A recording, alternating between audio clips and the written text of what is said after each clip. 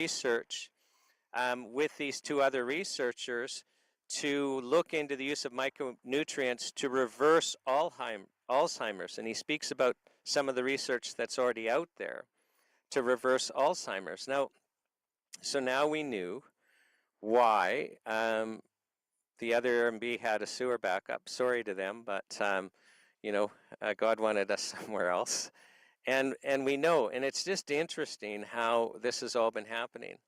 This entire tour was really a leap of faith. What a huge undertaking. We're a small organization, and it was really impossible for us. No word of a lie, it was impossible for us to put on this tour. It was too big. But it happened, and it happened because we couldn't do it, because volunteers across the country felt led to participate. All of these live events, it's volunteers. It's volunteers. A couple of stores stepped in to help us, but again, volunteers. And how touching it has been to basically participate in what is truly a citizen movement. So the Charter of Health Freedom, it's a citizen initiative. The third largest paper petition in Canadian history, it's a citizen initiative. Another thing that's happened with this tour, and it's interesting, like people that teach say that, when they teach, they learn more than the students. This tour, like this World's Greatest Health Show, where we've, interviewed experts and ordinary Canadians, I've learned more. My whole perception has changed. And it's interesting, it's like, I can't think of a single piece of information that was really new to me. Like, I knew that people's lives depended on these products. I knew that many people, they'd be totally disabled but for these products. I knew that our food supply was toxic. I knew that that you had to supplement. You actually couldn't get the nutrients you need in our food supply. And, and I knew it was illegal for the manufacturers to actually sell you nutrition in the amounts that you need to be healthy. Like, I knew all of this. But I see it all now in a different way. I've learned so much. And if I can just kind of let it come out, how I'm seeing it now in a different way. So, our food supply has been controlled by the government. So Health Canada and the Canadian Food Inspection Agency have managed our food supply for decades and decades and decades. And we trusted them. I trusted them. At the live events, I asked the audience, I say, like, come on, really, 20 years ago, yeah, like, you knew there were chemicals in our food and we should avoid processed food, but you weren't worried when you went to the grocery store and went grocery shopping, right? Like, you might make some bad decisions, but you really weren't worried that you were affecting your health or your family's health. And most people would agree with that. But now I've come to understand, no, our food truly is toxic. Like, literally, it's almost like it's a rhetorical question. I'm going to ask you, but it's like, isn't this a rhetorical question? Could our food supply, so is it possible that our food supply could have more chemicals and more toxins without the citizens, reacting, literally the population popping and saying, enough's enough, we won't tolerate any more? You see, because there'll be a line where we won't take any more, where everyone has to wake up because it's so obvious we don't feel well after we eat. Teresa and I went to, I won't mention the restaurant or food we ate a couple of days ago. I just felt sick after I ate it. Like, I knew I wasn't feeling well. I knew it was hurting me. Would have been a lot of GMO flour. So is it possible that we could have a more toxic food supply without the citizens reacting? And how is it possible that our food supply is so filled with chemicals and so filled with toxins? Well, the answer is because we trusted. And that trust was misplaced. Because big money food has somehow gotten our government agencies that we trusted to allow our food supply to become toxic. I actually now think that it's intentional because it's so obvious. Or else we're just so completely captured that you know, that it's awful. But the real lesson here is that we should never ever give our responsibility to protect our own health and our family's health to the government. It's our own fault. Like if we hadn't trusted and we were watching what toxins were going in our food and we were demanding as consumers that no, we want food that's healthy, then our, you know, the stores and the suppliers would be providing us with healthy food. They're not doing that because we're not demanding it. You know, if we were demanding, no, we actually want to know what vitamins and minerals are in these carrots and these beets, like test for it. Well, then all of a sudden we would be fertilizing broad spectrum so that we're getting the vitamins and nutrients we need. So, but the first point I'm making is I truly did not understand just how toxic our food supply is. You know, many of the health experts that have testified at this health show, and this is the truth, most of our chronic illness are caused, they'll say by two things, I say by three things. So the two things they say is the toxins in our food and environment and malnutrition, that we can't get the nutrients we need to be healthy in our food. And I'll say a third, a combination of the first two. So a combination of the toxic overload in our bodies and a combination of our malnourishment. Never has a society been so well fed and yet so undernourished. And so let's talk about that. So I knew that we didn't have the nutrients we needed to be healthy in our food supply. I knew that before this tour. I've spoken about it before, but I just didn't understand how significant this was. I'm seeing it in a completely different way now. So, and what's grabbed me is you watch these speakers on the health show that like literally were suffering terribly. And, you know, many with chronic illnesses, like Jan comes to mind, who's spoken Lloyd minister. She had Crohn's disease for 30 years. 30 years. So could you imagine for 30 years not being able to go out for a restaurant with your spouse? Because, you know, well, A, would have to be close or you'd have to stop in a bathroom before. But then otherwise you would be spending the whole time in the bathroom anyway, because as soon as you eat, it's going straight through you. So could you imagine for 30 years not being able to go to a restaurant with your spouse or your family or your friends, not being able to go to your kid's hockey game, not being able to go to a big sporting event, period, because you're going to need to be in a bathroom, and the bloating and the cramping and the pain, and you're malnourished, so you know you're depressed. One thing we've learned on this tour is your brain takes most of the nutrition, and by body weight a disproportionate amount. You can't be feeling well mentally if you're not getting the nutrients you need for your brain to be healthy. So newsflash, if your brain isn't getting the nutrition that it needs to be healthy, it's unhealthy. Full stop. So, but you know, back to Jan, so for 30 years, and she's on chemical drugs for 30 years to prevent flare-ups, but she still would be having flare-ups, spending weeks at a time in the hospital. And then she goes to see a holistic practitioner, and through nutrition and some natural remedies, which are just plants, she's cured. She doesn't have Crohn's anymore. She has no dietary restrictions anymore. She's normal and healthy. Like, this is real. Like when we're talking about how, you know, chronic illness forms because of malnutrition. We had Udo Erasmus share with us in Vancouver how there's this list of nutrients that we call essential. You're missing any one of them, you die. You know, you get chronically sick beforehand. And, you know, like I say, it's just person after person after person sharing on this health show, and it's just driven home to me in a new way. Okay, like, so when we understand that we need nutrients to be healthy, and if we don't get them, we're going to be unhealthy. Like, this is real, and it's like disablement versus being healthy, and we can't get it in our food supply.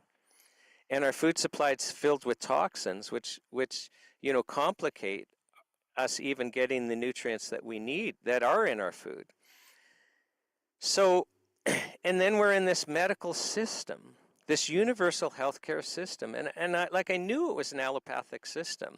And for those of you who don't know what I mean when I say allopathic system, so allopathic medicine is just a philosophy of medicine. There's different philosophies of medicine. So on the health show, you know, like the naturopathic doctors will tell you, and we've had all the different healing traditions share with you how they approach things, but pretty well every single other healing tradition except allopathic, they try to look at the whole person. So they look at you physically, they look at you emotionally, because our emotions affect health. They look at you spiritually, they look at your environment. And if you're suffering, if you're sick, all of the other healing traditions, well, their goal is to solve the illness. Why are you sick? What's causing this? Let's solve the illness, and then you won't suffer anymore. But the allopathic model, it doesn't try to cure the illness. It doesn't try to solve the problem.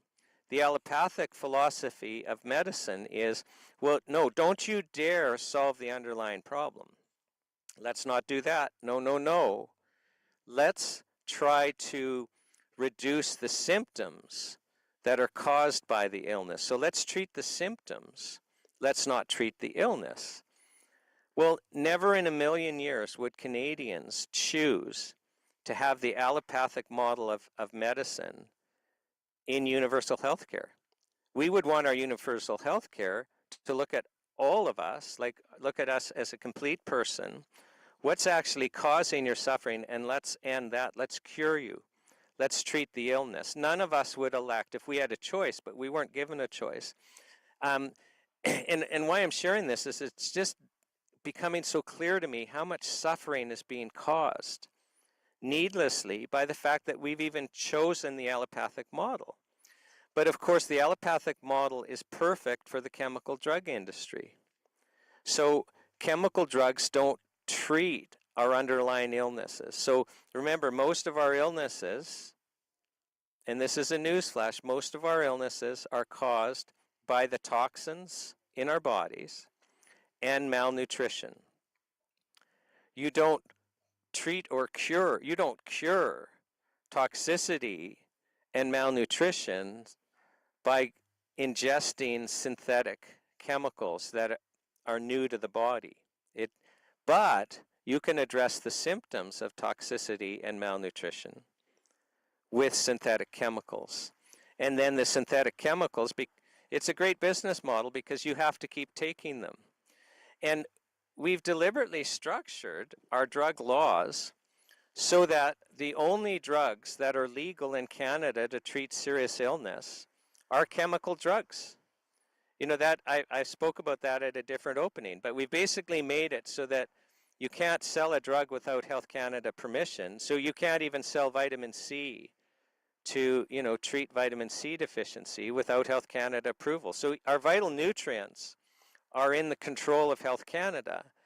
So, and for serious health conditions, by design, only chemical drugs are approved to treat serious health conditions, which is why when you go to our universal healthcare system, which is there not to treat the illness, but to treat the symptoms, you're only offered for serious health conditions, and I get there'll be the odd exception, but the rule is you're only offered surgery and chemical drugs that will address the symptoms that won't cure your illness.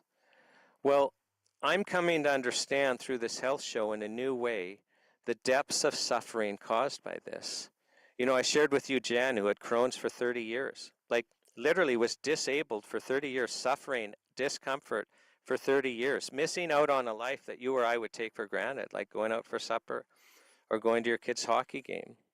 That was denied her because the allopathic model was to, oh, well, let's put you in a diagnosis, not treat Crohn's, not solve Crohn's. That's not the allopathic model. That's not what our universal health care is for. The universal health care is the dispensary arm by definition for the chemical drugs companies, and just, you won't be able to dispute this, is, you know, the chemical drug industry is primarily prescription drugs. I know we have over-the-counter, but that's just a sliver. Well, the only way we can access those prescription drugs is through universal health care. They've made it illegal for us to access them any other way. So when the only way to get the prescription drugs is through the universal healthcare system, then it's pretty hard to argue that the universal healthcare system is the dispensing arm. It's the dispensing arm by design for the chemical drug companies. I mean, we structured it so you can't use natural remedies to treat serious illness, although it's way better. Like this is the crime, and I use the word crime deliberately, is we have so many people suffering in our chemical drug universal healthcare system, like really suffering. And they don't have to suffer. They don't have to suffer at all. We've got this whole natural health community that is way better by far. There's no comparison at treating chronic illness. And what's so beautiful about this health show is this is forbidden information. These Canadians sharing their stories with you are necessary so that those still suffering come to understand that their hope. And I want to share Karen Peters' story just because it struck me. I'm grieving over it. So Karen Peters shared with us in Grand Prairie, and she was diagnosed with rheumatoid arthritis, suffering terribly. Like she described it as balls in her feet, like it was so painful to walk. Her hands are swollen, she's suffering. And her medical doctor says there's no cure. We can slow the symptoms with chemical drugs. There's no cure, but it's going to progress. You will end up in a wheelchair, like you will, 100%, and you will die from this disease. But to slow the symptoms and to reduce inflammation, he prescribes 2 chemical drugs, one methotrexate, which is a chemotherapy drug. And so for a full year, she is injecting herself weekly with a chemotherapy drug, and she shared with us in Grand Prairie, and you can watch what she says. She shares with us that the chemotherapy drug, like it made her want to die. It just made her so sick, and it affected her for 3 or 4 days a week. So for most of the week, she is so sick she wants to die. She's still got rheumatoid arthritis, which is progressively getting worse. She's still facing a wheelchair and death, but now she's facing chemotherapy for the rest of her life. And then after a year of this, she finally decides she was reluctant to see a naturopathic doctor because, the medical doctors are the experts, which is a joke. I've said during this health food show, and no offense to you medical doctors, but you've been trained in an allopathic system. You're not trained in nutrition. I personally interviewed 3 medical doctors for this health show and asked, how much training in nutrition did you get? 2 hours, maybe half a day. They're deliberately not trained in nutrition because why would you? Probably the leading cause of chronic illness in Canada is malnutrition. Well, if we have an allopathic model, you don't want to treat the malnutrition, then you'll get rid of the illness. You'll cure it, but the allopathic model is not there to cure. It's there to treat the symptoms with synthetic chemical drugs. So why would you train the medical doctors in identifying nutrition and toxic overload, the 2 leading causes of our illness? Why would you train them in that? Because then they're going to treat the illness, and now they're not prescribing chemical drugs to treat the symptoms, usually for life. So then the whole model breaks down, and then, so you see the problem there. But so Karen Peters is injecting herself with chemotherapy drugs for a full year. And she finally goes and sees a naturopathic doctor who had been a medical doctor first. And the first thing she says to the naturopathic doctor is, I have an incurable illness. And the first thing the naturopathic doctor says to her is, well, there are no incurable illnesses. And then he cures her illness. And she's not on any drugs. She's not injecting herself with chemotherapy drugs anymore. And he made a point of saying, this chemotherapy drug will give you cancer. Like if you had kept taking it 100%, you're going to get cancer. Oh, thank you, medical doctor, for prescribing that for her. So she's not suffering anymore. She's not suffering with rheumatoid arthritis anymore. It's cured with nutrition and natural health products. And she's not facing a wheelchair, and she's not facing death, and she can now participate with her grandkids and have a life again. So it struck me because she was suffering so terribly. I can't imagine being sentenced to having to be on chemotherapy for the rest of my natural life. I can't imagine that. I can't imagine not being able to walk. I can't imagine believing that all that I have to look forward to is suffering and death when it's unnecessary. So how, and I've come to learn that this is common. We give chemotherapy to rheumatoid arthritis patients. This is a common thing apparently in Canada. So how many people in Canada with rheumatoid arthritis are being injected with chemotherapy drugs every week? Is it 5,000? Is it 50,000? Is it 100,000, 250,000? Like how many? And there shouldn't be one. There shouldn't be one. And we're all collectively responsible for this. But you see, we didn't know. We didn't know because it's been hidden from us, because we're not allowed to share these stories. That naturopathic doctor can't share Karen Peters' story with you. He will be attacked and shut down. The manufacturers of the nutritional supplements and natural remedies that would know about stories like that, they can't share them with you. They'll be shut down because of the censorship. Watch one of the other openings. I talk about the censorship. It will shock you. So I've come to understand, if there's one thing I've learned from this health show, is I didn't appreciate the depth of suffering that people have in our universal allopathic chemical drug healthcare system, which is deliberately designed not to treat illness.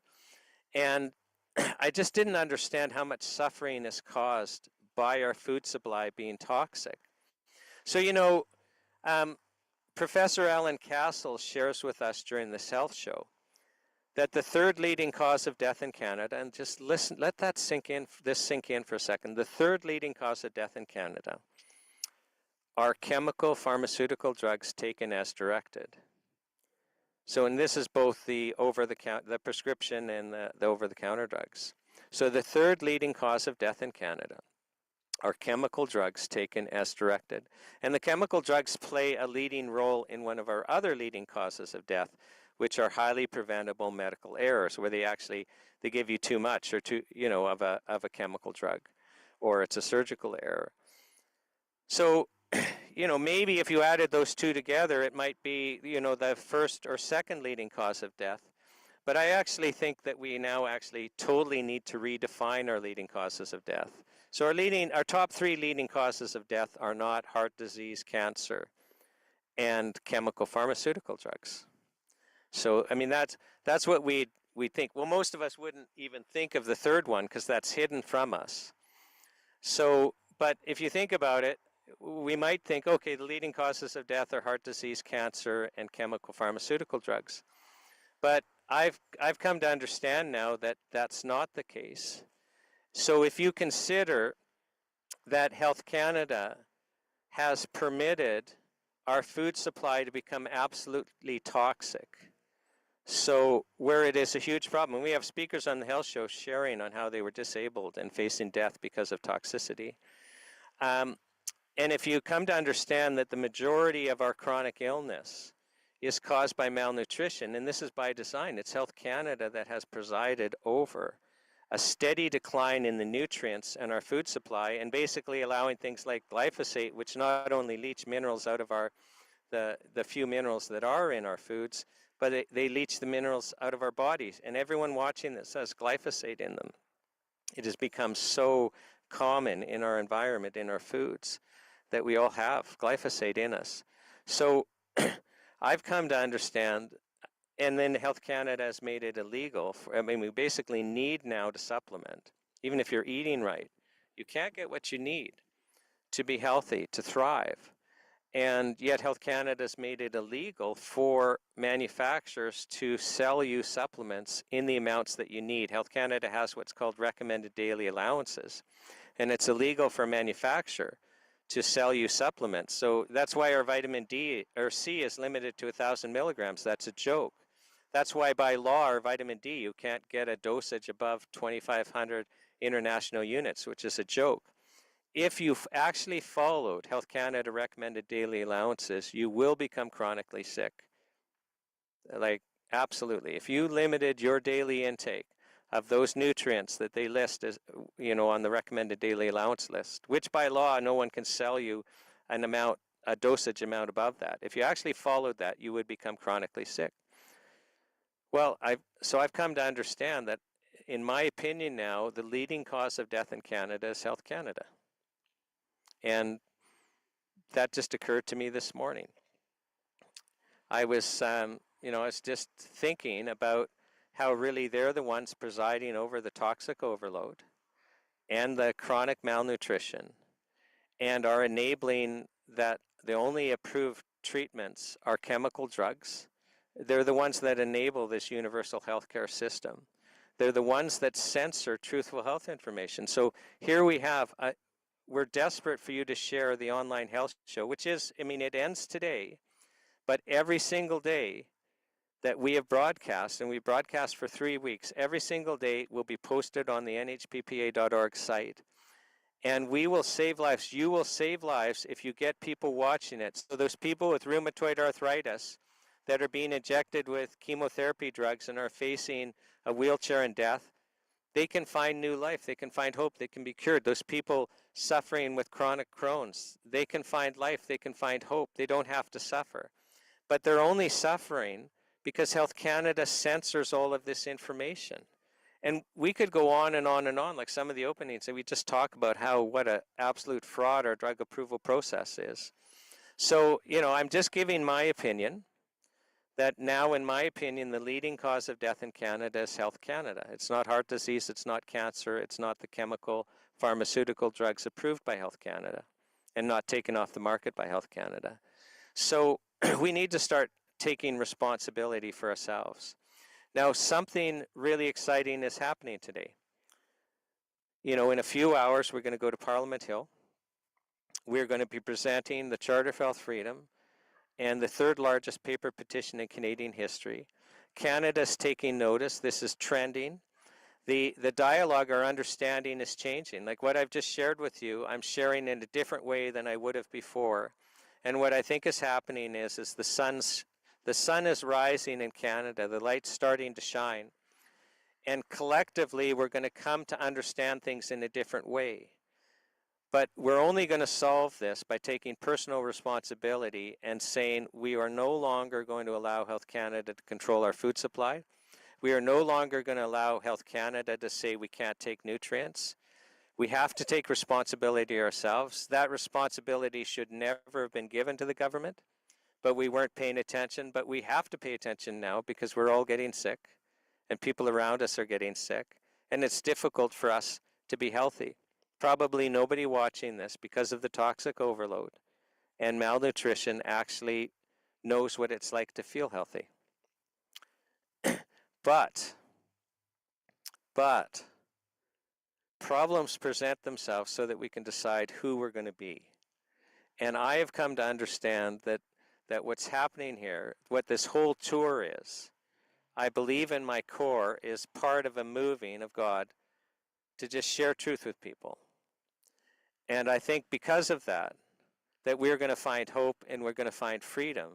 And together, we can bring about rational health policies that promote health instead of sickness. And so this being our last opening, I just have to say I'm going to be sad tomorrow when I don't get to speak to you, and I just don't have the honor of being able to share with you. It has been an absolute pleasure to be on this journey, and it's been a journey. This health charter tour has been an absolute journey. It's been an absolute honor to be walking with all of you. Our AV team, Sherry and David and Gary, my word, they've just done amazing things behind the scenes, and I'm just honored to be working with them. For all of those volunteers that have been putting this on, I've just been honored to work with you. For, Jason Dahl and Eric Clegg, who work with me in the NHPPA and have just been instrumental on getting the word out and doing our graphics. And it's just been an honor to work with you. My wife Teresa, who I brought in to set up this tour, she's one of the few people in Canada that be able to do it. It's just been an honor to work with her. We're going to have on the Hill today MP Blaine Calkins, who has been working tirelessly on the NHP front. He introduced Bill 368 last Parliament, which made it into committee, which is so important for us to support. There's been an election and new parliament. He's reintroduced that as Bill 224.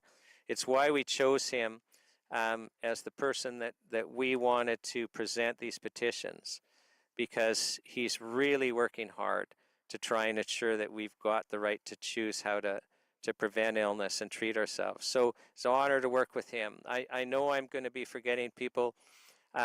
We've had the pastor from my church, or pastors, Rodney and Tracy, fly out to be with us on the Hill today. It's an honor to be working with them. There's just, I could go, yeah, Peter and Roman, who, oh yeah, I can't, of the NHPPA, Peter and Roman that do our website and our pages and just make everything work. And Ruby that's doing our translation. It's just been an honor. And if I'm forgetting anyone, Mary Gail, thank you. Just been an honor. But, you know, all of you out there, it's not an accident that you're watching. It's not an accident that you're participating. We're all part of something larger. We feel it. And it's just going to be exciting where this goes. We view today as the beginning, not the ending. So the Health Charter Tour, this is our last destination. But now we're presenting the petition, and now we need to get Parliament. This has to be a government bill. We have to get Parliament to pass it. So this is the beginning. This is the beginning of an exciting journey, and I look forward to walking it with you. Or maybe driving in the van with you.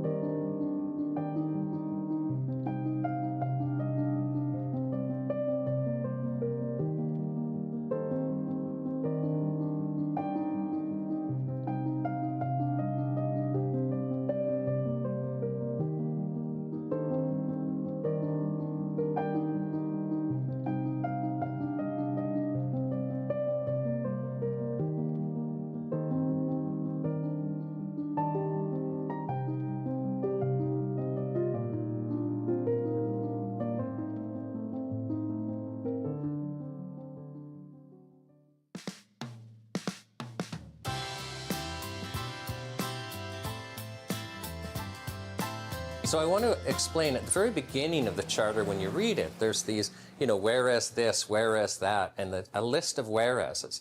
That's a real common thing to do in legislation, and it's really just the way of introducing, well, why is this act being introduced? Why do we need this act? So simple things like Canadians are competent to make their own health decisions is one of the whereases, which introduces why we're codifying the right to make our own health decisions. So when you read the first part of the charter and you're going, well, this doesn't actually read like a law, understand that what this is doing is basically setting the stage for why we need what follows.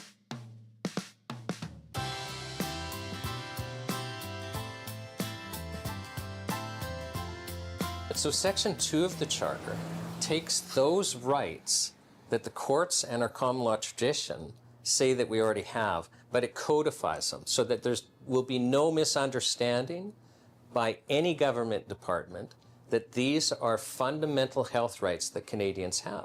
And one of the first ones set out in Section 2 is basically that we have the right to make our own health decisions, that we have sovereignty over our own bodies, and that our right to make personal health decisions, that is a right that we have without state interference. Because it's all fine and good to say we have the right to make our own health decisions, but if in practice the state keeps interfering with that by taking treatments that we want to access away, then really we don't have that right at all. And then another thing is that it entrenches that the state cannot take away a treatment that we want to have access to unless the state has evidence that it poses a significant risk and that taking it away will not create a greater risk. Because one of the difficulties that we've had with Health Canada is they will identify a trivial risk on a product and then basically take it away without asking the logical question, well, is there any risk of taking the treatment away? And at times they have acted very dangerously. An example that comes to mind is natokinase, which is an enzyme used to thin blood. And when Health Canada took natokinase away for really just an imagined risk, and just by way of comparative, it's completely legal in the United States and is being sold without any difficulty, but Health Canada identifies a little risk, but they did not do a risk analysis. What's the danger of taking natokinase away? And I know that many medical doctors were very concerned because they were successfully treating their patients with natokinase, and when that was taken away as a treatment option, they had to move their patients to the more dangerous chemical drug model. And we just want common sense. If you're going to say we can't have access to a treatment, you better not be causing more harm than good, because the purpose of drug regulation, the purpose of privileging our rights is good health outcomes.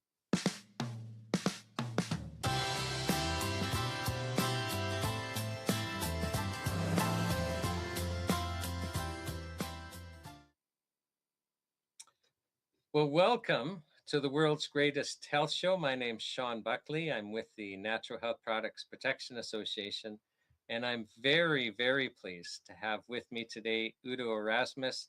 Udo, welcome to the health show. Hi, glad to be on. This is going to be fun. Yeah, no, it is. So, those watching, they won't automatically know, but I'm going to tell them, we've had a long discussion beforehand. In fact, we were having a really good discussion, and it's got, oh, we better we better get on the show here. So I just want to introduce you a little bit, because there'll be people watching that will have no idea that you're a giant in the natural health community and literally the pioneer when it comes to essential oils. But you had long ago actually even went to medical school. Mm-hmm. Can you share with us kind of why you went and what happened when you went? Okay, well, very quickly, I came out of the Second World War. I was a war baby, then I was a refugee, then I was an orphan. We ended up in Germany. We left there when I was 10. And I started thinking about deep stuff very early because I looked at the world and I said, man, it's got to be, there got to be a way that it could be better than this. And so when it came to studying, my parents believed in education. I was always looking at nature. How is it in nature? There were no wars in nature. Only humans had the wars. And so it got me thinking. And so I wanted to know more about nature, studied biology, which is the study of life. Well, we didn't study life in biology, but we studied form and function. psychology. We didn't study soul. We studied thoughts, beliefs, and emotions. And then I thought, gee, what am I going to do with my life? Oh, I want to know what health is. If I know what health is and somebody comes to me who's departed from health in some direction, then I should be able to turn them around in the direction of health, give them a push and watch them get better. But if I want to do that, I'd need to know where health lives. What is health? And so they call it healthcare. I said, oh my God, medicine's for me. And I went in there and all we learned about was disease. So I was a little upset. It's like, well, maybe in the third or fourth year, we'd learn about health. First, we learn about what's wrong, then we're going to learn what's right. I went to talk to the dean. I said, so I came here to study health. What is health? He said, and he has like a wise, deep eyes. He looked at me. He says, we don't know. We're working on it. And that was the most disappointing professional answer I ever got. And medicine still has no definition of health that's actionable. Health is when you're not sick. No, that's not health. Actually, health is a presence of components and principles that when you're in line with those, you bring in the components and you follow the principles, then health is the result. And we get more into that maybe. But then we were told Yeah. that a doctor should always know what's going on. He should always sound as though he knows what's going on, even when he doesn't. And the farm where I grew up on, we call that lying. And I left medicine because I wasn't going to lie at people for a living. And that was in 1964. And I went back into biochemistry and genetics and took more psychology. So because I'm just really interested in what is a human being? What is, how should we live? How do we live on this incredible planet? And what's the best way to do that? So that's kind of my preoccupation all my life. Yeah, no, and I know that you tried a whole bunch of different things, and you actually ended up focusing, really doing research on health issues, but it was because of basically a problem that developed with you. Do you want to share with us? Yeah, 1980. How you found yourself in trouble? Yeah. Well, 1980, my marriage broke up. That was not my plan, and I was very upset, and I wanted to kill something, and I took a job full time as a pesticide sprayer, because that's where we use pesticides. Pesticides are only used to kill things, kill living things, right? There's a problem with that. The biochemistry of insects and plants and humans has a lot of similarities. So if you have a poison for an insect and you get it on yourself, you might just poison yourself. So I was really careless, sprayed for 3 years, and ended up getting poisoned by pesticides. And ended up with 38 years old, 1980, low energy, like an old man. I was like an old man. I had no energy, cramps, nausea, dizziness, and then I went to the doctor and said, "What do you have for pesticide poisoning?" She said, "Nothing." Oh, we can spray them all over the world, and we don't actually have any fix for when we get messed up. Oh, that's what would you call that? Freedom without responsibility. It's like, Right, but just backing up, you're actually really quite disabled at the time. Like this is if I walked around a city block, I had to sit and rest. I was completely. I honestly, and then I started looking at pesticides. They didn't tell us this. The government that certified me to spray them, BC government, they didn't tell us anything about the poisonous aspects of it. So then when I started looking for them, they tried to tell me I had the flu. And I went to Greenpeace, and Greenpeace had a stack of studies done on pesticides. And I went through those. Oh my God, I've got cancer to look forward to. So my palms started to sweat. So I highly motivated. What do you do? right, but I just want to slow you down because you're just glossing over the fact that you're now a young man. Yeah, You literally can't walk around the block. Yep. You've got really bad nausea. When you say you have cramps, I mean you have cramps. Yeah. And you'd even describe for me, like if you turned your head, it's almost like your brain didn't follow your vision. Yeah, like that's what I felt. You're having cognitive problems. Yeah. So I just want the viewers to understand. I mean, you're disabled because of this pesticide use. 100%. Well, or Right. my stupidity of being careless in using them. But yes, they're super poisonous, right? I have that illness also. So Yeah. yeah, Yeah. Yeah. What the stupid part? yeah, Yeah. yeah, Yeah. I yeah. think But we are. I we're think the but human fortunately race. we're interviewing you today. So Yeah. I think the human race has a very big stupidity gene. yeah. Anyway, So so then I said, okay, well, I had enough biology background. And I said, okay, I guess I'm on my own here. And it really came home to me. Oh my God, my body is my responsibility. The space my body occupies is my can I territory. can I And stop you because I am responsible for that territory. that's an important point. Like you, this realization that you came to, I think it's a big part of our problem because we just abdicate that to our caregivers. We go to the Yeah. doctor and just assume that they're gonna, help us. We assume that, Health Canada is actually, oh, everything's fine with, our food supply and our drug supply. But you found yourself, wait a second, I, this is my body and I'm responsible. Yeah. And Yeah. so And if I don't care for my body, maybe nobody does. Right. I mean, it's that cut and dried. Right. So then I said, okay, what do I do? Well, I knew at that point that everything turns over. The body turns over, right? It's made out of, what's it made of?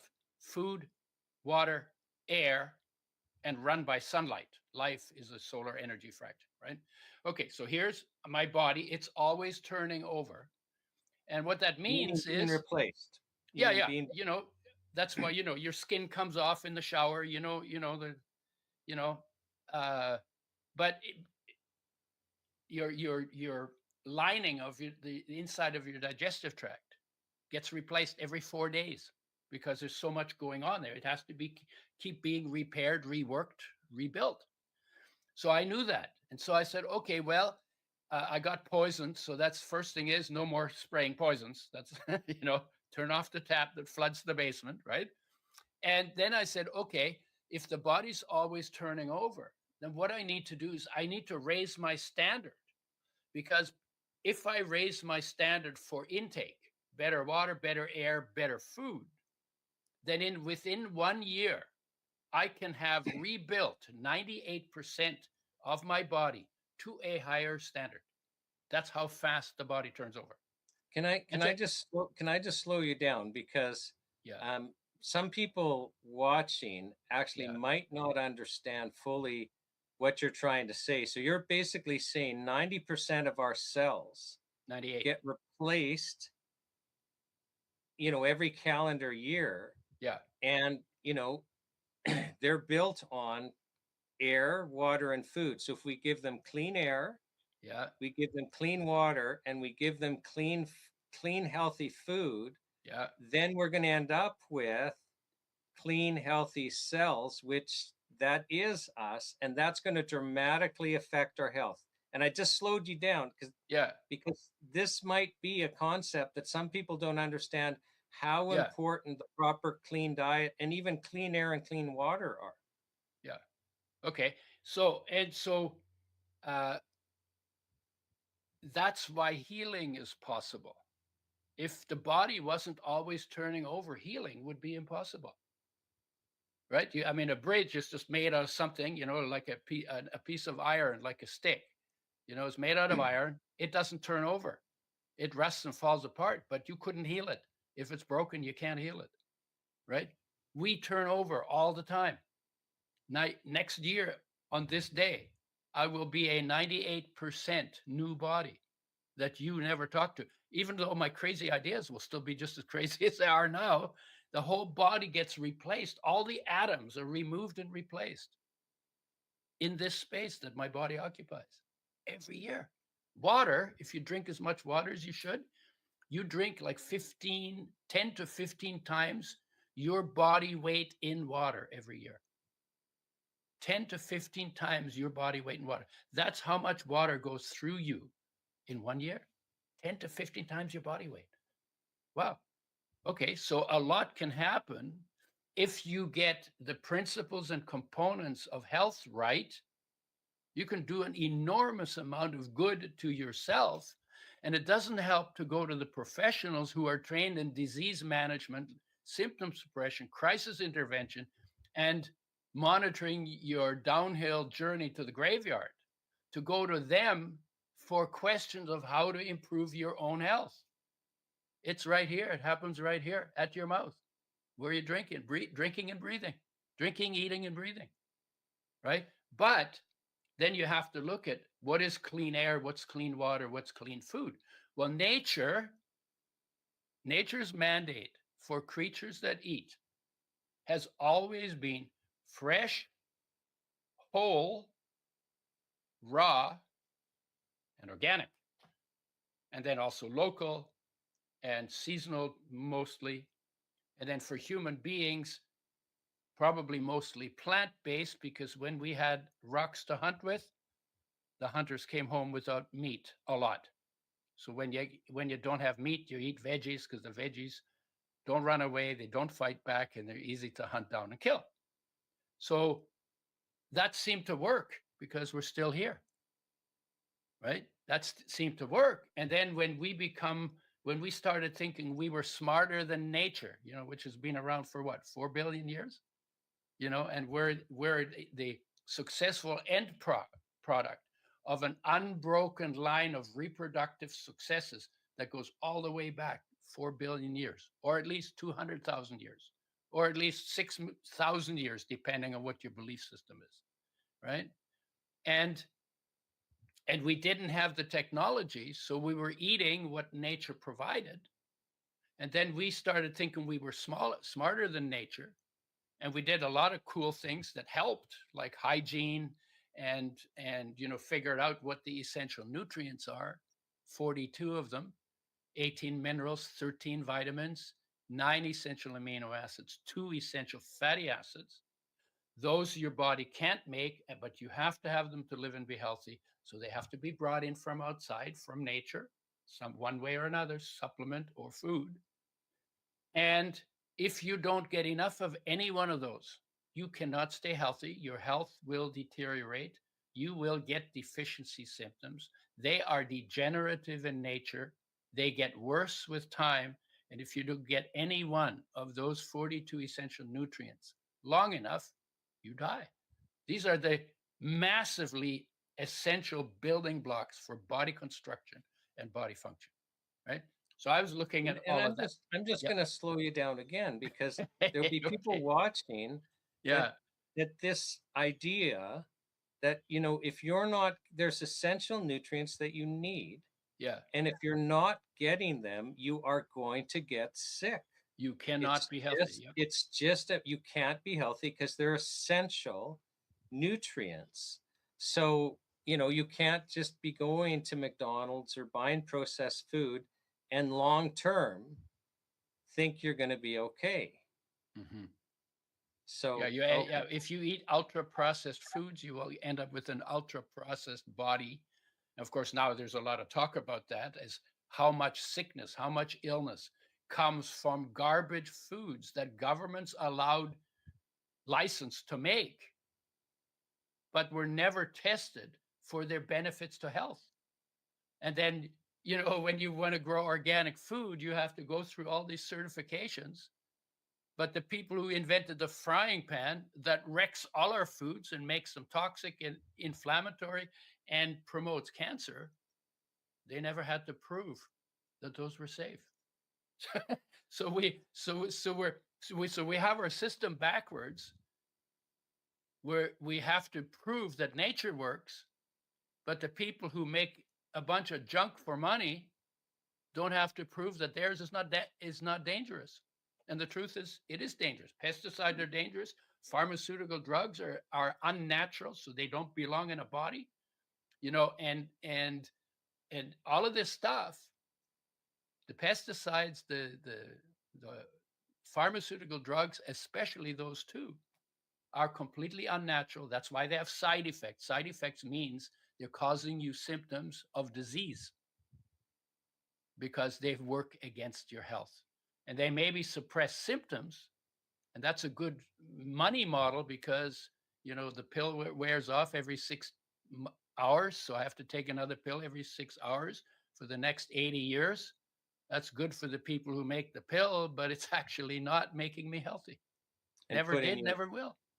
can we, I just want to be, I don't want us to lose the Yeah. story. So you're disabled as a young man because Yeah. you're poisoned with pesticides. Yeah. You come to realize, wait a second, I've got to give myself clean air, clean water, clean food. Yeah. What happened when you did that? Well, now I'm 83 and I had, and that's funny. That's the backs of 38, right? I'm 83. I have more energy than I had when I was 30 before I got poisoned. Why? Yeah, so you mean Because you got healthy. yeah, I got healthy. Because health is the natural state, but you have to live in line with nature to get to the natural state. No, well, Because health was invited in health was invented by life in nature. It's our adaptation. That's, health is the sign of being adapted to living in line with nature. so let's talk about what health is, because Yeah. We're all kind of on a journey, and at different points in our life, we have different realizations, and you've come to a realization that actually us talking about what is health Yeah. and actually having an understanding of what is health Yeah. actually has to come before even what we're doing on this show, in a way. Like we were having a discussion earlier, and I was saying, yeah, I mean, like for me, let's ask the question for the first time in our regulatory environment: how do we get Yeah. good health outcomes? Yeah. And you would say, well, yes, but what are good health? What is health itself? Yeah. As the first question, and you're right. Yeah. So do you want to share with us, like, Yeah. you're spending a lot of time thinking about what's health, and do you Yeah. want to share that with us? Yeah. Yeah. Okay. So, it comes out of saying, okay, we have a healthcare system and there's no definition of health. And the truth is, it's a disease management system, not a healthcare system. It is a misrepresentation of the service it provides. And in Germany, at least, when in German, they call it sick care, Krankheit, Mm. right? Krankheitspflege, right? Sick care. At least they're being honest about it. We call it health care when it's actually sick care. Okay. And in order to call it health care or to do something that really is health care, you have to know what the principles and components of health are. We don't have that. The government doesn't have that. The medical profession doesn't have that. And I've been thinking about it for 60 years simply because I came out of a war and life was so crazy. I said, well, where's the good stuff? How does it work when it's working? How can we live in more harmony? How can we have a better quality of life? And the answers are all in the space the body occupies, right? And in nature surrounding it. And we're so far away from that. So, what is health? Well, health is based in nature and human nature. So, if you live in line with nature and your nature, then the result will be vitality, good function, uh, good sensory function, good physical function, and capability to live the life you want to live. Right? What are the principles and components? Well, number one, if you go deep, number one is peace. In the core of your being, if you can sit still long enough and bring your focus inside, out of your mind, into the space your body occupies, you will discover that there is a calmness, a peace, a quietness, a contentment there that you can experience,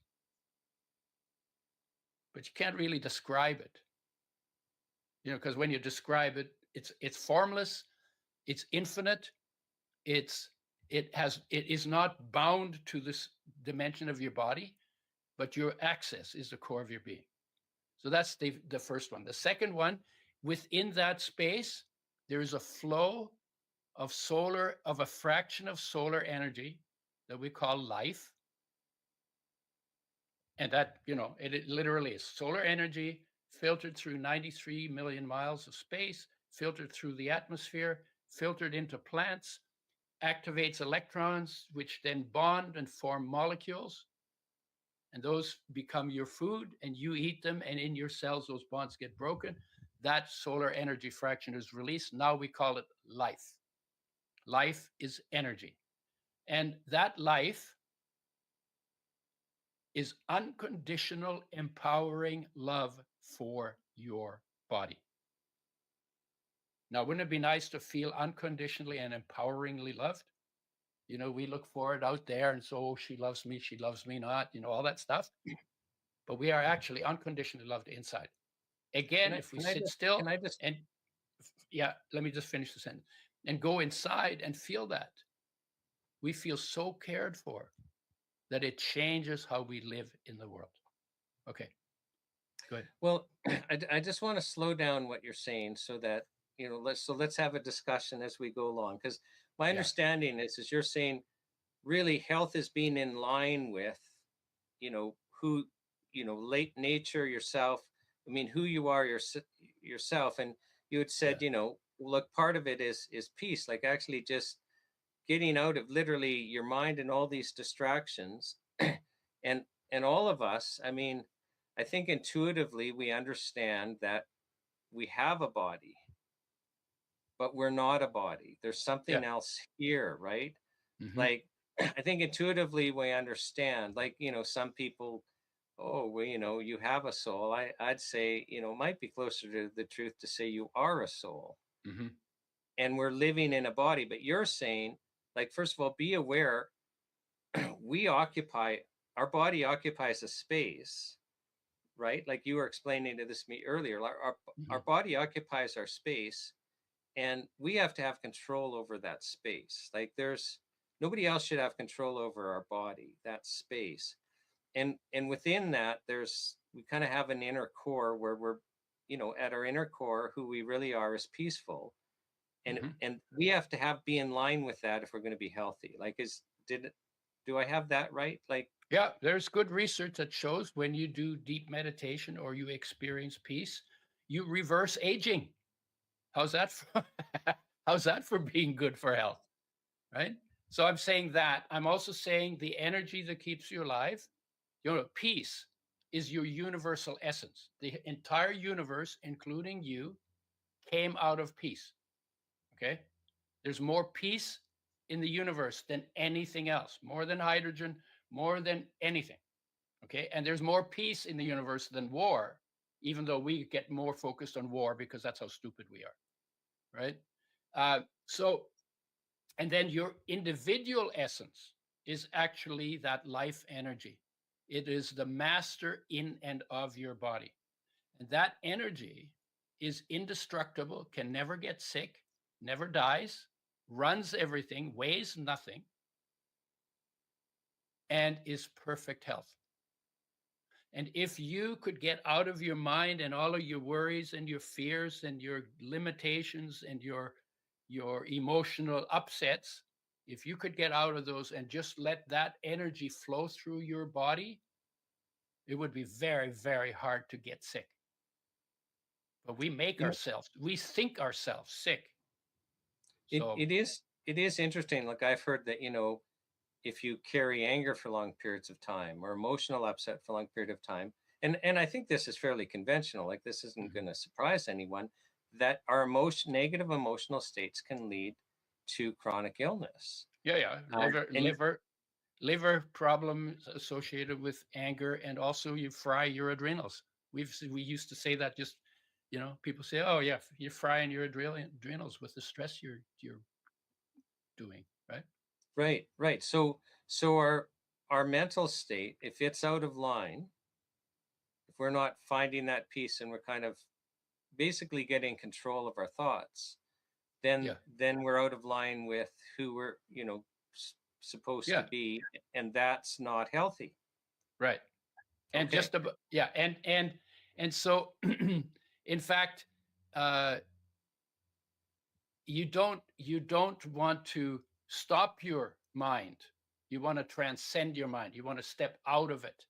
Let it go. Your head, you know, is made for thinking and correlating and figuring stuff out. It has a job to do, but you don't have to be there watching all the time. So you can enjoy peace while your mind and your brain do their work without your attendance. Okay. So then if you feel that unconditional love, that is your personal essence. So we are lovers by nature, right? When we're in touch with ourselves. And then we're kind to people. And then we don't beat people up. And then we don't need 1,000 rules, because if love is the only law you follow, you don't need any other laws. And if you don't follow the law of love, you'll take all the other substitute laws that get made, that Moses made and that every government makes, right? They're the lawmakers, right? Why do they make the laws? Is because if you don't follow the law of love, you break every one of those laws when it's convenient for you. I that's why I loved Jesus' second commandment so much. He basically says, just love your neighbor like yourself, and that's it. Yeah, Like yeah. every other rule. I mean, he literally says that's the every other law, that it's all 100%. about loving your neighbor like, first love God and then love your neighbor like yourself.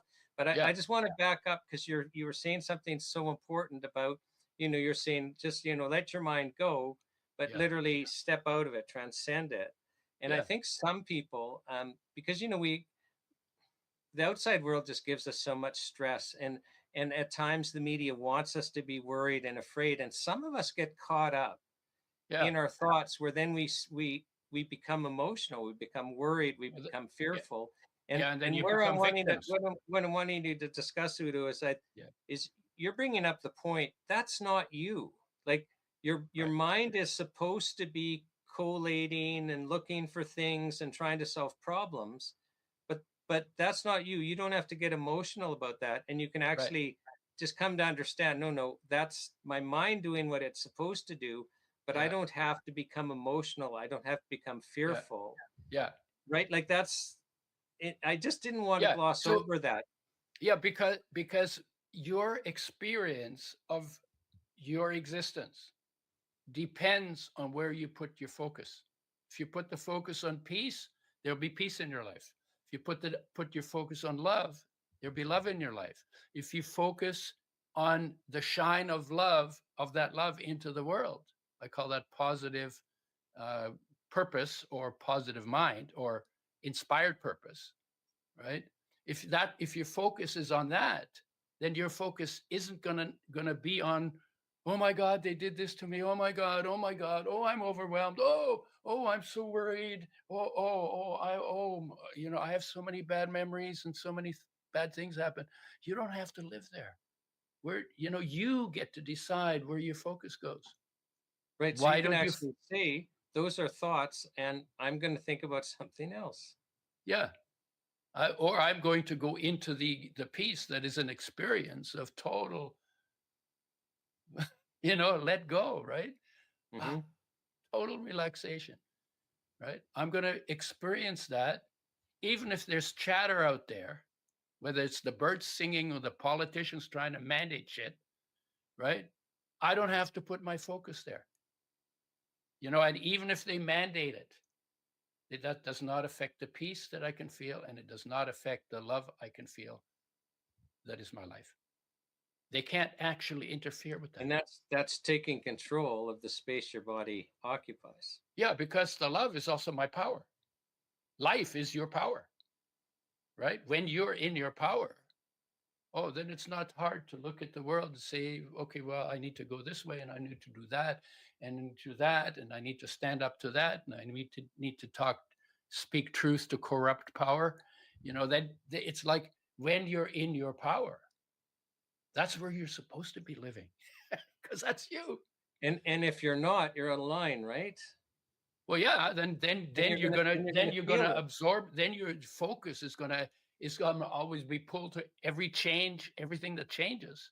That's for survival, and then you're gonna become a victim of everything around you. Well, you're not supposed to be a victim. You're supposed you you're supposed to be the wizard of your own life, not the victim, right?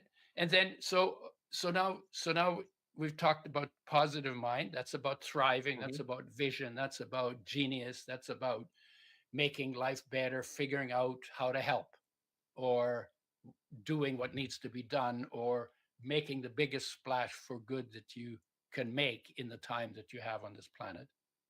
And now the fourth part is the body. That's where most people focus: food and fitness. And Mm-hmm. digestion is a part of it, and rest is a part of it, and and then food, water, air is a part of it. That's where most of the focus goes. But people won't follow the rules for eating, drinking, and exercising if they're not feeling content and they're not feeling empowered. That's why so much of the good advice falls on deaf ears, right?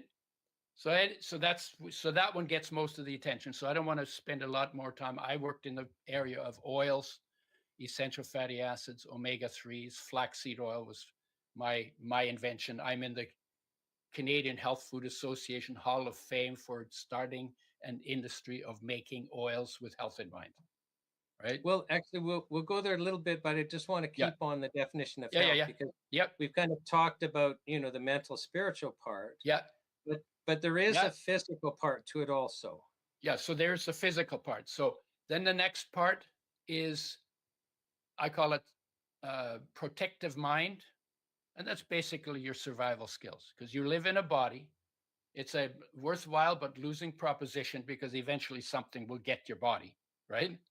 But while you're alive, you want to be alive as much as possible. Safety, reproduction is part of the survival, raising the kids, learning survival skills. I call that the protective part of mind. Then there's another part of mind. That's the baggage, the mental baggage that we inherited from cultures and nations and religions and stuff.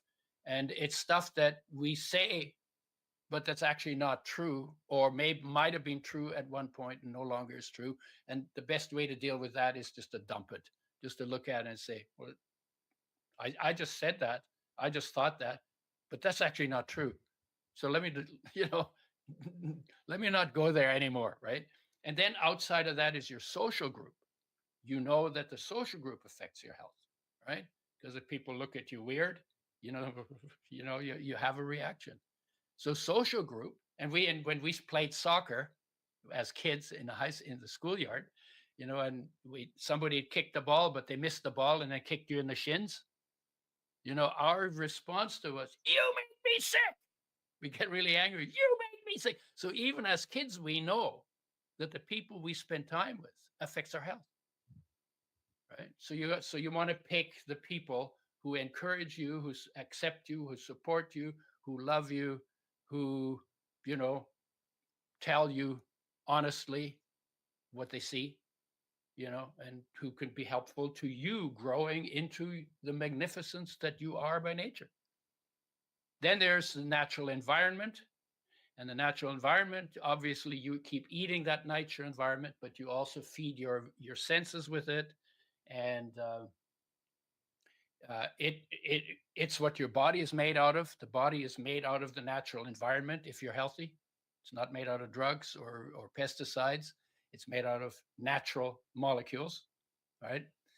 And there's somebody who once told me a summary of every environmental issue. It had been carved into a log in huge letters, like 2 feet tall and maybe 3 inches deep. And it said, "Shit in your nest and you nest in your shit," right? That's the natural environment part.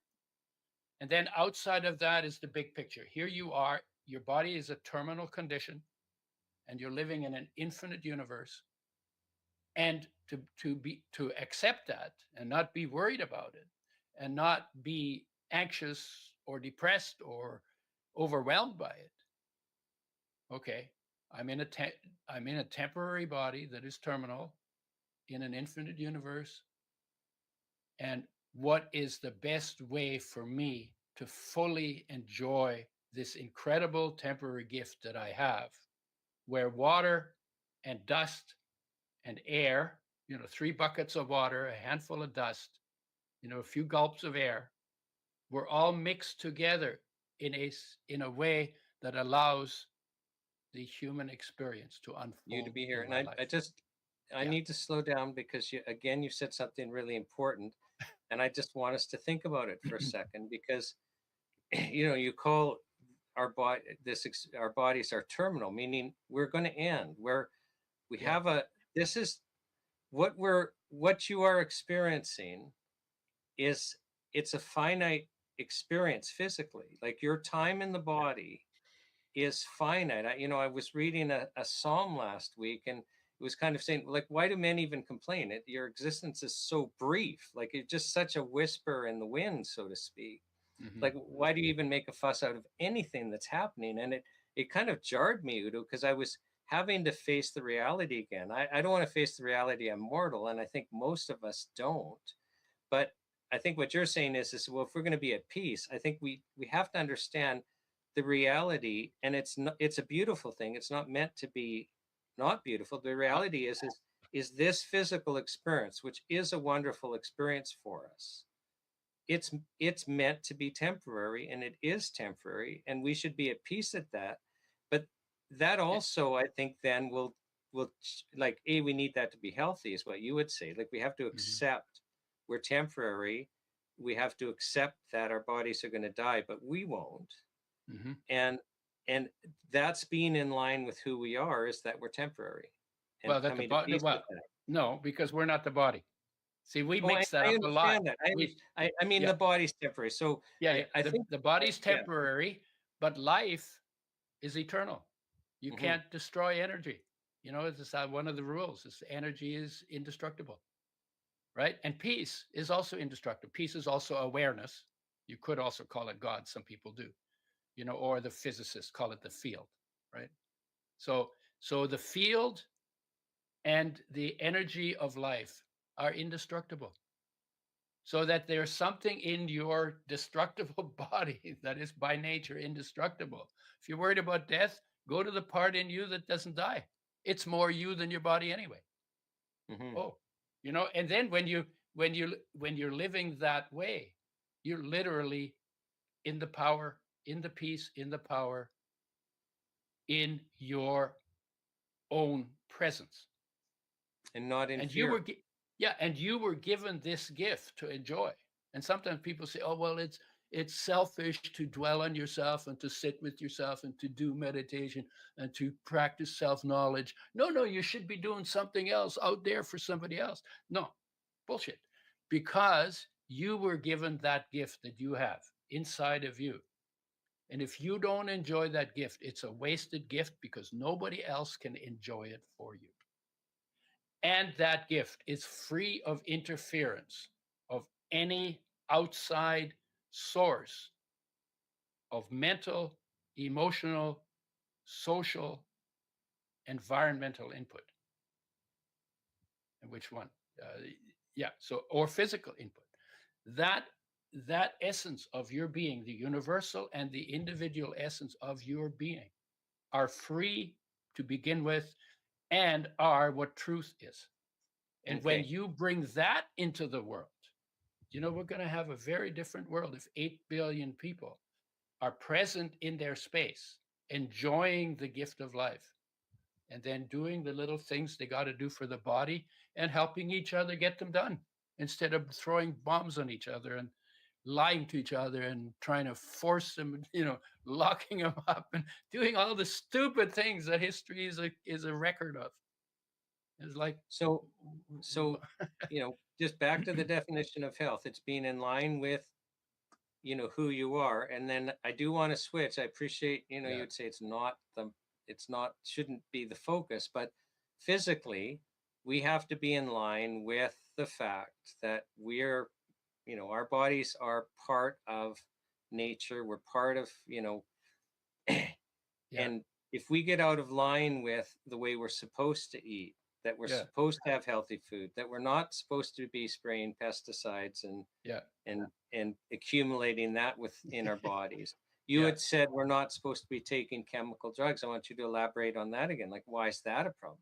Like, why are synthetic drugs and foods a problem? Because Right. um, some people viewing this presentation by you may not really understand the importance from a physical health perspective of Yeah. of eating right, of avoiding synthetic things? Well, yeah, first of all, if you love your life because it feels so good to be alive, because I'm present in it, right? Then I say, okay, I love this experience. I want to extend it for as long as I can, right? I want to be both healthy and long lived as much as I can. What do I need to do to make that happen? You know, usually people ask me questions. I call them Russian roulette questions. What can I get away with? Well, can I fry with hard fats? Or, you know, because I say frying is the worst thing we've ever invented to do to ourselves in terms of food, if health is our goal. Okay. So, because it's very, very destructive. And so, um, what do I have to do to live in line? Well, you got to give each one of those 10 parts that we talked about its due. Each one has a different nature, a different function, needs a different kind of attention regularly, goes off in a different way, and responds to a different kind of intervention. So fundamentally, what you want to do is you want to bring your understanding to what is actually true about you in your totalness, right? And then when you do that, you say, okay, well, body came out of nature. It's been 4 billion years in the making. There were never any drugs there. There was never any fast foods there. There was never any, you know, it wasn't civilized. But there wasn't all that garbage, and there weren't those pesticides, and it wasn't all that stuff. Well, actually, if I want to be healthy along the line of how the whole thing worked and works, I wouldn't want them in my food now. Not pesticides, not drugs, because these are molecules that don't exist in nature in the form in which we make them. So they're synthetically created by man. Mm. And when they go into our body, they go into places in our body where some other molecule should be, and some other natural molecule should be. And in the space in our body that they occupy, they interfere with what's supposed to be going on there. That's why they make us sick, because we're actually putting stuff in our body that interferes with the normal, natural interactions of molecules that are the biochemistry of life.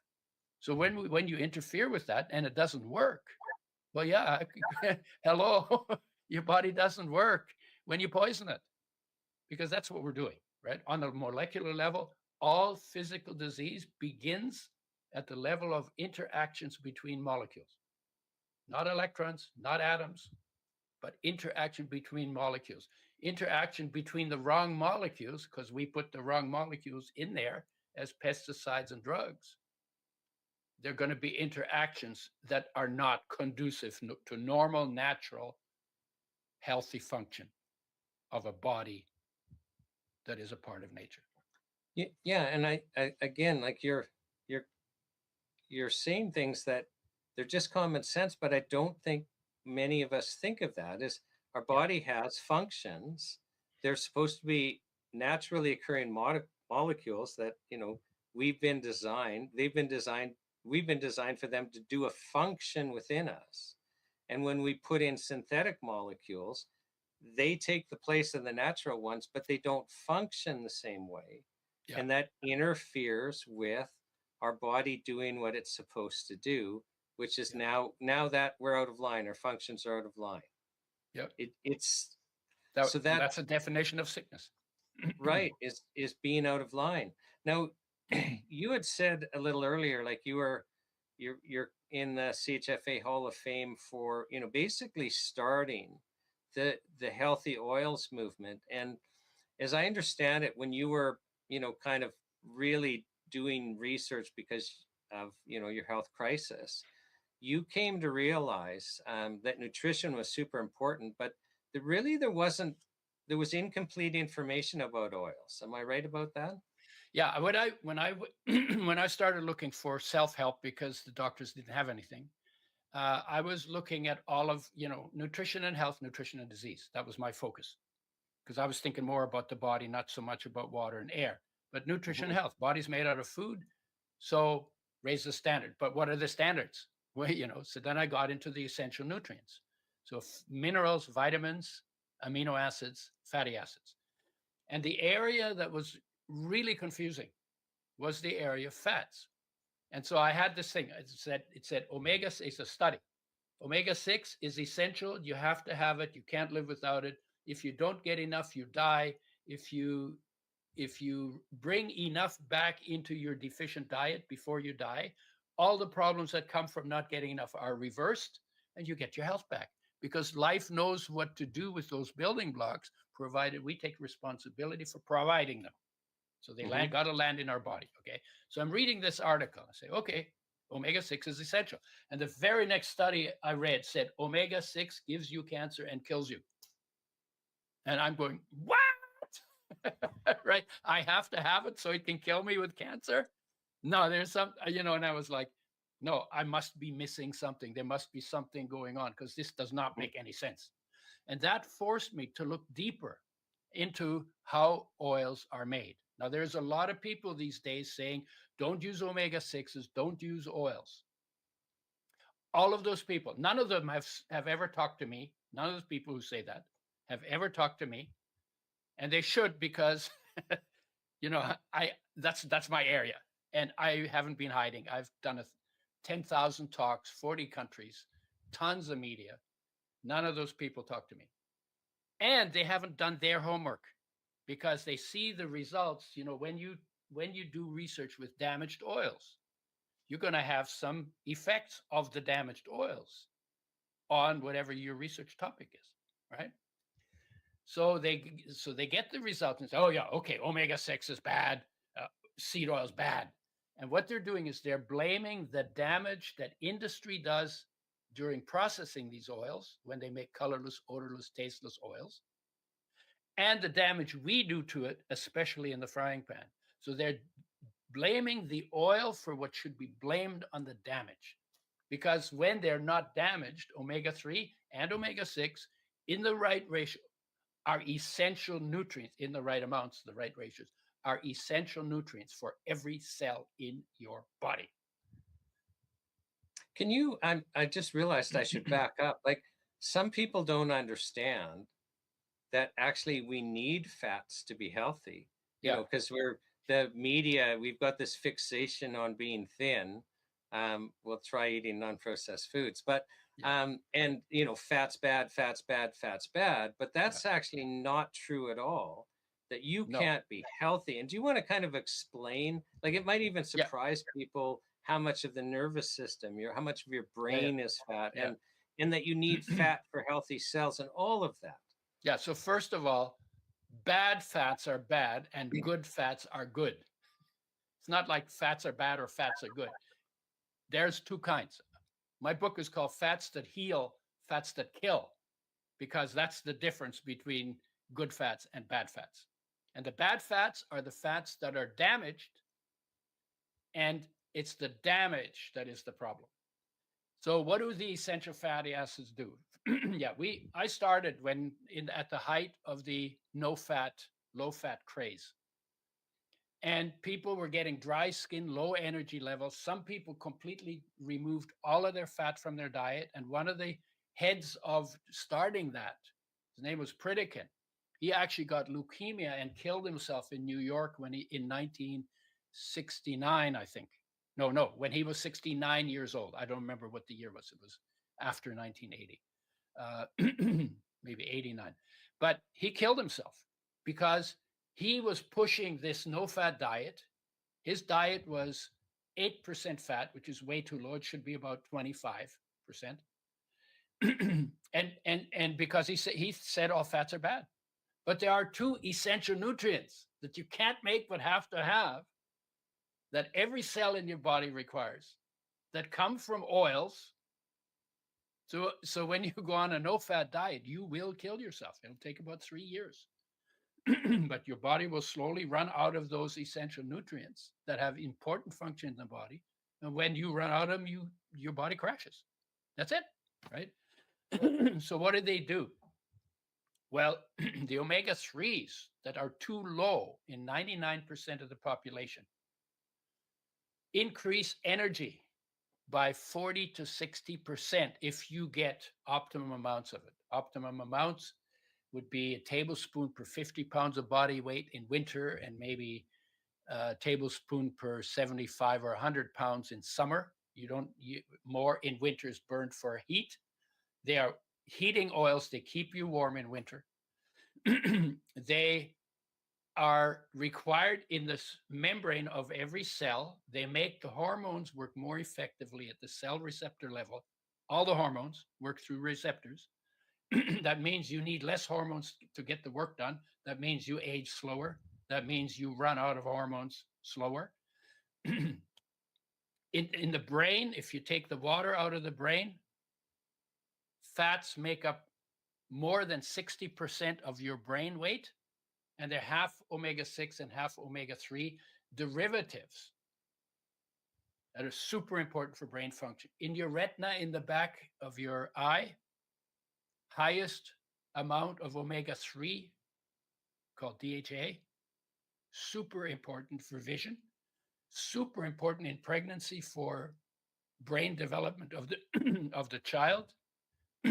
And the child will take the fats out of the mother's brain if the mother doesn't have enough in her diet.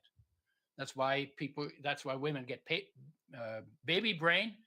But the research has shown that each child depletes the mother further, and each child gets less than the previous child. And they figured out that that's why oldest kids on average have the highest IQ, and youngest on average have the lowest IQ. So they're important not for only for brain development, but also for brain function. And the one thing I think that is most important is the body turns the essential fatty acids that come from oils, omega-3 and omega-6, into derivatives that have hormone-like regulating substances of just about everything that goes on in every cell on a moment-to-moment basis, lifelong. So if you don't have fat in your diet, you're headed for the dustbin of history. And the thing about fats making you fat was also never true. You know, in 1979, McGovern wrote his, what was it called? Report on Nutrition and Health in the US. He was a senator. Mm-hmm. And that became the background work for the food pyramid. And on that food pyramid, they put carbs on the bottom as the foods you should eat the most of, and fats on top that you should eat the least of. They didn't make a distinction between good and bad fats. And then people started eating that way. And in 20 years of following that stupid food pyramid, overweight went from 25 to 60% of the population. And nobody said boo about it. The fat, because fats don't make you fat. They suppress appetite and they stabilize blood energy, blood sugar. Carbs make your blood sugar go up, make your insulin go up and down. And carbs, when you don't burn them, get turned into fat. So most overweight comes from too much fat or too much inflammation, which leads to water retention in the body. So the idea of fats making you fat was never true. And the omega-3s, you can actually use them to lose fat because they increase your oxygen and energy metabolism. You know, our athletes, 40 to 60% increase in performance within 30 days of starting to take a tablespoon per 50 pounds of body weight of an oil blend that is properly balanced with omega-3 and 6 that I developed the formula for. Yeah, so 40 to 60%. So these and we gave people, if you want to lose weight, you need to lower your carbs and increase your omega-3 intake. And then you lose fat very easily. Just to back up. So like, I mean, because you've got, like people in the natural health community know, but other people may not. I mean, we've all heard of Udo's blend. And that's what you're talking about, a blend of oils. So there's supposed to be a certain ratio. And there actually was a clinical trial done showing that athletes perform way better if they're taking this. And my understanding is some sports teams, like hockey teams, they've learned and they're on your blend, right? Yeah. Yeah, So hockey and football, any of the both strength and endurance. The right, bodybuilders we worked with said they were going back to doing workouts they did in their 30s when they were in their 50s right. after So they started taking the oils. this There is was a a real guy. thing about. There was a football player from Dallas Cowboys, that called me, and and he said "Do you put drugs in your oil?" I said, "No. Why are you asking?" He says, "Because I have a shoulder injury that hurts all the time. It's inflammation, right?" And he wrecked something. He's probably got scar tissue in there and stuff. He says, "When I take your oil, the pain goes away, and then when I don't take your oil, the pain comes back." Yeah, that's because omega-3s have anti-inflammatory benefits, and they help. So they help inflammation. It causes pain, especially when it's happening in the wrong place, right? And Mhm. and one of the easiest methods to get rid of pain is by increasing omega-3s that are not damaged, because most people are deficient in them, right? There are other ways to deal with inflammation. Magnesium is good, and iodine can be good, and more drinking more water can be good, and getting the toxins out of your system can all be good. But of all the nutrients that help with inflammation, omega-3 is number one. Some people call it the God molecule because it is the highest energy molecule of all of our nutritional molecules. And then you get Oh, this energy, and it comes from, by the way, omega-3s come from northern and southern hemispheres close to the poles, where it's the coldest. You get a warming oil, whereas the saturated fats in the tropics are cooling oils. And that's what you want. And the poles, you need more heat. And in the tropics, you want to get cooler, right? And it's all designed in nature, right? That's why, to me, it's like, right. So we uh, have locally what we're supposed to get. Like nature's figured that out. But yeah. the Well, no, the but point. let me make a point there. Mhm. Now most people live in sort of a temperate zone because we have air conditioning. So in the tropics they have air conditioning, and in the north they have heat. So we all kind of living in a temperate zone, and there's omega-3s in the temperate zone, and they still work the same. But if you were living in the tropics, you would probably sweat more if you used a bunch of omega-3s, because they increase your oxygen rate, your metabolic rate. And some people find that in summer they need less oil than in winter, because in winter they burn more for heat. In summer they don't need that heat. So yeah, so I interrupted you. Oh no, no. Actually, I mean, I was just i- wanting to, re-emphasize the point for people watching that they have to get rid of this idea fats are bad. In fact, the right fats are essential. You cannot be healthy. Like you have no chance of being healthy Yeah, unless you're getting the right fats. So they yeah, have to kind of disabuse themselves of yep, really what's been yep. misinformation. So you've But got to have the right fats. Now, but what you got to get the right fats, and you got to get them undamaged, and you got to get them in the right ratio. Those are the three main issues, right? And okay, if so you let's go on talk a no fat diet, that will eventually kill you. so let's talk about damaged fats. And you've mentioned Yeah. frying pan already and that, but I have to tell you, I got a little alarmed in our pre-interview. It's like, oh my gosh, I'm probably not doing things the way I should. I'm sure So you're not. I'm sure you're not. yeah. So share with, and forget about the audience. I'm just now, this is total self-interest. I'm just kidding, audience. But the like tell us like how are fats damaged? And then Mhm. I assume it's again, so your body you said every cell depends on good fats. So fat molecules that aren't damaged, I'm assuming well, we've got a damaged fat molecule, the body will still take it up, but that function can't work. Correct. Yeah. If you have a damaged fat molecule, it will go in your body, depending on how it's damaged, of course. It'll go in your body in a place that should be occupied by an undamaged fat molecule. And whatever function was supposed to go on in that space, in the molecular architecture of your body, can't happen. So it blocks, it either sidetracks or blocks or interferes with whatever biochemical reaction is supposed to go on there. and then you're taking apart the body's architecture. And guess what? If you do that often enough, then you get a diagnosable condition, right? So, so what damages oils? Two ways. Industry damages them, and they do that because they wanted a long shelf life on these molecules that have the shortest shelf life by nature, because they're very sensitive to damage by light, oxygen, and heat, right? I already said that. So they wanted a long shelf life because then they could make the oil they could make it in Ottawa and sell it in Vancouver and sell it in Johannesburg and sell it in Moscow and sell it in Buenos Aires and sell it in Shanghai and sell it in wherever else you want to go, Berlin, right?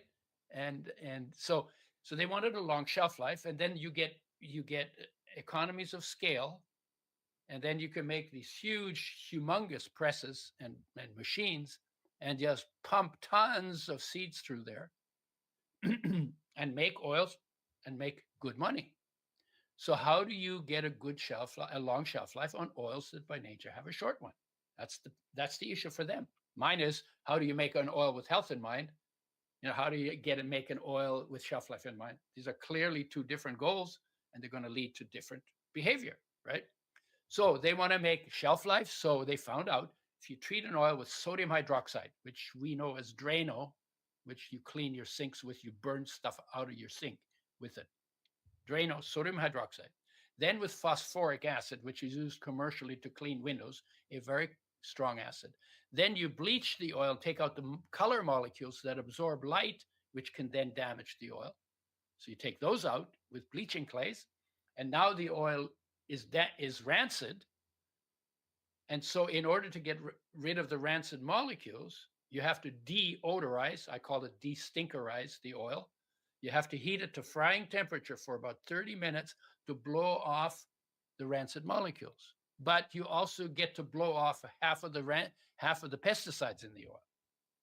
So that's what they told me they did that for.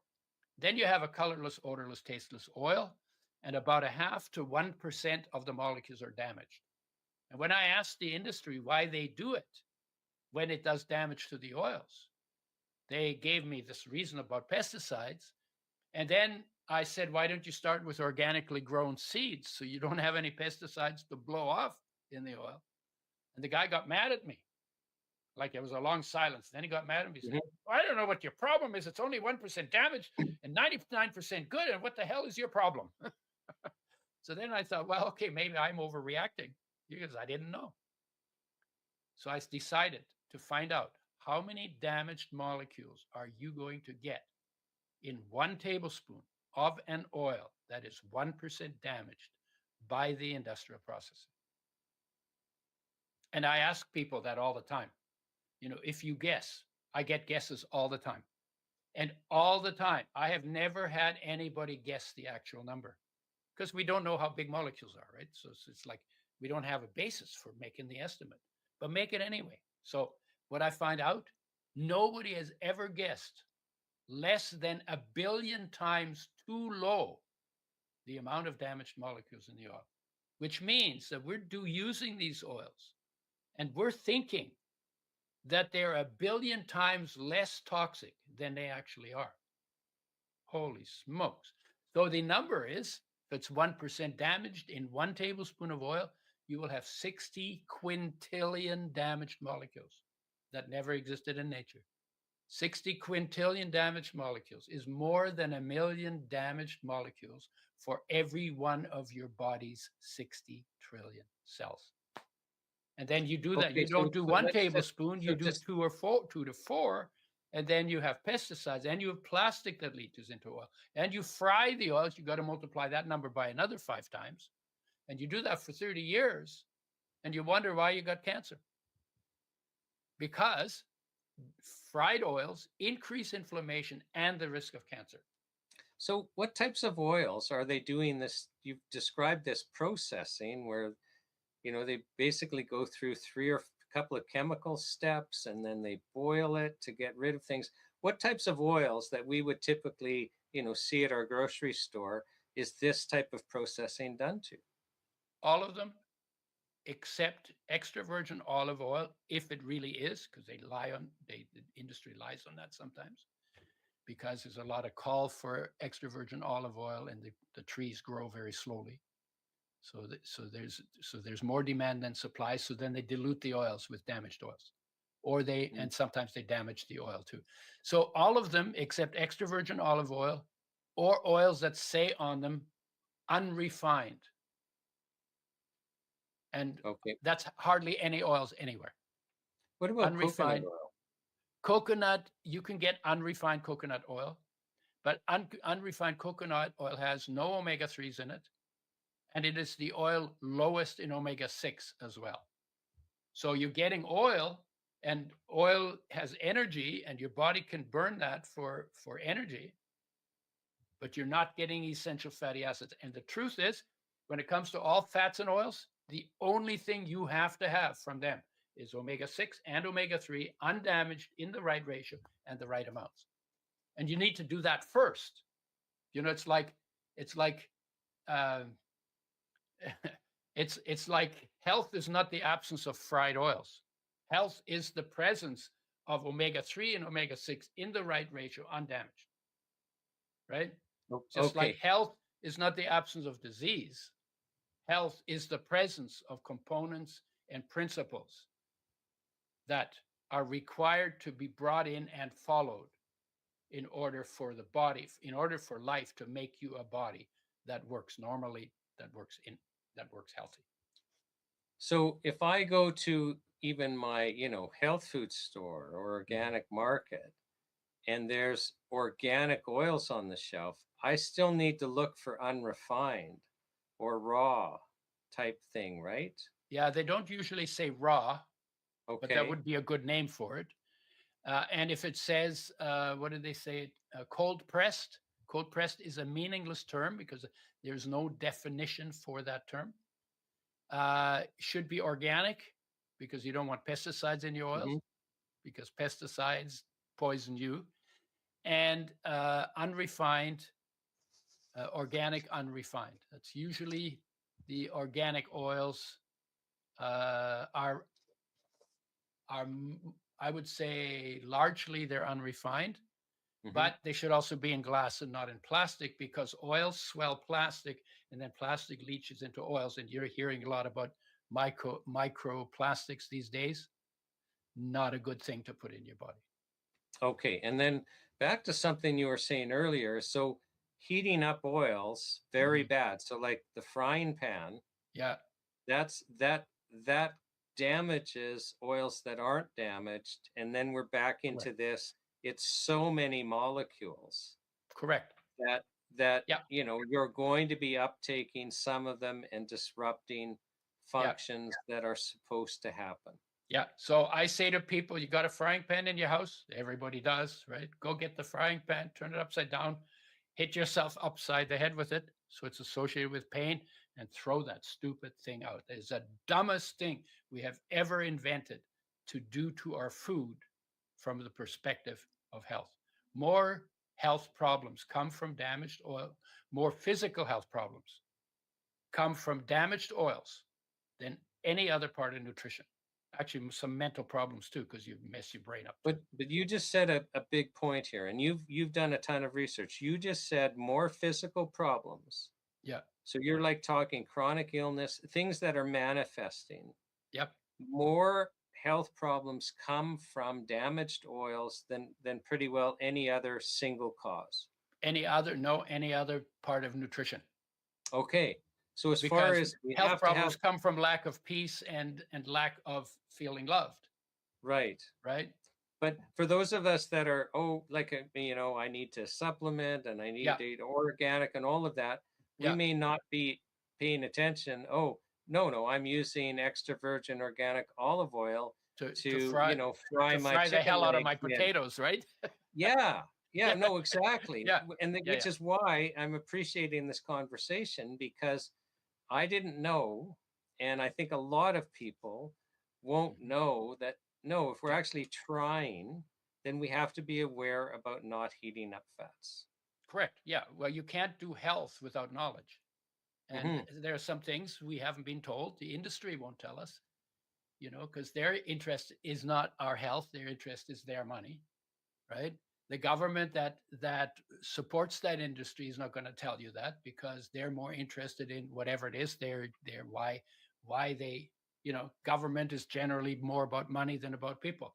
That's why Canada can send $16 billion to Ukraine to help people kill each other, and will spend $0 at home for peace. And it's like, you're doing what with my tax money? Why aren't you? We have all our measures are economic. We don't have any measures for, are people happy? Do people feel safe? How's the quality of life? Are the kids getting their needs met? We don't have any. We don't even measure any of that. We just measure how the banks are doing. Like, what, and that's like, we live in a world that is so corrupted from what a human being is and can be, and how they can live in harmony together and with themselves, with nature and the planet and all of nature. We are so corrupted from that. I think, sorry, one thing that just came to mind when you're talking about this is, and it's kind of off topic, but maybe not, is I think we're becoming disconnected from actually the world around us, as artificial as it is for most of us, with our devices. Yeah. Like, and our attention span. Like, you had started talking when we were talking about what is health, because if we don't know what health is, we don't have a goal to go to. And the first thing you started talking about, and it's because intuitively it has to be the most important thing, is being able to go inside ourselves and find that peaceful part of us. Yeah. And yet people have been addicted to the 10-second hit from our devices. And I think there's going to be a huge health consequence, both mental and physical. Because we can't be at peace. We our minds never slow down. Do you have any thoughts on that? Like, and I'm sorry, I do. We got a total segue here. No, I do it, and I think it's actually, this is probably the most important point that I'm going to make today. So when you're in your mother's womb, right? All of us have been there. Nothing to do, nowhere to go. Everything's taken care of,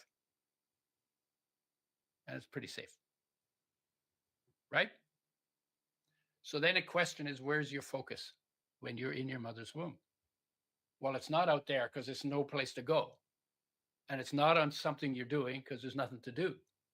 And it's not on getting your needs met because your needs have been met. So where's your focus? Well, your focus is at rest inside, in its source, within the space your body occupies, in life and in peace.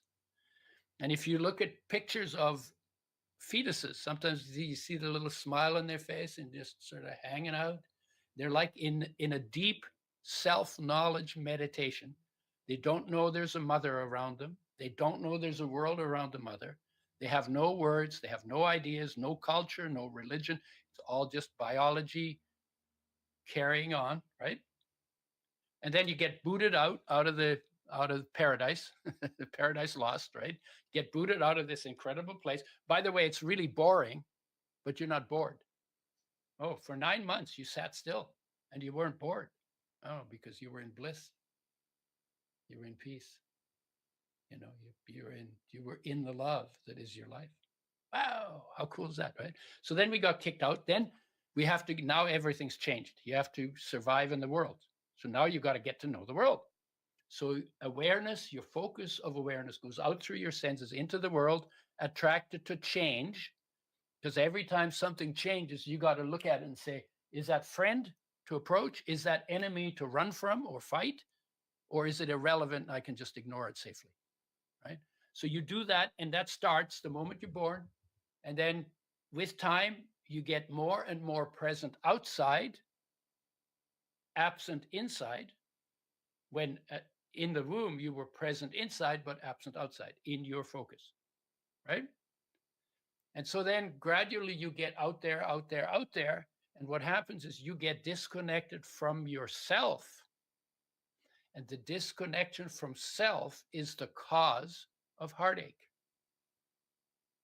I don't know anybody who doesn't know what heartache is. You know, somebody dumps you, or your grandmother dies, or your best friend moves away, or your dog runs away, or somebody promises you something and they're lying to you and you find out they're lying.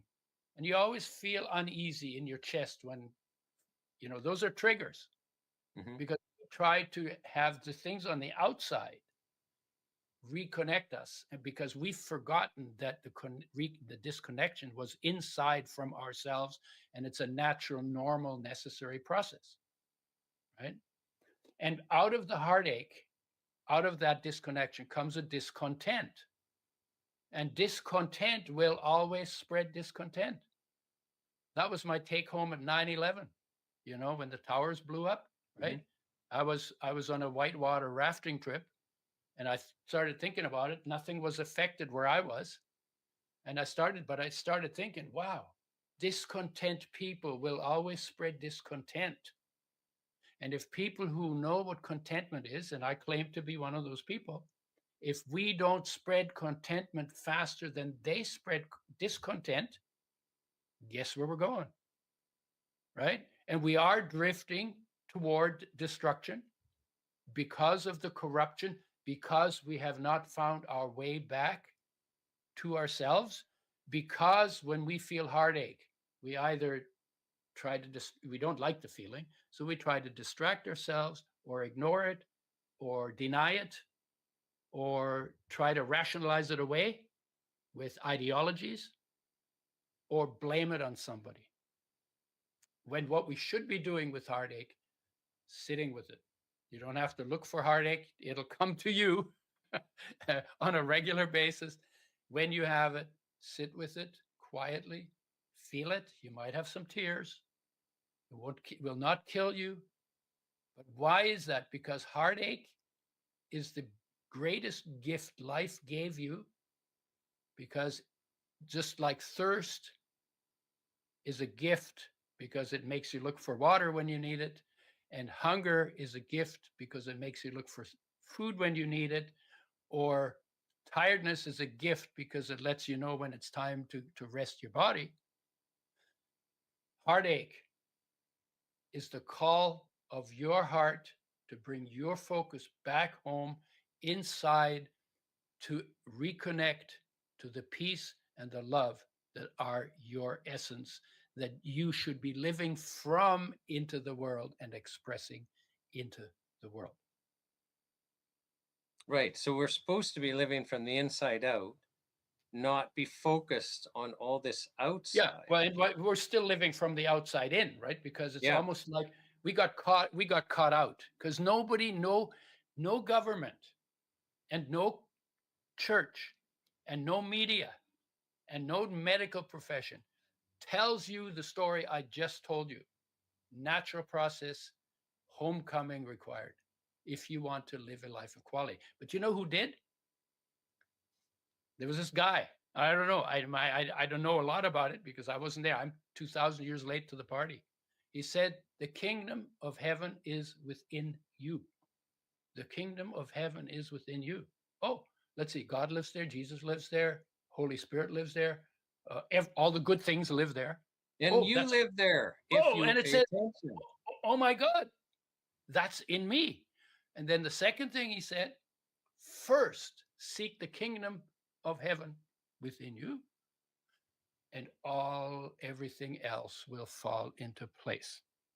Now, if 8 billion people did that, we would not have disease management misrepresented as healthcare. We would not have governments that create problems or make problems known, because that's how they get attention, because we're still all out there, you know, saying, oh my God, now what do we do now, right?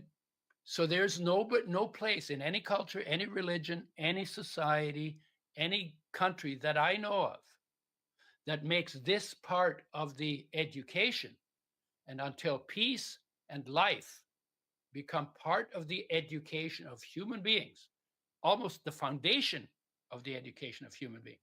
Of course, you want to learn how to, flush your toilet and, run your bath water and cook your food. You want to learn all of that.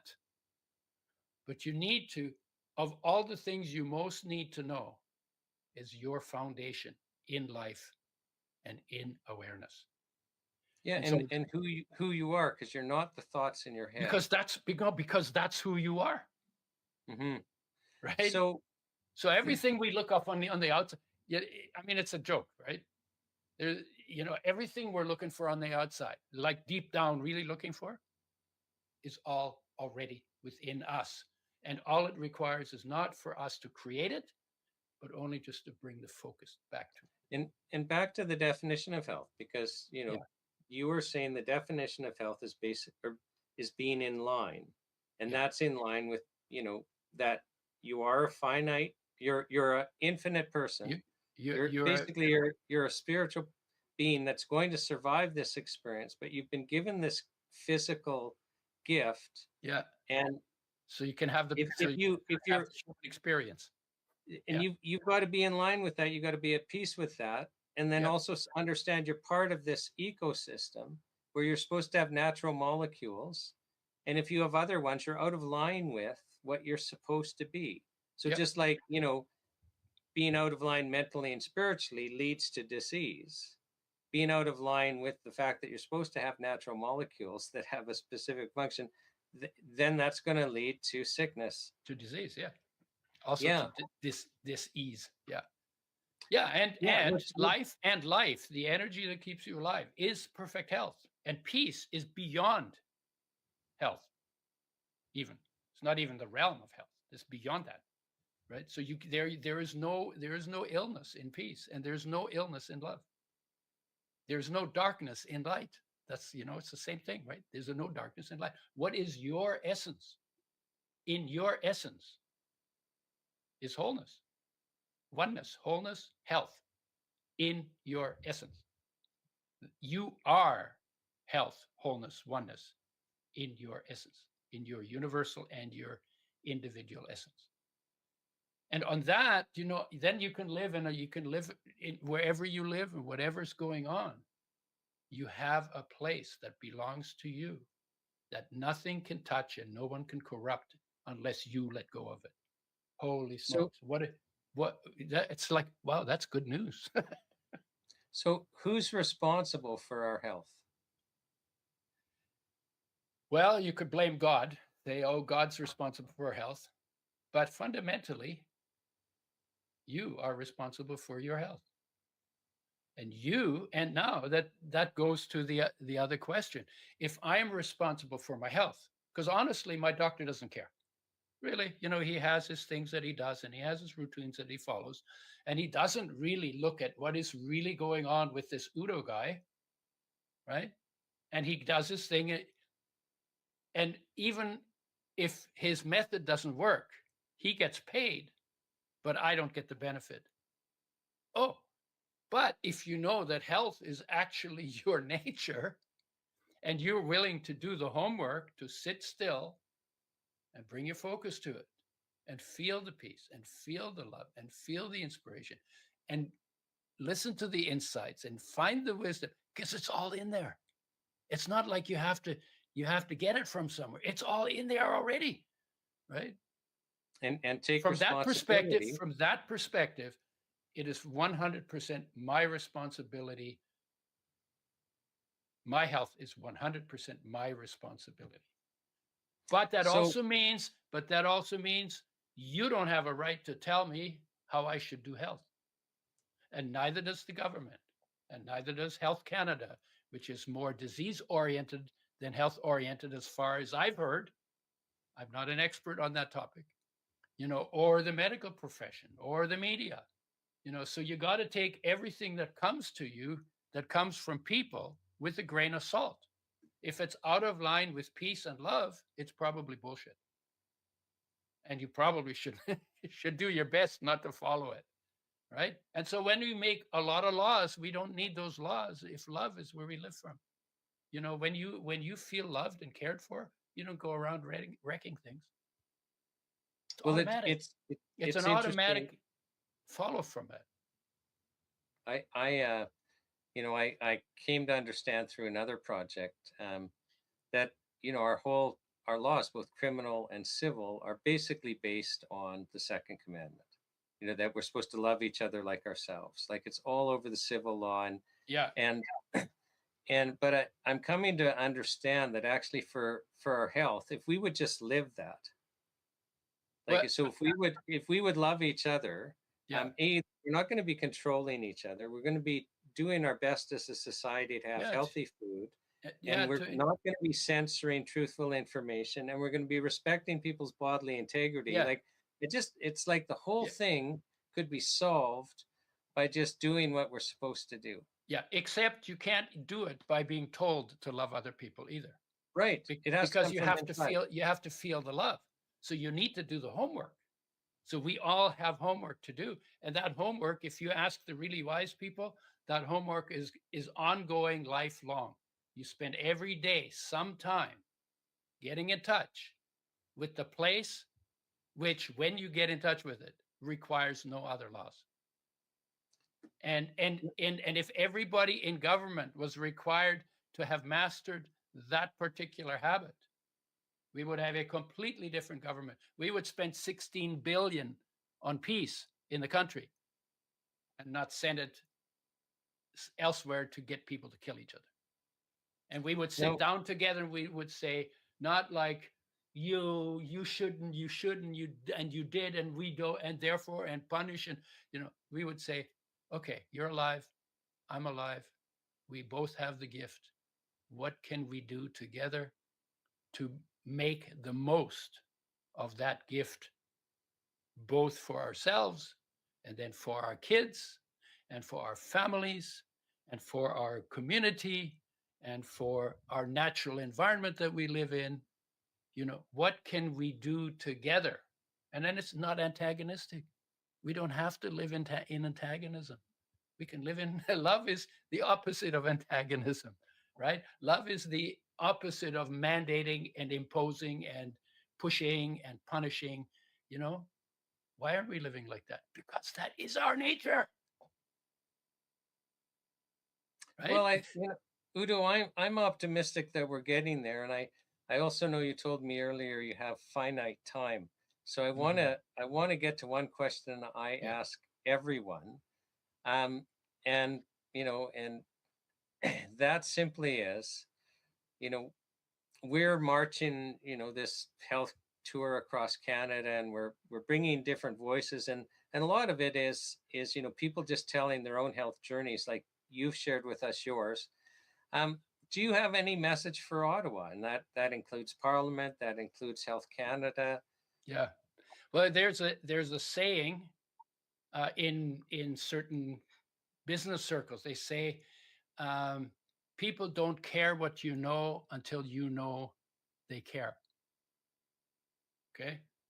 So if the government, first of all, the government should be asking my help to do their job better, honestly, but not just me, anybody, right? So what are your talents? What do you bring to the party? You know, how can we maximize the getting that out? If it's good stuff and it helps quality of life, we should be encouraging that and we should be supporting that. Well, we're not really set up that way. So what I would say is, if you're from the government, or you're from Health Canada, or you're from the corrections branch even, or you're from psychology, whatever it is you're from, my question to you is, can you show me how to get to the peace that I'm looking for? Can you show me the love that I'm looking for? Can you show me the health that you claim to represent, that I really want? I want that health. Can you show me that? And until you can show me that in practice, properly explained, with follow through in terms of products and procedures, I'm not going to listen to you, because you don't know what you're talking about. You call it health, but you're actually what are you doing? you're pushing disease, right? Everything's about disease. There is no healthcare. It's all disease management. And of course, it's better for money, because if I'm sick all the time, then I get a pill every six hours, and then it wears off, and then my pain comes back, and you never fix the problem, but I can take another pill. Well, yeah, then now you have for 80 years, you sell me pills every 6 months. And that's good money in that, but it's completely corrupt, and it doesn't bring health. And until you change that, because you yourself are a human being, and you yourself have that peace and that love and that inspiration and that health in you, until you dig into yourself and dig that out, and then can help other people who are looking for it, who haven't gone as far as you have, and you help them find that in themselves, whatever you're doing is corrupt. And one way or another, people will find their way around it. And eventually it'll get so bad that there'll be a revolution, a bloody revolution, because that's how it has been in history for every 3 generations or so. People get so fed up with not getting what they're promised and not finding what they're looking for, that then they blame somebody for it. And then the revolutions don't work either, because the revolutionaries know what they don't want, but they don't know what they want. Mao, he knew what he hated. He knew what he hated. When he got in, he knew nothing about how to government or what would be a better system to put in place. Can we? I don't know how much time you have, but do you have? You had mentioned to us very briefly at the beginning, that you're a child of war and all of this, and you actually have quite the story. Mhm. Can you just share really briefly about that? Like, I appreciate you only have a minute or two left, Yeah. but just because we want to avoid this, we want to Yeah. avoid that crisis. We want to be at the place where we can peacefully come together and start saying, how do we do this better? Yeah. Right? Well, they had a First World War, and nobody practiced peace after that mess. And so then they had 21 years to practice, and they didn't practice, so they had a Second World War. And after the Second War, nobody said, oh, this is so crazy. This is completely not right. We need to practice peace, and they didn't do it. So we're drifting in that direction worldwide, no question in my mind. And the only cure is to give where you want to go the attention, not where you are or where you have been. And where do you want to go? Deep down inside, every human being wants to live a fulfilled, rich feeling life. Peace in it whenever you want it, love in it whenever you need it, inspiration and wisdom and adventure and all of that. That has to be job one for every human being who wants to have a good life. It's the only way to do it. It's a global thing, but actually you're only responsible for your part in it, which is to find your way back to that good place and then build a world from that place, right? A world that I build from feeling love is not a world filled with danger. It's not a world filled with enemies, right? It's a world filled with love. When I feel peace, I can see pieces everywhere. But if I don't feel peace, I can't see it. Then I see the leaves flapping, and then I see the seagulls shitting on my carpet, whatever it is that's going on, right? And I'm going to get tied up in all of the changes in the world of change. And I don't bring anything stable into that world. You can't bring stability into the world without peace. And it's biological. We're not talking philosophy here. We're not talking religion. This is biological. Peace is part of our biology. Love is part of our biology. We are love in our essential nature, in our individual essential nature. We are love. But it doesn't feel like that, and it doesn't look like that until we feel that. So it's going to ourselves, finding that awesome magnificence that we are in our deepest nature. that will make the changes. So as you can't hammer, whoever it is, whether it's Trudeau or it's Trump or it's Carney No, no, or it's I wasn't asking you to do that. I no. know that, you I'm had just had some explaining that you can't experience. hammer those people. First thing Mhm. is we gotta do our homework. When that homework is done, we will become an influence in that direction in the world we live in. What if Well, what if 8 billion people do the homework and then our influences into the world of that homework? Oh my God, there's the golden age everybody's dreamed of. And everyone is a part of that. Either they're blocking it or they're supporting it or they're encouraging it.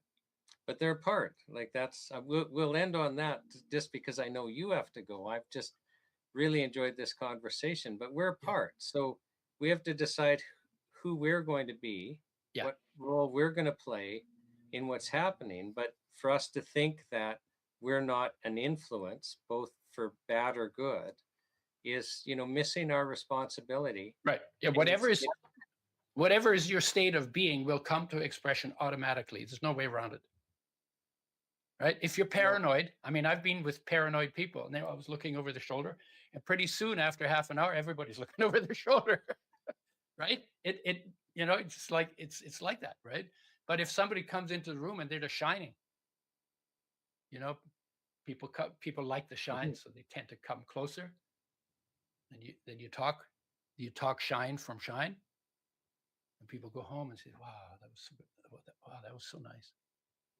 Gee, we should well, more and do more of that." peaceful people leave us feeling good. And everyone knows what I'm talking about. You run across people, I call them gentle spirits, and you're Yeah. one of them, is we come across them and you just feel good afterwards that you Yeah. spent time with them versus if somebody's angry, just to Yeah. do a contrast. I mean, Yeah. you're agitated and you're worked up. So Yeah.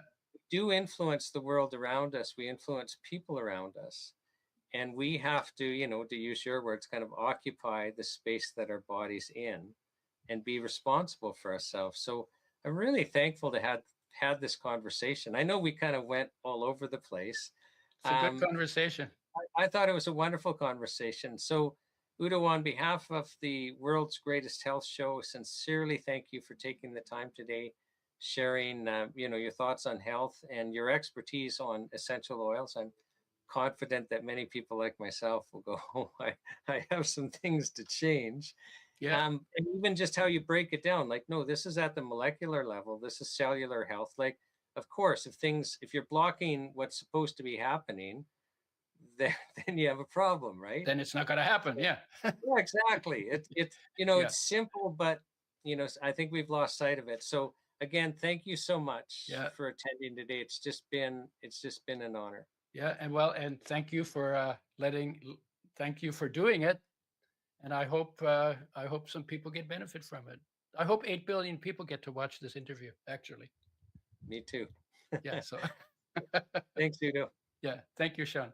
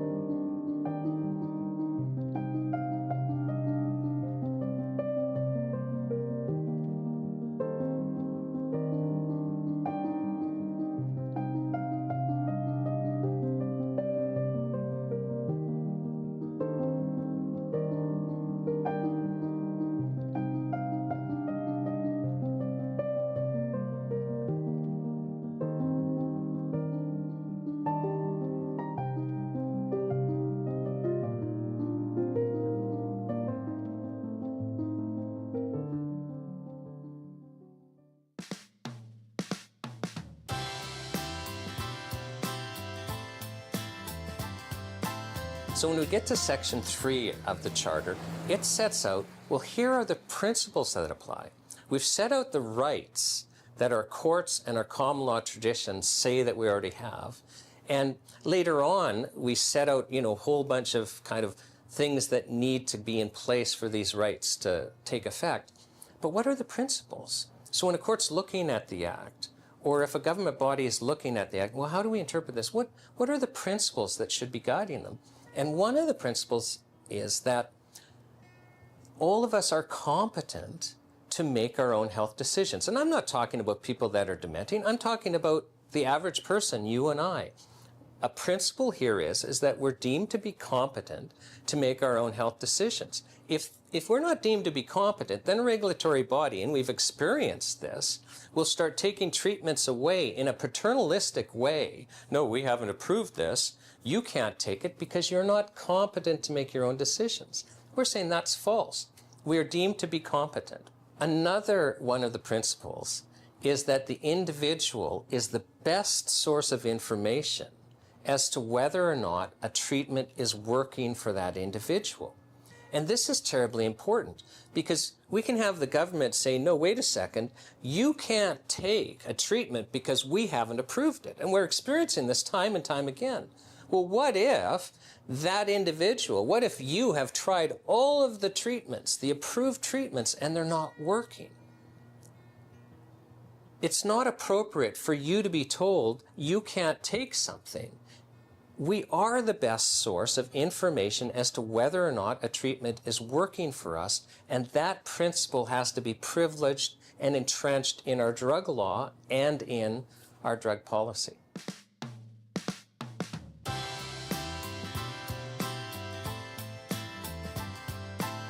So I want to talk now about Section 4 of the Act, which is a very small section, and it just sets out what the purpose of the Act is. And this is very common in legislation to just set out, hey, here's one of the purposes. And again, it assists courts and it assists government departments in knowing how they should be interpreting the Act. Because if you know its purpose, it helps with the interpretation. And the purpose of the Act, as set out, is to actually protect and promote our health freedom by ensuring that we have access to things like natural health products and traditional healing practices.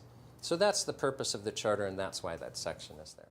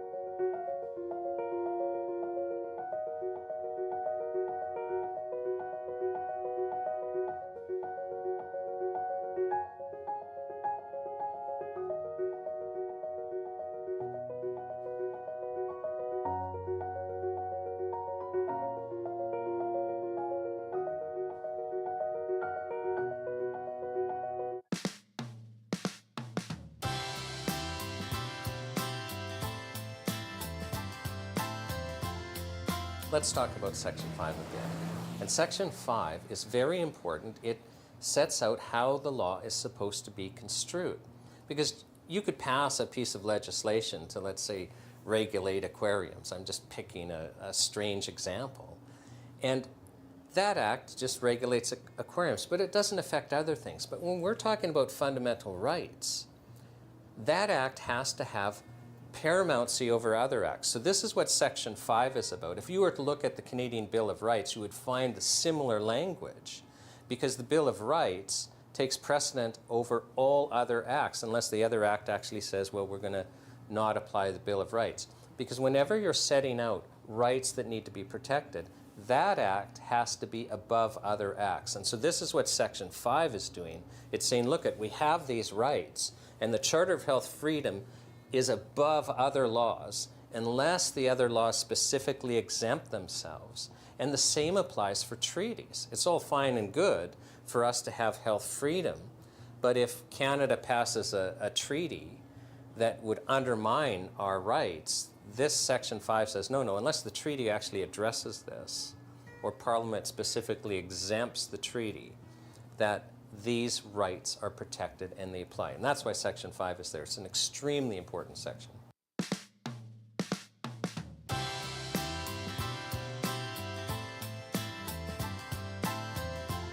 Section 6 of the Charter sets out that the Charter will be the sole act and regulations flowing from the Charter that will govern a whole range of treatment modalities. So this would include natural health products, it would include traditional healing practices, it would include medical devices that are in the low-risk category, and it would include other treatments that are in the low-risk category. So what's happening is the Charter of Health Freedom is taking the regulation of all of these treatment modalities and moving it from the Food and Drug Act and Health Canada and moving it to being regulated under the Charter of Health Freedom, subject to all the principles that we've discussed earlier and the rights we've discussed earlier.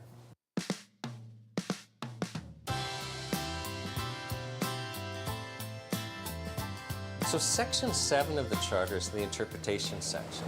If you recall, Section 6 set out that things like natural health products and traditional healing practices and low-risk medical devices and other treatment modalities that are low risk are no longer going to be regulated under the Food and Drug Act and by Health Canada. They're going to be regulated solely under the Charter of Health Freedom.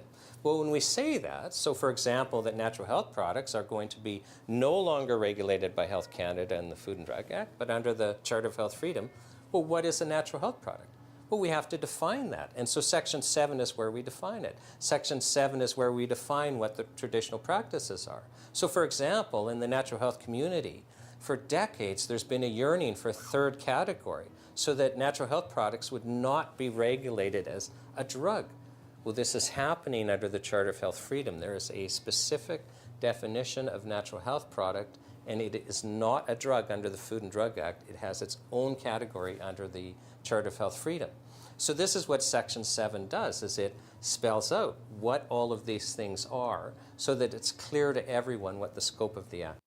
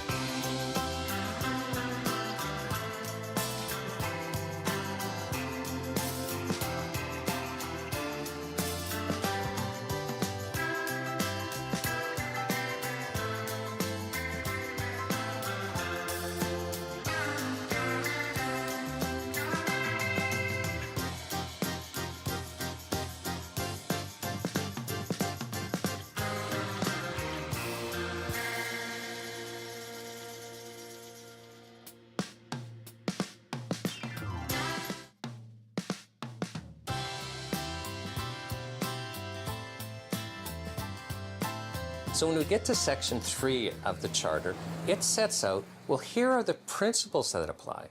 We've set out the rights that our courts and our common law traditions say that we already have. And later on, we set out, a whole bunch of kind of things that need to be in place for these rights to take effect. But what are the principles? So when a court's looking at the Act, or if a government body is looking at the Act, well, how do we interpret this? What are the principles that should be guiding them?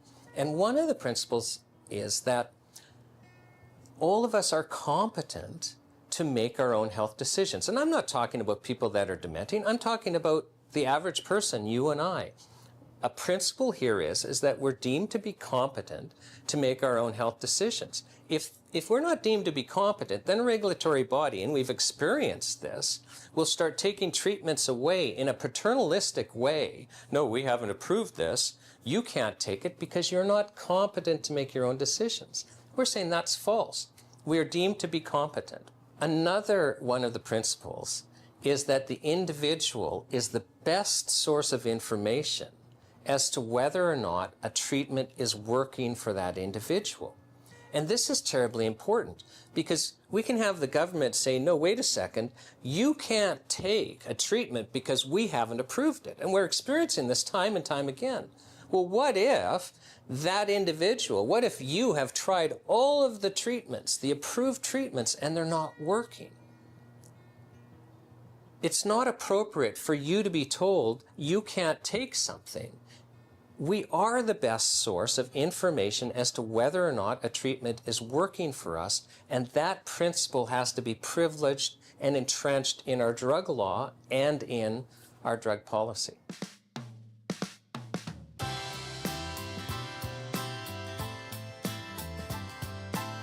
So I want to talk now about Section 4 of the Act, which is a very small section, and it just sets out what the purpose of the Act is. And this is very common in legislation to just set out, hey, here's one of the purposes. And again, it assists courts and it assists government departments in knowing how they should be interpreting the Act.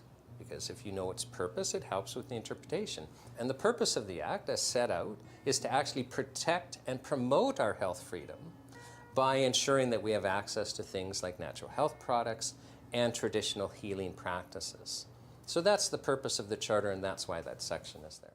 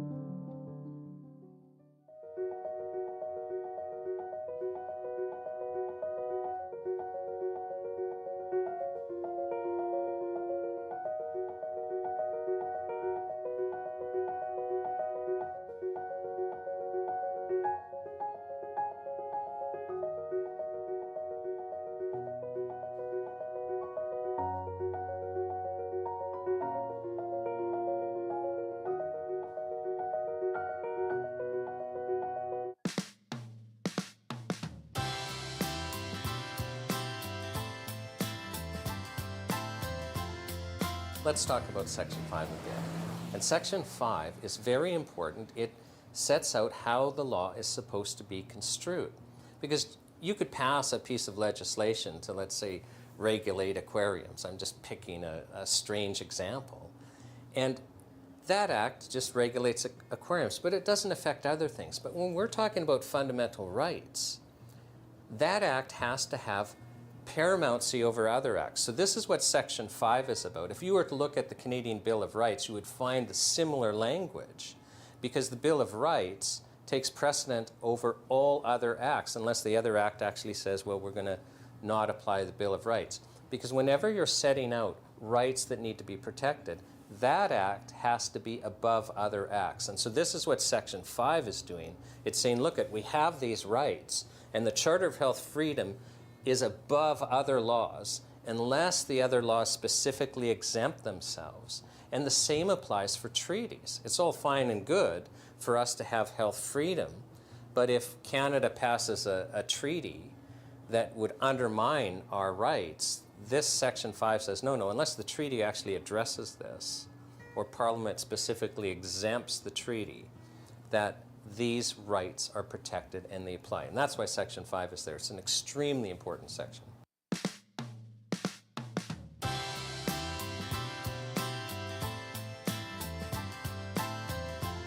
Section 6 of the Charter sets out that the Charter will be the sole act and regulations flowing from the Charter that will govern a whole range of treatment modalities. So this would include natural health products, it would include traditional healing practices, it would include medical devices that are in the low-risk category, and it would include other treatments that are in the low-risk category. So what's happening is the Charter of Health Freedom is taking the regulation of all of these treatment modalities and moving it from the Food and Drug Act and Health Canada and moving it to being regulated under the Charter of Health Freedom, subject to all the principles that we've discussed earlier and the rights we've discussed earlier.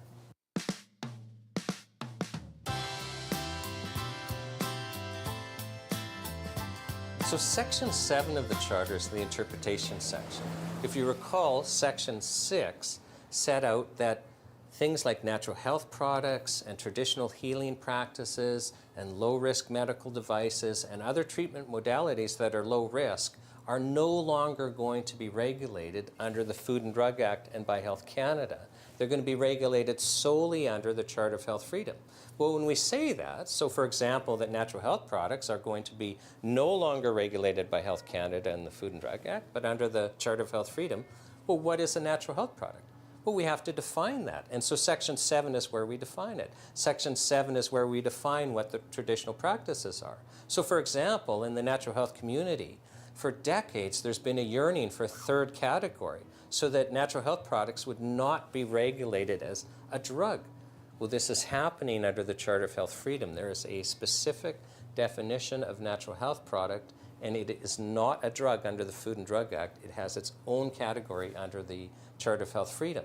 So this is what Section 7 does, is it spells out what all of these things are so that it's clear to everyone what the scope of the act.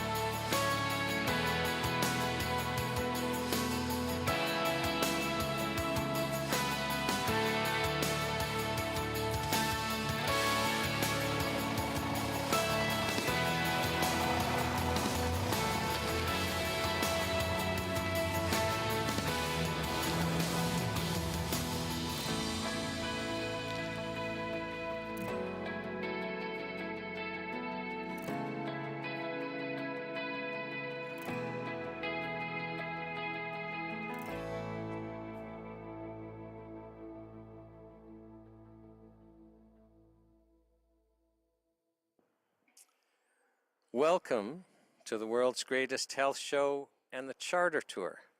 My name is Shawn Buckley with the Natural Health Product Protection Association, and as you can see behind me is center block of Parliament Hill.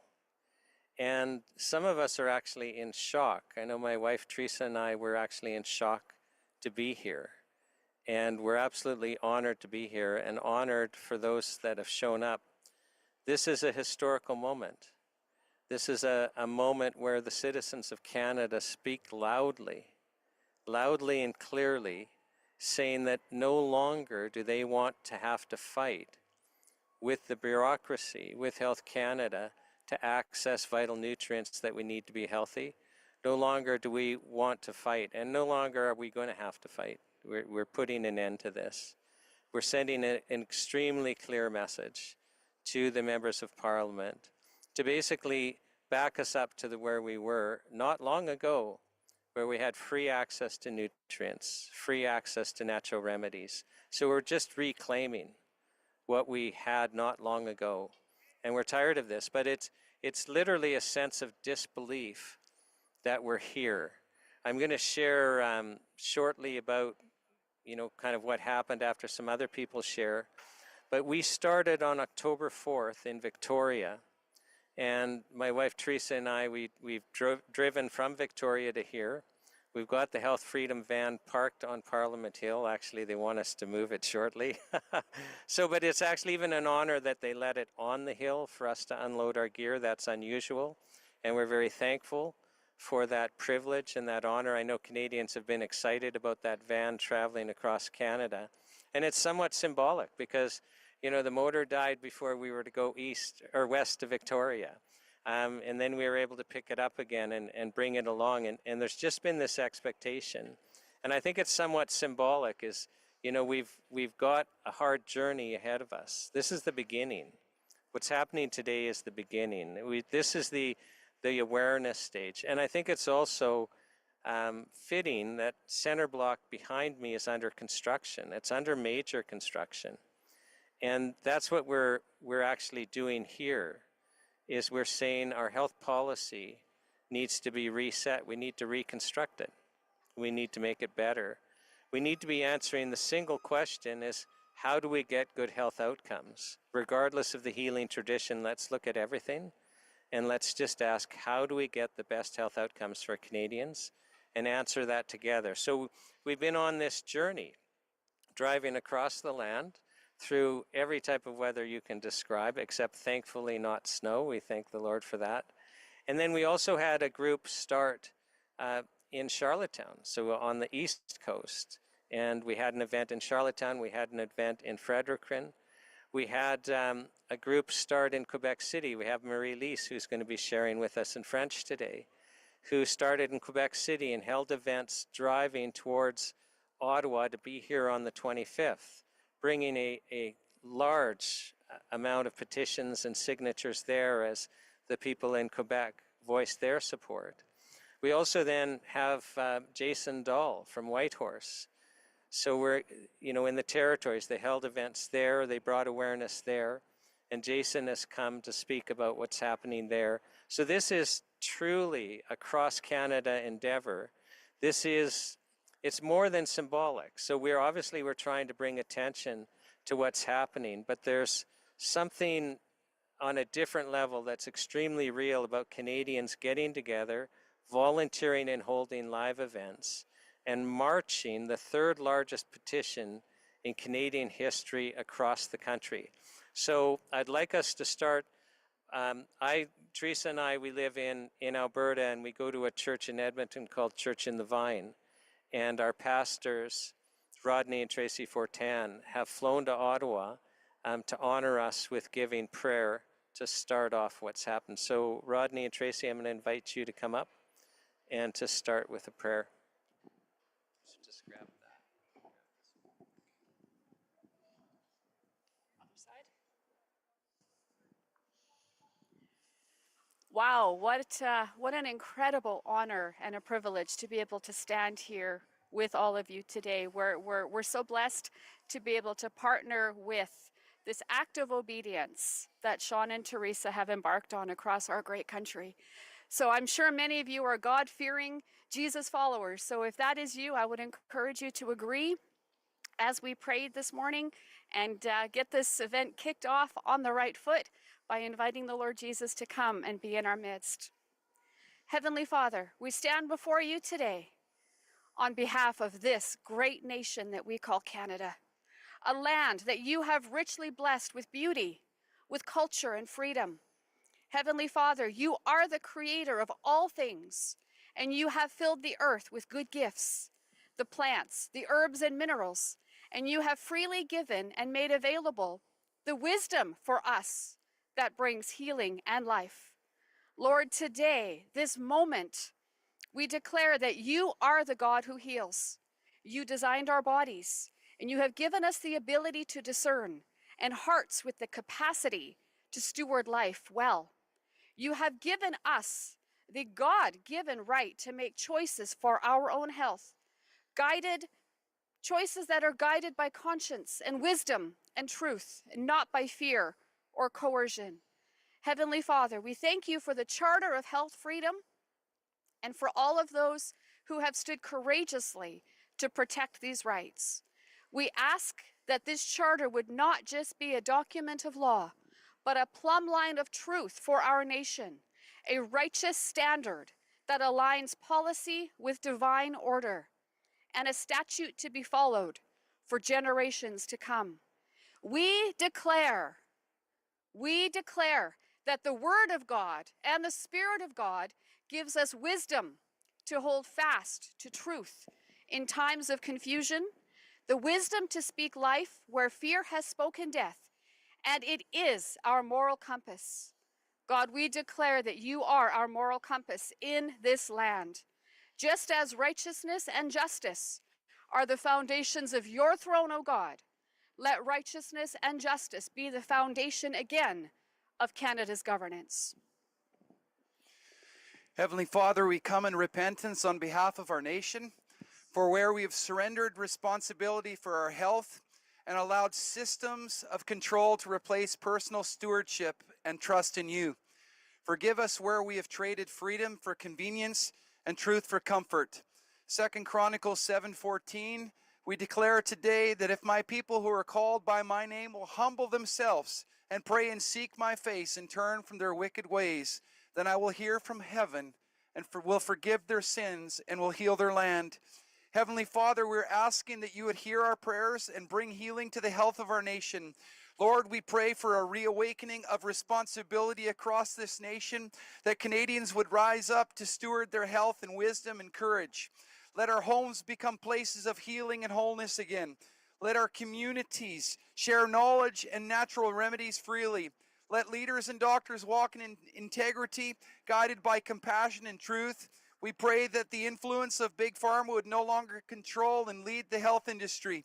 Heavenly Father, we pray, we stand in the gap and pray against every hidden agenda that would seek to steal the rights of Canadians to choose, to silence truth or to control what you have freely given.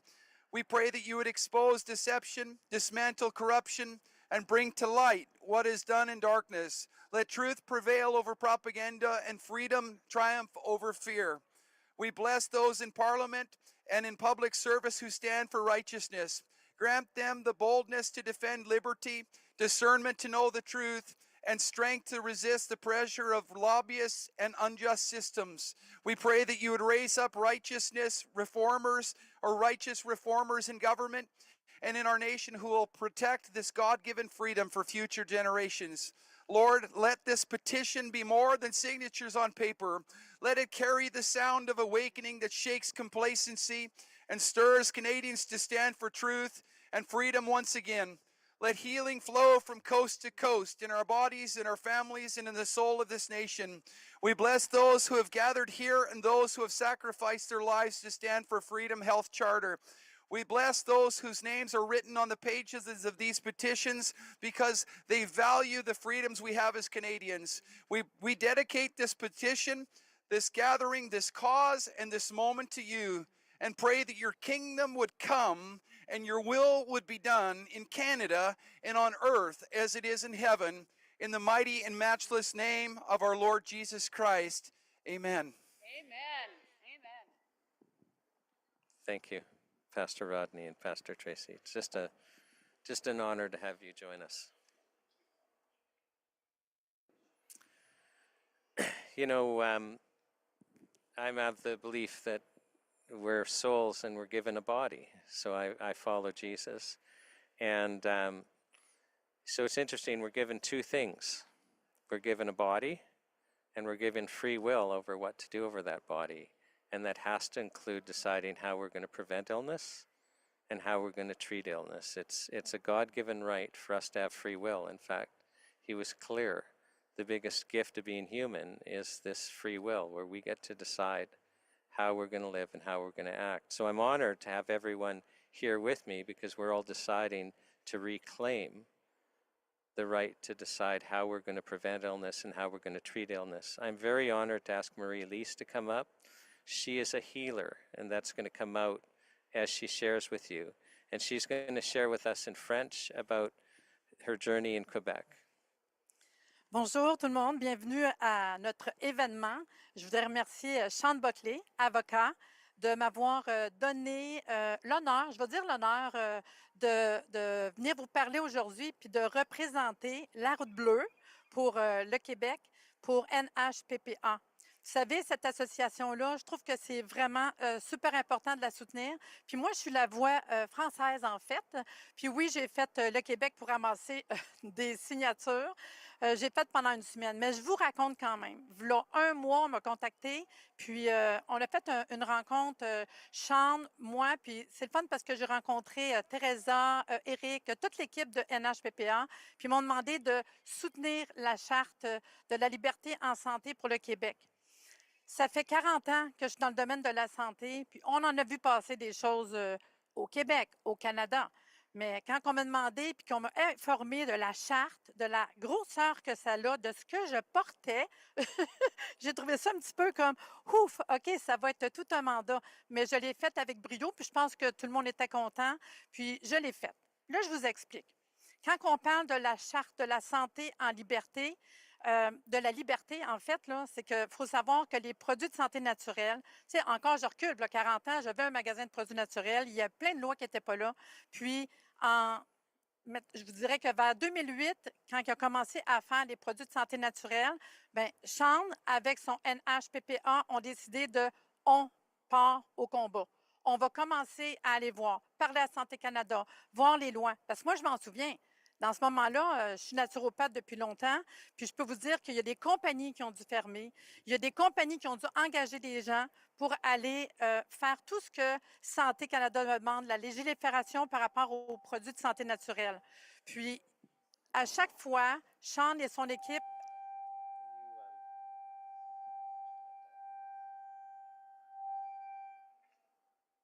À chaque fois, c'est bon? À chaque fois, le NHPPA était de l'avant pour aller se battre pour ces produits-là. Vous savez que quand je dis qu'on va se battre, c'est pas compliqué, là. C'est que quand ils déposent des nouvelles lois, des fois, on n'est pas au courant parce qu'on n'a pas le temps. On n'a pas le temps, on ne le sait pas, on n'est pas au courant. Je ne suis pas avocate, là.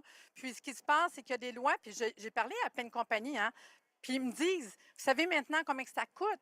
Quand on fait des changements, on est obligé d'engager des gens pour aller donner toute l'information pour être capable d'être dans la loi. Puis à chaque fois, il y a des montants d'argent qui coûtent plus cher, puis qui paye en fait, c'est nous autres. Hein. Juste vous dire que si ça coûte plus cher, nos produits, qu'on a tant de besoin que ça. Puis là, il faut savoir que l'équipe, ce qu'ils ont fait, c'est qu'ils étaient rendus à 147 000 noms. Ils décident de ramasser une charte. Parce que la charte, Shawn est venu, puis je dis tout le temps à Shawn Buckley, est venu mettre 48 points pour la santé. Pas juste pour les produits de santé naturelle, pour aussi votre santé à vous aussi. D'avoir le choix de choisir, en fait, là, mon naturopathe, mon homéopathe, mon thérapeute de mon choix, puis de choisir pour moi. Puis je pense que ça, c'est hyper important. Puis à un moment donné, quand il a fait ses 48 points, il dit « Je vais commencer à ramasser des noms. » Puis ce qui va peser, c'est des vraies signatures. Parce que vous savez que d'avoir plus de 150 000 signatures déposées, comme aujourd'hui, c'est arrivé 2 fois dans l'histoire. Moi, je ne sais pas combien qu'on est rendu. Moi, je sais que j'ai rapporté 3000 signatures que j'ai dans mes mains. Depuis ce matin, mon mari veut me prendre les signatures. Je dis non, moi, je les garde. Moi, je vais les apporter puis les donner en main propre.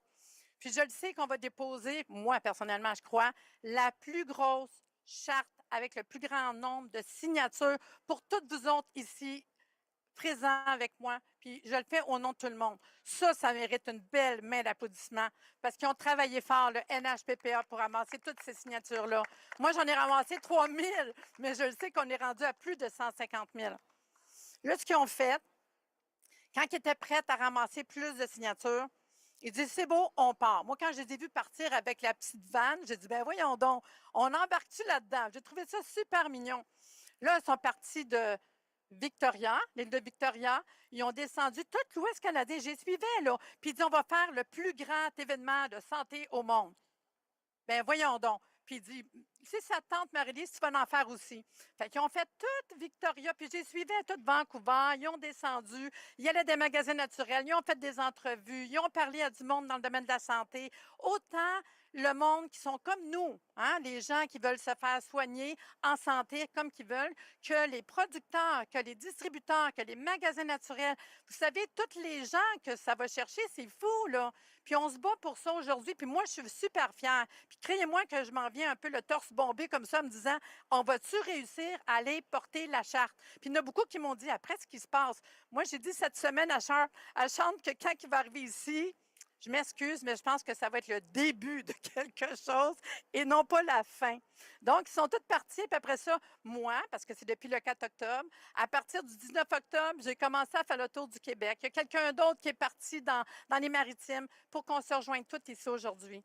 Puis quand on disait le plus grand événement de la santé au monde, bien, à chaque place, on allait vraiment se rassembler. J'ai fait des entrevues, je discutais avec les gens, puis je voyais le monde comme aujourd'hui, là, qui sont venus comme signer, puis disaient, nous aussi, on est là. Puis j'espère, moi je dis longue vie à Shawn Buckley, parce que c'est lui qui apporte ça ici aujourd'hui, avec nous, en fait. Là. Mais longue vie au NHPPA, mais surtout, écoutez, je vais la lever en l'air, la charte de la santé, avoir nos choix de la santé. Moi, je le lève haut comme ça, puis je dis longue vie. Puis merci beaucoup. Merci, Shawn, puis à toute l'équipe à NHPPA.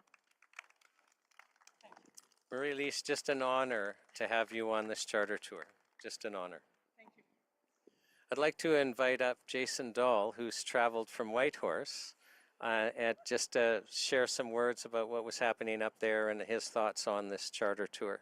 Jason, thank you for attending.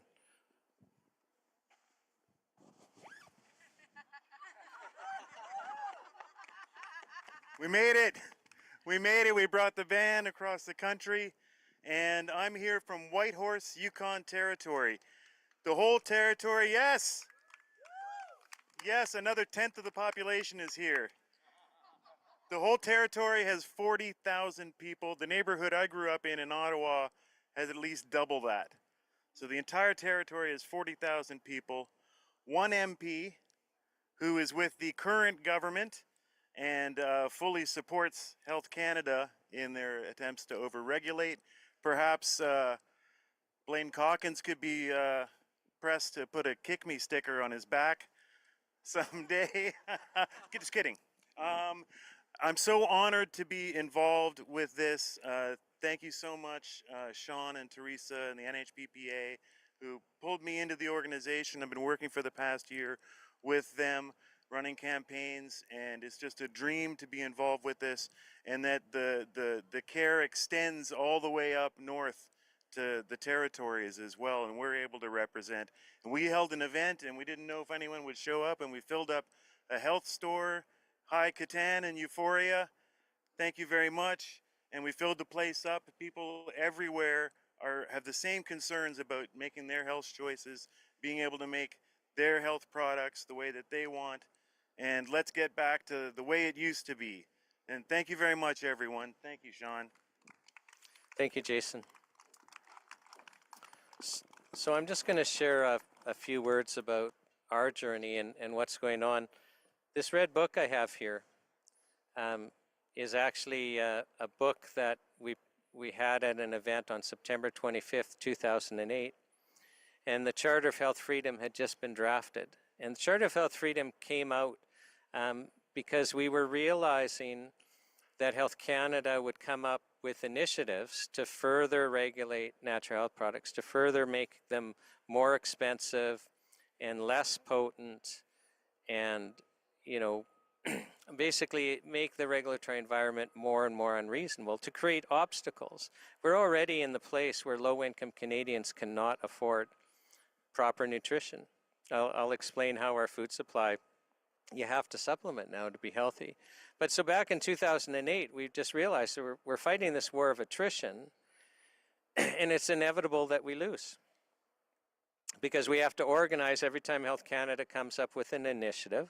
Like right now, they've got the self-care framework, and they've already really created some problems with us. Blaine Calkins is going to be speaking about a private member's bill that he introduced in September to kind of take us back out of what's called the therapeutic product category. But just right now, we're living it. They've come up with an initiative. They're implementing it in stages, and we're hoping to just stop it and not lose too much.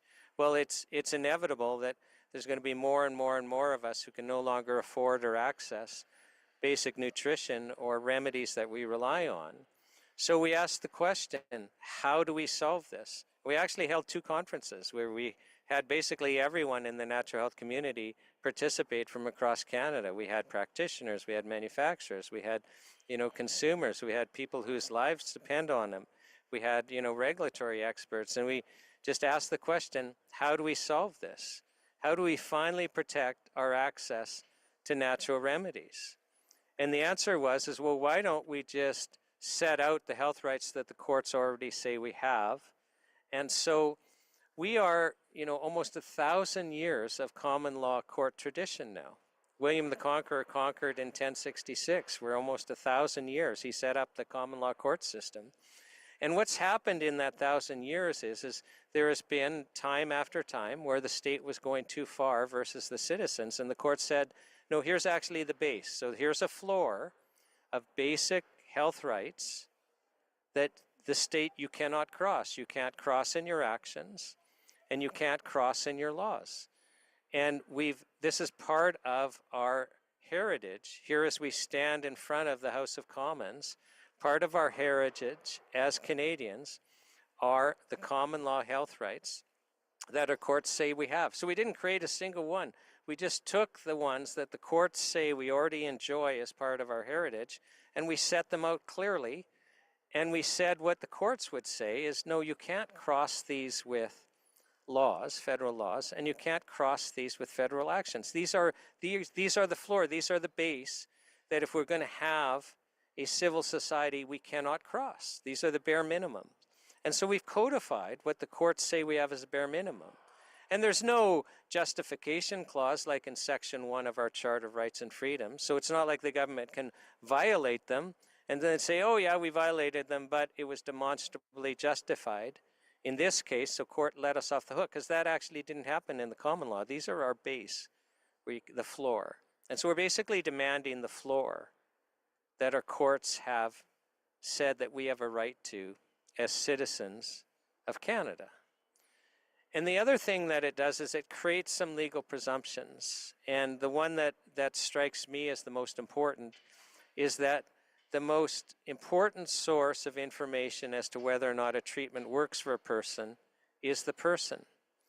And we actually had learned that we need to have that because we live in a country where we've structured our drug laws so that the only legal treatments for serious conditions are synthetic chemicals. If those aren't working for you and you find a natural treatment that is keeping you alive, or you'd be disabled and suffering terribly without it, and it's not a surprise you'd find that because natural remedies are way better at treating chronic illness than the synthetic chemicals. But when you find that treatment, it's illegal, because Health Canada only approves synthetic drugs to treat serious health conditions. And if the Department of Justice finds out, then the company's charged, the product's taken away.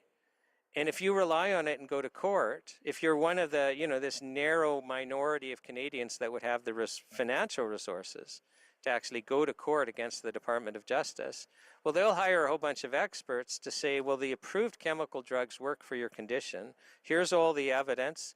They're approved by Health Canada as safe and effective, and what you're taking isn't approved as safe and effective. It's illegal, it doesn't work, and you need to see a psychiatrist. And you can actually lose in court this expert war, and we think that's nonsense. And we think it's nonsense that some of us end up in the hospital system, and we basically lost the right to make our own treatment decisions because we're not presumed to know what we're talking about. And so we needed that legal presumption. Another thing that the Charter of Health Freedom does is it takes the regulation of vital nutrients and natural remedies away from Health Canada. It creates a new Ministry of Wellness with a legal obligation to protect and promote our access.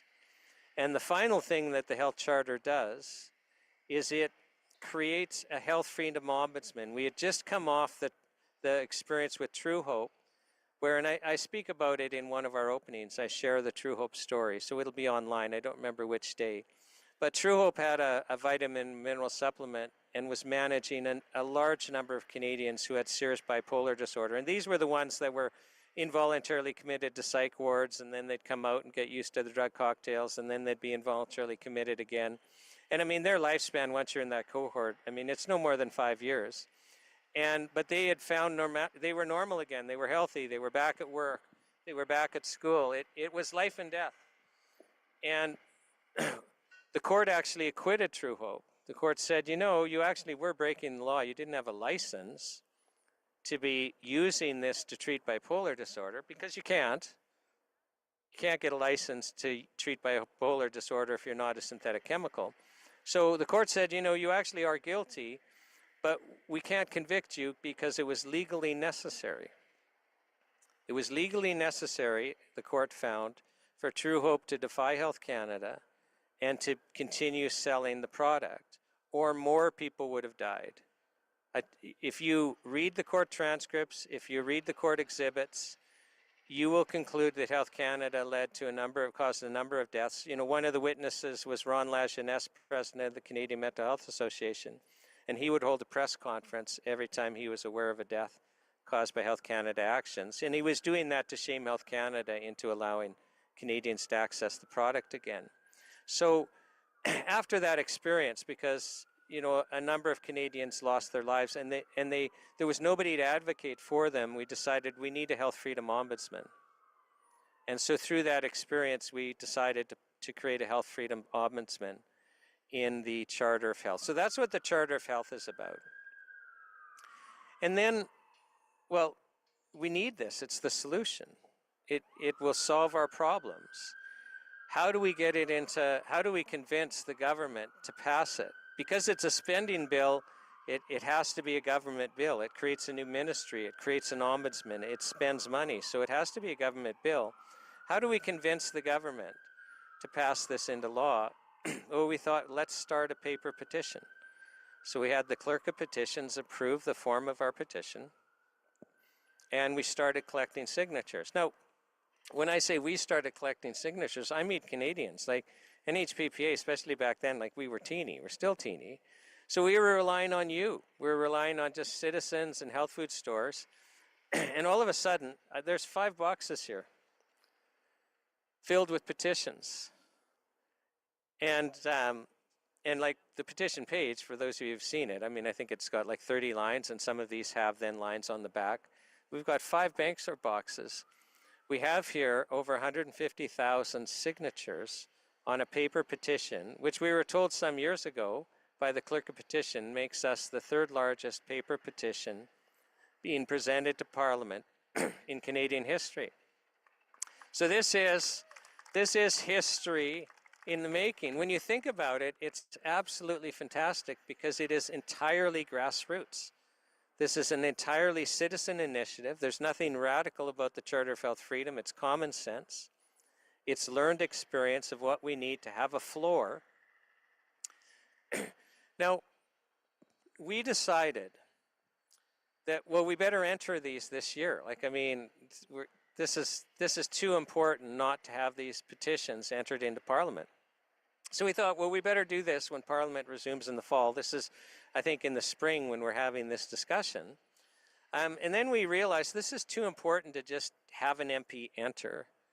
We need to drive these across Canada. We need to make a statement. We need to bring awareness to the Charter of Health Freedom So we thought, okay, well, let's start on the West Coast, drive them across, find somebody to start in the East Coast, find somebody to start in Quebec, and let's use this as an opportunity to bring awareness to this citizen initiative, the Charter of Health Freedom. And then we thought, it went from unreasonable to really unreasonable. No, but I say that because some people were chuckling there, but it is a humongous task to organize citizens across the country as volunteers to hold events. It's an enormous task. It's a big undertaking. But we felt we were supposed to do it, and the fact that we couldn't do it was confirmation that we were supposed to do it. So then the vision grew larger. There's such censorship of truthful health information in Canada. There are so many people in the mainstream medical system, I'll talk about that briefly in a moment, who are suffering.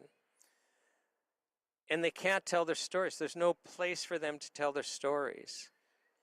Like, what I'm trying to say is in the mainstream medical system, there are people that are really suffering, and that's not the answer. Those synthetic chemical drugs are not the answer for them. And there's freedom. There's answers outside of that. But we're not allowed to share. So the practitioners that see these life-changing stories, literally miracles, they can't share them with you or they'll be attacked by Health Canada. The manufacturers, and they know it's reported back to them. They can't share that with you, they'll be attacked by Health Canada.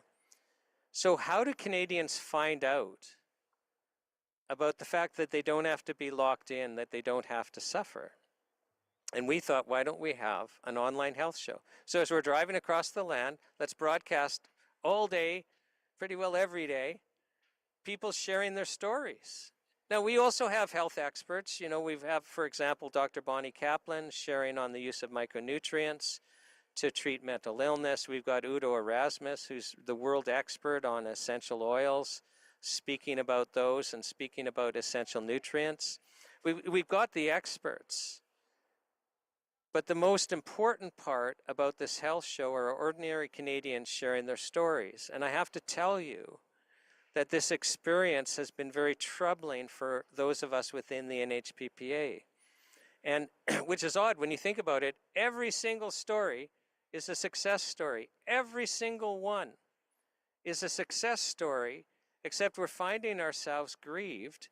And the reason we're finding ourselves grieved is every single one, the person was suffering terribly beforehand. Marion, can I tell your story? Okay, so Marion, here.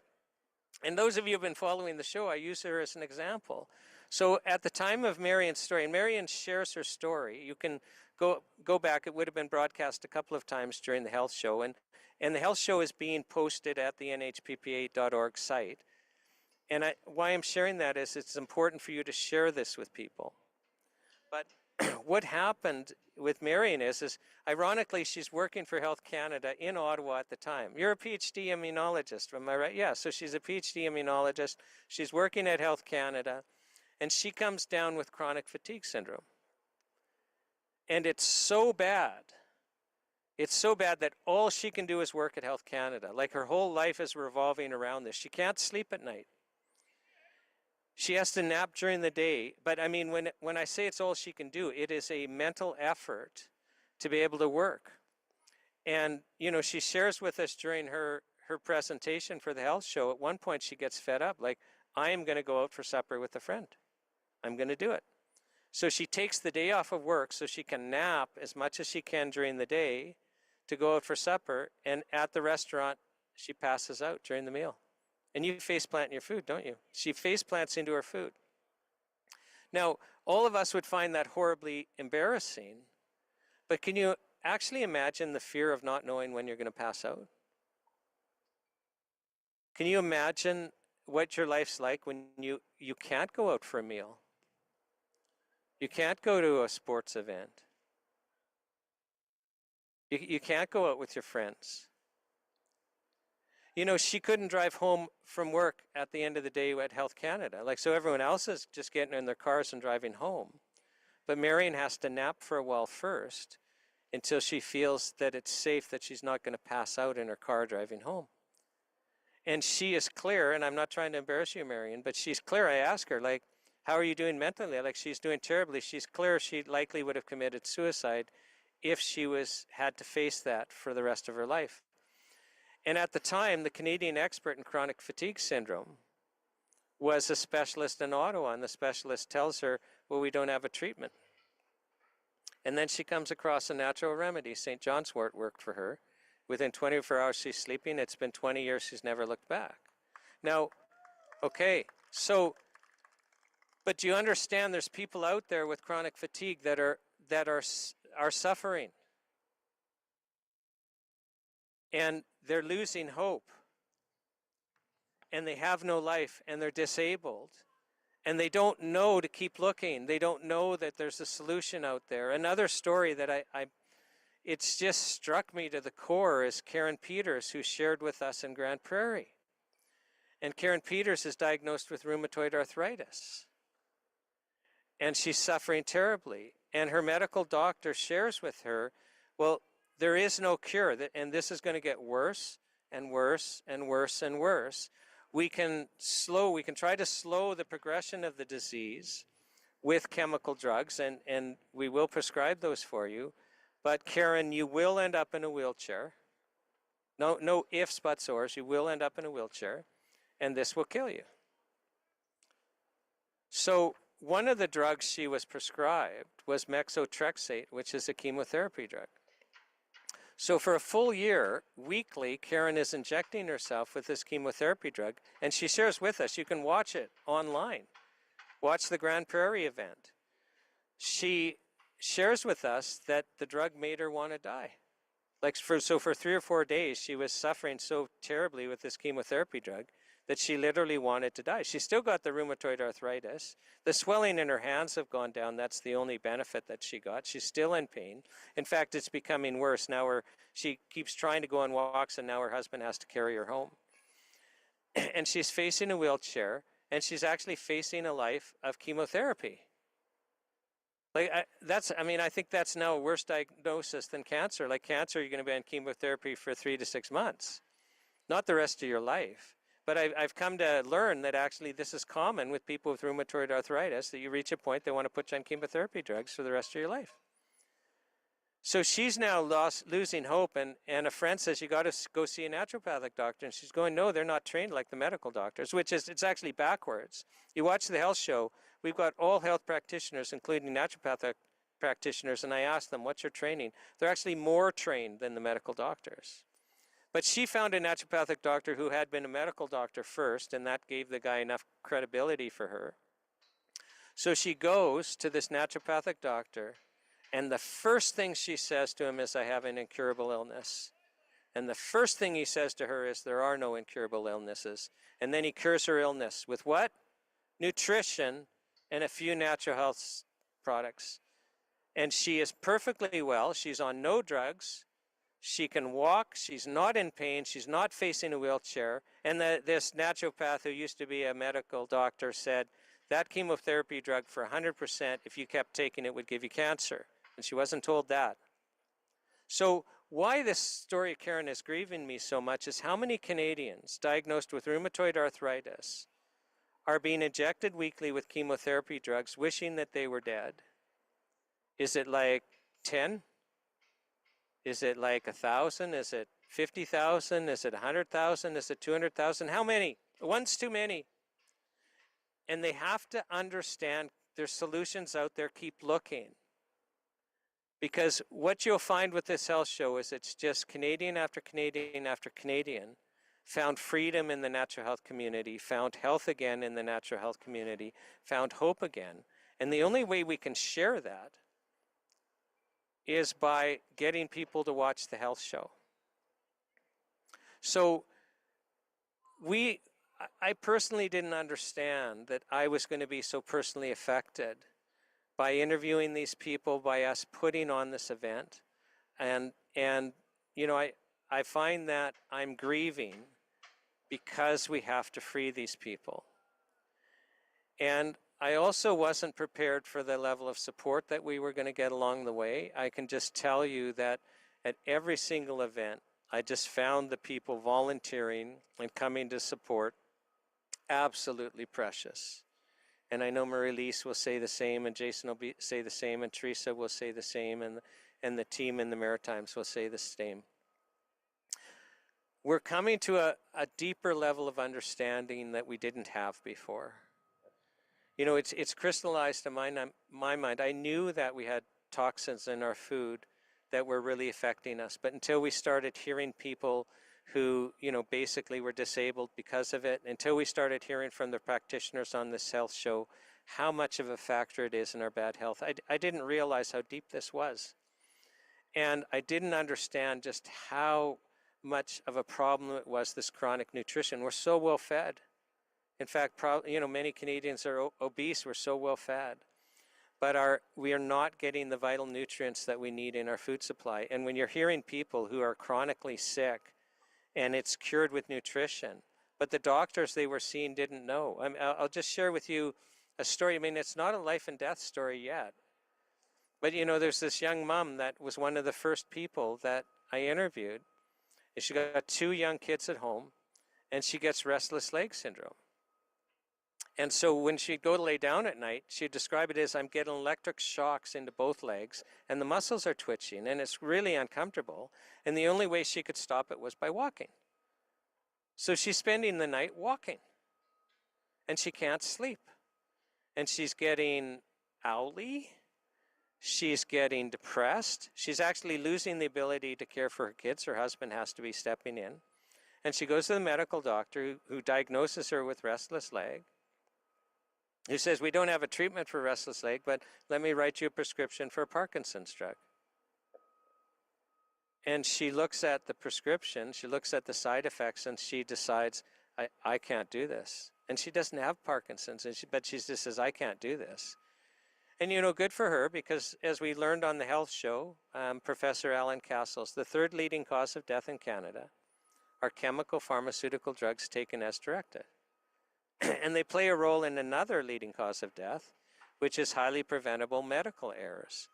So, you know, one of the most dangerous things we can do is actually engage with these chemical drugs. But here this young mom, she decides not to take this Parkinson's drug. And so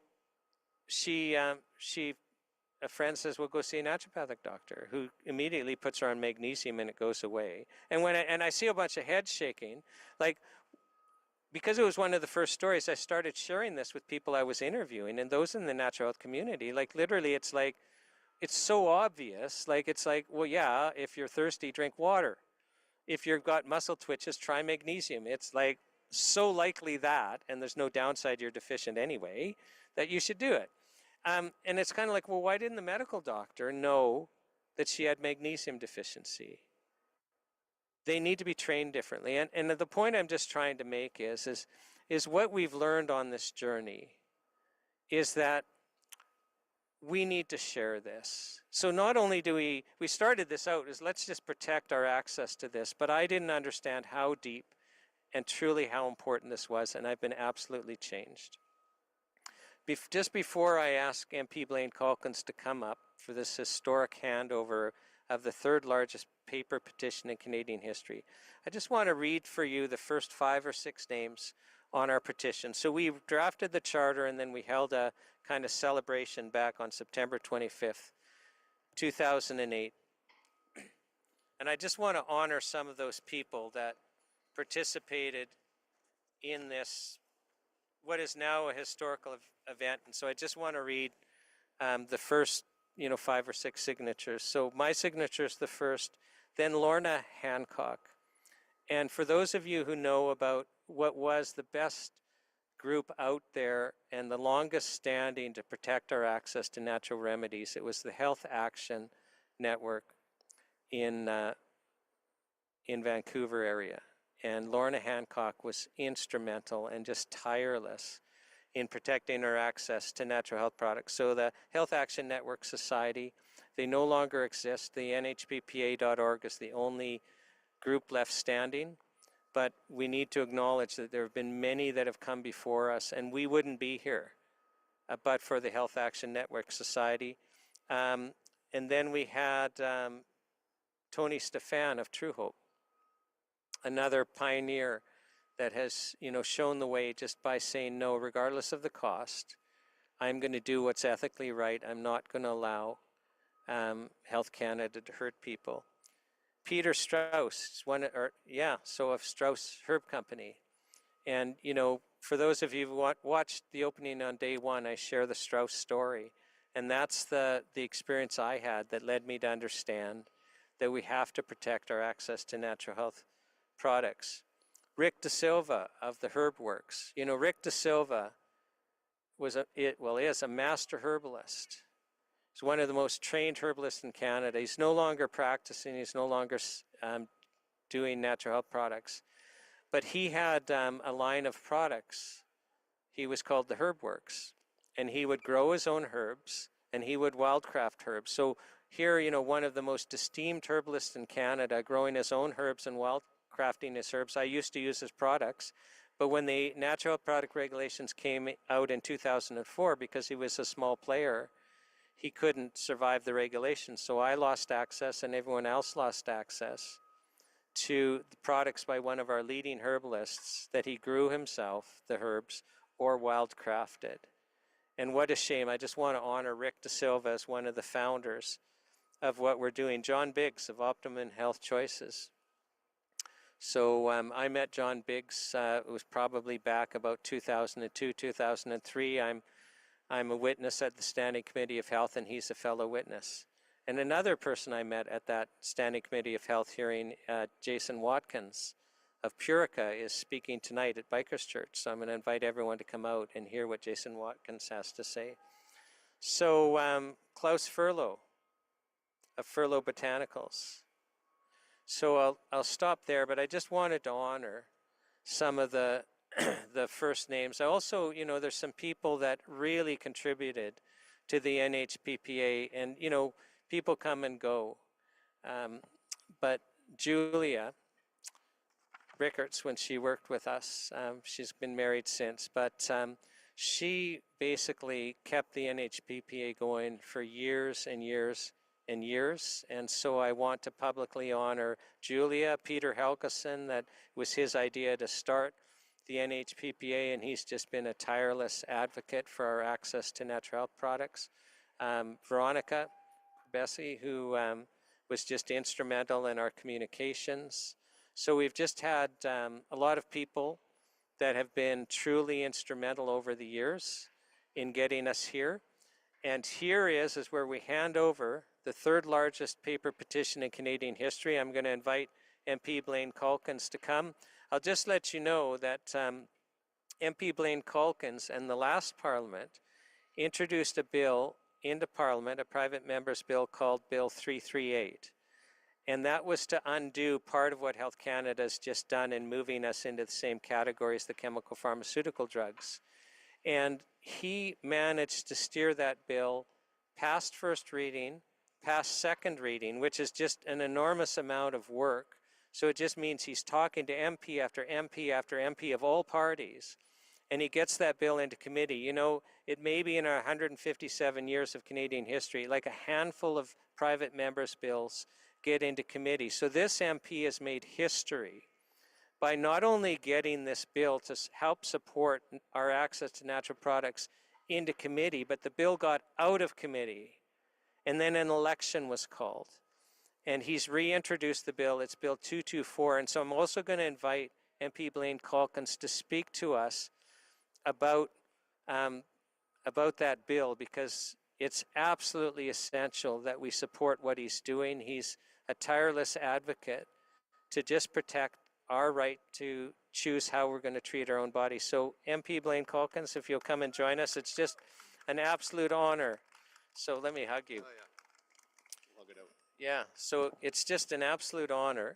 I'm not going to pick up these boxes, but I'm entrusting you with a piece of history with over 150,000 paper petition signatures.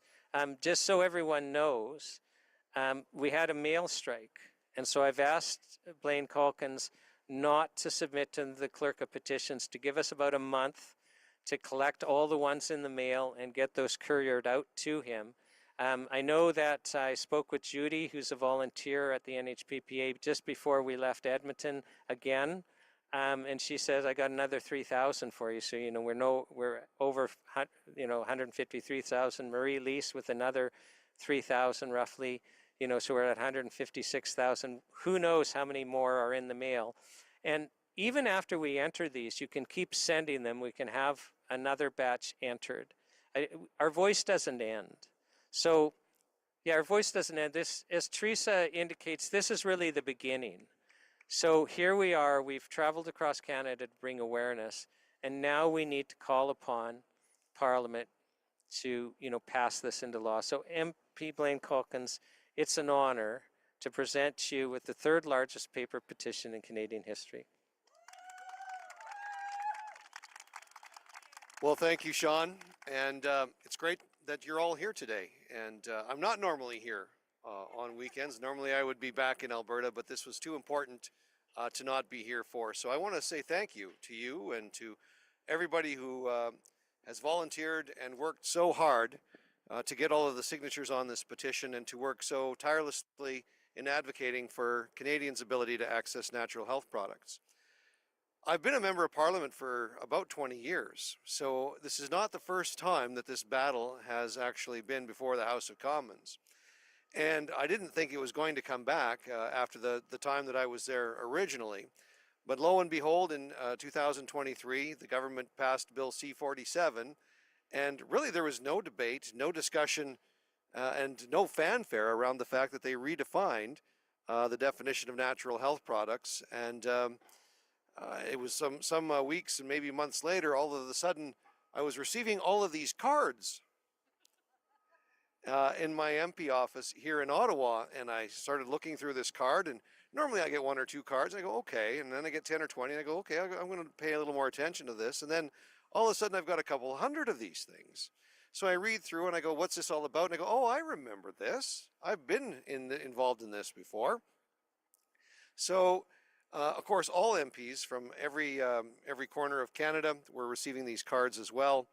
And I did have an opportunity. I've been very fortunate in the 7 terms that I've been a member of Parliament that I've always drawn fairly well in the lottery system that determines whether or not we can table a private member's bill in a Parliament. We only have up to 4 years, as you know, and it's very unlikely, if your number isn't at least 150 or less, that you would even have an opportunity to table a bill. So I decided to heed those cards and draft a private member's bill that would revert the definition of natural health products back to what it was prior to Bill C-47, and it's with the help of the NHPPA and Shawn and Teresa and everybody that's advocated so vociferously over the years for this. And the reason it's a passion for me is I'm one of the 80% of Canadians that use natural health products.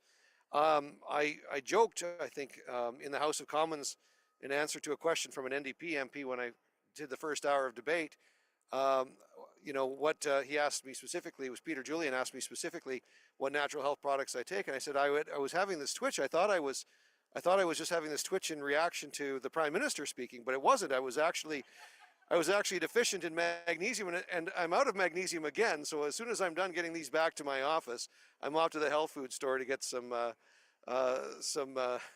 more magnesium. But all kidding aside, this is very serious. Over 6 million Canadians do not have access to a medical doctor.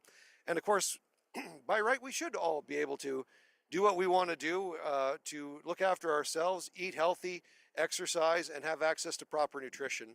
And that's what's most important here. And the egregious overreach by Health Canada in this particular case to try and treat something like vitamin D as the same process to be approved as this drug that you were talking about, this chemotherapy drug. Does anybody in any sense whatsoever think that those two things should be regulated and cost the same to get to market?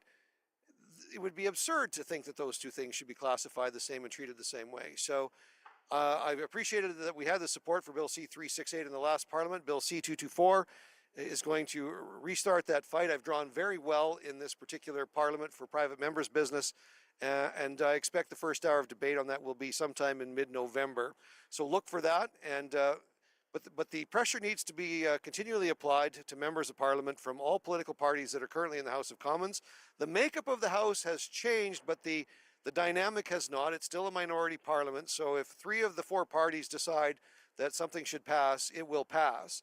So we have that hurdle to get through again at second reading committee and third reading back in the House. But there should be enough runway in this Parliament that we can actually get that bill passed, revert back to the traditional definition of natural health products so that we can continue as Canadians to have companies that have certainty and producers that have certainty to innovate and to create health products that help us in our daily lives, to make sure that we keep costs down so that consumers can afford the proper nutrition that they need, and get back to common sense in our country once again. Thank you for having me, Shawn. It's truly an honor, and I look forward to tabling this in the House of Commons. And I'll just say about Bill 224, I don't know about you, but I feel like making history again. So we're making history here. If we can get a private member's bill passed that, is directed towards protecting our access to natural health products, this Bill 224, we will be making history. And I don't know about you. No, please, okay, that's fine. But, I don't know about you, but I feel like making history. So subscribe to NHPPA.org. We're going to be running campaigns to support Bill 224, letter stampedes, postcards, and the like. If you're not subscribing, you're not getting our e-letter, you won't know that we're asking you for help. Because when MP Blaine Calkins is saying that, Canadians supported this, like, it was you communicating with your MP saying this is important that helped him being able to build that coalition to get it passed. And we need to do that again. So you do have a voice, and together we need to make history once again. So I'm so honored and thankful to have MP Blaine Calkins here. I'm so honored to have all of you here. We're having a live event at Bikers Church. We weren't sure that the weather was going to be so kind to us. So we planned a second event where we're going to have some speakers, and it's going to change your life. So, I'm inviting everyone here to come with us at 6:30 at Bikers Church, and bring a friend, bring a family member. Let's change some lives. Let's get this going. So on behalf of the Natural Health Product Protection Association, I want to thank everyone who came, everyone who spoke, and MP Blaine Calkins for coming and kindly accepting these petitions. So thank you very much.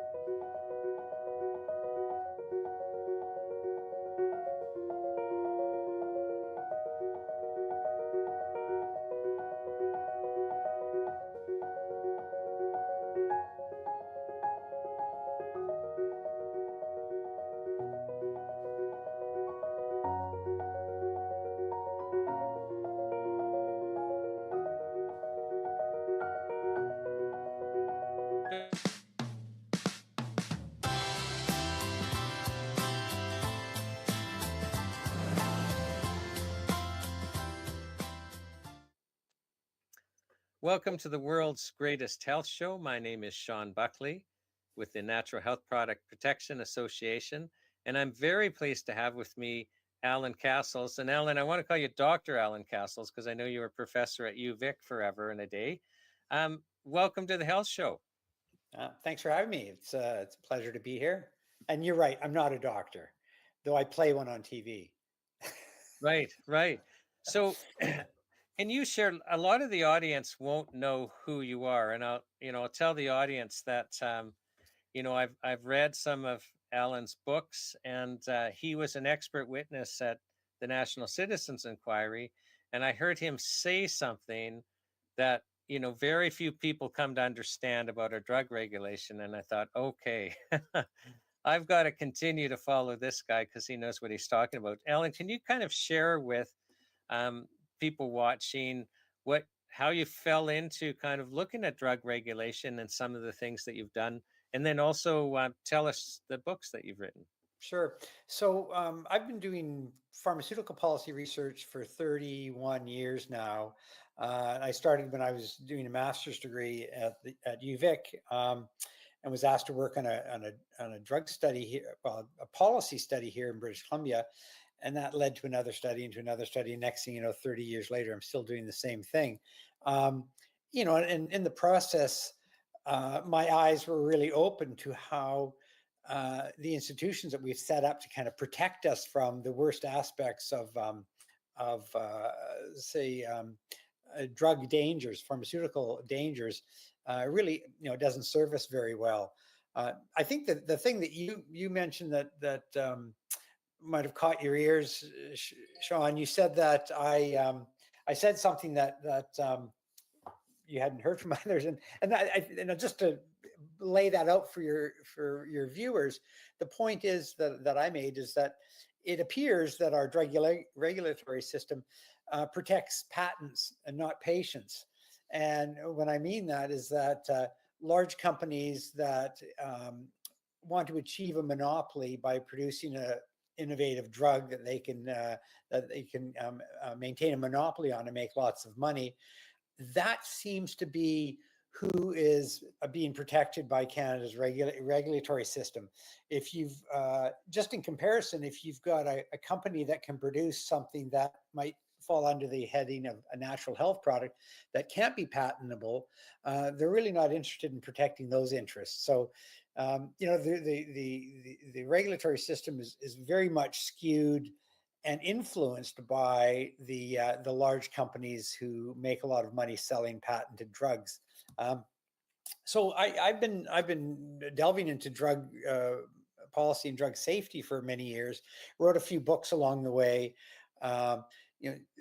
Probably my niche is mostly around the way the pharmaceutical industry and their companions, shall we say, their hangers-on, can take disease and shape it in a way that it looks like a condition that needs a drug. And so that resulted in this book, Selling Sickness, which came out in 2005. I wrote this with an Australian journalist.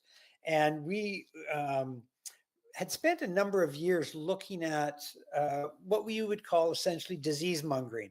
It's the way that groups, not just the pharmaceutical industry, but others, can take conditions, exaggerate them in a way that drives people towards prescription drugs. I mean, everything from high cholesterol to childhood restlessness to thinning bones and osteoporosis. These are all conditions for which there is really good evidence that the pharmaceutical industry has been behind the creation of the disease, and hence the Selling Sickness title. That book went on to be translated into 12 languages and sold around the world, and did fairly well in sort of health policy circles. Kind of helped spawn the creation of what I would call the preventing over diagnosis movement.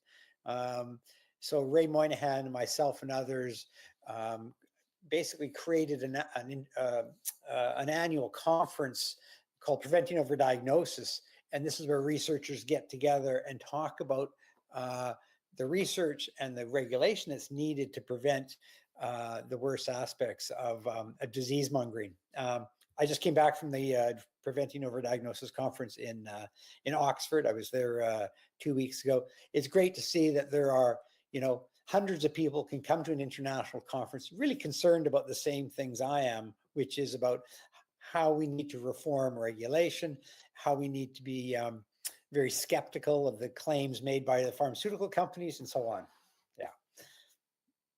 Do you want to just briefly mention the other books? Yeah. So selling sickness gave way to. So I started looking upstream, and that one of the reasons why we end up on so many drugs is that so much of what is prescribed for us is not for illnesses that we suffer now, but to prevent future illnesses. I'll give you an example. High cholesterol. If you've got high cholesterol, it's not an immediate health concern. You don't feel any different compared to if you have low cholesterol, but it's a slight risk factor for a potential future heart attack or stroke.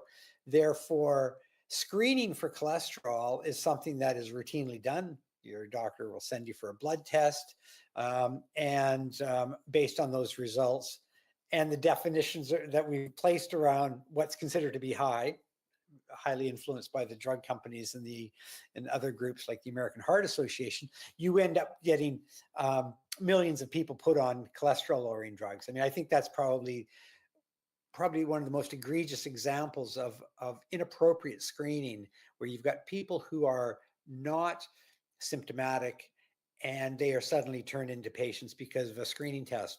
The other kind of screening tests which are really problematic, in my opinion, are breast cancer screening, prostate cancer screening, screening for lung cancer. So these are this is not about diagnosing illness. This is about taking perfectly healthy people, subjecting them to a periodic test, whether it's a PSA test for your prostate or a mammogram if you're a woman, and then what that test does is perhaps discover some markers of future disease. When you really unpack what happens in screening, you discover that the tests are very non-specific, and oftentimes will find things that will never go on to hurt you.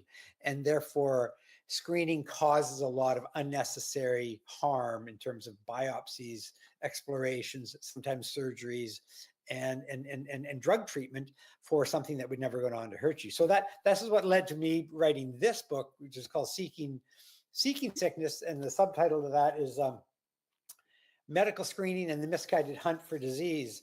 And I can tell you, I took on 10 different kinds of screening, and most people would say to me, well, shouldn't you be, why are you making this controversial? Shouldn't you be better safe than sorry? And this is what most people believe. But when you understand that there's lots of harm in screening, in fact, I would argue that all screening involves some level of harm. There might also be some benefit. But when you understand that there's a lot of harm involved in screening, then you might change that parable to look before you leap. And this is what I tried to do with this book, is try to sort of unpack some of the problems that that you could face if you're being screened. So you're likely, Alan. It's that. So you're likely talking about just medical problems. So we're doing a bunch of medical harm. You're not even talking about kind of the psychological harm. No. That would come from, like, oh, we have a lump in your breast, which could just be a regular fibroid or nothing. Yes. And I just imagine the angst that something like that creates. Absolutely, Shawn. In fact, that's one of the main points that I make in the book, is that the psychological impact of telling someone that they are pre-diseased is profound. And in fact, there were studies even done as far back as in the early 80s where they were testing people for high blood pressure. And they did this test at a steel plant in Hamilton, Ontario. The study carried out by people like Dave Sackett and Gordon Guyatt. These guys would be considered the fathers of evidence-based medicine. Carried out this study and found that when you screen people and you tell them that they have high blood pressure, versus screening them and the person does have high blood pressure, but you don't tell them, the people who are told they have high blood pressure and you follow them over time, you find they do worse on all kinds of levels. There's more absenteeism, there's higher rates of loss of productivity. You know, you are basically giving people a label, and that label creates illness. So we have to be very, very careful about applying any kind of screening test to normally healthy people. That's not to say you shouldn't get screened for high blood pressure. It's that any physician that does that has to contextualize what high risk might be. And so oftentimes that doesn't happen. People get worried, and that worry and concern is a cause of ill health. Right. Okay. Yeah. So that was the second book. The third book was this, my fun one. This is called The ABCs of Disease Mongering, and 26 letters, 26 examples of the way in which the disease mongers attack us. And you know, everything from social anxiety disorder to osteoporosis to menopause and so on. Each letter has a disease and it has an illustration as well.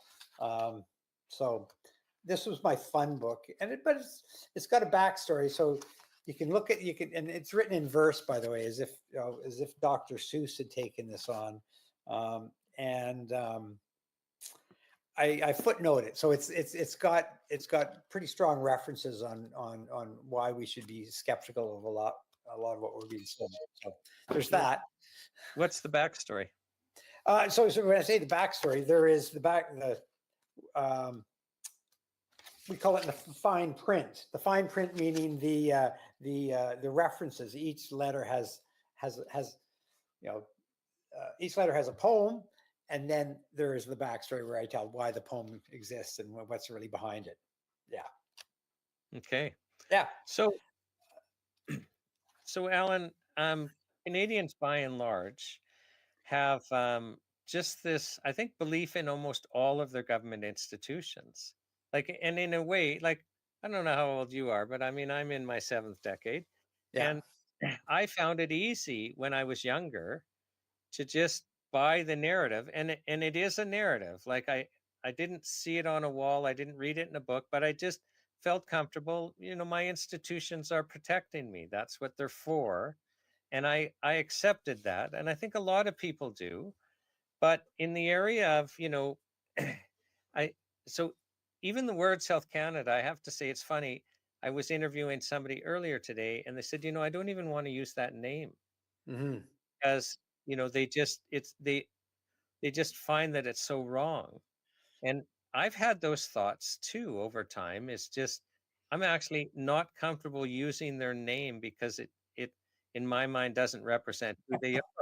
Yeah, and I mean, I'm the similar age to you, Shawn, and I could agree with you 100% that you know, I used to believe that these federally funded institutions paid for by our taxes are there to protect, you know, the health and safety of people. If you read the mandate of Health Canada, and I know you've cross-examined people on this very topic, where, you know, well, actually, health and safety is not really our business. We are in the business of protecting.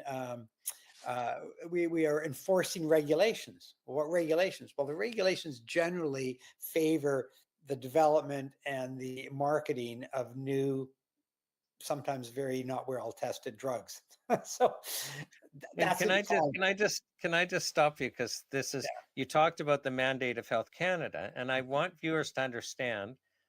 We have law, and then we have public messaging, and one is, you know, a legal obligation that sets out, you know, rights and obligations and what can be done. So Health Canada administers the Food and Drug Act and regulations, and that's the law. And in the law, they're under no obligation to create good health outcomes, to act in our interest, to protect us, to do anything but enforce the Food and Drug Act and regulations. Now, if they create a policy document that they put on their website, that's public messaging. And there's a big difference, isn't there, Ellen? Absolutely, absolutely. I mean, I think the best way to kind of describe uh, how problematic a group like Health Canada or the FDA is to use a good example. So can I talk to you about an example that's been on my mind for 20 years now? Oh, yeah, no, please do. I know where you're going, and I think actually a big discussion on this because it illustrates a breakdown. Right. Now, if I were to ask your viewers, have you ever heard of Vioxx?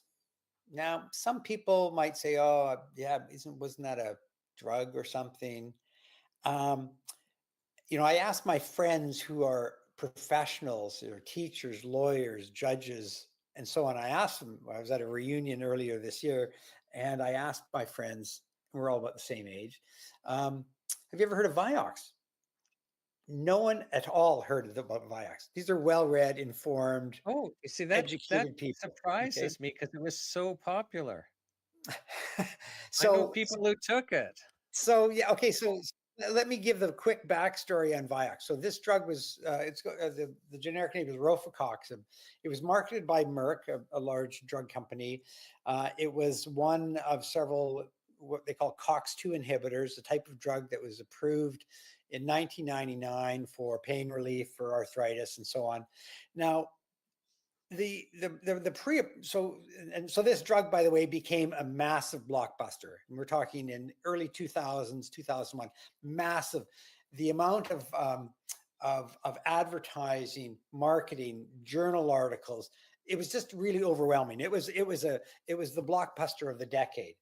And it wasn't until you got into the weeds to realize that the clinical trials before the drug was approved had about 4 to 5,000 patients, and they were focusing primarily on does the drug actually treat arthritis effectively, and how does it deal with GI safety, so gastrointestinal tract safety. So drugs, just so you know, for arthritis, often called NSAIDs, non-steroidal anti-inflammatory drugs. These drugs can be very hard on the stomach, right? They can cause stomach bleeding and a range of other things. So an advance in this field, and there already at that point there were 23 or 24 NSAIDs in that class of drugs that can do the same thing. What if we had one that was safer on the stomach, right? It would be an advance. So they studied this drug in these 3 to 6 month trials. They used low risk people, and they use these. They basically showed some small benefit in terms of reduction in ulcers and so on. But the trials didn't show any increase in cardiovascular risk, which was always a concern. But here's the thing, the trials weren't powered adequately to really show whether there was going to be an increase in cardiovascular risk or not. And, there were early murmurings about, okay, there's something going on here. And, but still, the drug was quickly approved. It had a priority pathway, expedited review based on these benefits around the GI tract. Even though at the time, I remember there were researchers and others sort of saying, just hang on a second, why are you fast tracking this drug? Because there are some concerns around cardiovascular safety, and maybe you should look at that closely. Didn't matter. It was a blockbuster, hit the market, massively prescribed. It was used by over 20 million Americans. And then one of the main studies for Vioxx was published. This was called the Vigor study, and it showed, and this is after the drug's already on the market, okay?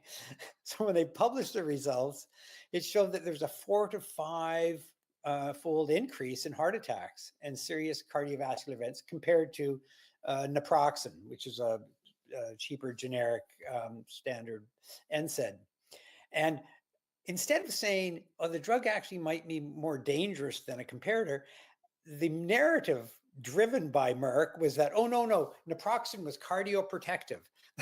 And instead of saying our drug is actually going to cause heart attacks, they say, no, the comparator that we used in the trial is actually better at protecting your heart. that kept the drug on the market for a little bit longer. They added a safety warning in about 2002. So now the drug's been on the market for 2.5 years. They apply a safety warning, but no stronger action after that. And then they did another study because, of course, they wanted to expand the market, as drug manufacturers like to do. And they did the approved study. And this was to try to look whether it prevented polyps developing in one's colon. I guess there was some potential benefit in that.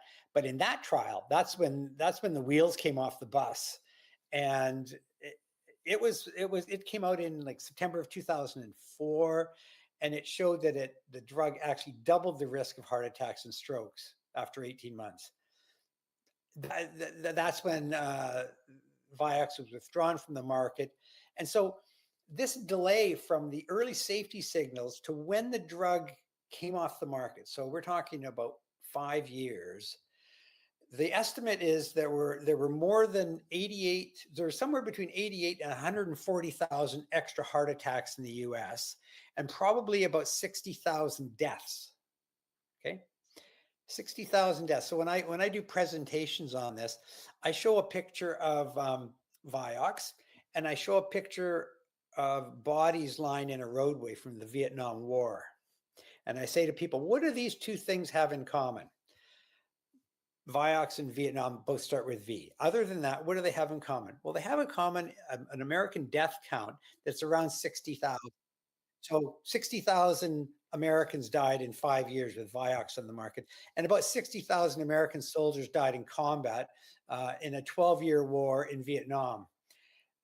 Everyone has heard of Vietnam, but it's happened. Vietnam War ended 50 years ago. Vioxx ended 20 years ago, and no one's ever heard of it. So the parable there really is that the kind of inadequate research before the drug got to the market, and then when the safety signals started coming out, the bodies were starting to pile up. It took the regulator several years before the drug was taken off the market. And I remember the group that I was working with at UBC had published a number of newsletters designed to educate doctors about the benefits and harms of new drugs. And they had published their third letter on Vioxx, basically saying, there is a major safety signal here. We should be very careful about using this drug. Oh, by the way, you reiterate that this was not the only drug out there. There are many, many drugs that can treat arthritis. So the only reason that you might jump to Vioxx is that your doctor's been bamboozled into thinking it's an advance. Anyway, so there's a lot of other stuff I could say about that, Shawn. But can I just slow you down for a sec though, because you're using this, you're telling us you do these presentations and you basically have pictures of dead people in Vietnam, lying on a road, and Vioxx, and you make the point that, okay, the Vietnam War was 12 years. 12 years of ugly combat. It was a full-blown year, war. And so in, 12 years of war, you lose 60,000 deaths. There's a memorial wall in Washington, D.C.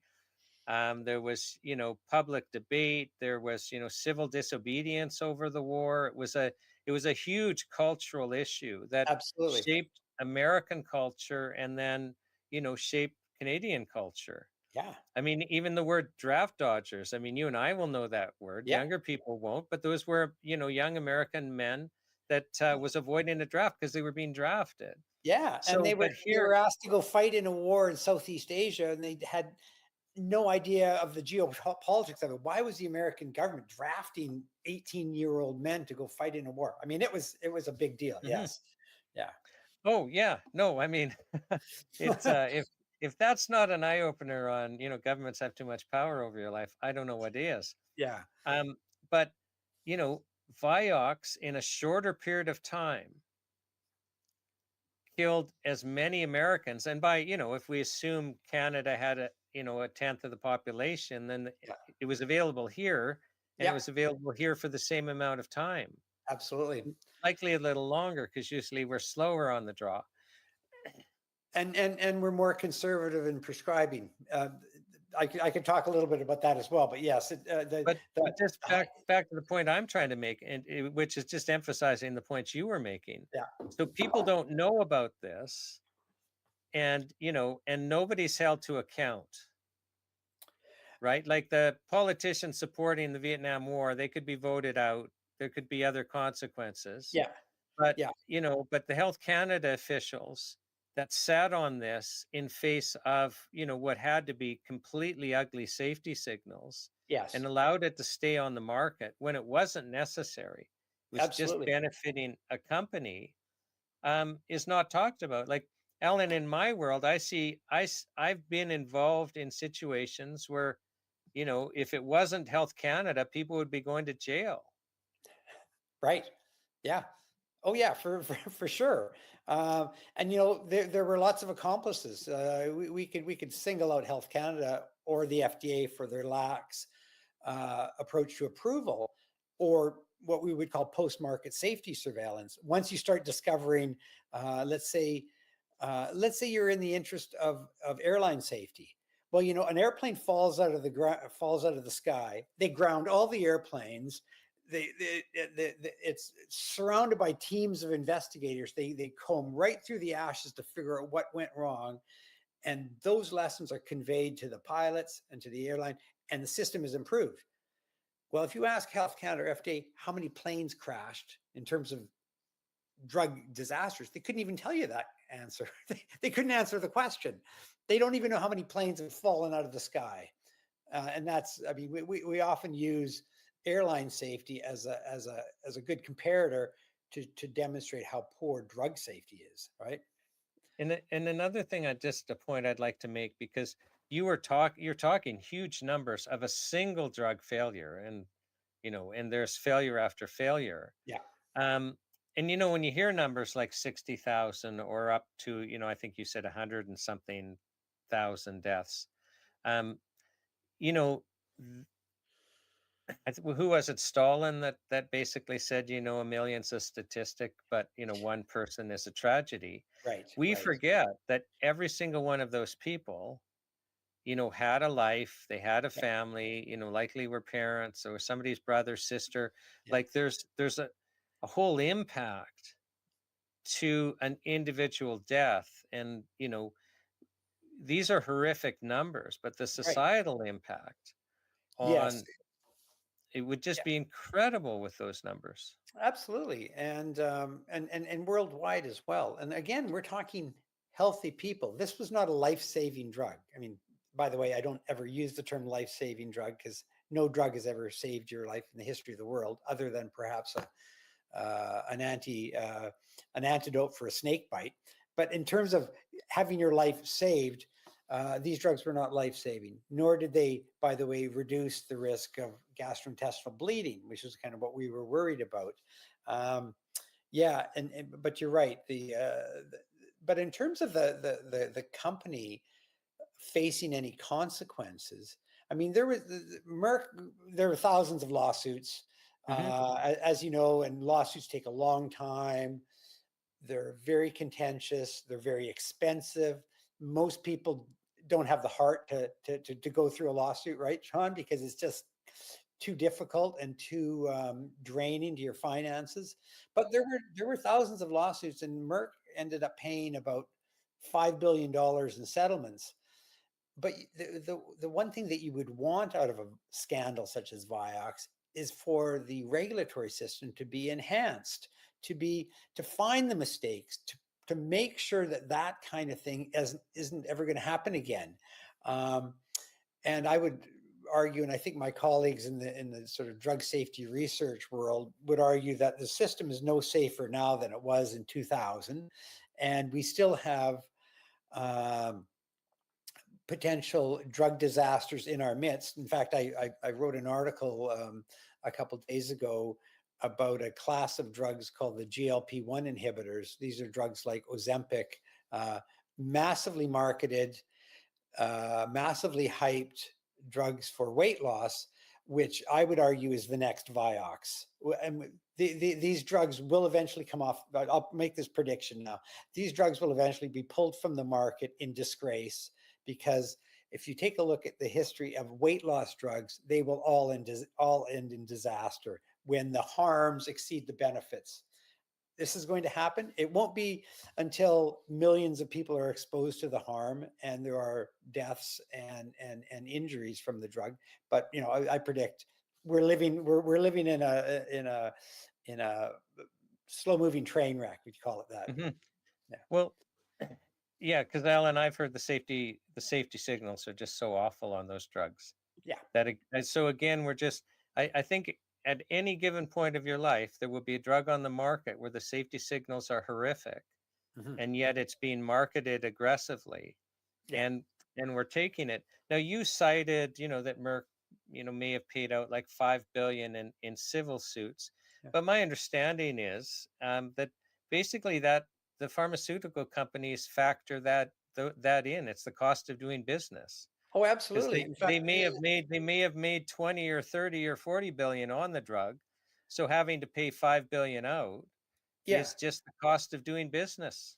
Yeah, they I think at the height they were selling something like $2.5 billion of Vioxx per year in the U.S. So I mean, it was on the market for 5. So they probably made 10 or 12 billion in the U.S. alone.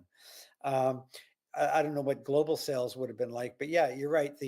And oftentimes when companies are hit with these kinds of fines, it's like the cost of doing business. It's kind of like if I give you a speeding ticket that's $300, you're going to go, ouch. You're not going to say, oh my God, I can never drive again because I got a $300 speeding ticket. No, you speed, you pay your fine, you move on. I mean, this is the same with the lame kind of punishments that these companies get. I mean, nobody, as we like to joke, nobody wore an orange jumpsuit. You didn't see any of the CEOs go to jail. I think we have to discuss this. You're hitting something like your speeding ticket example. Yeah. If they change the law, Alan, so that people in Canada could not be fined for speeding. I mean, the government could go to court and get the court to agree that we were in the wrong and broke the law. We would all speed more.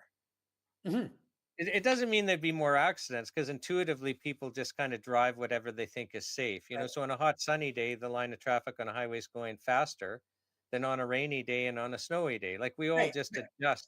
But again, you don't want people speeding in school zones where kids are running across the street chasing balls and things like that. You don't want people going 70 miles an hour through a school zone. But we're agreeing. Like my point is if there was no fines, I think I would probably speed more. Yeah. Like when it stings you, that's why we have punishments. Yes. Is to correct the behavior.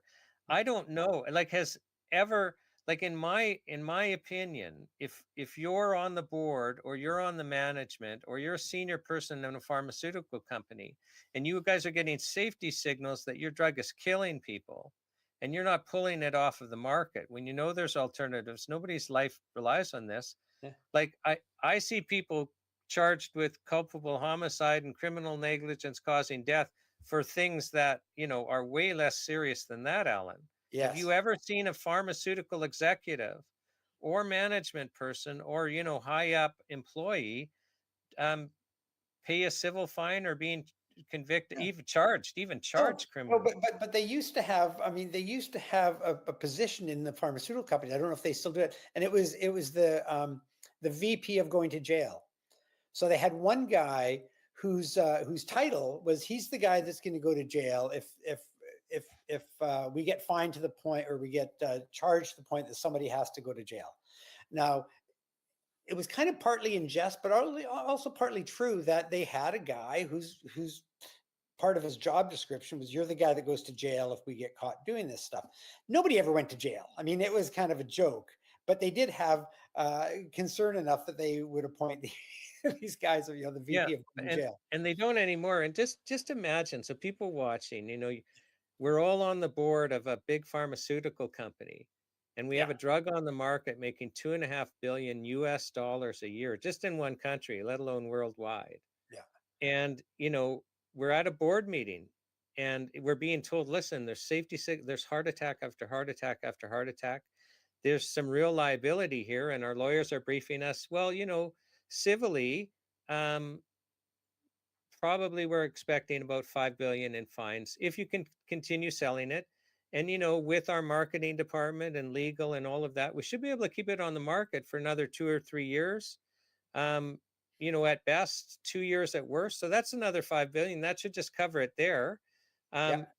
And that's all we're talking about.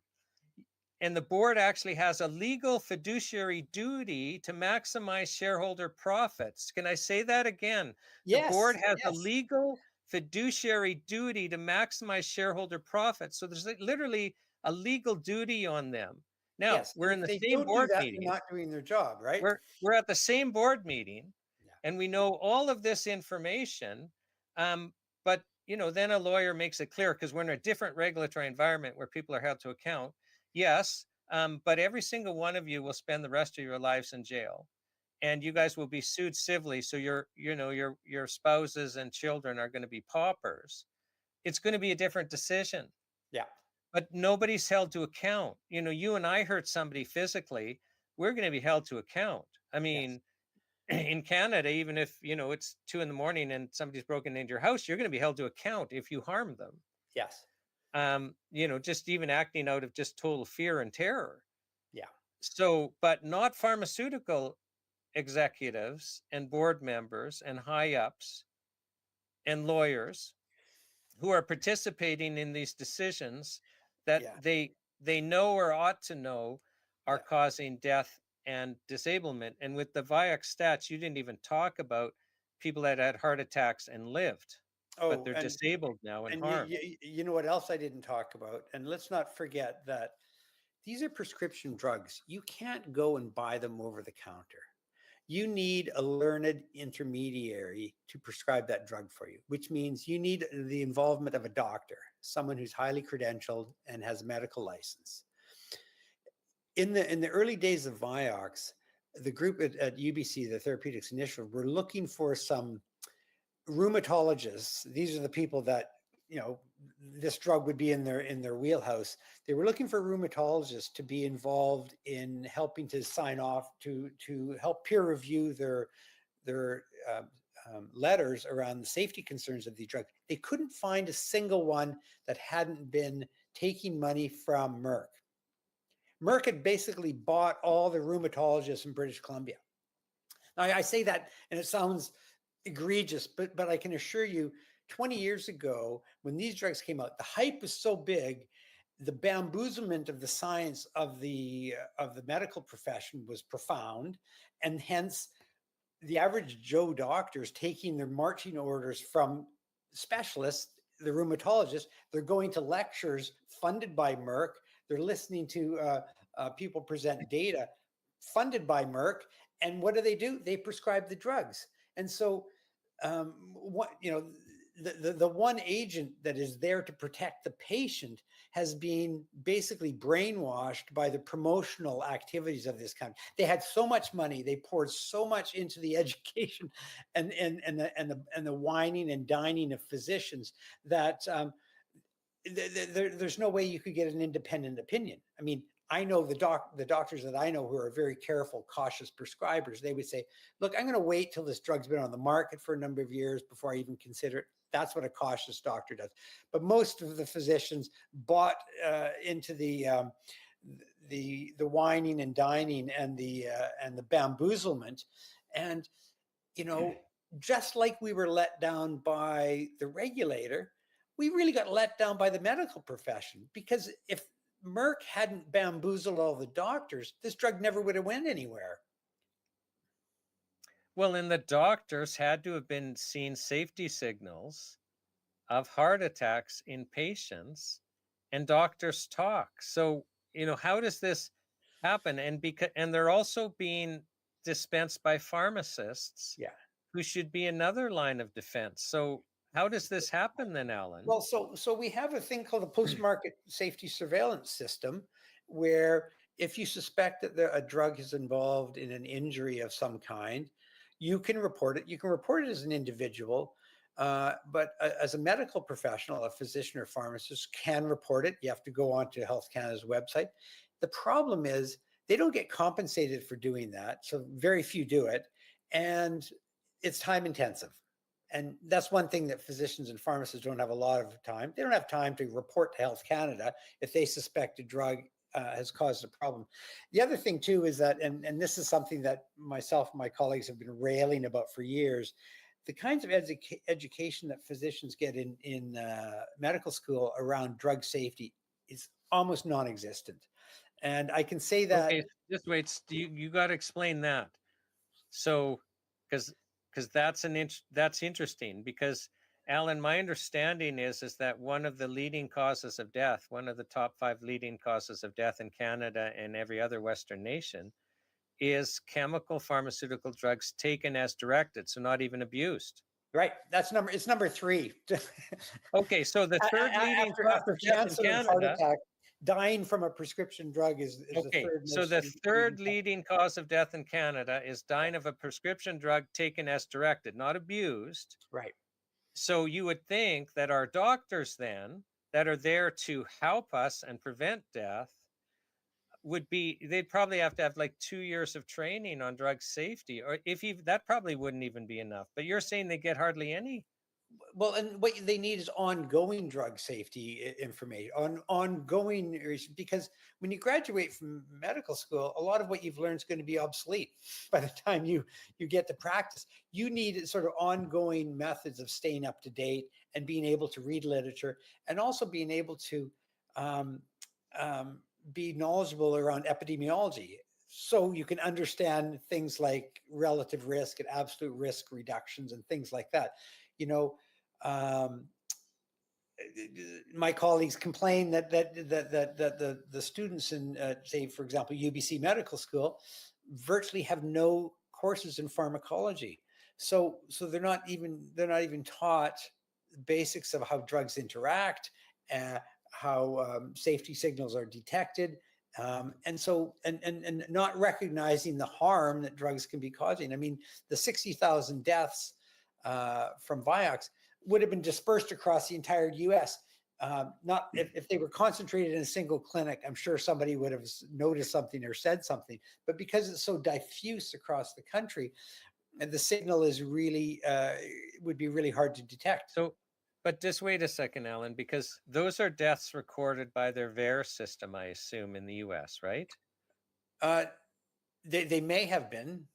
Like, where does that number come from? Because my understanding is that actually, reports to VAERS may be underreported by a factor of 100. So just to be clear, these are estimates. So this is an epidemiologic estimate based on the number of people that took the drug, the length of time they took it, their age, and so on. There's a bunch of different factors. So these are modeling exercise, epidemiologic studies saying, okay, if you gave so the rate at which the drug would cause a problem. Let's say it's 1 in 100. Well, you give it to 1,000 people, then you're going to cause 10 problems, right? So it's that kind of epidemiologic research, and the estimates, they vary. There's confidence intervals, a low of 20,000 to a high of 55,000. So it's generally accepted that the death rate by Vioxx was about 60,000, but that also includes not just heart attacks, but also strokes.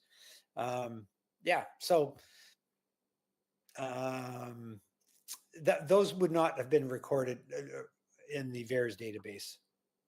Right. Yeah. Right. Yeah. So as far as so you're talking about, how doctors are not really trained in drug safety and pharmacology. So they're not really taught this drug interacts badly with that drug.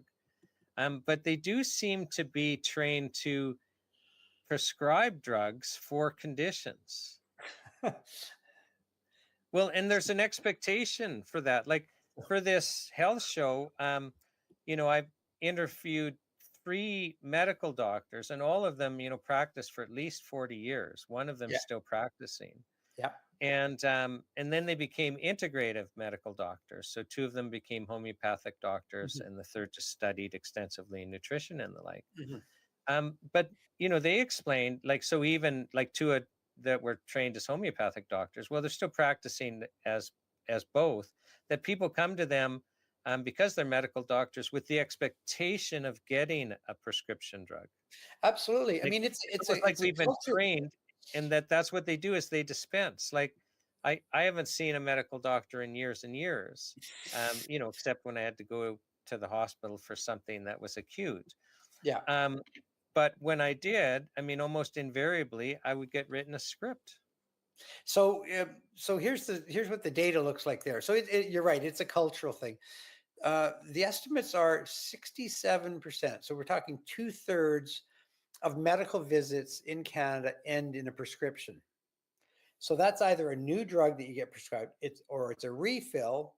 So a drug that you're already taking is getting renewed, or it's a free sample. And the free samples are the newest, latest drugs that the drug companies drop off at physicians' clinics, and they here try this. It's free, but it's not really free because we all pay for it eventually.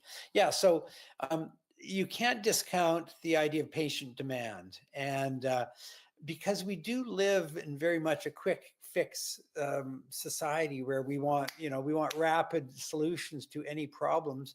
And if it takes years and years to develop a medical condition, it sometimes takes years and years to reduce the impact of it. I mean, this is the problem with the weight loss drugs that I explained to you, where they're so widely advertised, they're so widely promoted by celebrities, and they're embedded in sort of cultural discussions. People believe that the drugs are completely safe. You inject yourself, what is it, once a week, and the pounds just melt away, believing that there's no downside to it. And I think part of the reason why there's so much demand for a drug treatment is we do have a quick fix mentality, sort of fast food approach to expecting healthcare. But the other thing too is that we don't understand how drugs can harm you. So, like I say, back to my parable of telling my friends about Vioxx or asking them if they'd ever heard of Vioxx, no one ever heard of it.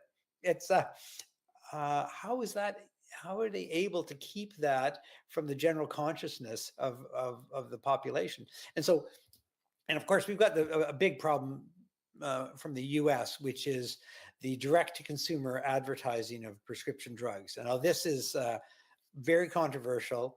No other country except New Zealand allows direct to consumer marketing of prescription only products. New Zealand's getting rid of it, by the way, because they realize it's a disaster. But when you go to countries in Europe, for example, they believe that the marketing that happens in the US is absurd. Why would you market, cancer drugs or chemotherapy drugs or sort of high tech,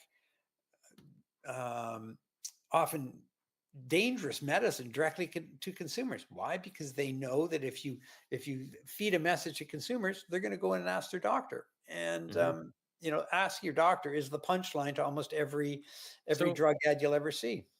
let's take this further though. So you're Mhm. talking about direct to consumer advertising. So you're Yeah. talking about it's not allowed in Canada, but in the US where you can actually advertise about a drug. Yeah. You have to list all the side effects. So at the end, may cause death, Yeah. decapitation, bursting into flames, whatever Yeah. the side effects are. But let's talk about indirect advertising, Oh, yeah. because Alan, in Canada, pharmaceutical companies can indirectly advertise. Yes. And so, they can have the Pfizer logo, they can have the Merck logo, they can sponsor this, they can sponsor that.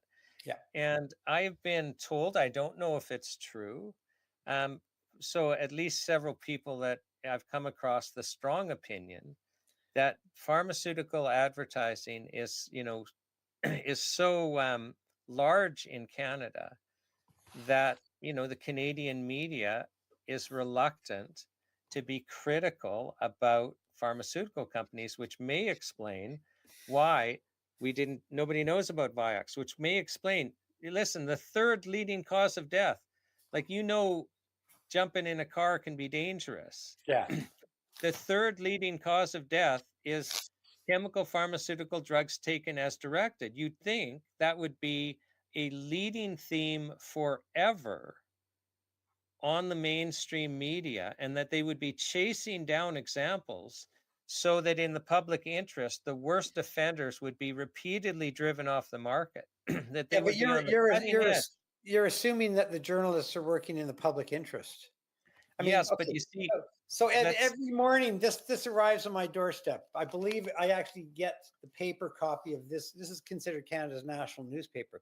Why do I read this? Well, it's really important to know what's coming, and sometimes they do advertising. In fact, the lead journalist for this paper is a massive vaccine fanatic, and we know that the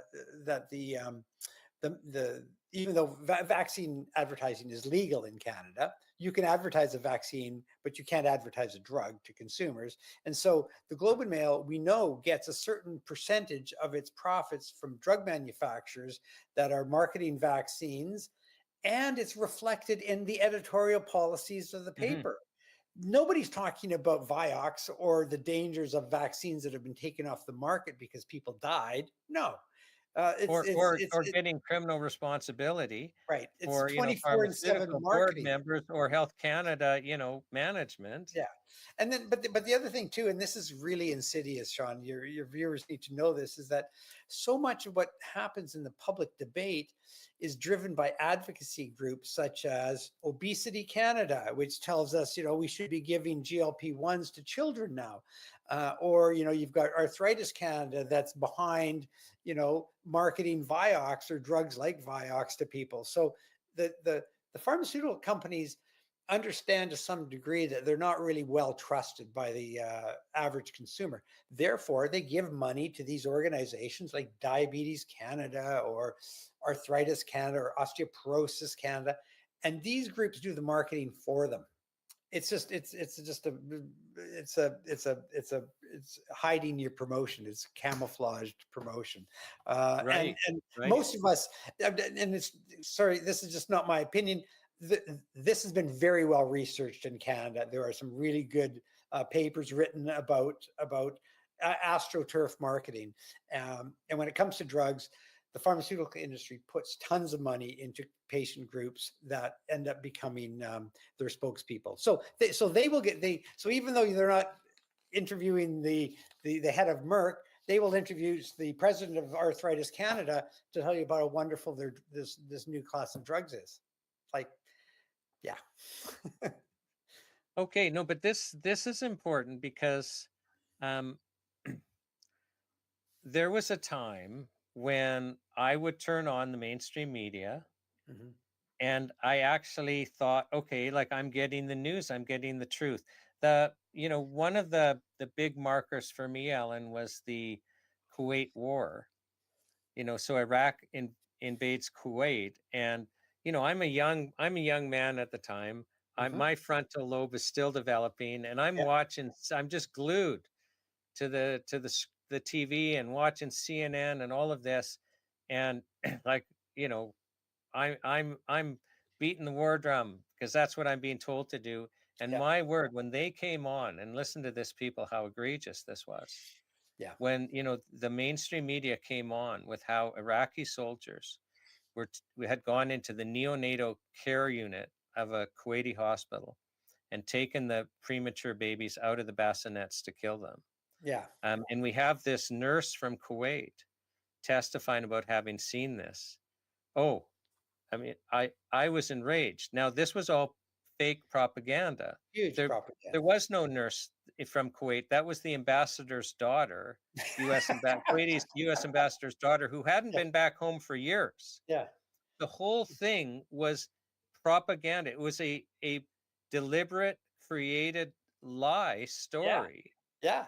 To basically create, because they're still trying to get people on side and other countries on side for the first Iraq war, to go and kick Iraq out of Kuwait.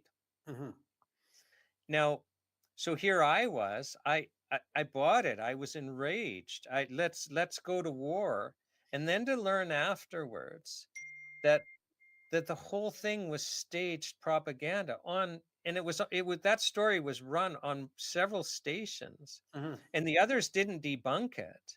Yeah. And then you learn that, well, that happens time and time and time again. Yeah. But a lot of people, I mean, they might not understand that the media isn't kind of that, that called bastion of journalistic freedom that actually is going to go after everyone, regardless of who they are and regardless of who's paying their salaries through advertising. Yeah. Yeah. I mean, I think we saw a lot of that performative stuff during COVID, right? You know, the trucks lined up with the bodies being put in New York or in northern Italy and so on, where it's like, where is this coming from? There was there was a different kind of war, and they needed support for that war, and they manufactured a lot of it. Right, even though the all-cause mortality didn't go up, like, but look, we're not. So the point is you're making the point that the media can't be trusted on drug safety and the like, because Alan, we're talking about the third leading cause of death in Canada is prescription drugs taken as prescribed. Right. But my understanding is another leading cause of death is highly preventable medical accidents. A large part of that is just, the hospital administering too much of a drug or the wrong drug, Yeah. or a doctor prescribing, Yeah. one drug that contraindicates another drug. But the keywords, they're highly preventable Right. medical incidents. They're accidents, right? Yeah. Yeah, And, but yeah. it's a leading cause of death. So there was one risk analysis, I can't put my finger on it anymore, where Canadians were broken up into age groups. So, 0 to 10, 11 to 20, like 10-year age groups. Mhm. And in every age group but one, the most dangerous thing you could do is drive to your doctor's office. That was the most, so for Canada, for Canadians, the most, except for a 10-year period of your life, the most dangerous activity isn't, scuba diving for the first time and skydiving. Yeah. It's driving to the doctor's office. Yeah. That's spectacular. Yeah. So let's talk about how drugs are approved, because you talked about on Viax, there's roughly 4,000 people in the double-blind clinical trial, but it was kind of underpowered for, heart conditions and the like. I think people just assume that if a drug's approved by Health Canada, that, oh, well, there has to be these, double-blind clinical trials, and really we can trust the science. Just to use that term that became very popular a few years ago, is trust the science. Can you kind of share with us your thoughts on how these trials are, created, and how we could do things better? The main point is that the companies, for the most part, negotiate with Health Canada about what they need to get their drug approved. So it's about the regulator and the manufacturer coming up with a believable story that they can sell to the public, right? I mean, this is, so one basic fact that you need to know, and I hope this shocks people, is that the cost of regulating the pharmaceutical industry, both in Canada and the US, is paid for the most part, by the manufacturers. You just say, so what do you mean, Alan? Well, if you're a drug company and you want to get your drug approved, you got to pay thousands, possibly hundreds of thousands of dollars to the regulator so that they will, approve your drug. So if you're a regulator, you're a scientist working for Health Canada, who's your client? Is the client the Canadian public who expects a safe and effective drug to be given to them by their doctor? Or is your client a pharmaceutical manufacturer that expects an expedited approval for the drug with a believable story, with a plausible deniability if anything goes wrong, and so that they can get it onto the market and make good monopoly profits for a number of years? Well, we've set up a system where the manufacturers are buying the regulation, and come on, it doesn't even pass the sniff test. what we need, and that would be my form of maybe the final penultimate comment here, is that we need the regulator to be treating the Canadian public as their client, not the manufacturers as their client, because that would change things overnight. If I was suddenly in government, I would say, okay, well, you know, the several $1 million that we get every year in Health Canada to approve drugs, we're going to cut that off. We're not taking money from the drug companies. You know, we're going to increase everyone's taxes by $1 each, and we'll use that money instead to regulate our drug supply. That would change things overnight. Oh, you know, so just I want people to understand what you're saying. So Health Canada charges the pharmaceutical companies fees. So when Yes. they submit a drug license application fee, like a complicated one, it's $250,000, just the application fee. Right. There's yearly renewal fees for each product on the market. Yeah.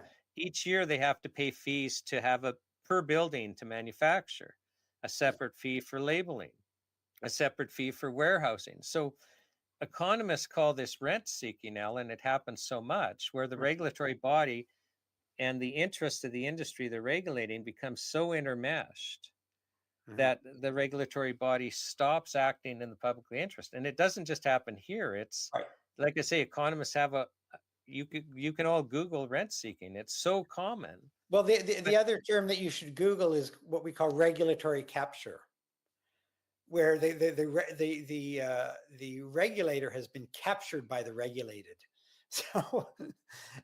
So you could the image might be of Health Canada on the end of a leash, and the person walking that dog happens to be a pharmaceutical company. Who's in charge? So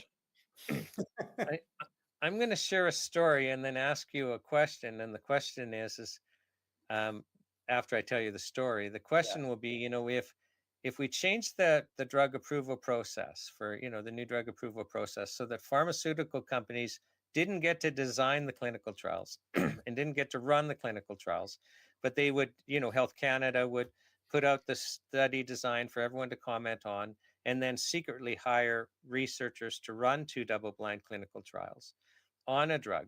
The question, but I'm going to preface it with an experience I had. The question is, do you think any chemical drugs would get approved if if that was the case? So your pharmaceutical company, you don't get to run your own double-blind clinical trials.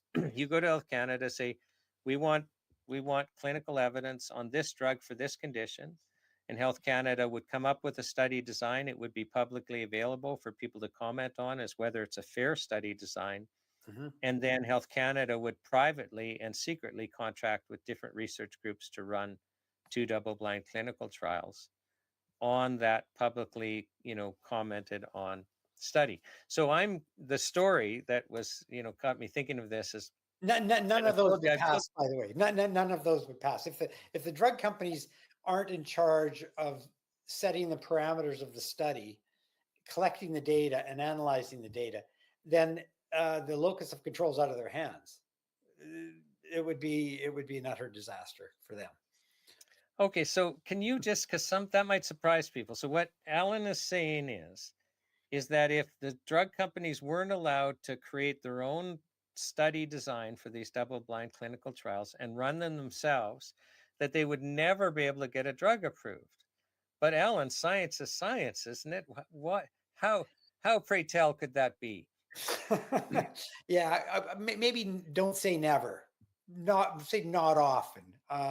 You know, part of the problem is that instead of what happens, what you've described, you know, company going to Health Canada, getting them to set up and run the study, the companies run the studies themselves, right? And therefore, if a study's negative, and we've seen this in a number of cases where you run a series of studies, perhaps in different countries with different populations, you're kind of going on a fishing expedition for a study that shows some benefit. And let's say the drug happens to be Paxil, which is an antidepressant. You study that and you do 10 or 12 studies. And of those studies, 8 of them are negative, 2 of them are neutral, and 2 of them are positive. which ones do you think are going to get submitted to the regulator to get the drug approved? And which ones do you think are going to be marketed to the physicians to demonstrate that there's science behind this drug?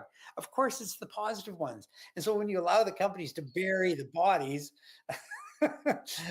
this is the reason why we've got the system that we've got, is that it's so skewed in their favor that I did a radio documentary more than 20 years ago with CBC Ideas, and the title of that documentary was 1 hour, and it was called "Naked in the Pharmaceutical Marketplace."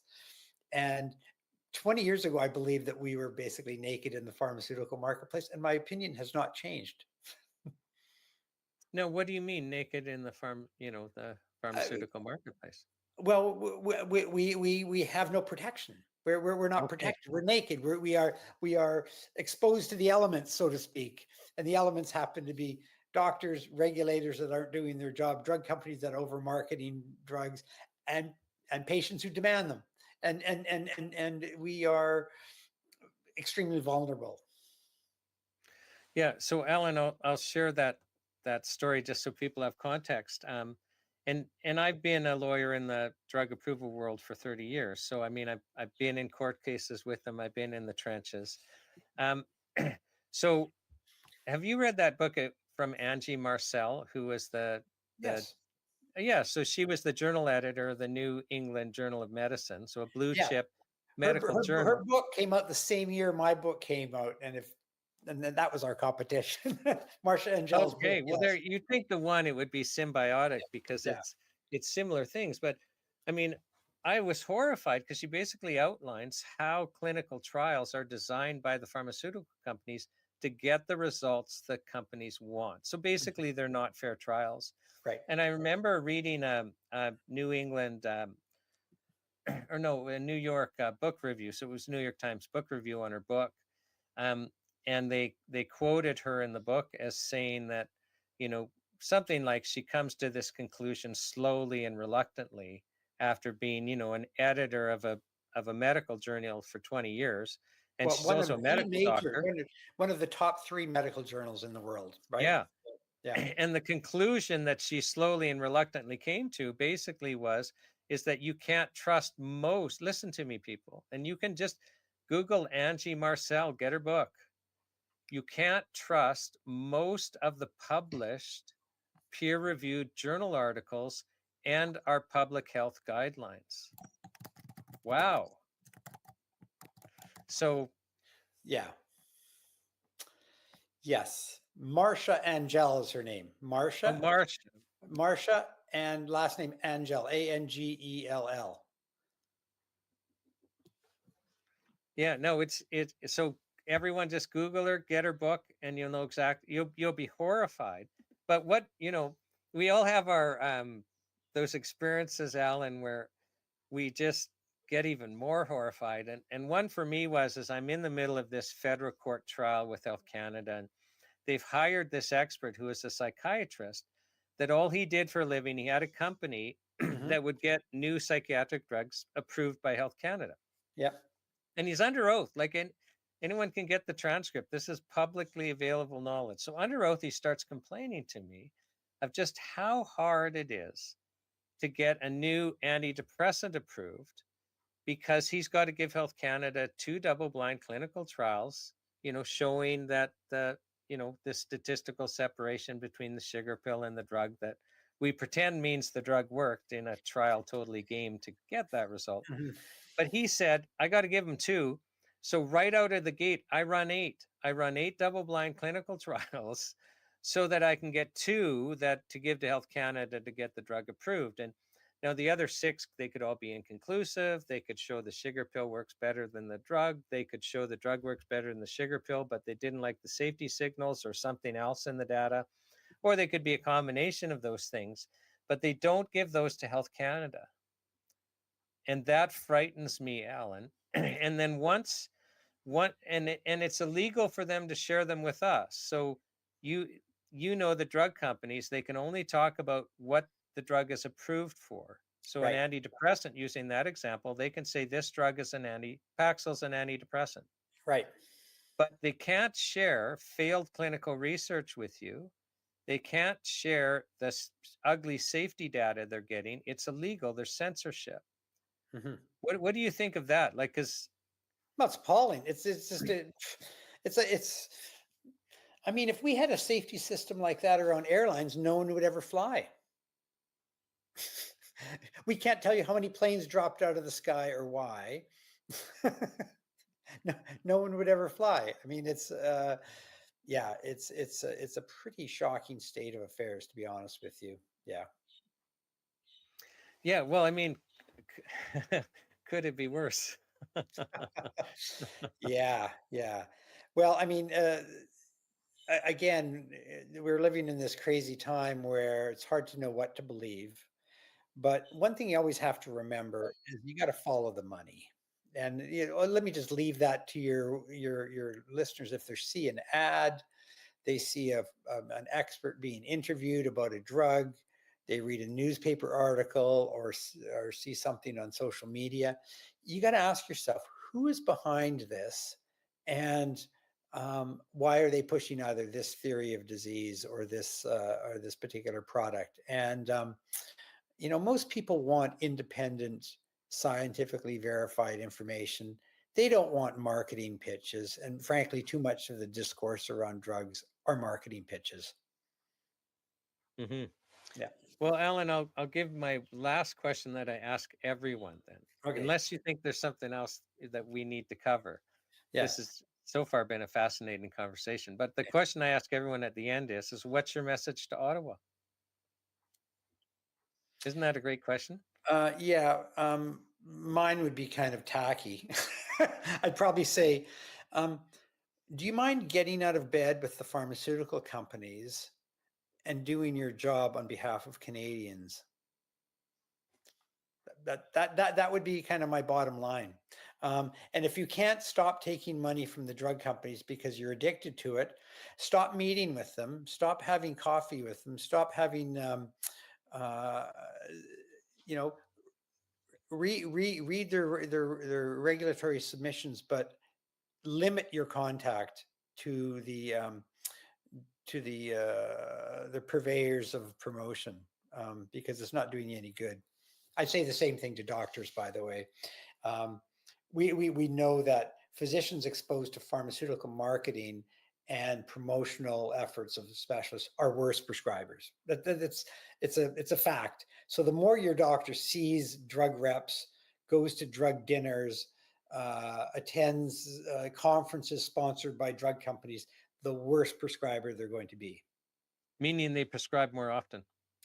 Prescribe more often, prescribe newer, less tested, less understood drugs, and on a range of things they will be a worse prescriber. Right. So you don't have much power over Health Canada, but if you're to ask your doctor, do you actually go to drug dinners? We don't think that's good for you. Oh, well, and I think we've also got the point where now we have to ask, do you get paid more if I take a certain treatment than if I don't? I think we've learned we have to ask that also. Like, are there incentives for me to take a specific treatment?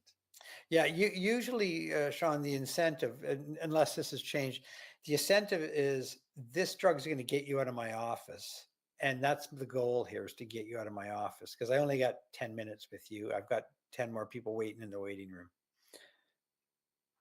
And if a drug does that, that's it's what we call it's a termination strategy for a consultation. Yes, we've understood your problem. Here's your diagnosis. Here's the reason why the visit's over. It's a prescription or a free sample. Right. Or whatever. Yeah. Right. Yeah. No, I've just heard that there's, sometimes the fee structure for doctors is geared towards specific treatments. And I know that we always we have a problem as humans. We want to act in our interest. Yeah. I'd have to look into that. I can't say for sure. Mm-hmm. Alan, I don't know about you, but I've really enjoyed this conversation. Yeah, it was fun. Yeah, thank you for the softball questions. Really helped. Yeah, no, I mean, most of the people in the world have no idea about this stuff, and literally it's just they'll trust the word, trust the word science. Yeah. And I think everyone needs to learn more and take more responsibility. I think you'd agree with that. Yeah. And Yep. and look into things. So it's just been a pleasure, Alan, Yep. on behalf of the World's Greatest Health Show, and I'll ask you to just stick around for a minute. But on behalf of the World's Greatest Health Show, thank you so much for coming and sharing with us. You're quite welcome.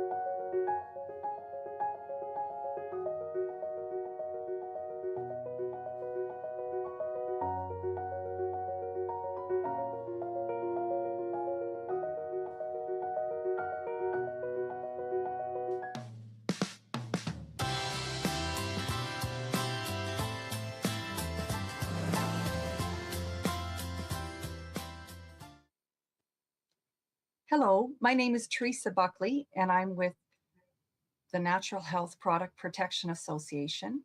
I'm here today with Judy Powers. Hi, Judy. Welcome to the World's Greatest Health Show.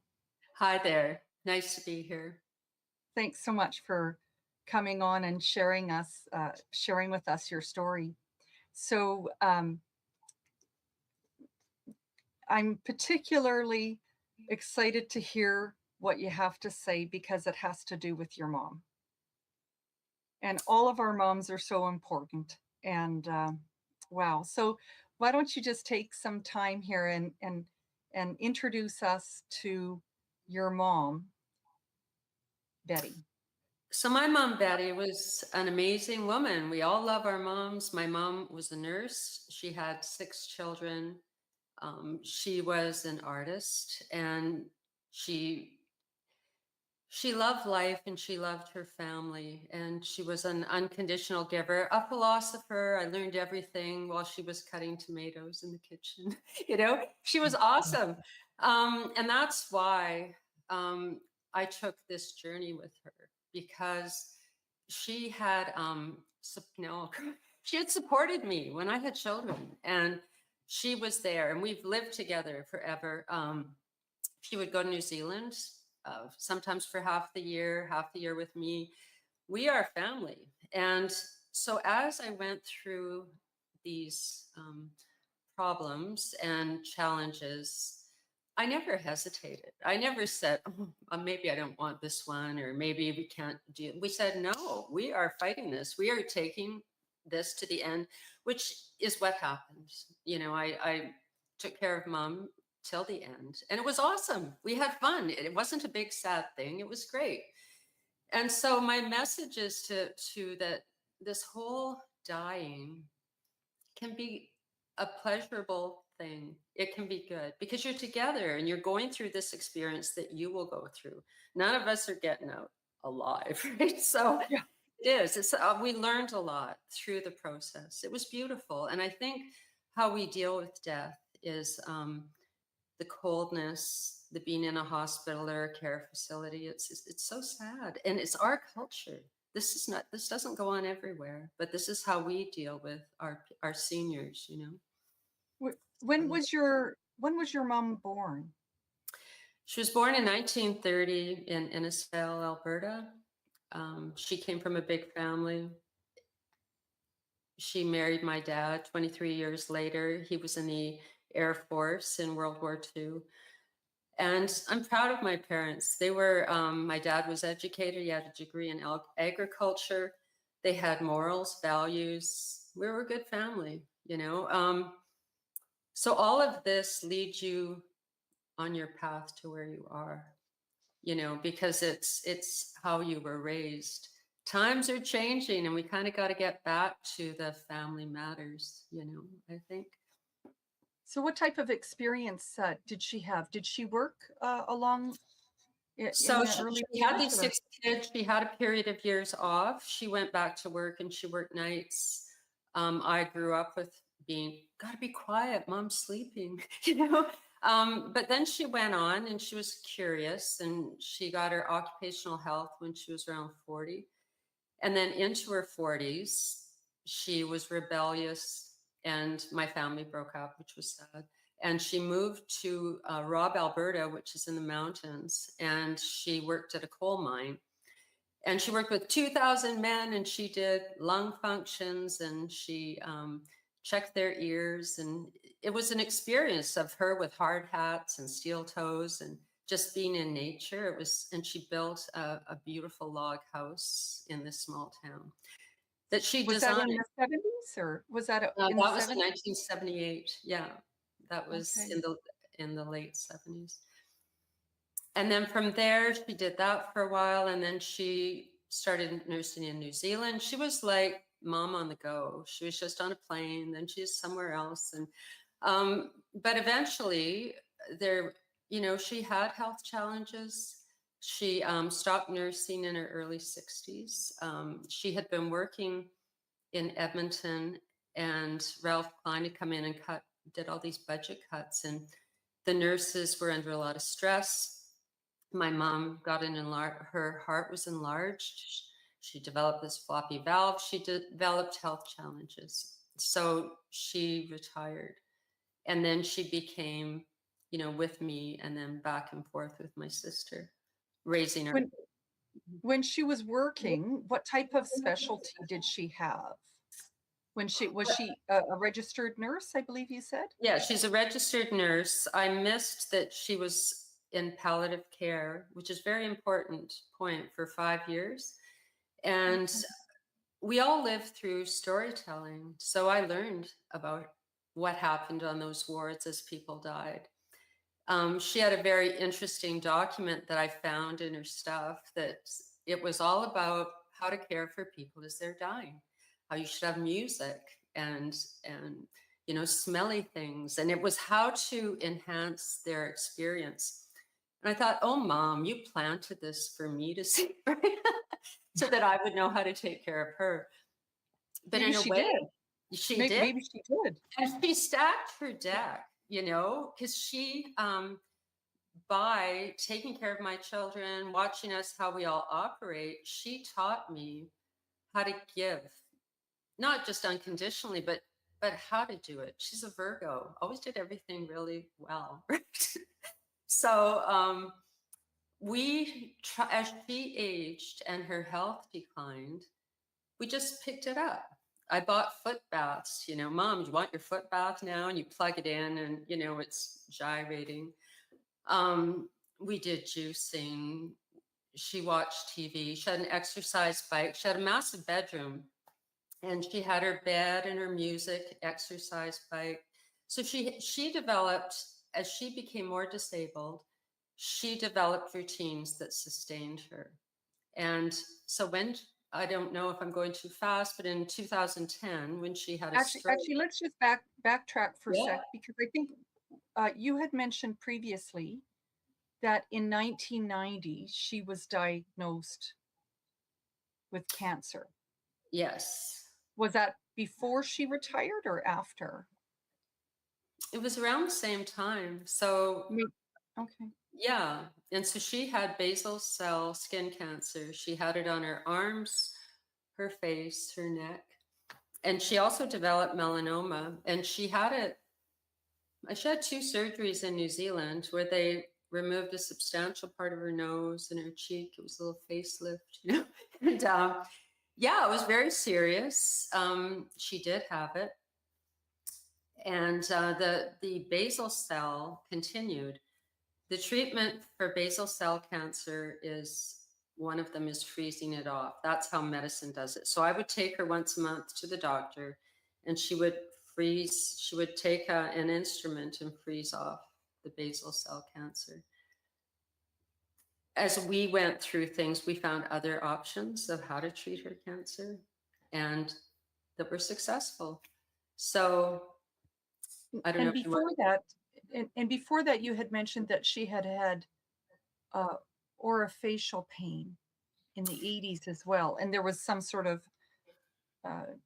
medication that she had taken that ended up causing a Well, heart that issue.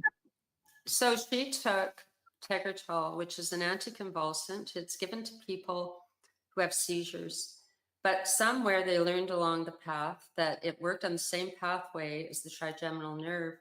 So when she had this wicked pain, she had the wicked pain for a couple of years, and it was awful. She'd go into a dark room and lie there. But they found Tegretol, which was cool, and so they gave it to her. It took away the pain. But it seems to me at the same time, all the heart issues started.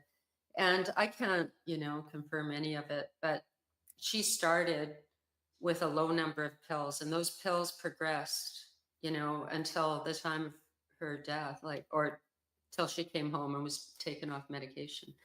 So the Tegretol was a godsend, but like with any drug, the minute you stop a pathway, it goes somewhere else. It's not, it's not the answer. Because we found another answer and it worked, and it was vitamins. So it was it was 6 vitamins. I've got them written down. But prior to that, just to kind of get the storyline, so she had had cancer. She had had this orofacial pain throughout her life, and she had had she had a broken tooth. There was a tooth thing. She broke her tooth on an airplane. I think they removed it because she's in so much pain. Her pain continued. And she said, take out the other teeth. And the dentist said, no, your pain can be coming from somewhere else. And she insisted, and they took out another tooth, which left her with no teeth on that side. And it wasn't the tooth, it was the nerve that was affected, and which is too bad because she was in so much pain. She just said, take them out, So, that was that story. And so in 2010, so she's 80 years old, she's retired, and she's living with you. What happens then?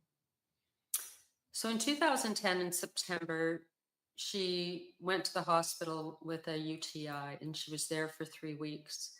And she came home again, and she was okay.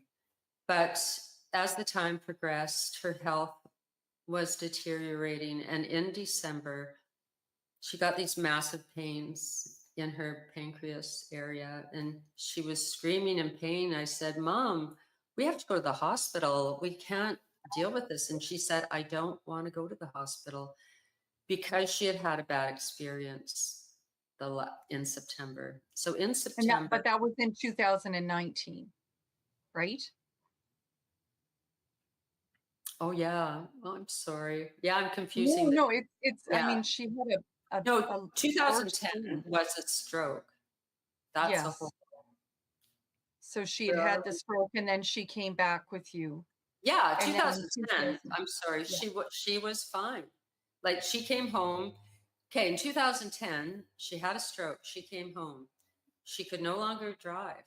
And that really made her mad because she was used to being independent. And so for those 10 years or 9 years, from 2010 to 2019, she was pretty good. She was taking some vitamins, but her drugs, there were so many of them. And it was hard because depending on what drug she was on, she's a big thinker, she's a reader, she watches her movies, but the drugs would make her into a zombie. So I would keep going back to the doctor and say, well, this is what's happening. They try to change the drugs. And the drugs were always kind of the nemesis. It was hard with these drugs, but they did work fast. If her blood pressure was up, you take the drug, blood pressure goes down. But it was the combination, and it was the number of drugs. And in 2019, if you want to go into that, that was when so in September, she went in, she had had a bad experience. They weren't feeding her. I was going in, but I don't live there, and it was hard, but I did go in. But when in December, she had an episode and she was screaming in pain. And I said, Mom, you have to go to the hospital. And funny enough, I called the ambulance. I gave her magnesium, 500 milligrams. And, half an hour later, we're still waiting for the ambulance. And I said, how's your pain? And she goes, what pain? I don't have any pain. So the magnesium was a temporary fix for that, So yeah. So then she goes to the hospital, and it was really awful this time. She was there for 3 weeks. She lost a lot of weight. We had conflicts about the drugs. One doctor gave her a drug that I knew that she had taken 1/3 of the amount, and she couldn't handle it. And he said, that's what we're told to do. So she has to have this amount, whatever. Anyway, her health deteriorated, and it came to a point where the doctors said, you can take her home, but I can tell you she doesn't have long to live, 3 days to a week. And I thought, wow, why didn't I take her home earlier? Because I could see she wasn't being fed. In a hospital, if you can't feed yourself, you don't eat. So if you're in a care facility or a group home and you have cerebral palsy, people feed you. And there's a method. They have tongue thrusts. There's ways to feed people. But if you're an old person in a bed and you can't feed yourself, in this experience anyway, she wasn't fed. So she came home. They sent her with a bed and a commode, and they rolled it in. And I took out her big bed. We put in this hospital bed. How did she look at that stage? You said what did the doctor say to you? She was emaciated. She was emaciated. She was skinny. It looked like she was in a prisoner of war camp. She was so skinny. And when he gave me this death sentence, I thought, well, why don't we try to feed her and see what happens? So didn't he ask you about surgery? Yes. And so while Mom was cognizant, she was in there. And so she had her faculties. Yeah. And he walked in and he said, I omitted that they did many, many scans, brain scan, lung function tests, MRIs, all these scans that are harmful in that amount, all the radiation, CT scans. And so they did find that she had thickening of the gallbladder. And he said to my mom, would you like us to take that out? And she said, I don't think so. Like, why would you take out a gallbladder? They were searching for why she was in such poor health. And so then they were searching, which seems like good, but what was with the gallbladder? Or well, there was some thickening. Yeah. And I don't even know that would make her situation better. Her final diagnosis was pancreatitis and heart failure. And neither of those, I was told, has a cure or she cannot be maintained. So I went away with my mom. And she was 90. She was 90? Mm-hmm. And the doctor had suggested taking your gallbladder out. Well, and I don't know what the reasoning behind that was, why they would take that out. And what was the response when the doctor just said, okay, like he said, I don't want you to take my gallbladder out. And he said, well, that's okay. And he walked away. And then I said to him, she would die from the anesthetic. Like, I don't know what they're thinking, is this all we can do is scan and do these surgeries?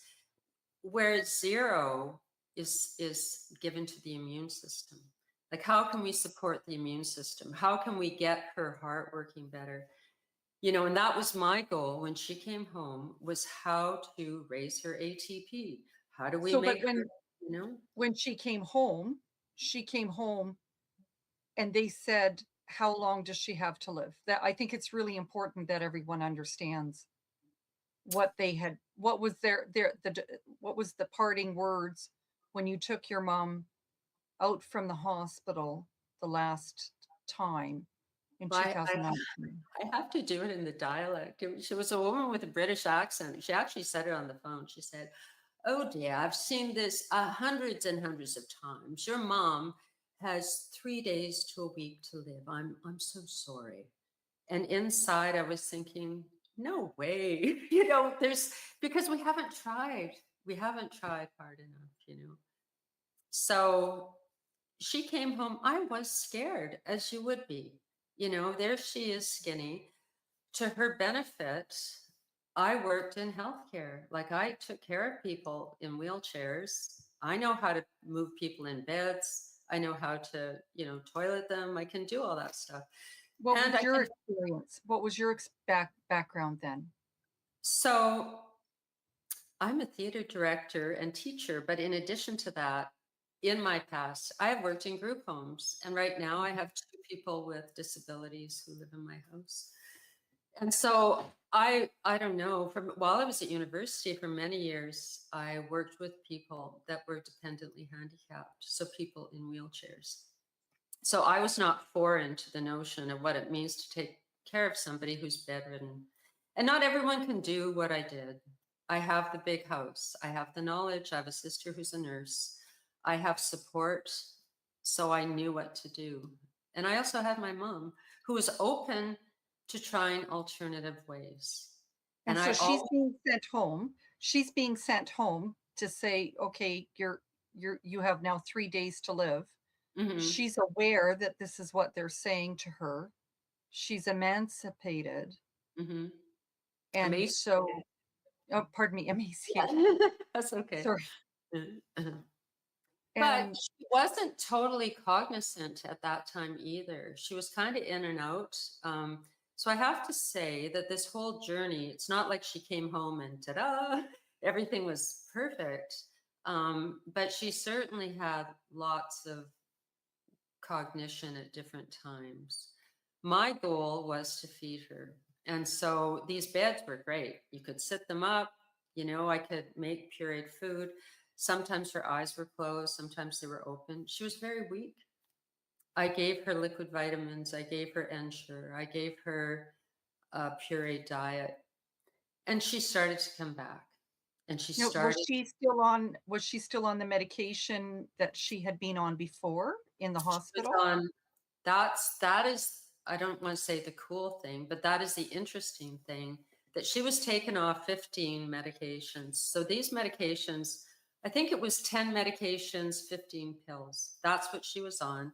The doctor who I talked to said, because she's coming home to die, maybe we don't need to give her these drugs. And I said, yeah, I agree. But I said, can you give me the nitro patch? So the nitro patch is a vasodilator, and she used it for her blood pressure. And so I wanted to have the power to help her. So when her blood pressure goes through the roof, I could slap on that nitro patch and I could reduce blood pressure. I need to have a tool, and that is a great tool. And it's not used enough. It was her greatest thing. When you take drugs, it takes a while for the drug to come up and go down and the timing, but you put that on, you're good to go. So that's what I got. And then on my journey, I learned that a nitro patch is a vasodilator given with vitamins, ups the vitamins. And this is through testing with oximeter, blood pressure machines, stuff. So so you got oxygen for her as well, I believe? I asked for oxygen because she had been on oxygen. Initially, her doctor didn't think it was a good idea, but eventually I did get the oxygen. And that is another story. So a fellow came to deliver the oxygen. We'll call him the oxygen guy. And we talked. And he said, he said, oxygen makes everything better. If you take oxygen, or if your oxygen is low, you can't digest your food, your heart doesn't work as well, the blood doesn't move. But you take oxygen, And it's this big support. So I was given this oxygen. They wanted me to put it at a higher dose, at 2 to 4 liters per minute. My sister is a nurse in New Zealand, and she said, if you give too much oxygen, it can be bad because the body cannot receive it and you can have toxicity. So we did 1 liter per minute. I should have brought my oximeter. You put the oximeter on the finger, and Yeah, I used to have one for my mom. She actually really enjoyed it because she yeah. could actually put it on her finger, and if Mhm. she breathed, like she could actually make her oxygen She can saturation change it. increase. Like Yeah. she played with it, right? It was a, you know, Mhm. So using oxygen and using the oximeter. And so what it was, I still had the challenge of reducing her blood pressure and taking away her trigeminal pain. And I had no drugs. And that's all we knew was the drugs. And so I had to find methods to make her comfortable. And that's when I referred to my little library in my closet and I looked in books. And so I just want to say, Dr. Abram Hoffer, who's the father of orthomolecular medicine, he is a psychiatrist, medical doctor, and a biochemist, first biochemist. So he knows biology. And so he has books that you could reference. So I looked in my niacin book, which is my Bible, and I looked at about trigeminal neuralgia, and there were these vitamins. Take niacin, vitamin C, B complex, vitamin E, B12, and folic acid. Now, to the average Joe, you might go, yeah, a bunch of vitamins. Well, she never had pain again, as long as she took those vitamins. So this is so when she came home and she had 3 days to live, you still had to keep her comfortable, right? She still had high blood pressure. So I learned with the oxygen that helped. And then the nitro patch, and then we learned about metabolic cardiology, and we learned how to reduce blood pressure using vitamins by cardiologists that I studied. So it was a journey, but it was also my passion. So I watched a lot of videos while I'm in the kitchen cooking. I'm always watching, to learn. And everything that we did, it kind of worked. If you did it like, it's not just go take a multivitamin. It's not like that at all. You have to take L-carnitine, D-ribose, magnesium, CoQ10. That is metabolic cardiology. That will increase the ATP within the cell. And you also have to have a patient or your mom who's willing to take it. So I said, Mom, do you want to try this? She goes, yeah, bring it on. We shouldn't say bring it on, but she said yes. That she had this spirit. She yeah built a log cabin. Yes, in the she 70s, did. Right? Yeah. She was that woman. Her in her orange station wagon. She was a woman. She had all the stuff in the car, she had the extra blanket and the bag of goodies, and she loved life. And she would say to people when they came to see her and she was still living, she'd say, I'm part of an experiment. And she said it proudly because she was. This was a test to see if she could live on vitamins alone. And not just vitamins, but we had other strategies, right? We had TENS machines and oxygen, and we had a stepper. We had people that, she would step, she would move. Now, the TENS machine, I just want to say, is really important because what's the TENS? What's that? Can you? I should have it. So yeah, describe what it is. I don't know. Yeah. People know Dr. Ho. Like Dr. Ho is it's a little box, and you have electrodes, and you put it on your back. Wherever you have pain, and it kind of goes, it moves the muscle.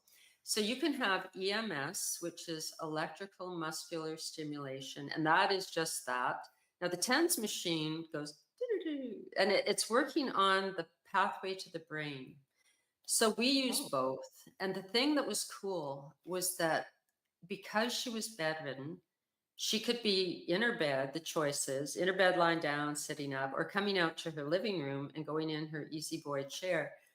So she wasn't getting exercise, but with the TENS machine, she had a good body. Like her muscles in her legs were strong, and she was all the moving in bed. I said, Mom, this is the body you've always wanted. She always felt like she was overweight, and now she was slim and kind of strong. And it was these little things that you do consistently. Like you So can't just do it. you said that she ended up being able to transfer herself, right, on her own. So for the first year, she was Yeah. doing standing The transfers. first year, this is after 3 days, go home and sorry, your mom is passing away. With okay, wow. But Wow. it was that when I developed my own team, so in the first year we had home care, and the last 2 years we had something called the Cecil program, where we ran a business. I hired people, they came in to work. And it was at that time that I believe we got the Hoyer lift. So the Hoyer lift is a lift that will transport her. And that was for the safety of everyone. I want to take that back. We did it after 6 months because we got a bathtub. That was part of it. So she hadn't had a bath in 6 months. It was awful. Like water is therapy. And so I bought a freestanding bathtub, big free. It was beautiful. And we put it in, and one of the girls said, you can get a pump, because we didn't have plumbing. So we filled it with a hose from the sink, and then we take the Hoyer lift, she'd go into the bathtub, have her bath, and then we would empty it with a pump out the window. But you know what? It was so great, because when She you must have just loved it. Yeah. She must have loved it. You have to imagine, you have Frank Sinatra in the background, Mom's having a bubble bath, and there she is, supposed to be in a state of dying. This is just funny, because sometimes she did have like moments of dementia. She'd be going, I'm dying. Can you see I'm dying? I said, Mom, you don't look like you're dying. So we had fun with it. It wasn't a big, heavy thing. It was heavy in the beginning, try to figure it out, try to sustain her. That was the scary part, So you got organized with your team. I think that's that was an interesting thing that you had mentioned. That was really key. I would say 2 to 3 workers that were amazing women who all had experience working in the field. Karen was the first one, and she's a small little woman, and she says that my mom loved her more than me, but I don't know. They had a connection. And we had Raquel and we had Kelly. So Raquel, they were all awesome. And they all brought something to the table. Interesting enough, well, Raquel for sure, were all interested in natural health products. So when we went on this journey together, we had this big shelf full of vitamins, our liquid tinctures, our frankincense, and we developed strategies using all this stuff. And we had team meetings, and we said, okay, how can we make this better? What is our deal? So I think one of the problems, home care are all nice people. They're all there to come in and help out. But you can never do anything. You can never grow, because they're all different all the time. And they're only there to do that job. But what we did was we went on the health adventure of how to make Betty have a better experience, And then we all learned, because someone would come in, hey, I just learned colloidal silver does, hey, let's try it, and it really worked. So for her cancer, if I'm even allowed to say this, her cancer, when we treat it with colloidal silver and coconut oil and this broccoli cream from the health food store, that cancer just fell off, and it was gone. And so if they came back, we'd treat it. We would use hot compresses, then oils, and then we would use these preparations. And I had a really good relationship with the woman who owns the health food store. So I would go in, I say, Claire, okay, this is the problem. What can we do? And she'd go, try this. And she got me onto the colloidal silver. So these things are curative, and you hate to ever use that word, But if all your symptoms are gone, something's going right, you know? So yeah, it was with the help of everybody. So she's 3 days sorry, ma'am, your mom is passing away and she has 3 days to a week to live. And then she's listening to, like, you know, Frank Sinatra having a bubble bath. Yeah. I mean, it But you have sounds to know like that bubble bath didn't come for 6 months. And so I'm a big water person. And in the beginning, it was all touch and go. It was home care coming in all hours of the day and night, and me as the glue in between everybody. You know, this is my mom. This is where this stuff is. And it was hard. And it was hard. I was scared for her. But my mom said that I have the problem because I have a problem with death. Like she said, look, you're trying too hard, you know? But I try to keep cats alive. I try, you know, we all do have to die. But the cool thing about my mom is that she was able to be in a loving, happy, boisterous environment as she died. And she wasn't dying the whole time. She died at the end. So what is the real time? What is our real time to die? Is our time to die in the hospital when we're being withheld food or people are not having the support that they could? And maybe I question my own motives to keep my mom alive. Like, did I try too hard? But I kept asking her, you know, how much longer do you want to live? Like, do you want us to keep doing all this stuff? what was her response? And she said, one more year. I'd like one more year, you know? And then that just kept going on, right? So how long, I mean, what a gift. I mean, how long did she live? So she lived till she was 93. She died in January. I think the Christmas was hard. I was on my own a lot, but whatever. I mean, mom was in a state of dying. And when she came to die, it did happen in a very predictable way. You know, she couldn't eat anymore. And you could see it was the time her doctor came in. Mom could hardly talk at that moment, but her doctor talked to her and mom responded just with like she was vocalizing, but not saying words. But I could see that she was still cognizant. She just didn't have the ability to talk anymore. And when she died, it seemed like the right time. Maybe that's why it felt right. You know, when you go to the hospital, I'm not saying that they're not well-meaning people. They're doing their job. But my question is, do we age well? Is there another way to do this? Because when you're on all these drugs and you're comatose, or you are not who you are because you're paralyzed in the brain or whatever, you know, the drugs have side effects. Is there another way to age? And what we learned was that these vitamins are crucial. They're not some little extra supplement. They are the stuff. You know, they are the thing that supports your metabolism. Medicine is not looking at our immune system, the power of what God gave us. God gave, like, we've got it in us, given the right nutrition and the right support. And we need more support now than ever before. Our food supplies are being tainted, and, you know, we need organic. It's hard, but I know that with her, the vitamins changed her life.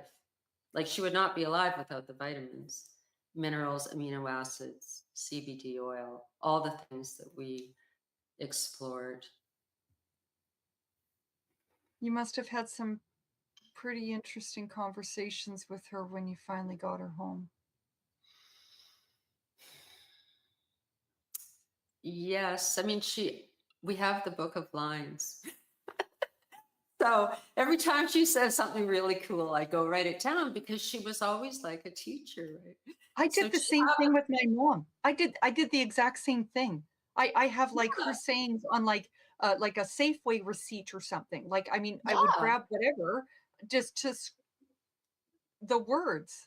Yes, because It's coming from the heart, and it's so true. And I hate to talk about the dementia times, but there was times when the room was full of spirits for her. So she would see the entire room. There was a party. In fact, that's the whole story. I hear this laughing, right? And I walk in, she's laughing and talking. I said, Mom, what is going on? She said, we're having a party. Don't you see everybody? And I said, no. And she said, I said, what are they dressed like? And she said, they're dressed in clothes from the old days. And I said, do you fear death anymore? Are you afraid of dying? And she said, no, absolutely not. Because she had been afraid. When she came home, she said to me, what if this is it? What if this is all there is? And I said, Mom, you always taught me that you talked about the river, and when you die, you go down the river to be, you know, with everybody. She was the philosopher. She was at one with nature. And at the end of her life, I said, you're fearing death now? Like, what the heck? You've always, you know, really had a big sense of where you were going.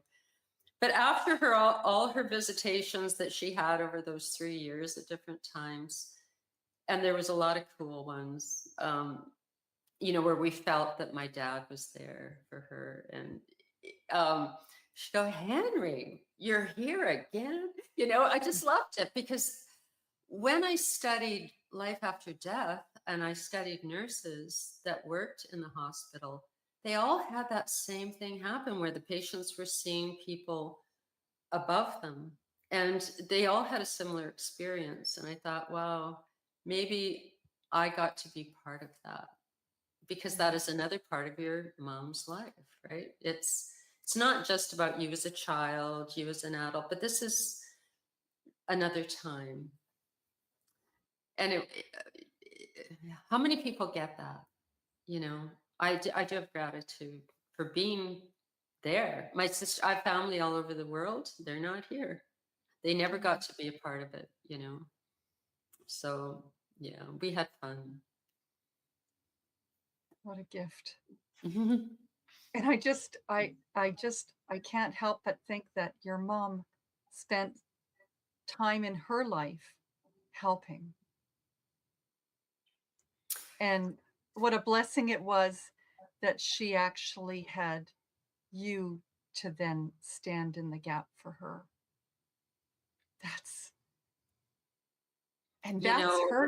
That's her gift to you. I know it is. That's her gift to you. We have in our family, we don't hug in our family that much. And so we don't touch that much. But because she was bedridden, I touched her a lot. Like, I washed her hair in bed, I massaged her, I did her feet. And what a thing to have that opportunity to touch your mom, to have this physical connection. I'd say, Mom, this is, you know, this is so strange, you're my patient. But it was a cool thing, because there was a transition when we went from her being my mom to I being her physical caregiver. And that wasn't totally easy, because she used to be so independent, and all of a sudden I'm calling the shots, even though I tried to be liberal or whatever. But yeah, this whole thing of touch, right? In our society, we don't do that much, you know. So for me to massage her feet with oil, or, you know, to give her a back rub, it was kind of cool, you know. It was another connection to her. And everybody, that was part of her healing in these final years, was part of our routine. She had the bath, she got the massage. It was so civilized, as she would say. And it was, because that's how it should be, right? So the 3 days was 3 years. 3 years. And there was times so for that first year, I'm having meetings. Everyone's feeling so sad for me, because my mom is dying, and I don't ever accept that she's dying, right? So they want me to get counseling, which is very nice of them to do that. They treated her as this palliative patient for a year. And then at the end of the year, they said, well, I guess she's stable now. And so for those next 2 years, we lost a lot of resources. But that, you know, it was okay. And her doctor said, well, she's stable. And her doctor sort of was really nice in leaving us alone. Like she trusted what we had going on. We had all our vitamins. We were kind of on our own journey. And she never said, no, she's got to be on the drugs again. Or, you know, she just let us. So aside from the Hands patch, off. she was never on the drugs again. No. And What, mhm. that is the amazing story. How can you be on 15 medications for years, like 35 years, and all of a sudden nothing? And it really makes me question our use of medication. During that time, my mom had one leg that was twice the size of the other one. And when she came off all the drugs, that leg normalized to be normal. And they always said, oh, the leg is big because it's heart failure. They had all these reasons, but it wasn't. It was the medication that did that. So the vitamins, that is my message, that vitamins are powerful. For her to serve, and it was the vitamins, you know, everything together. But that's what allowed her to live for 3 years. I can bar none say, without the vitamins, the TENS machines, all the stuff we did, she wouldn't have survived. You can't, some people age and they just have good food, whatever. But for her, who had physical ailments, like she actually had a heart condition and she had high blood pressure and she had cancer, you know, and this pain was wicked, you know. So if we were to kind of sum up before my last question, what do you think she's thinking right now about what you did for her in those last 3 years?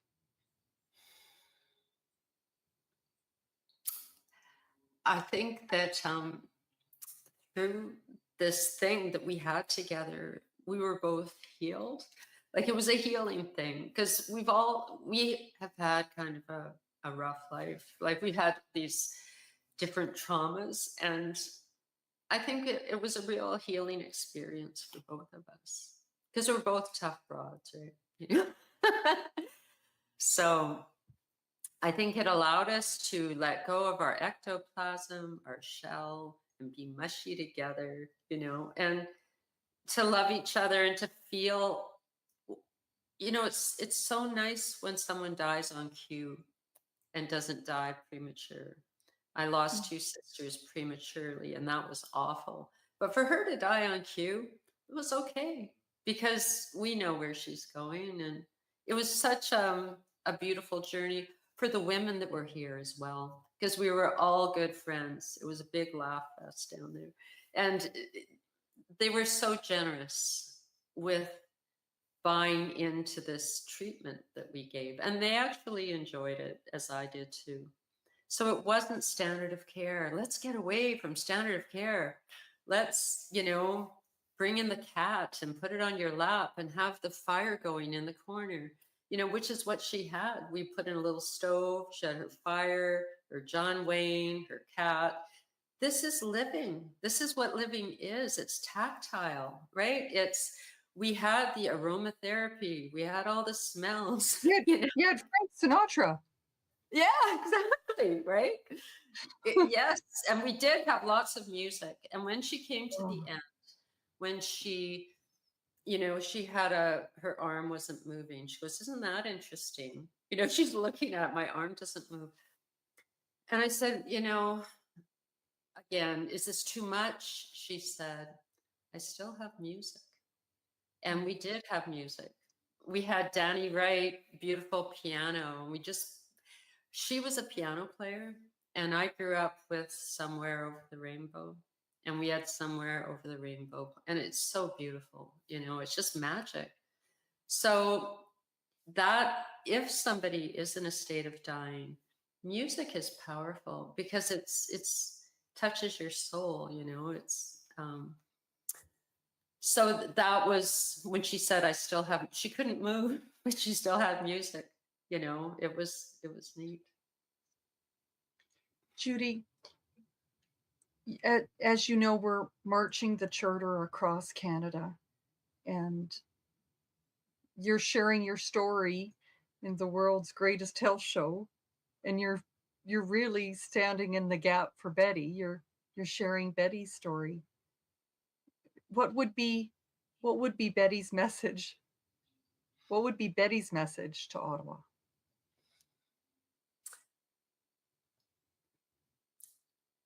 That we all have the capacity to give to each other and love each other. I think she would say that we have to change what we think is important at each moment in our life. There's always, I would rather be doing this, I'd rather be doing that. But when you have this moment, you have to recognize it's very special and to engage and embrace it, because it's why we're here. It's this moment. And Mom said, whenever you have an opportunity to help somebody, that is a gift. And she's teaching me all this stupid stuff. And it's true. And I say that it is a gift. Somebody gives you an opportunity to rise up and to help them. So it is, if people could change their next trip to Mexico or their next thing that they're doing to help some aging person, or somebody in need, it's that can be as fulfilling as your next tennis game. Or maybe you can do it all. Try to do it all. Like help somebody, go do a fun thing. But I think that's what I learned. I learned that you got to grab these moments, because then they're gone. Thank you so much, Judy. You're welcome. On behalf of the world's greatest health show, I want to thank you for sharing Betty's story. You're welcome, and good luck on your journey, because I totally believe in what you're doing. It's fantastic.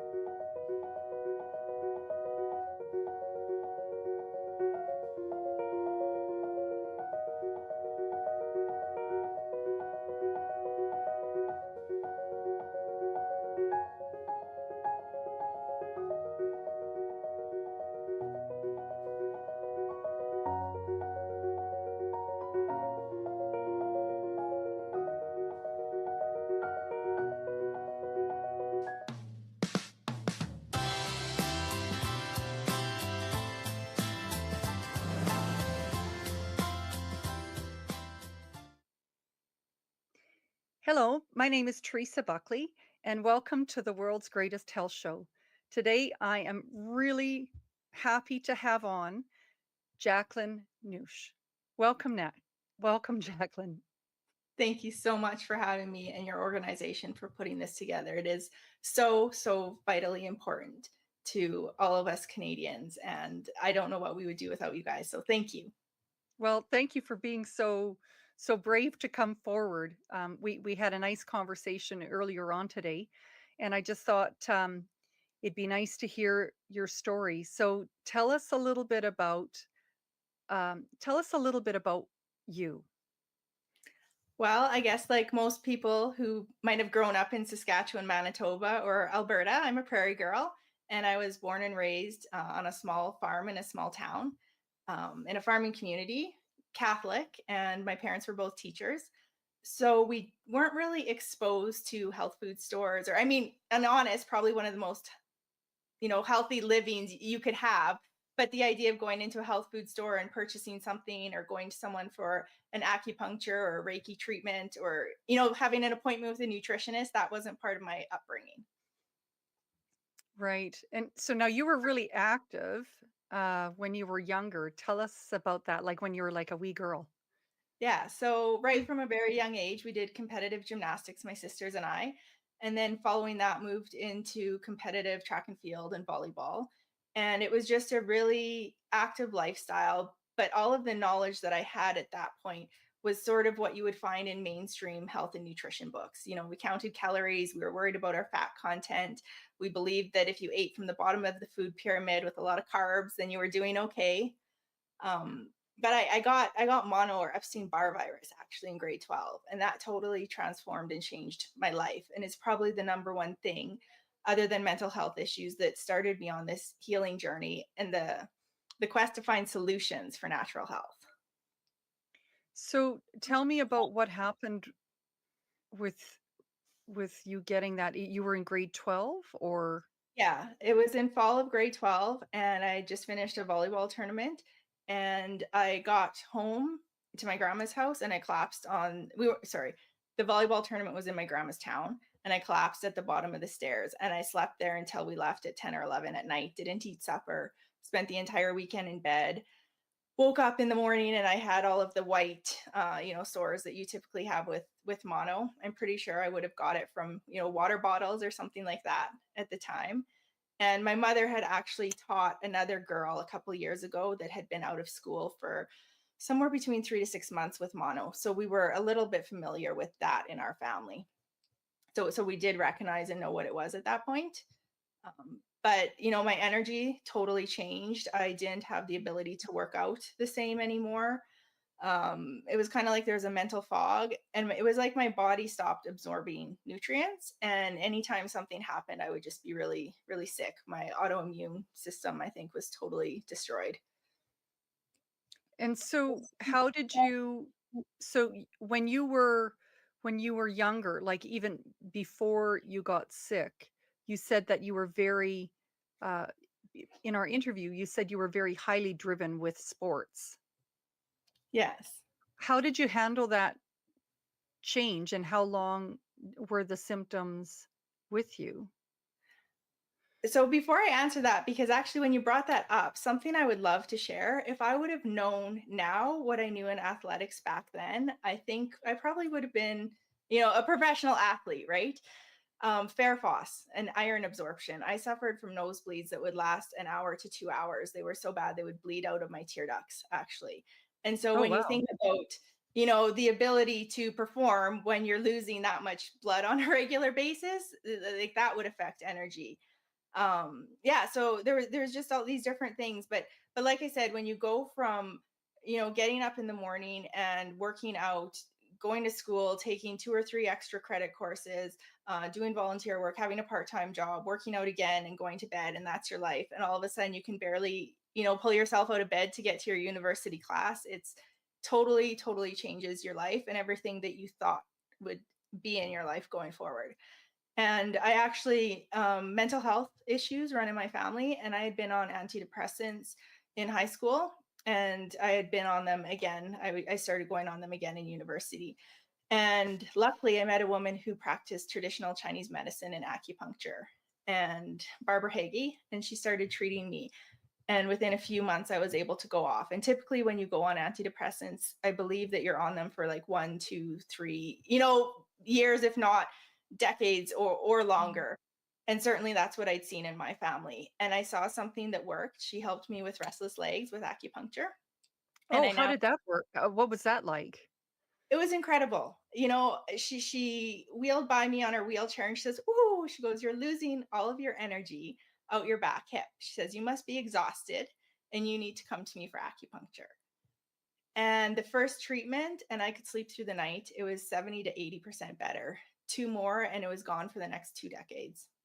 And that's what really like blew my mind and said, there's something to this. It's real. And you need to find out as much as you can about natural health. And while I was doing a degree in business and marketing, Yes. my other degree was in natural health and learning as much as I could whenever I could. So you mentioned that she had a lot of books. Yes. So So tell me about some of the books and tell me about your relationship with books and self-teaching. yes. So as I said, my parents were both teachers. And one thing that they prolifically stated again and again is that we're not here to teach you the material. We're here to teach you how to learn. And if we can teach you how to learn, then you're set for life, because anything you want and need to know, you can learn. And I grew up in a small town, Borden, and read out the high school library.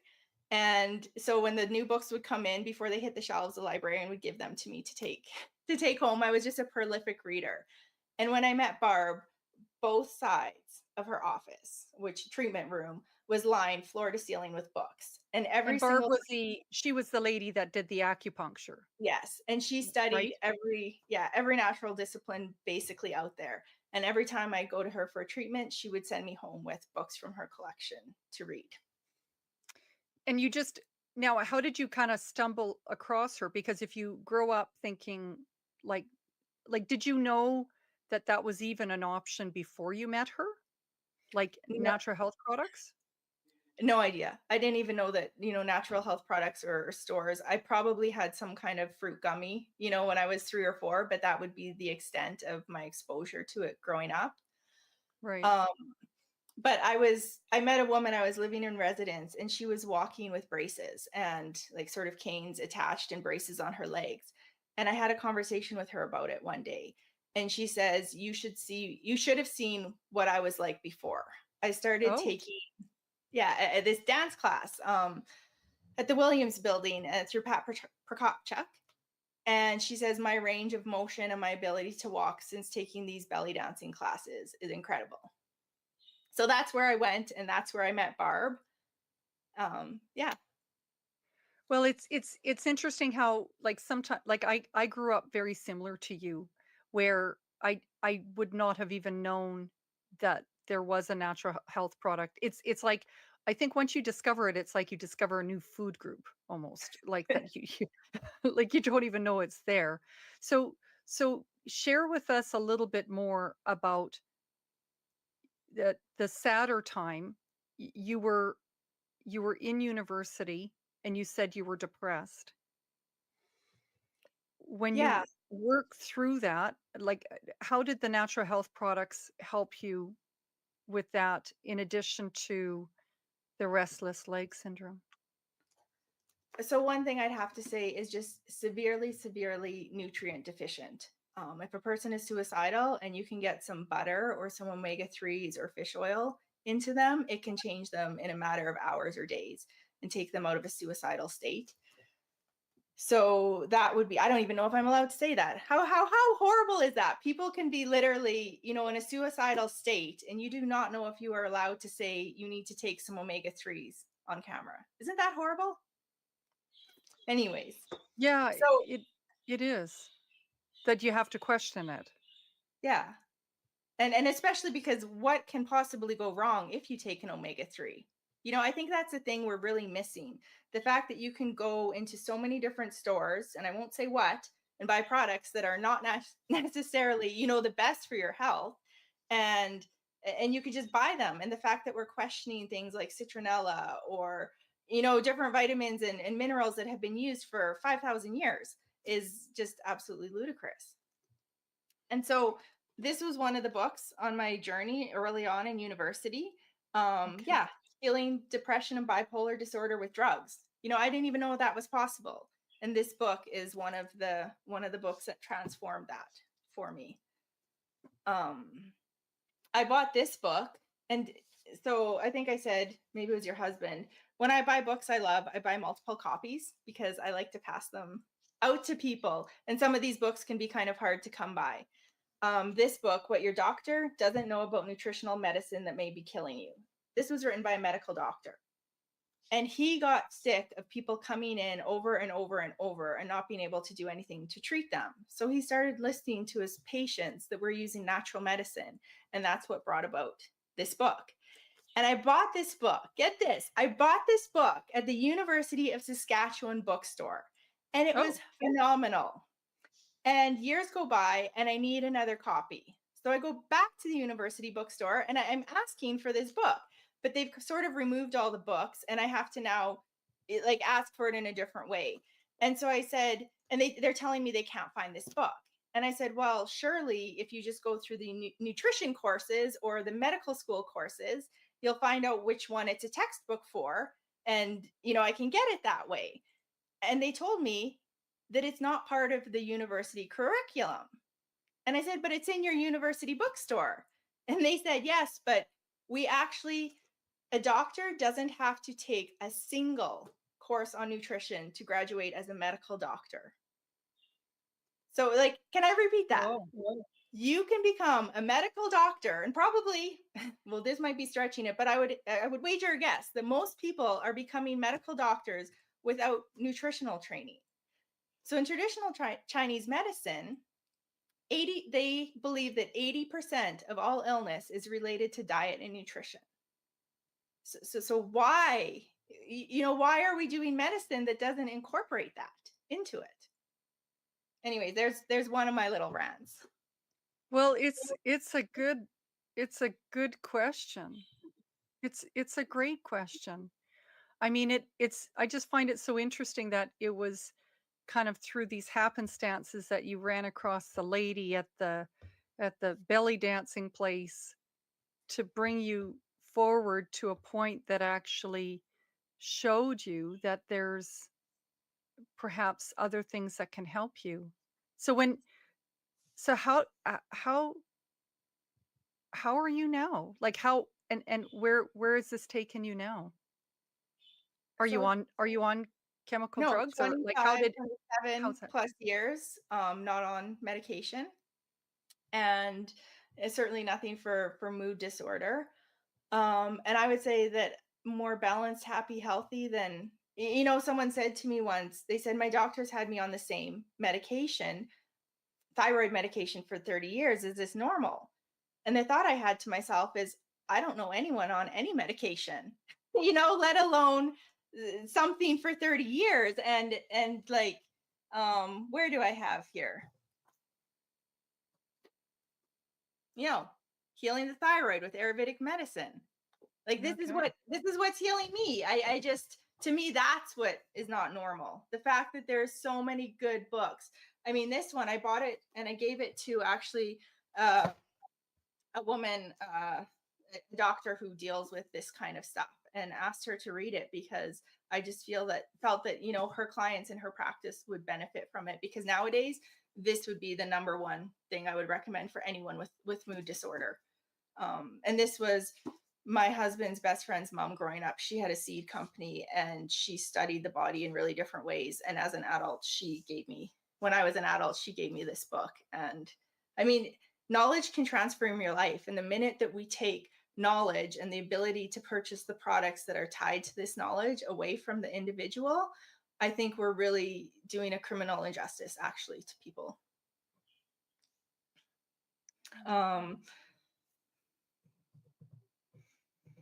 Oh my goodness, this book, I call this my Bible. It's not my Bible, but this is one of my favorite books.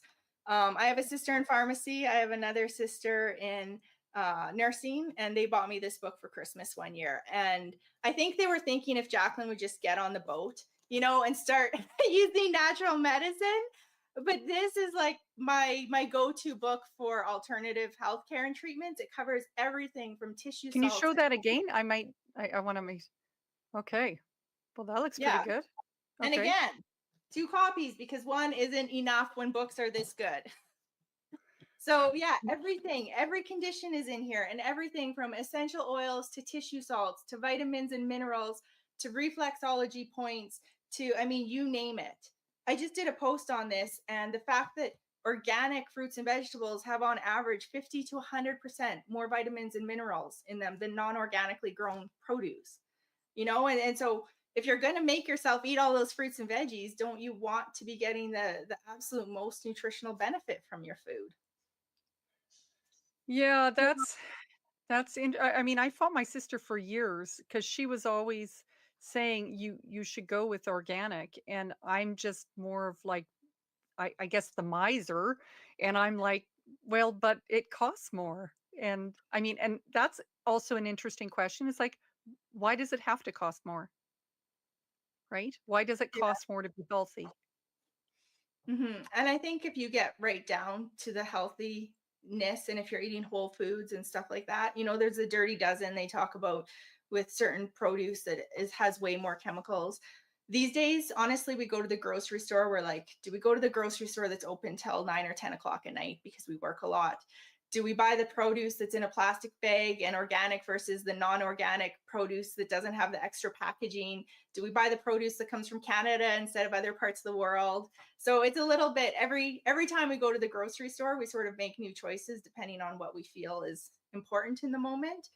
But the guy that works for my husband was into biodynamic farming, which is where you grow different plants together to sort of benefit the nutrition in the soil, and it enables you to not use the pesticides and things like this. And yeah, it just, I don't know where I was going with that actually, but yeah, the way that we grow stuff, and it's so beautiful when you see people who just have an art and a skill and a gift, and they have the knowledge and learning and experience to put that into practice so that we can benefit from it. Wow.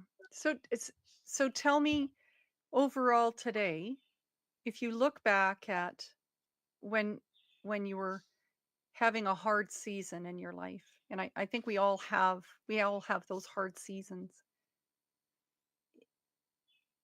Where would you be today if you hadn't met Barb, if you hadn't gone the route that you did? Where do you I would think you would be today? 100 billion%, I would not be alive today without it. It saved my life, but it's not just my life. I mean, the amount of people whose lives I have saved because of the knowledge that I have is unimaginable. But it's not just the saving of life, it's the quality of life that people have. And if you can live life and sleep through the night, if you cannot have the same kind of aches and pains, if you cannot blow up at your kids 10,000 times a day because you can't handle, your mood, if your arthritis, if I had clients, they couldn't go to their home country because they couldn't get insurance and they couldn't get on a plane because of blood pressure. If you can fix those issues so that your quality of life, and don't even get me started about, senior centers. I've been going in there and seeing the amount of substances and pharmaceuticals that these people are on. And again, someone with restless legs for 45 years, and they're discontinuing making that medication now because I think they have problems with it. So I took them restless legs, which now I know that there's tissue salts and homeopathics for that as well. And I think it's not about one way or the other. It's about every single person on the planet can benefit from natural health. And we need to figure out, it's basically the only thing that's going to solve this health crisis, because it is the cheapest, easiest, safest, most affordable form of healing and health on the entire planet. And not until we get it into the hands of every single person will we be able to deal with all these health issues we're facing. Wow.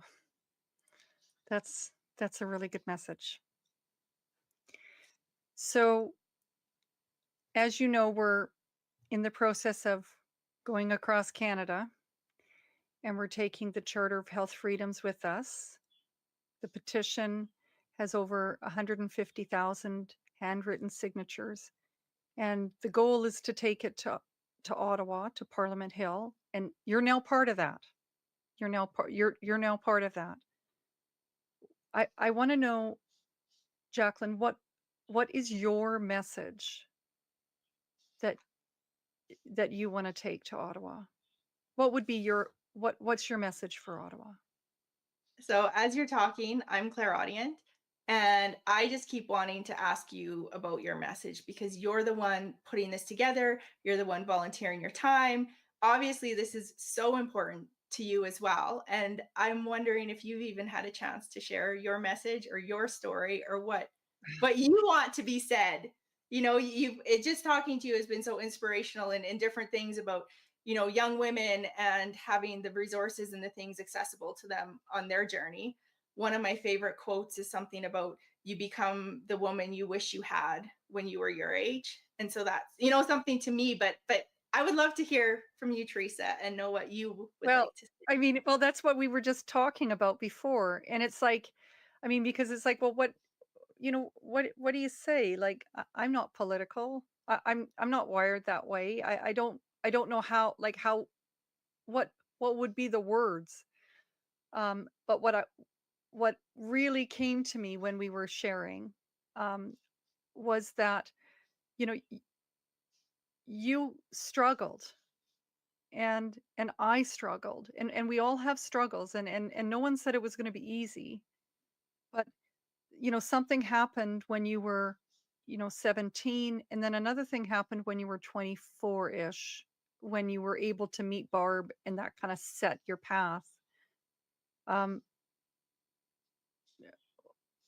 we want to make sure that the next the next Jacqueline, who's now 17, that's now struggling, still has access to what you had in order to get yourself better. Like, you deserve that choice of freedom. And the 17-year-old girl who has her future in front of her, she should know that there's a pathway forward for her to at least explore, if that's what she wants to do, because it's really just about the freedom of being able to make the decision, because it's your body, it's your life, right? I mean, I think you're fabulous, and I think you're a real inspiration, and I think you're actually just getting started. Well, actually, that makes me really smile because I feel like I have so much left I want to do. Um, but, you know, one thing to touch on, just my husband's a contractor and they have grandfathering in clauses, you know, with antique places and places where things weren't kosher. And I don't know why when a plant has been around since the dawn of time or 5,000 years in Chinese medicine, why we can't have grandfathering in clauses. Like, you know, to me, that's the most basic thing. If it's been used for 5,000 years, I think we can keep using it for another 5,000 years. And like you said, have those pathways open to young people because it is the number one most important thing in my entire life. And if I did not have access to it, I wouldn't be here today. True words of wisdom from Jacqueline. On behalf of the world's greatest health show, thank you so much for sharing your story. This Thank you. will really, it's going to go forward. I know it will, just like you. Thanks. Thanks.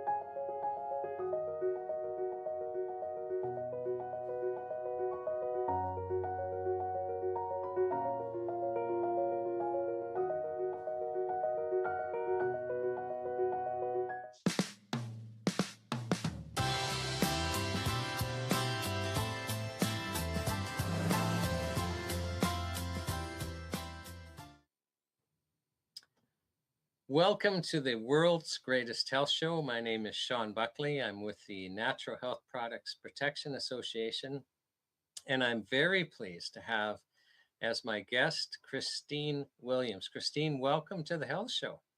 Thanks, Shawn, and thanks for all you're doing, and it's a privilege to be here.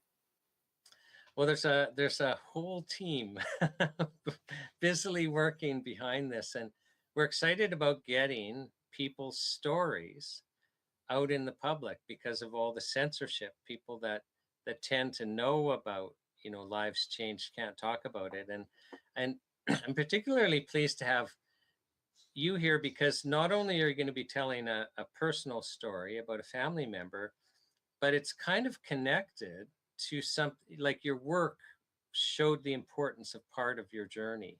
So you worked for 28 years as a dietitian at Children's Hospital in Calgary. And as part of that, you actually were the primary developer of what's called a ketogenic diet program for children with epilepsy. And I'm wondering if you can kind of share about that program, the results that were seen, and kind of the importance for diet on here. It's a neurological disease or condition, epilepsy, and also the need for supplements when you're on that type of diet, just so that people viewing can understand connection with diet and some neurological issues. Okay, thank you. Yeah, so the ketogenic diet is a high-fat, low-carb diet, originally developed in about the 1920s for children with epilepsy, because it was known, and there's actually a biblical reference where somebody's asking Jesus about what to do with somebody who was having seizures, and Jesus said, this is helped by prayer and fasting. So that's kind of the first reference to fasting helping. And in the early 1900s, there were doctors who were aware that when people with epilepsy, say they got sick with, say, a gastro illness and they weren't eating for a few days, their seizures would often get better. But then when the illness resolved and they started eating again, the seizures would come back. So at one point, they would admit people to the hospital for serial fasting, like fast them with only water for as long as they could take it, and then discharge them and wait a while and bring them back and fast some more. And at some point, somebody developed a diet, which was a high-fat, low-carb diet to mimic the metabolic state that someone would be in when they were fasting. Oh, And so, hence the name ketogenic, because after about 48 hours of fasting, you go into a ketogenic state. Okay. that's right. Yeah. So the high fats get converted into ketones, and that serves as an alternate energy source for the brain. And it changes brain chemistry in quite a few ways that all, it's affecting neurotransmitters, it's affecting DHA levels in the brain. There's quite a few things going on. It's affecting how channels that let ions in and out are operating. So it works on multiple levels. And so that's how the ketogenic diet came into being. And it sort of fell out of favor in around the 1940s when pharmaceutical agents were made available for seizures. And it was in the 90s that a man named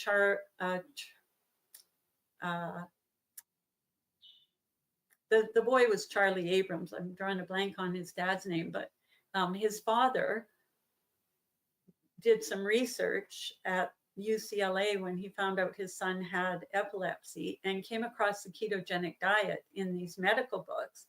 And by this time, his son had failed multiple anti-epileptic drugs. And he went to the doctor. He's like, what? There's a dietary treatment? Nobody told me about it. And the doctor's, oh, yeah, it's really hard. Nobody does it. And he found at the Mayo Clinic, they were still offering the ketogenic diet. So he flies his son there, and his son is seizure-free his first week on the diet.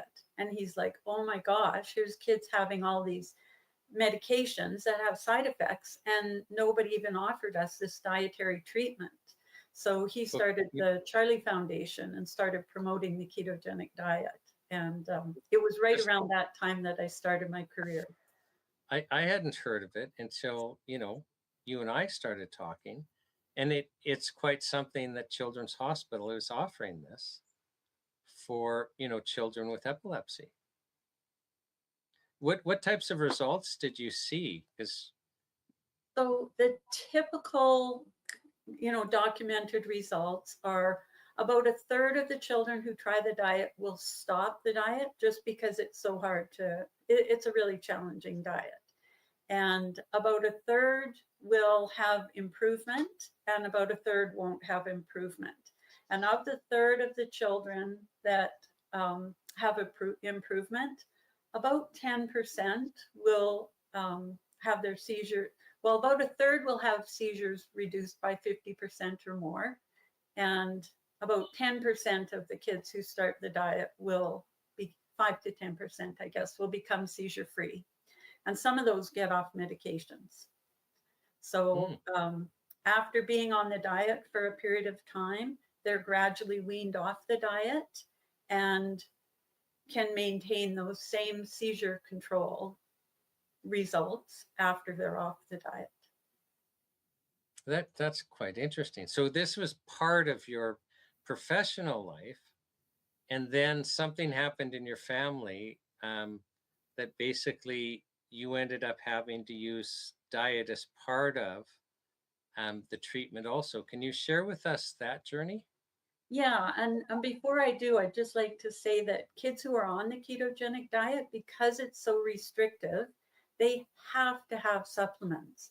So they need multivitamin supplements, they need multi-mineral supplements, they need carnitine, they usually need extra selenium just to support the changes in the diet. So it's like really important for that group of children to have access to affordable supplements, or they cannot safely do the diet. So back to my journey. My first child, who I'll call Danielle, and I'm going to use a pseudonym just to protect the privacy of my child. Danielle had original normal development, and actually kind of precocious development, reaching language milestones way above normal, and physical milestones like walking and all that at a typical age, and had good social interaction, just a beautiful, brilliant child who, after the age of 2, I started to see some differences. And it started with some gut dysfunction and kind of progressed gradually, so that by the time Danielle was 5 years old, she had gone from at the age of 18 months, speaking in 12 to 18 word sentences, to being 5 years old, and the language processing taking so long that it was difficult to get a sentence out. So I think language was still there. Well, you just shared with me actually an amazing sentence that she used when she was 3, the authorized personnel sentence. And I'd like you to share that, just so that people have an appreciation that Danielle was very actually advanced in her language. So when you said precocious, I mean, you're meaning she was ahead of, her peers in language development before the change. So Danielle said her first 3-word sentence at the age of 14 months, "Daddy, go work," which was pretty amazing because, at that age, children are usually not saying many words at all, but not sentences. And by the time she was 18 months old, she was speaking in 12 to 18 word sentences with proper grammar and syntax. So instead of saying, "Daddy, go work," she'd say, "Oh, Daddy's at work." She wasn't using pronouns improperly. And one time when she was 3, we were at the Children's Hospital where I worked, and we walked past this area, and Danielle said, "Mommy, look at the bright red electrical outlets." And I said, "Oh yeah, they make them red so they're easy to find when they're in a hurry to plug in emergency equipment." And then we passed by all these IV stick poles, And Danielle said, I want to plug one of those in. And I said, oh, we're not allowed to because we don't work there. And she went, we're not authorized personnel. And I said, yeah, you're right, we're not. But I'm thinking, how do you even know that term? And I racked my brains and I remembered 6 months earlier, so she was 2.5 years old, and she was riding in the shopping cart, and we were at the back of the store, at the grocery store. And she said, Mommy, look at those big gray doors. I want to go back there and see what's behind the doors. And at that time I had said, oh, we're not allowed to. Do you see that sign? It says authorized personnel only. And that means only people that work here can go back there. So this 2.5-year-old remembers that for 6 months and then uses it appropriately. Yeah, so basically you have this child who's developing physically and mentally is great, is social, makes eye contact, is advanced in her speech. And so you're actually thinking, I've got this child that's ahead of the curve. Yeah. And then something happens. Well, we just began seeing gradual regression where things were lost and the social skills fell by the wayside. Instead of playing with toys in like an intentional way, like kids do, Danielle would just like line up the toys in a certain order and leave them. So she wasn't like having imaginative play anymore. She started having lots of sensitivity to noise and light, and would have tantrums if noises were too loud. If she went outside and didn't have her sunglasses, she would scream because the light was too bright. Lost social skills, so wasn't playing with her brother anymore like she used to. Wasn't making eye contact. If you're taking pictures, we have a whole kind of time frame where we couldn't take pictures because if the flash went off, she would scream and she wouldn't look at the camera anyways. So she just wasn't interacting with the world. And then started, because of all this, honestly, the world became a place where there was too much overstimulation. So she started having like 5 45-minute tantrums a day. In between tantrums, just to calm her nervous system, she would flap her hands and spin and spin. And there was one song that she liked to hear, so she wanted to hear it over and over again. And if it stopped playing, she would start screaming. So we actually recorded it on a loop and I play the whole time. And she would just spin around and flap her hands listening to this song for hours at a time. Can I just slow us down so people really understand what you're saying? So when you're talking about spinning and flapping her hands, I mean, this isn't a positive activity. No, that's stimming. And it's spinning, like literally it's showing that there's something wrong happening in her mind at the time, right? Yeah. And am I correct? This would go on for hours a day, like every day. Yeah. She'd basically be locked in this loop where she's spinning and flapping. Yeah, typical characteristics of a child on the autism spectrum. Okay. And when you're talking about these tantrums, like you said, 5 45-minute tantrums. Yeah. Like, isn't that 4 hours and 15 minutes a day? Yeah. Yeah. And you mean temper tantrums, right? Screaming, kicking, crying, like yelling. Yeah. Full on tantrums because the light is too bright. There was a noise that scared her. She wasn't expecting. We're walking down the street. She sees a dog half a block away, starts screaming out of fear. And just couldn't be calmed down. Yeah. Right. Couldn't find a toy, frustration, the toys aren't lined up right. Anything could set off a tantrum. No, we had emphasized her ability to have sophisticated speech. Can you describe, you had started saying, and I'm sorry I interrupted you, that basically her speech slowed down to where she wouldn't even finish sentences. Can you describe what the speech became like?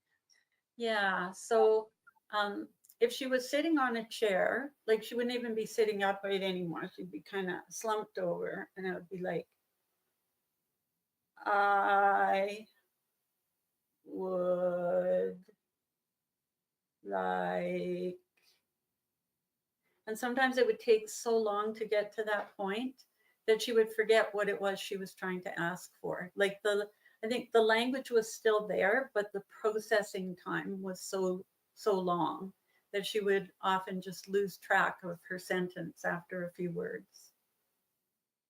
And she would actually be leaned over, like, so her posture, her body posture changed completely. Yeah, one of the things that happened is it was like she didn't know where her body was in space.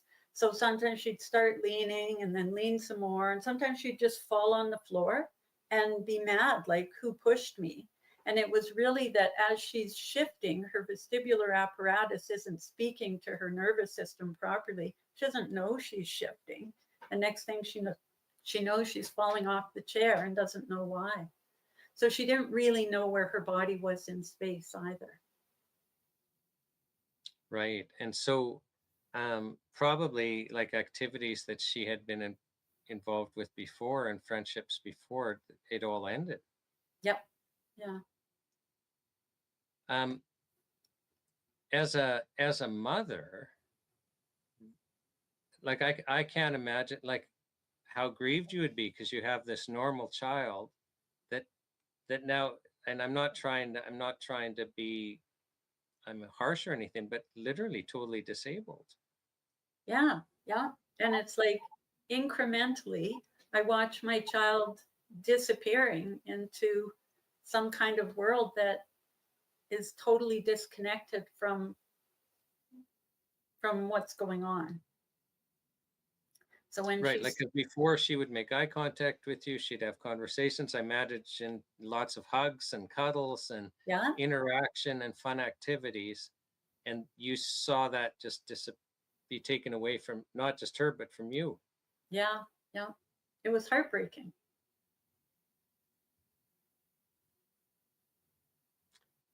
So so what do you do? Like how does the family cope? Because I can't imagine, even like 3 hours and 15 minutes of screaming a day, let alone this flapping and skinning, uh, or spinning, and let alone a child not being able to communicate and interact with me. Like I can't imagine that stress. What's the family going through? Oh boy, it was tough. So by this time, like I was working part-time, and we had a kind of a disastrous event happen with a babysitter, and it just wasn't feasible to have me working during the day and have a babysitter. So at the time, I had just fabulous managers. And my husband and I came up with an idea that because what I did was mostly over the phone and by computer, and for parents who also had children with a disability, it actually worked well if I could work in the evenings, because I could talk to them when their kids were in bed and things were quiet, and so I talked to my managers, and I was able to start working in the evenings. I had to give up part of my job. I used to work in diabetes as well as the ketogenic diet program, so I gave up the diabetes portion, and I just continued with the ketogenic diet. So my husband would go to work in the day, and then he would come home and we would have supper together. And then I would go to work in the evenings, 3 days a week. And the job that I had, there wasn't really enough time allotted to it for how it was growing. Over time, we were able to get more funding for that program. But I just used to stay and do the job until it was done. So it was nothing for me to be there at still 1 or 2 in the morning. And then I would come home, and not that I got paid for all that overtime, but I would come home and then I would go to bed and get up at 6 in the morning and start getting ready for the day. So my husband and I were kind of like two ships passing in the night on the days that I worked. And the days that I wasn't working, I was researching, like, what am I going to do about this? Because when we had the assessment done, there was agreement that she met the DSM-4, that was the diagnostic criteria manual that was used at that time. She met the DSM-4 criteria for both autism and Asperger's, but they had seen sometimes when she had a bit more focus and talked a little bit better, so they didn't want to give a diagnosis. And so I said, okay, well, she meets this criteria, like, what do we do about it? And they're like, oh, we're an assessment only service, so there is no treatment. And I had even asked, like, is there anyone to help with the managing the tantrums? And they're like, yeah, no, we don't have any resources for that. So you're on your own, which was kind of devastating at the time, because, like, I had also worked in the oncology department, and I knew that there were 2.5 psychologists in the oncology department. And then for this neurodevelopmental program, there was nothing. Like, and that's where you have all the behavioral issues is with autism. It just wasn't funded the same way. So it was kind of a double-edged sword, because on the one hand, it was like, oh, okay, I guess I'm on my own to manage this. But on the other hand, it forced me to do a lot of research, and I prayed. So it was when I prayed, sorry, I'm going to tear up a bit here, but it was when I prayed I started getting answers. And people would send me things out of the blue. The first thing was somebody had sent me a link to a conference that was happening in Calgary about kids with autism. And it was like 2 days after I'd said this prayer, like, what, God, what am I going to do? So I went to this conference and found out there were things that people were doing that were helping. So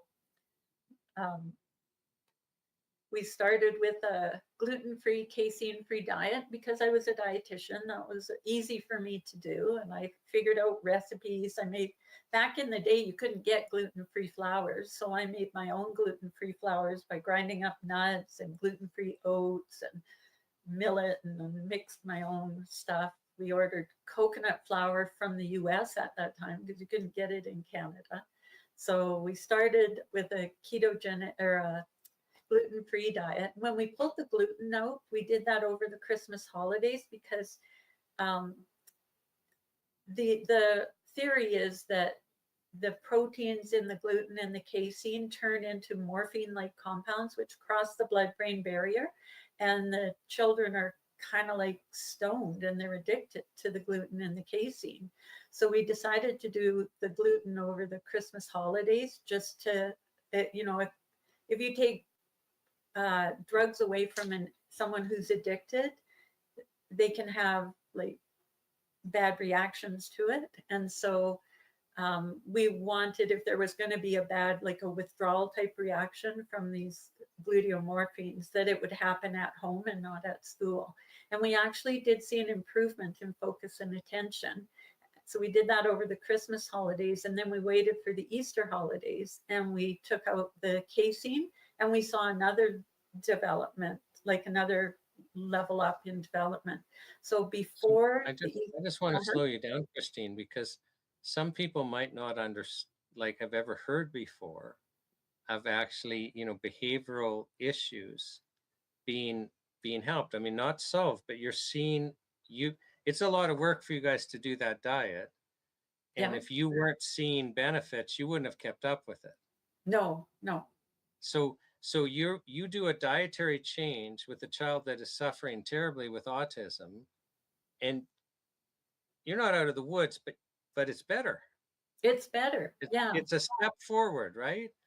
Yeah. And then in April, you change the diet again, and you see a step forward. I mean, you still have behavioral, but you've seen a change. And I think it's important. Some people watching this might have never heard of, you know, a positive change, a step forward because of a dietary change. And I know, because the diets are so hard, that a parent's not going to stick with it unless they see benefit. Yeah, that's true. So we did see some improvement. But one thing, you know, the brochures that they'll give parents, like how to tell signs if your child is using drugs. One of the signs is dilated pupils. And Danielle had really dilated pupils, like so dilated that you couldn't see her irises. It was just one big black pupil. And I remember speaking to a neurologist that I worked with who did an assessment. And I said, you know, she couldn't use the light to check reflexes in her eyes because it was just like blinding for someone with fully dilated pupils.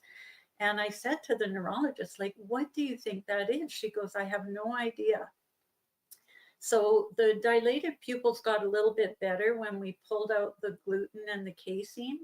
But later I found out that soy protein also has a similar morphine-like compound that does the same as the gluten and the casein. And when we pulled that out, it took a couple months, but her pupils normalized. So the dilation was like her being stoned from these morphine-like compounds in the food that were crossing the blood-brain barrier and binding to morphine receptors in the brain. So she had had these dilated pupils, literally, I expect by then, for a year or more. Oh, yeah, yeah. And so after years of having dilated pupils, another diet change and her pupils become normal, which probably helped with the light sensitivity. It absolutely did. That's right. So what else did you do? And I know in advance that there's more, but do you want to tell those watching kind of what other steps you took on your journey? So kids on the autism spectrum are notoriously picky eaters. They're very selective, and it's probably because they experience, their senses function quite differently, and they experience food a lot differently. And foods would make Danielle gag. So she was only eating gluten and casein because those were foods that were comforting, kind of making her a little bit stoned and able to cope with the world. But other foods like fruits and vegetables that she eagerly ate when she was younger, she wouldn't eat anymore because they didn't taste very well. And so when I pulled out the gluten and the casein, I'm doing my best to make sure, you know, her dietary needs were met. And that included using vitamin and mineral supplements. So pulling out the casein, which comes from dairy, meant that she needed calcium supplements. So we were using calcium, magnesium supplements and vitamin D, and just a multivitamin because she wasn't eating any kind of vegetables. She wasn't eating fruit. She was just a very selective eater. So we relied on vitamin and mineral supplements to ensure that she was meeting her nutritional requirements. And that in itself is helpful for brain function for someone who's like a really picky eater. Like I think you're familiar with the work of Dr. Bonnie Kaplan. She's done work with supplements and brain function. She worked at the Children's Hospital where I worked, so I knew her.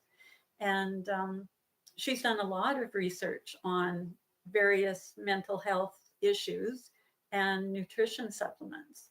So for sure, with a child with very selective eating patterns, they're going to have nutritional deficiencies. So we definitely relied on that.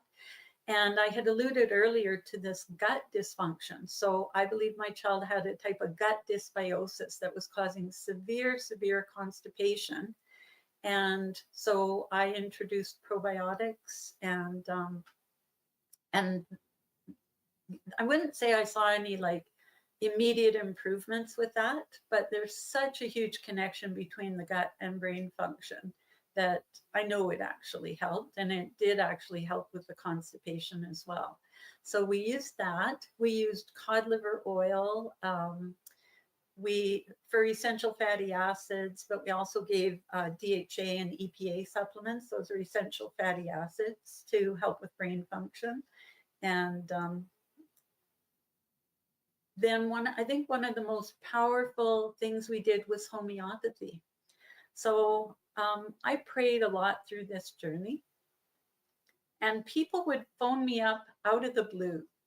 And can you actually expand on this? Because between you and me, Christine, I think that often, you know, when somebody is suffering or their child is suffering and we pray about it, we're actually given very specific directions. And when you were sharing with me earlier, I just thought, okay, God's giving Christine some confirmation here. So can you not gloss over this part, just because I actually think it's important for people to hear that part of your journey? Okay.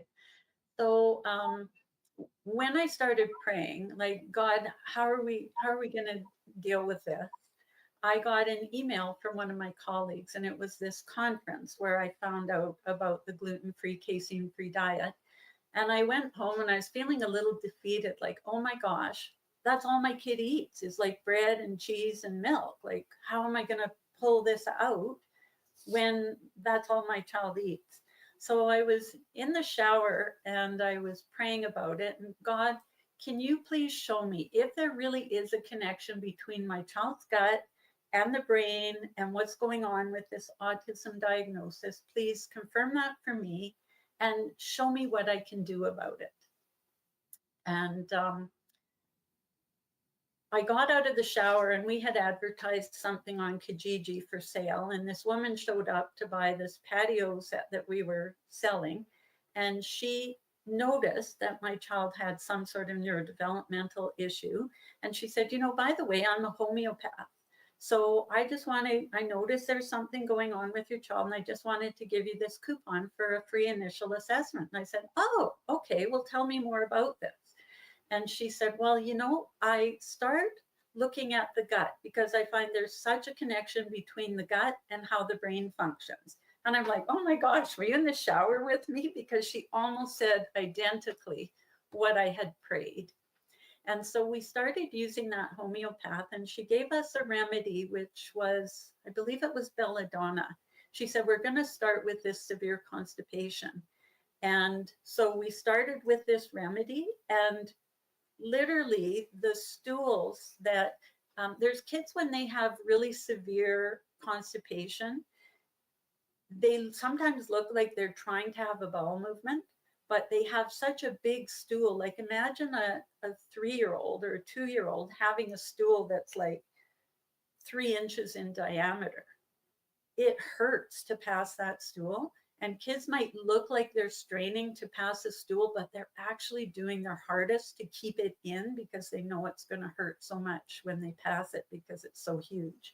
So that's what we were experiencing. And we started with this belladonna, and Danielle got this first remedy, and all of a sudden she's having normal bowel movements without them being so huge she doesn't want to go to the bathroom. So that's when I went, wow, this really works. But on the other hand, I wasn't sure, like, how can this work? Because I'm kind of looking into it, and, you know, I'm trained in the medical system. Like, homeopathy is so diluted that there's no original molecules from what you're made it from. So how can that possibly work? So I said a prayer again, and I said, God, if homeopathy really works, can you show me that and confirm that for me? So a couple days later, I'm driving home from work because I'm working evenings by now in CBC, which I won't say anything about CBC, but I used to listen to the CBC regularly. And there was this program called Ideas, and they would interview really interesting people. And, you know, 2 days after I pray about does homeopathy work, they're interviewing a quantum physicist who's talking about how homeopathy, he believes, works because the water becomes entangled with the compounds that you make the remedies out of.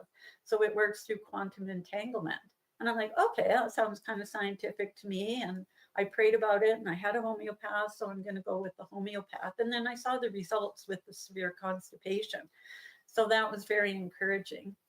And then I came to realize that she was coming up with her remedies by using kind of like a wheel and a pendulum over top. And because Right. I'm a So Christian, you didn't like that. So I didn't. I thought that was divination. And so I don't know. I leave that to God, but I wasn't sure if that was divination. So I prayed. I think homeopathy works, but I need a different homeopath. And then a couple days later, I kid you not, I get a call from a woman I haven't spoken to for probably 6 years. And her child had been on the ketogenic diet years before, and he was off the ketogenic diet. And she phones me up and she said, you know, Christine, I don't really know why I'm phoning you, but I wanted to phone you and tell you about this homeopath.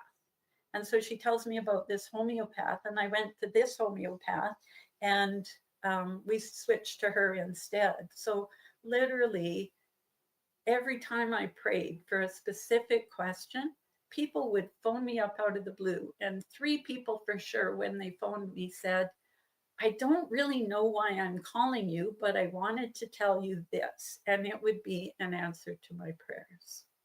It almost became a code word. So you would know it. I don't know why I'm calling, but it's just, can I share? It's just funny. Like, I was interviewing a medical doctor for the health show, who is a medical doctor for 45 years. But for the last 25 years of his medical practice, also was using homeopathic medicine. Is that And Dr. Malthouse? yeah, and I was, so, you know, people watching this, you want to watch this, you want to watch Stephen Malthouse, what he has to say. But what I found interesting is I raised the issue, like, because conceptually, the logical part of my mind, like, and I fully believe homeopathic medicine works. And you're going to share another example, but I just had him explain, like, because it's diluted and diluted and diluted. So there's something else going on.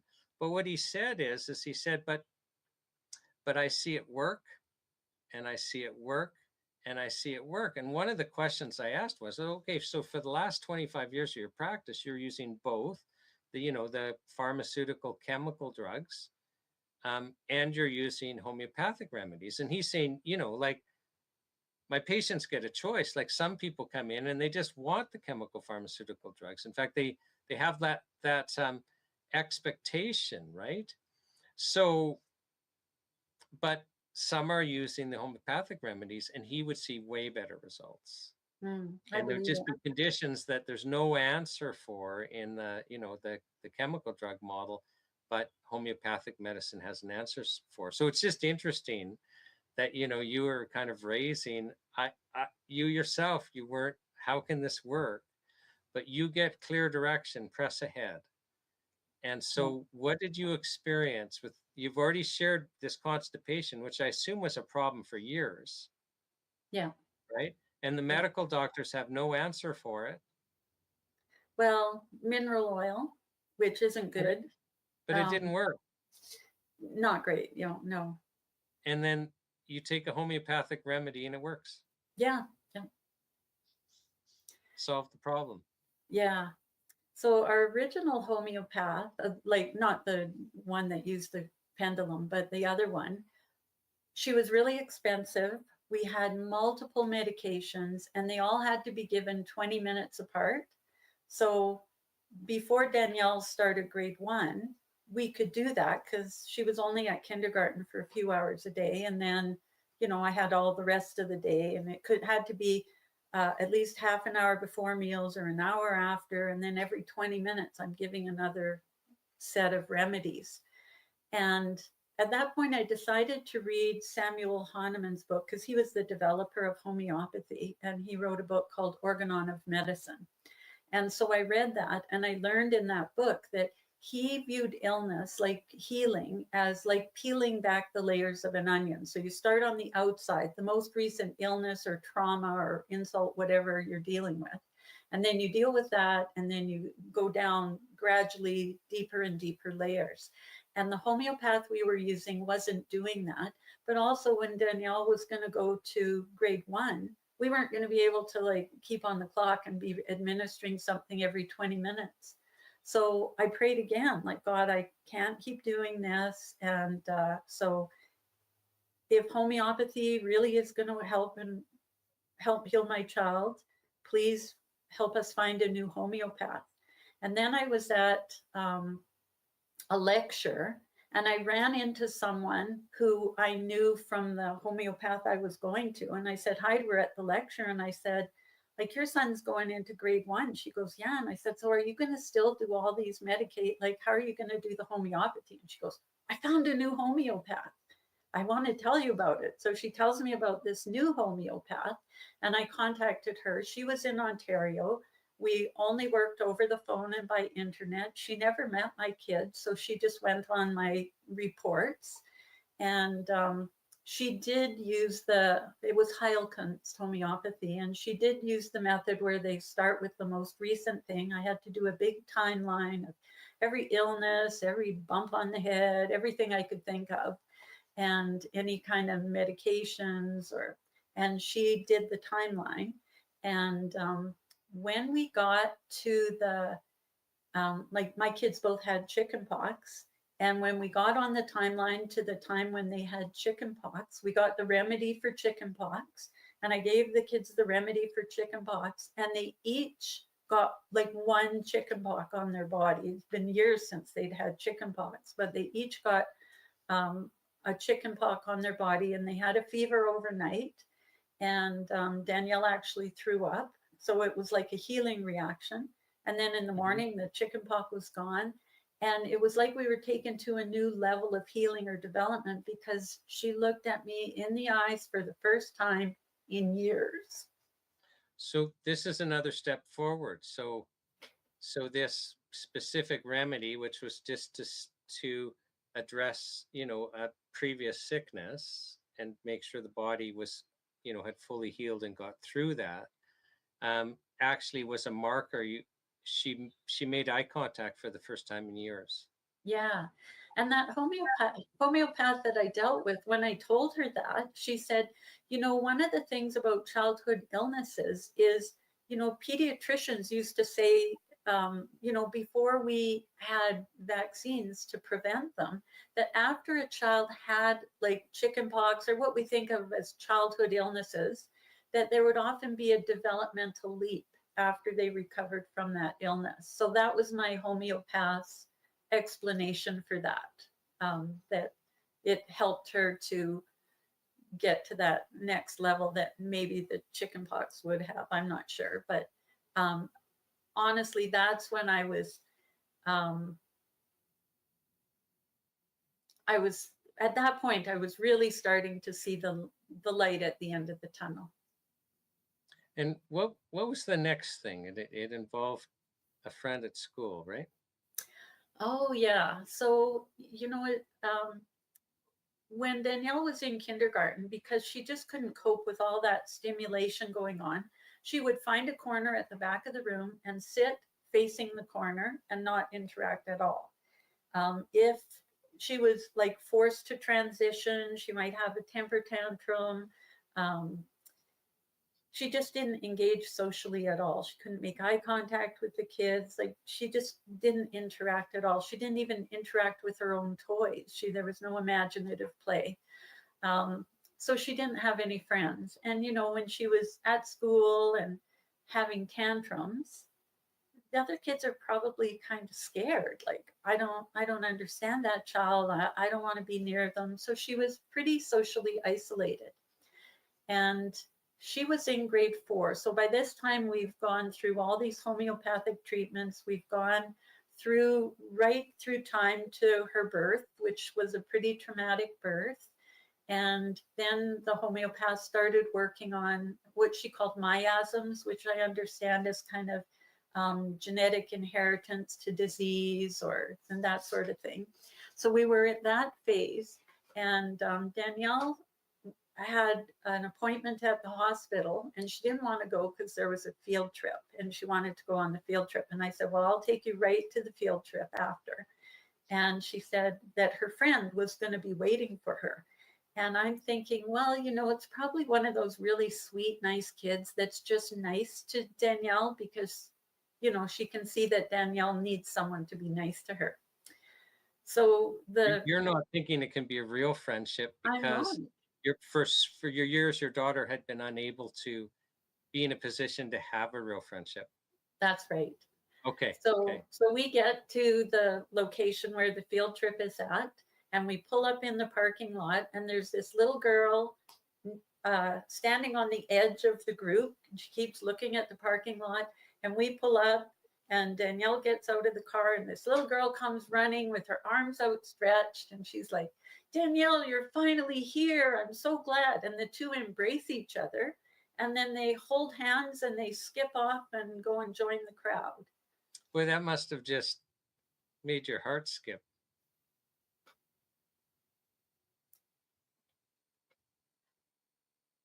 There's no words. I was just so full of gratitude. So from there, they were like best friends for a few years. And by the time Danielle was in grade 8, she had a whole circle of friends that, you know, when she was, you know, in grade 1 and 2 and never got invited to birthday parties, never had friends, was all alone in the playground. I prayed for that.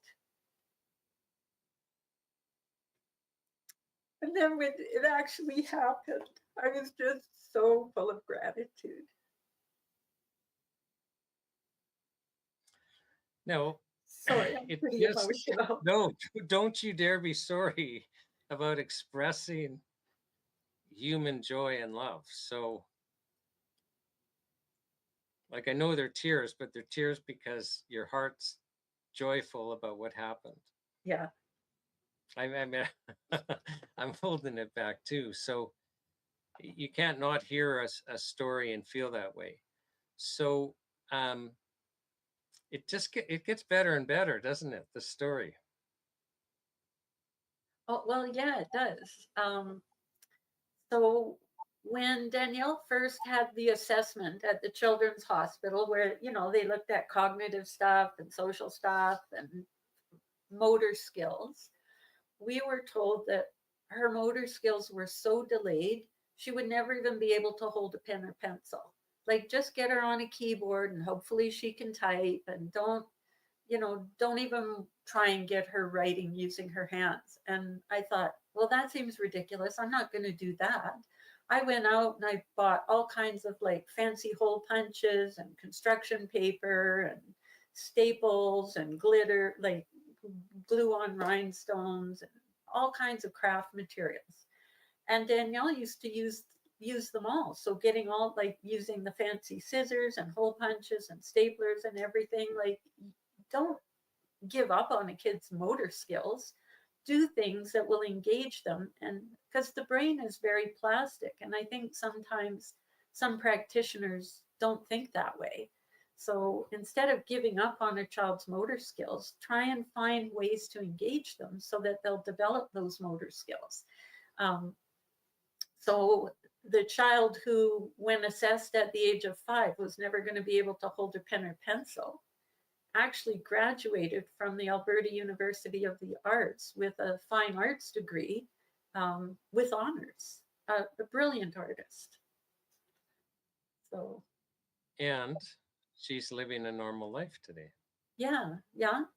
Lives in California. Always said, I hate winter.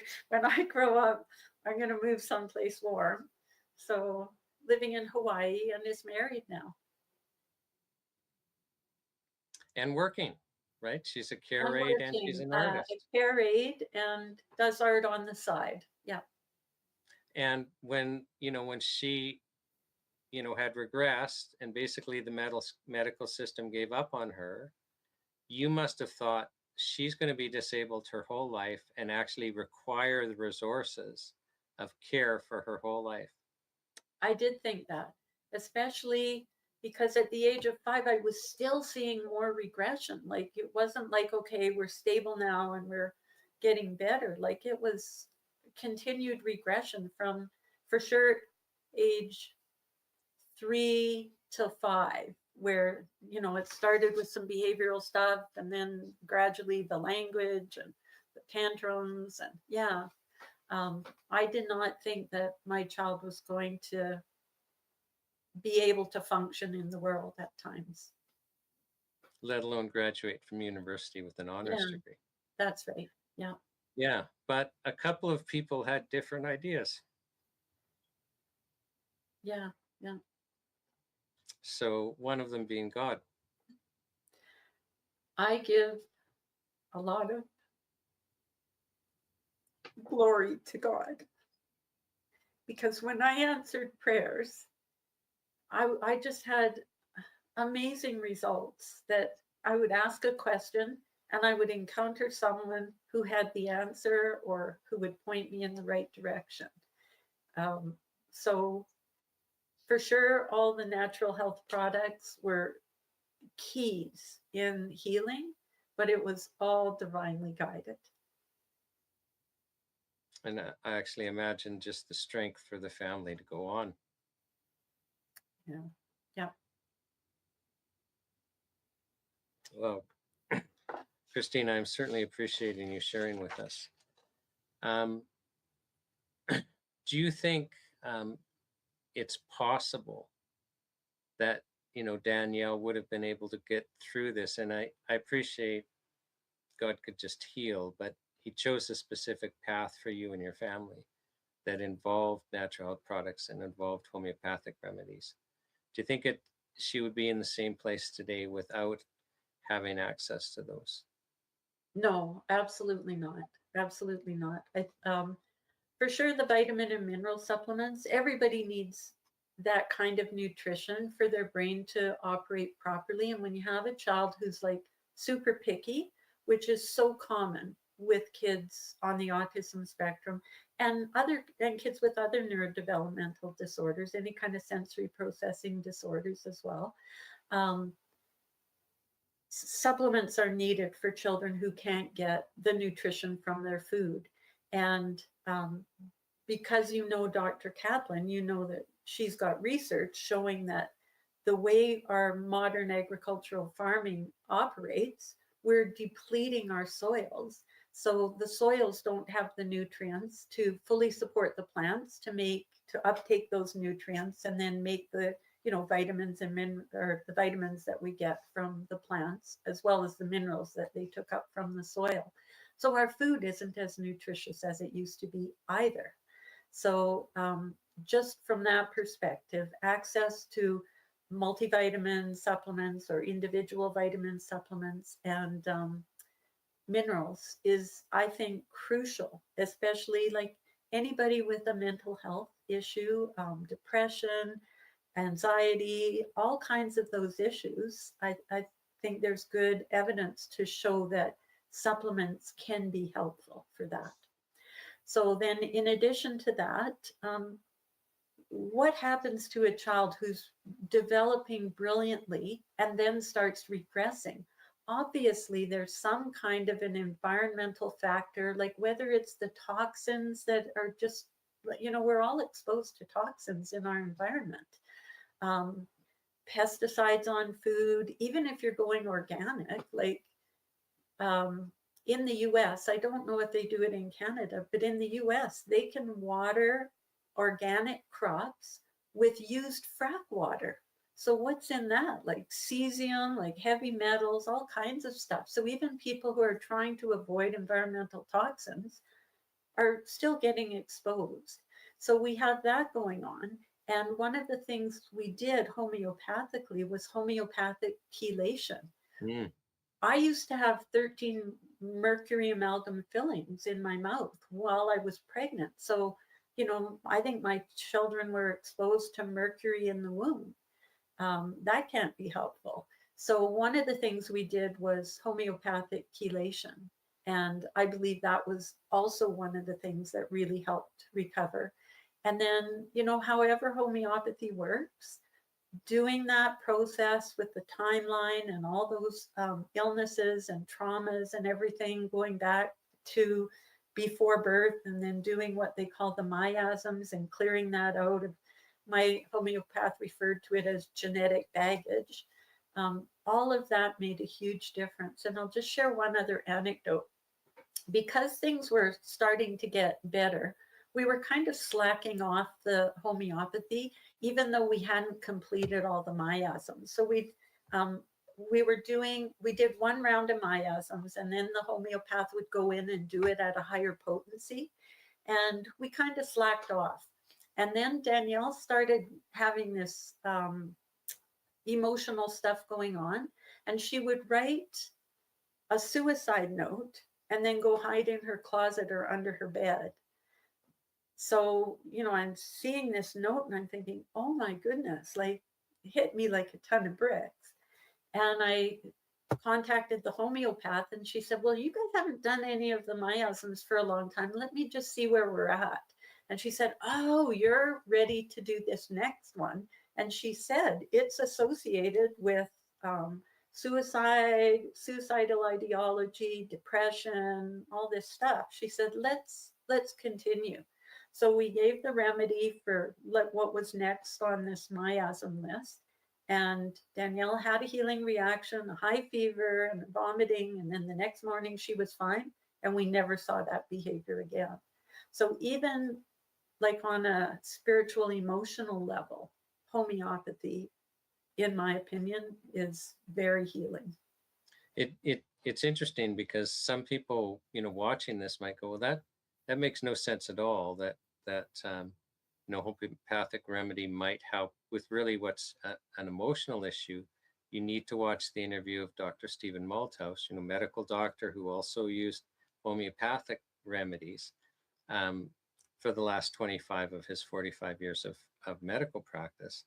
And it involved things like that. And he would see result after result. So it's opening my eyes, Christine, I have to say, actually doing these interviews. I'm just learning so much. And I have to say, it's just been an honor to, you know, interview you beforehand so that, you know, I could make this meaningful on the video, you know, help you along with that. And just hearing the story, I feel changed, and I really appreciate you sharing the story. So I do have a final question I asked everyone, and that's just, you were marching this Charter of Health Freedom petition to Ottawa to try and get a better regulatory environment where our access to things that your daughter used are protected. Do you have a message for Ottawa as we, you know, march across to, you know, deliver these petitions in Ottawa? I actually do. From my experience, both professionally as a clinical dietitian, working for 28 years with children with neurodevelopmental disorders and epilepsy, I absolutely know that children need access to these supplements. Children cannot be safely on a ketogenic diet unless we have supplements, and they have to be affordable because families who are impacted by children with disabilities, often one parent has to stay home to look after the child. So if it was a 2-income family, they're down to 1 income, and they have a lot of expenses looking after a child with disabilities. So if the ketogenic diet can help heal kids, and there's a brilliant story of a young man that I worked with. He was a 3-year-old at the time with a seizure disorder called Lennox-Gastaut syndrome, which at one time, if you Googled that because you got that diagnosis, it would say a catastrophic epilepsy. And so he went on the ketogenic diet. He was able to get off all of his medications. He stayed on the diet and gradually weaned it. And then he came off the diet. He's on a normal diet. He eats junk food even sometimes, and he does not have any seizures. And, you know, most children with a diagnosis of Lennox-Gastaut are going to have quite profound developmental delays. He's going to university. He's in his 3rd year of university. He's a brilliant kid.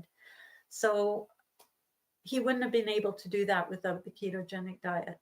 And my child, without access to the vitamin and mineral supplements, the probiotics, and the homeopathy, I think would not be a functioning member of society. So that would be, and it's societal impacts, like who looks after those people when they become adults?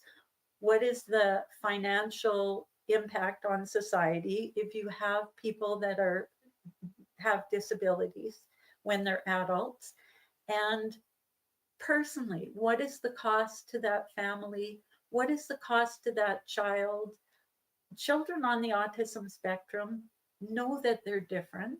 They might have problems communicating, but they know that they're different. They long for social contact. They just don't know how to do it. And so it's like a real heartbreak for families as well. So because I had the resources that I could do the dietary and natural health product treatments, I have a child who recovered from autism. And I'm profoundly grateful for that. But there's no evidence that these natural health products are causing harm to people. There's other products like pharmaceuticals that we accept side effects for, and the government's happy to give access to that, and yet they seem to be cracking down on harmless natural health products that can bring healing where the medical system has no answers. So we need access, and it's a benefit to society, both society at large economically, but to society at the family level as well. That's my message.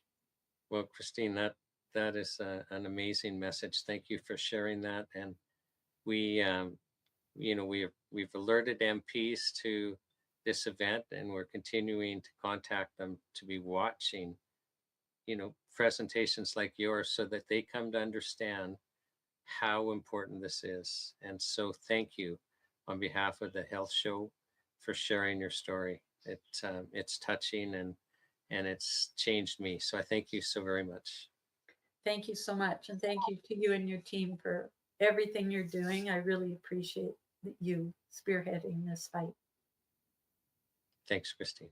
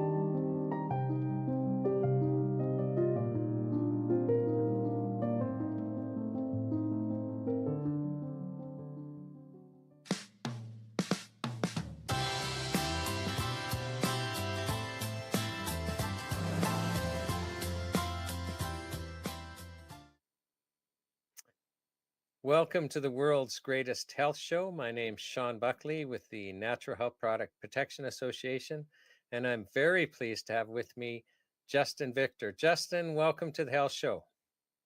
Thank you, Shawn. Very grateful to be here.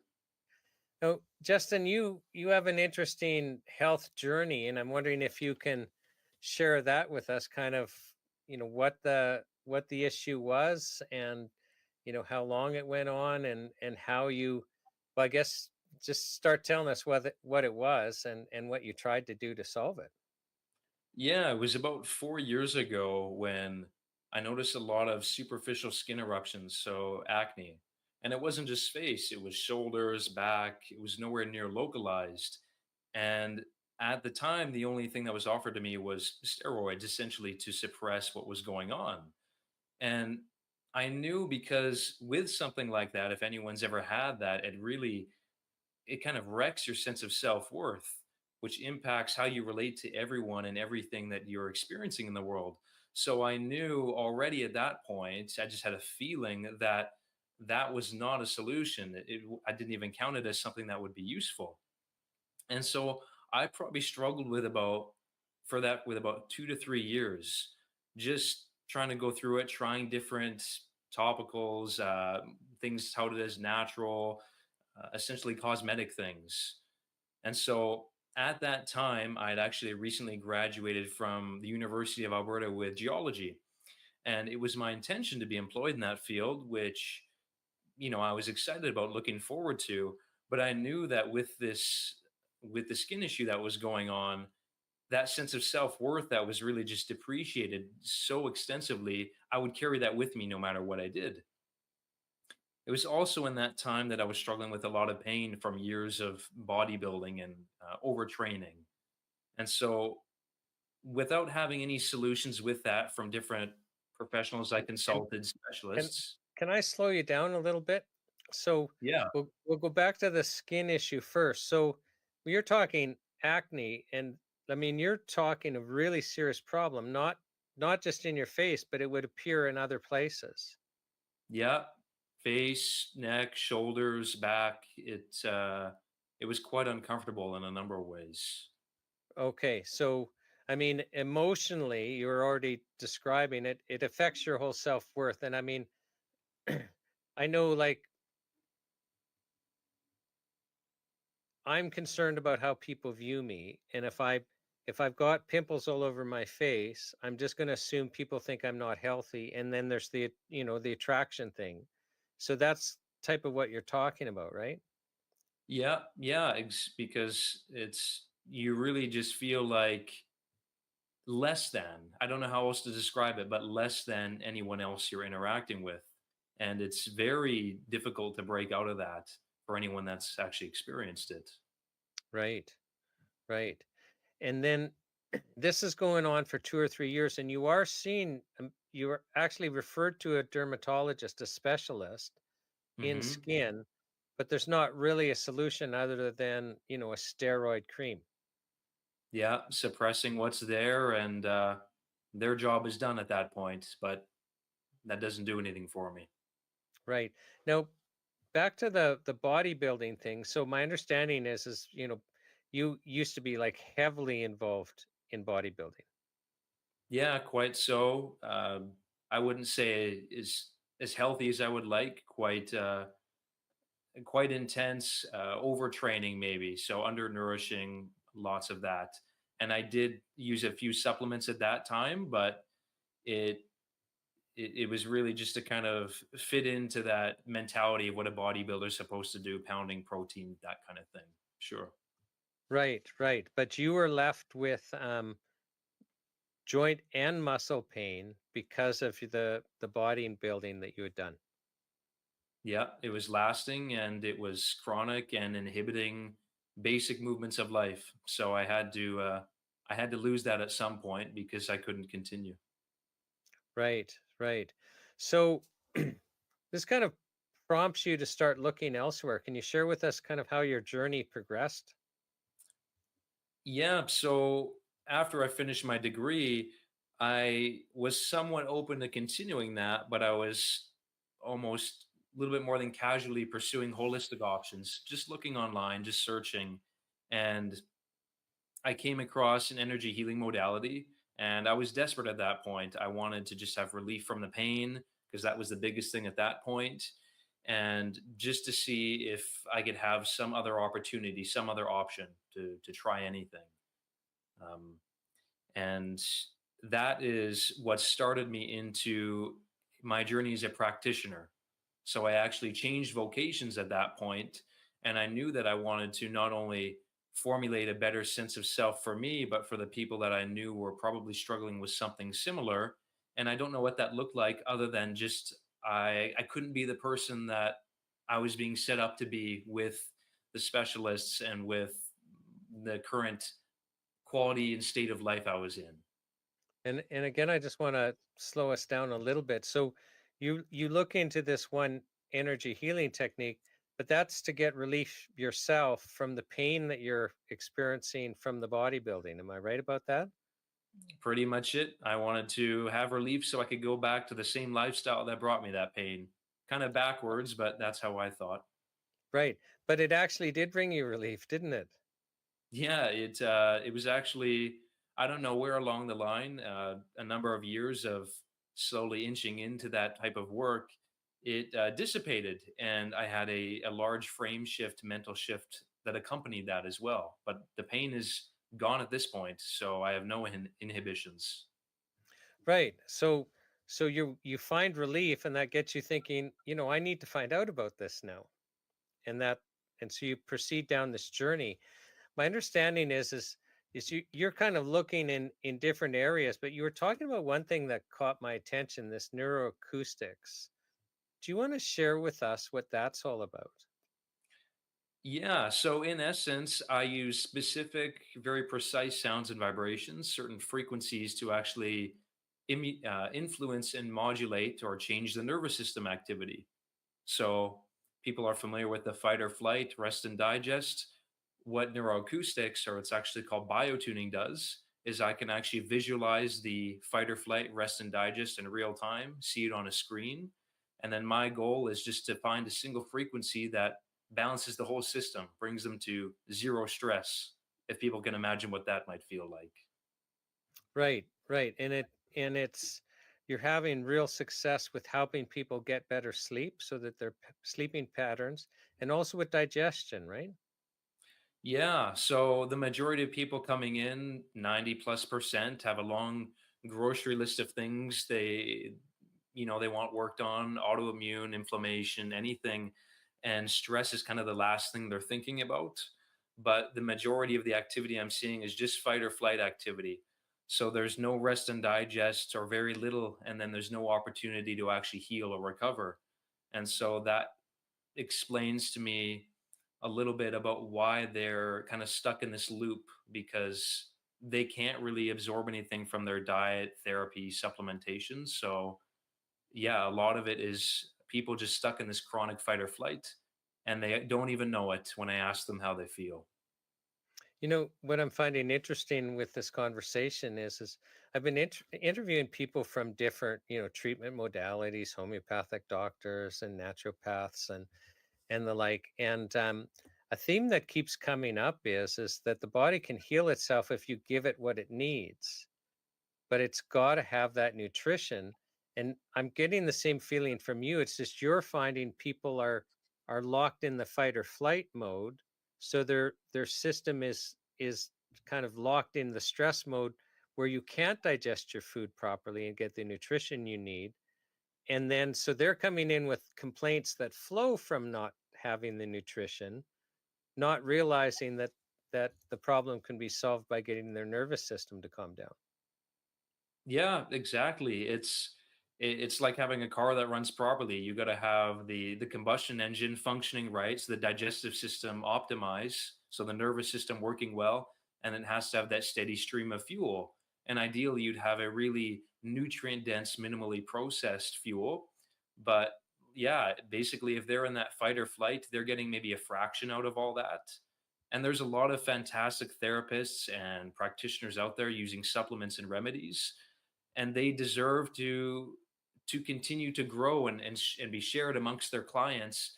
But if their clients are getting the results because of that chronic stress, that's not fair to them. So I find myself indirectly supporting their efforts as well. Right. So this acoustic or neuroacoustics is particularly good at getting the nervous system to settle down. And as I understand it, so we kind of have it's, I think they refer to it as the reptile part of our brain, fight or flight. So if we interpret that we're in danger, then we get all these stress hormones and we stop digesting, like, because we're now, you don't want to use energy doing that. You're to run away or to fight. And some of us get locked in that, where our brain Hmm. just will not settle down. And there can be different reasons, like repeated trauma and the like, right? Yeah, absolutely. So everything that people come to me with, I say it's on the list. The body has two lists. One when you're born, and it's just to maintain day to day, to detox, digest, bring new cells into life. And then usually that list just gets longer over time. We add things to it because it's a never-ending to-do list. And so essentially the best way, like many therapists have probably mentioned, is for the body to work on it. And that is a huge source of relief for people, because once you know that you're in that zero stress place, when you have a balanced nervous system, you can actually see whether or not the body's able to heal. And that removes a lot of uncertainty for people, because they could be finding, or they could be experiencing a lot of great supplements and diets and therapies, but they're not getting the results because the system is not open to working with them, to processing them. So my main job is just to wake up the internal physician, internal healer, finding the specific frequency unique to each person. And then it starts working on that list better, and things just start to alleviate on their own. Right.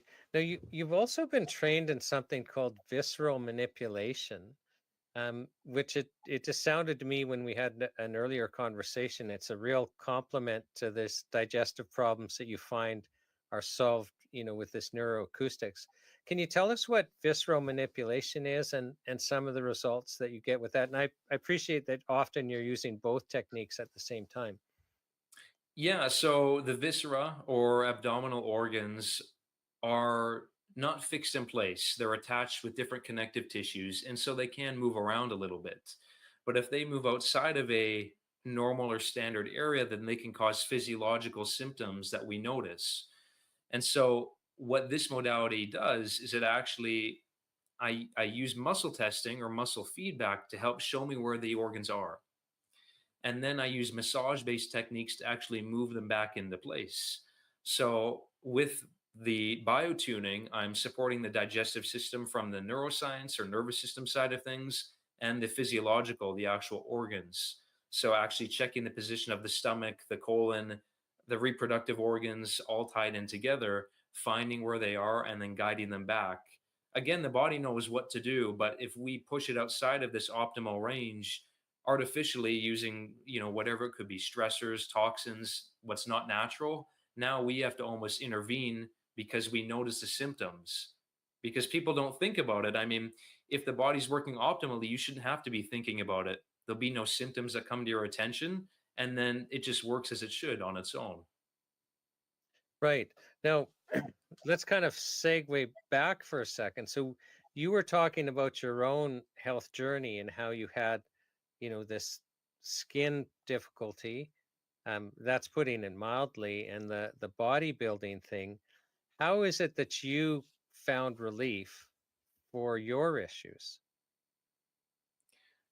Yeah, so a couple of different facets. The obvious ones were the attenuation or decreasing of the skin issues, the eruptions, that kind of thing, and the slow resolution in that realm, the superficial, just mirroring the inside. As I worked more within, then the without started to improve, and then over time, the pain started to dissipate, and it took some time, so it was hard to notice it. But I have no restrictions now.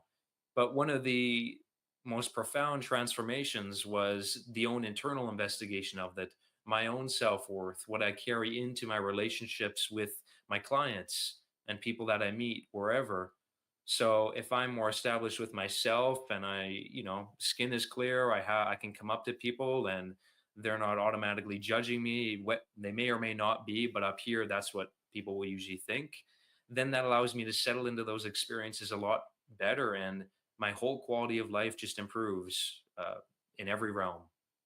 Right. Now, but you went and you saw you were actually taking a course from a traditional Chinese practitioner, and you found out this person did live blood analysis, and that actually led you to seeing the person, and that helped you on your healing journey. Can you tell us about that? Yeah, so with the neuroacoustics or biotuning, I wanted to incorporate in muscle testing, specifically Touch for Health. And so that's initially why I sought this practitioner out. I wanted to do training and muscle testing to help in getting information from my clients' bodies to find out how I could best support them.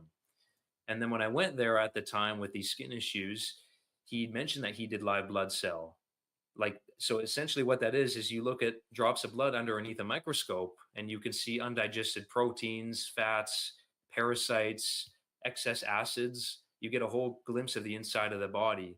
And it's from that modality primarily where I found out exactly how everything superficial wise was connected to my digestion.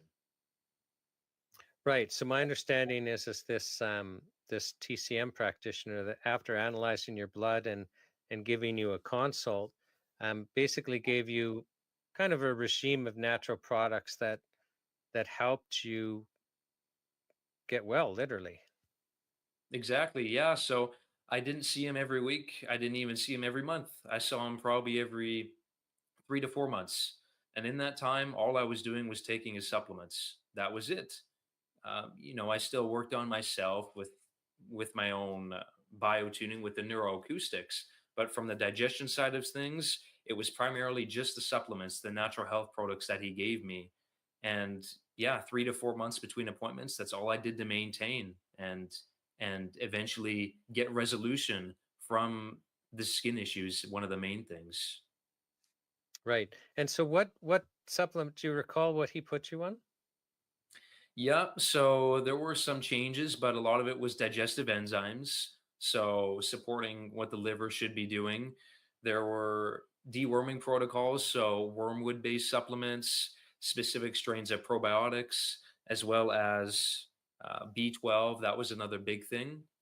And then at some point, when I did a lot of digestive work, at some point, I started actually working directly on the gallbladder, and that was food grade Epsom salts. And that has been huge. I've been doing these cleanses with these natural food grade Epsom salts for years, and it's been incredible to see the changes in my digestive system.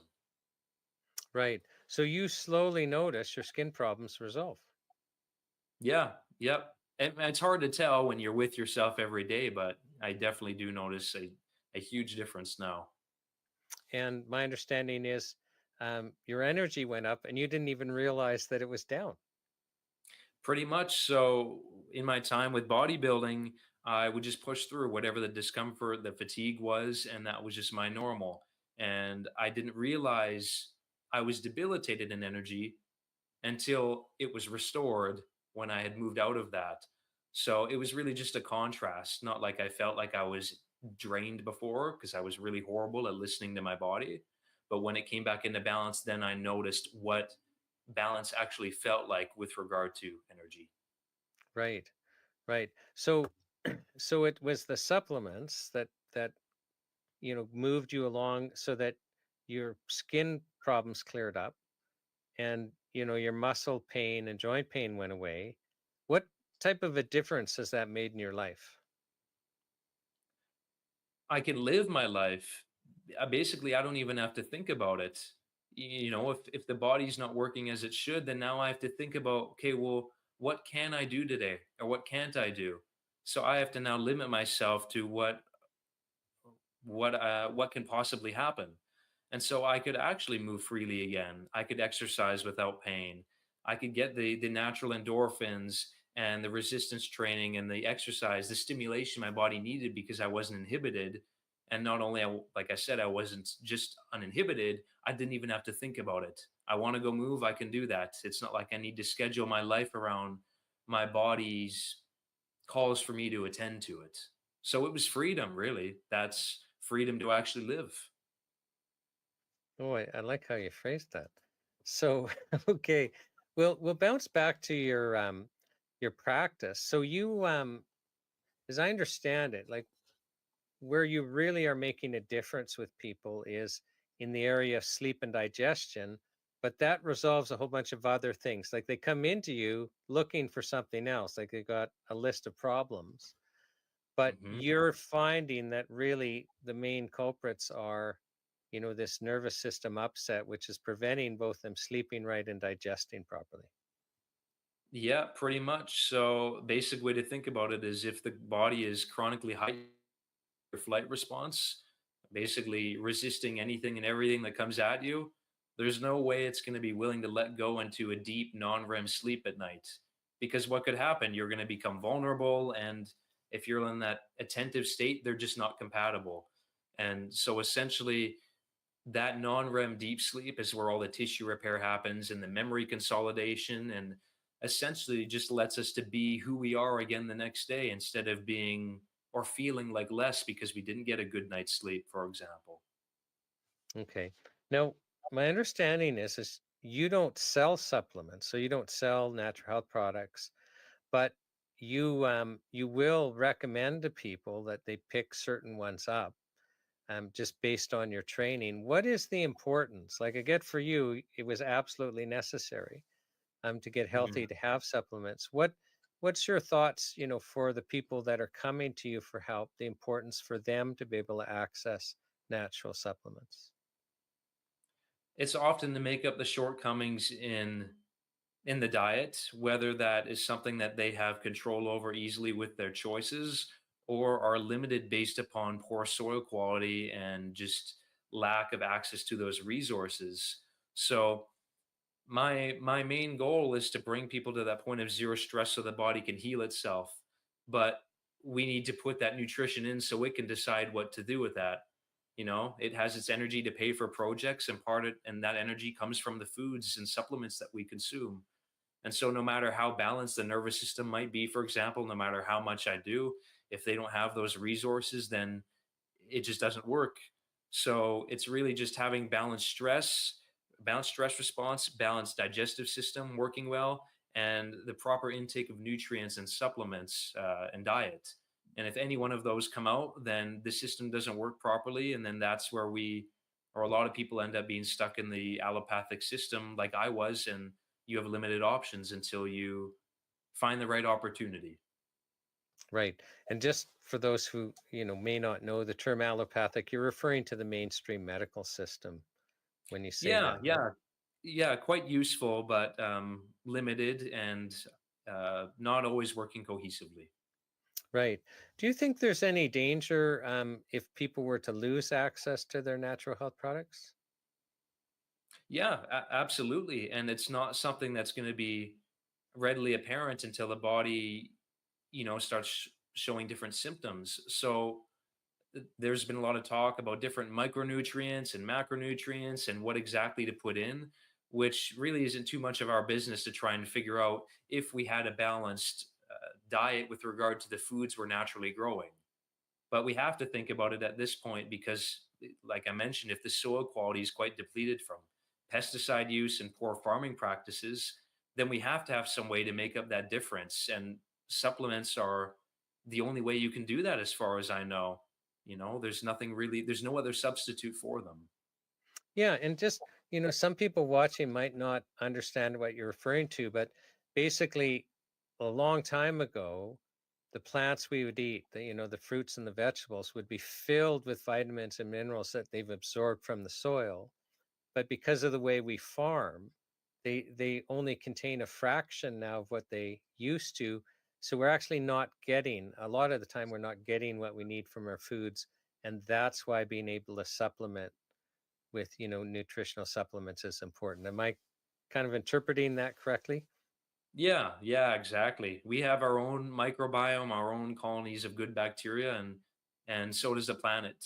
But if these farming practices aren't sustainable, then that becomes disturbed, and it ultimately comes down to us because we're consuming the foods that come from that environment. Right. And then my final question for you, Justin, is what is your message to Ottawa? So, Yeah, I just like to ask them who they're accountable to, who is their priority. Having that answer would tell us a lot about if these individuals are actually representing us. And if we are their priority, I'd like to actually see the data behind that. What is the data behind their actions showing us that this is actually for us? So I want them to answer that question, who they're accountable to, and I want the transparency behind that answer so that I actually know what or who is governing all of Canadians. that's an interesting message. Thank you, Justin. So I really appreciate that you've come on to share your health journey and also, share with us a couple of treatment modalities that many of us would not be aware of. So on behalf of the world's greatest health show, Justin, thank you so much for coming and joining us today. Thank you. I'm very grateful to be here and all of the work you guys are doing to keep them accountable and keep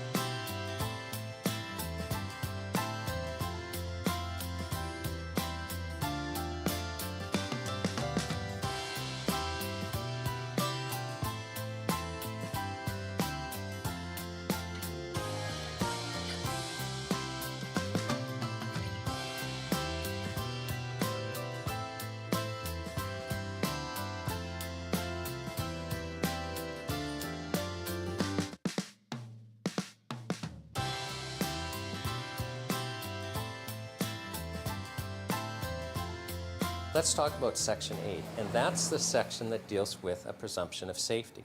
So natural health products and the traditional practices and the other low-risk treatment modalities that the Charter regulates are presumed by law to be safe, and the government is only to interfere with them if the government has evidence of harm.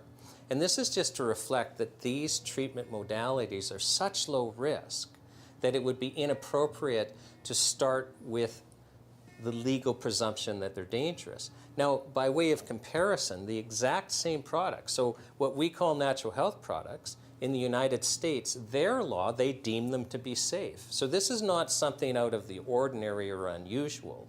It's just when you look at the low risk profile, as Congress in the United States had done years ago, it's actually appropriate to start with that because there's also a danger to removing products that are effective that people are relying on. So we need to be very careful and have the proper presumptions, and that's what's happening in Section 8.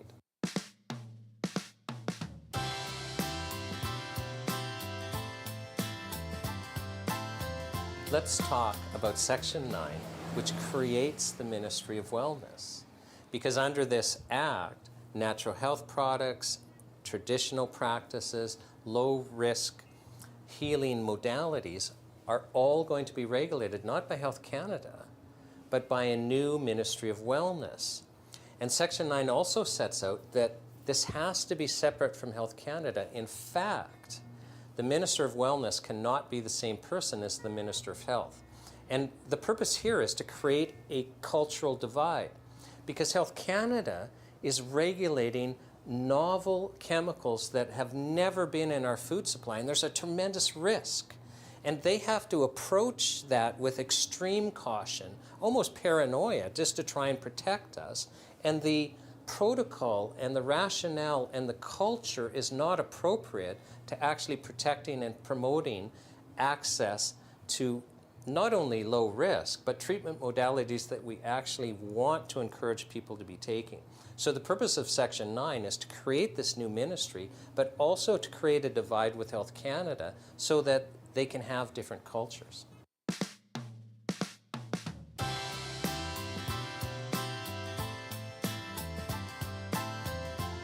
So Section 10 is a section that protects against fraud. We've created this new Ministry of Wellness to actually protect and promote our access to natural health products and other treatment modalities. But for this to actually work, they have to have some powers. And one of the powers they have to have is to protect us against fraud. So this Section 10 makes it illegal to be fraudulent in manufacturing and promoting these products so that, we're protected against those that would want to, deceive us and mislead us. So this is actually very important. It's one thing for us to have our access guaranteed, but we also need to have truthful representations, and that's what Section 10 is about.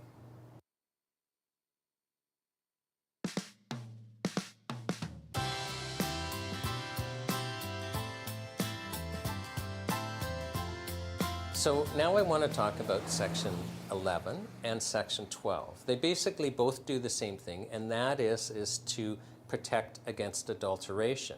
So these sections actually act as a prohibition, as you cannot manufacture, produce, store things in a way where there would be adulteration or any other harm. And it's an offense to contravene that. And this is just to ensure that natural health products and these other treatment modalities are provided to us in a safe way. So this is now just ensuring with the Charter of Health Freedom that no one can act irresponsibly so that we can have confidence in the products that we've accessed.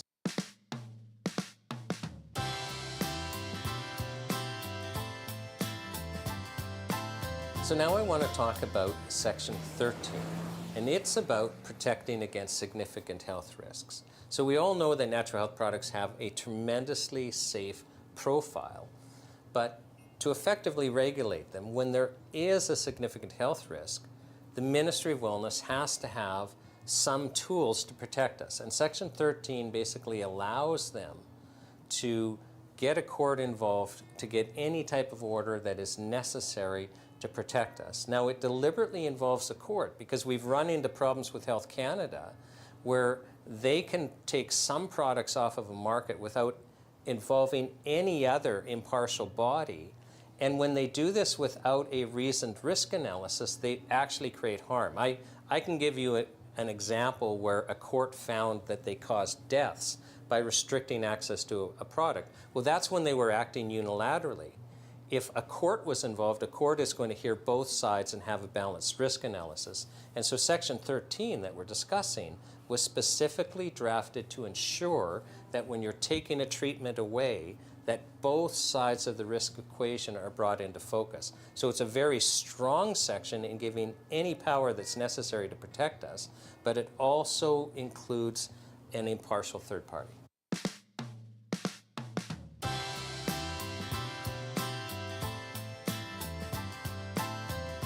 Section 14 is codifying a principle in enforcement because the Charter of Health Freedom gives the Ministry of Wellness some very significant powers and gives courts very significant powers to basically make almost any order necessary to protect us.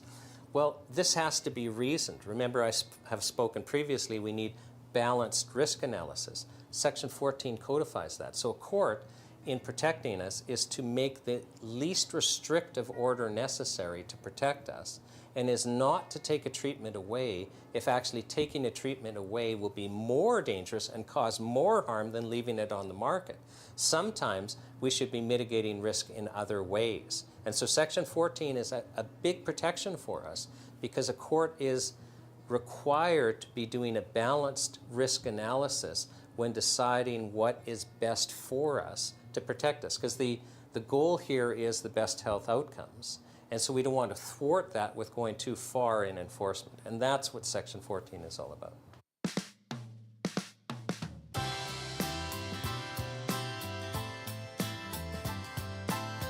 So let's talk about Sections 15 and 16, which deal with examination and sampling of products. Because we've given the Ministry of Wellness the exclusive jurisdiction to regulate natural health products and these other safe treatment modalities, they have to have the ability to be checking. So they have to have the ability to go and take samples of your products, to test them, to see, your facilities, to see that you're following the regulations. And so these sections are the ones that set out what powers they have. And they're very similar to the sections that are in the Food and Drug Act that give Health Canada those powers. So we're not inventing anything new here, but realistically, to properly regulate and manage these treatment modalities, there has to be the ability to go in and get the information that the regulatory body needs, and that's what these sections are for.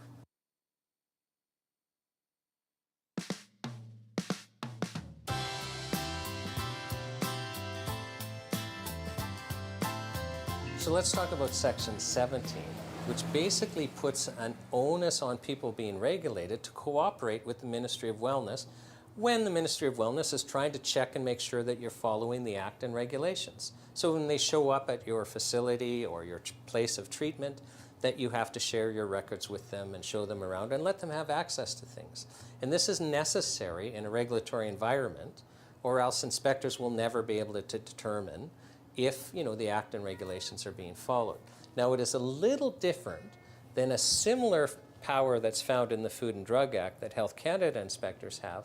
And the difference is this, is our courts have said that when any inspector, whether it's dealing with food and drugs or any other regulated activity, is if the inspectors form the opinion that you have committed an offense and now they're trying to get evidence to convict you, at that point, actually your constitutional rights kick in and you're no longer under an obligation to assist them. And we've set that out in Section 17 just so that the people being regulated actually understand that they have these rights. So it creates an obligation to cooperate, but for when it would be inappropriate, you know, in light of our constitutional protections.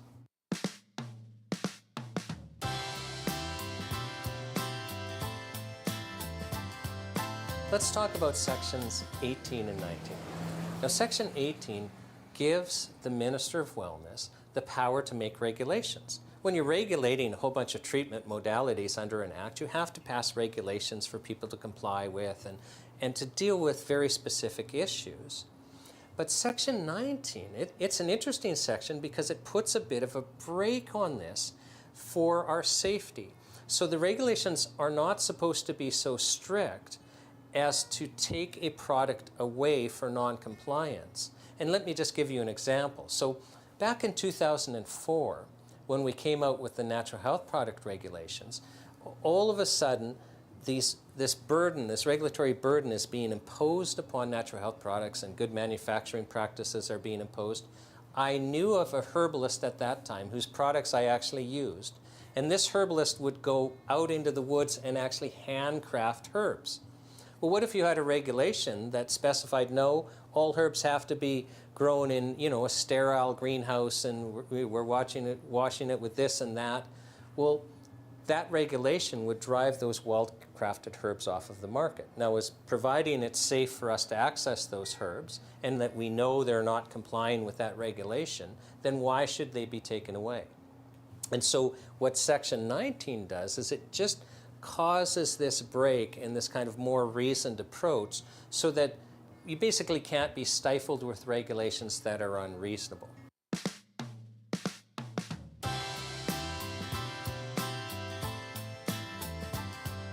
So let's talk about Sections 20 to 22, which deal with offenses and punishment. And these sections set out basically that you can be fined and go to jail for violating the Act or regulations. Absolutely necessary to give the Act and regulations teeth to make sure that people comply. But at the same time, it's a little different than the penalty sections in the Food and Drug Act, because the purpose of the Charter of Health Freedom is basically to ensure positive health outcomes. So when a court is ordering somebody, you know, for a violation, and well, should we send them to jail or should we do this?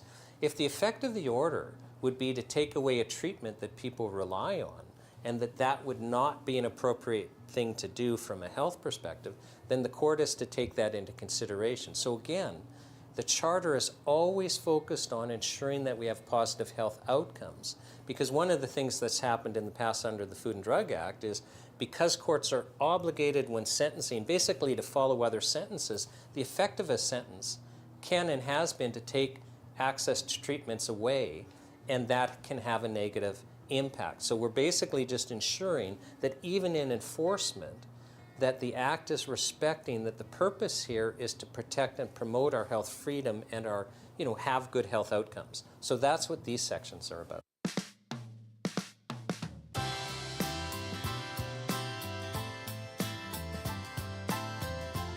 Let's talk about Section 23 of the Act, which is a very unique section. This is different than in the Food and Drug Act. This section deals with, are the government employees liable? And it basically says they are liable, except in the narrow circumstance of where they're removing a product where they have evidence that the product will, poses a significant risk, and the risk of removing the product is less than leaving it on the market.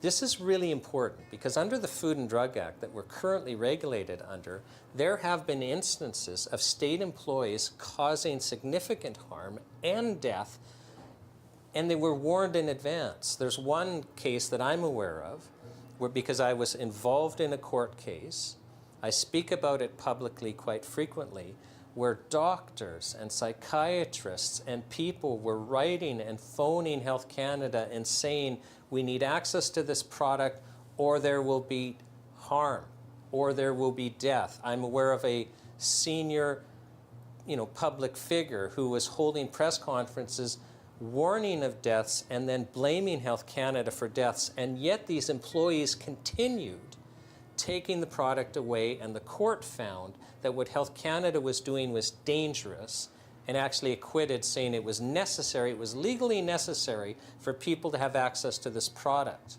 So what we're saying is it's not okay for government employees to think that they can harm us by taking products we rely on away, especially when they're being told. You or I would be criminally liable, we would be civilly liable, but they're not. This section says they are. In the area of health, anyone who is going to harm you and put your life at risk needs to know that they don't get a free pass just because they're a government employee.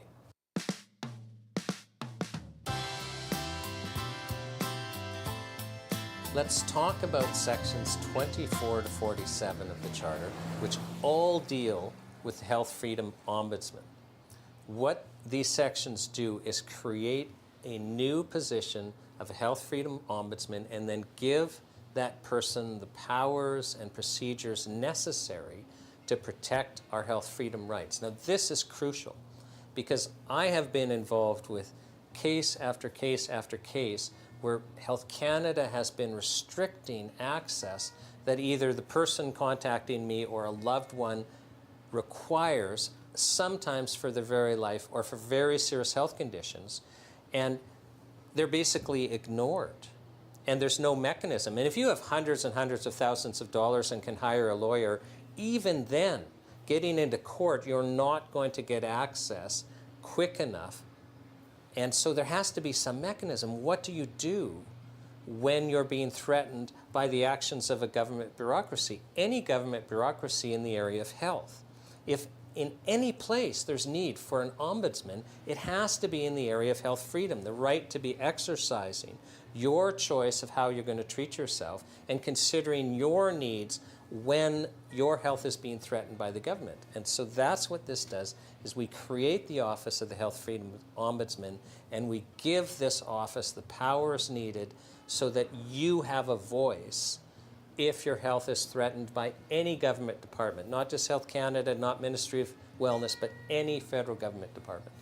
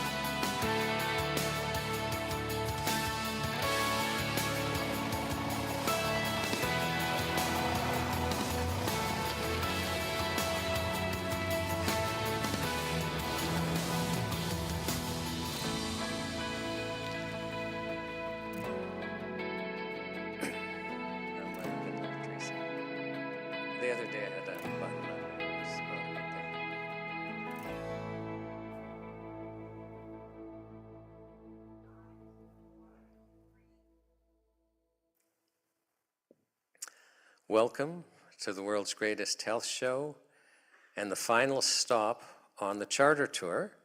My name is Shawn Buckley with the Natural Health Product Protection Association, and we are very, very pleased and honored to be in Bikers Church in Ottawa for our final stop.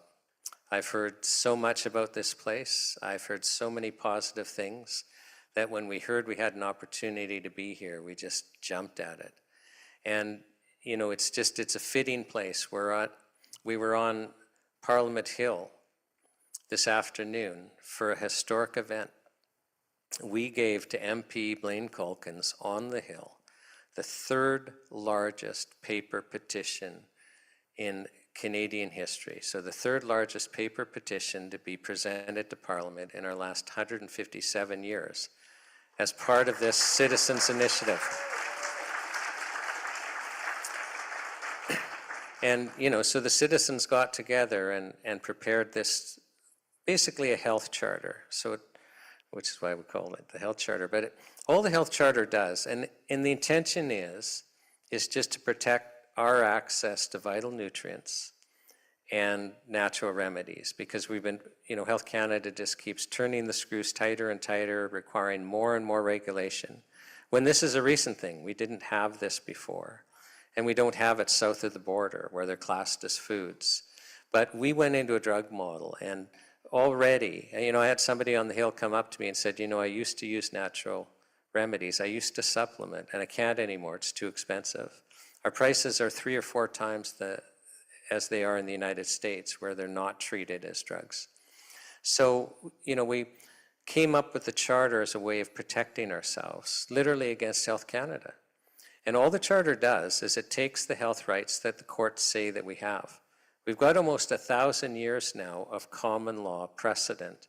It was 1066 when William the Conqueror conquered and then started our common law system. And in that 1,000 years, the state would periodically try to go overboard on people, and the court set as a floor, no, these are the base health rights that the state can't violate. They can't violate by law, can't violate by action. So we just set them out.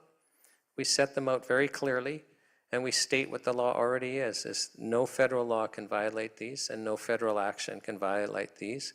And there's no, you know, crummy justification clause like Section 1 of our Charter on Rights and Freedoms, which allows the government to basically run over our rights and then argue in court, no, but it was okay this time, it's demonstrably justified. No, because in our common law tradition, our heritage as Canadian citizens, in the common law, the government doesn't get to say, no, it was all right this time. No, these are our base floor rights. So we set those out in this charter. And we also take the regulation of these products from Health Canada to a new Ministry of Wellness with the legal duty to protect and promote our access. It does a few other things, but I want to talk about something different first. And I want to talk about the drug model. And I'm hoping that you have an open mind tonight. You know, the word closed mind actually is closed. Like we'll all have been conditioned in ways that are designed so that we don't hear, so we don't actually hear. I'm going to be saying some things and go, I already know that. Well, actually, you don't know it yet, and you need to start thinking about it deeper.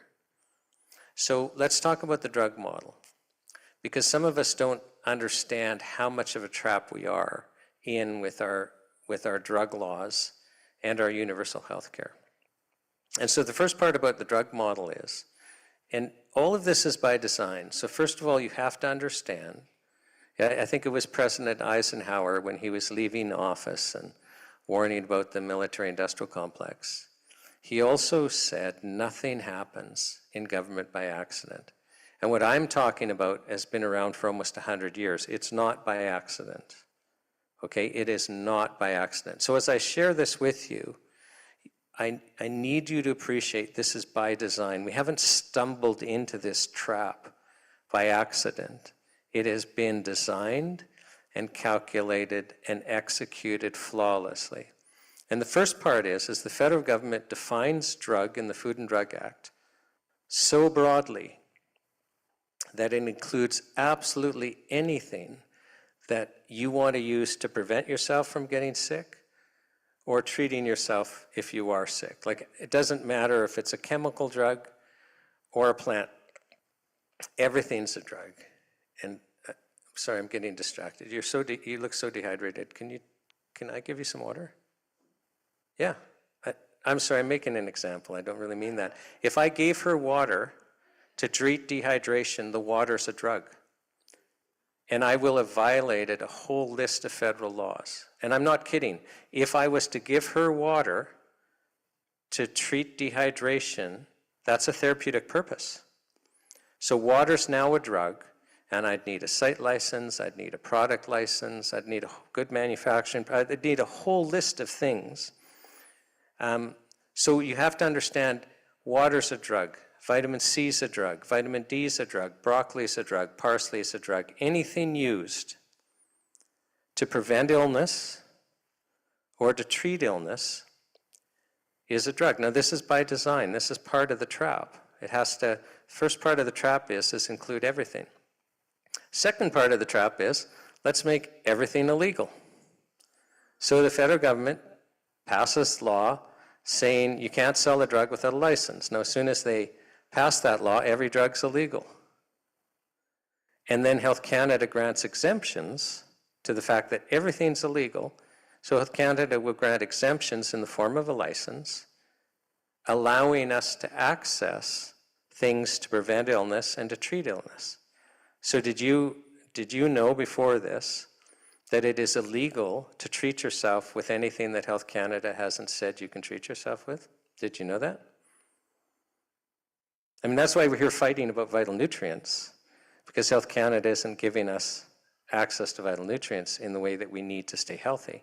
So that's the second part of the drug model trap, is that every drug is illegal, and it's only legal in Canada to treat ourselves with things that Health Canada says we can treat ourselves. So we can even only access nutrients if Health Canada says we can. Right? So I'm going to have one of our guest speakers today is Jason Watkins of Purica. I mean, he can say, no, I can't sell you vitamin C unless I get Health Canada's approval. I can't put plants in a capsule and sell it to you for a therapeutic purpose unless Health Canada says I can. And that's our law, okay? That's our law. The third part of the drug model is that Health Canada has structured our drug approval process so that for all but the most minor of conditions,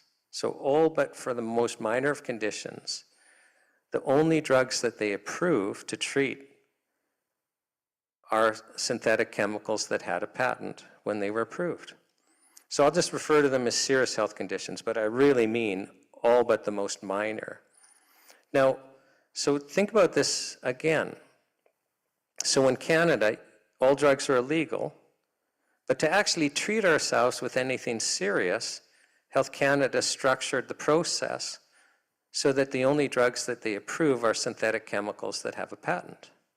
So in the lifetime of everyone in this room, with the exception of Primarin, every single drug approved to treat a serious illness is a synthetic chemical that had a patent.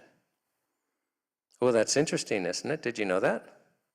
You did know that, because you know that if you had to go to the hospital right now for a serious condition, so you have a heart attack, or you've been screened for cancer and they text you and say it's stage 4, go to emergency, or you have a mental breakdown because I'm really annoying you, whatever it is, you know that if you go to the hospital, you're going to be offered two things: surgery and or a synthetic chemical drug.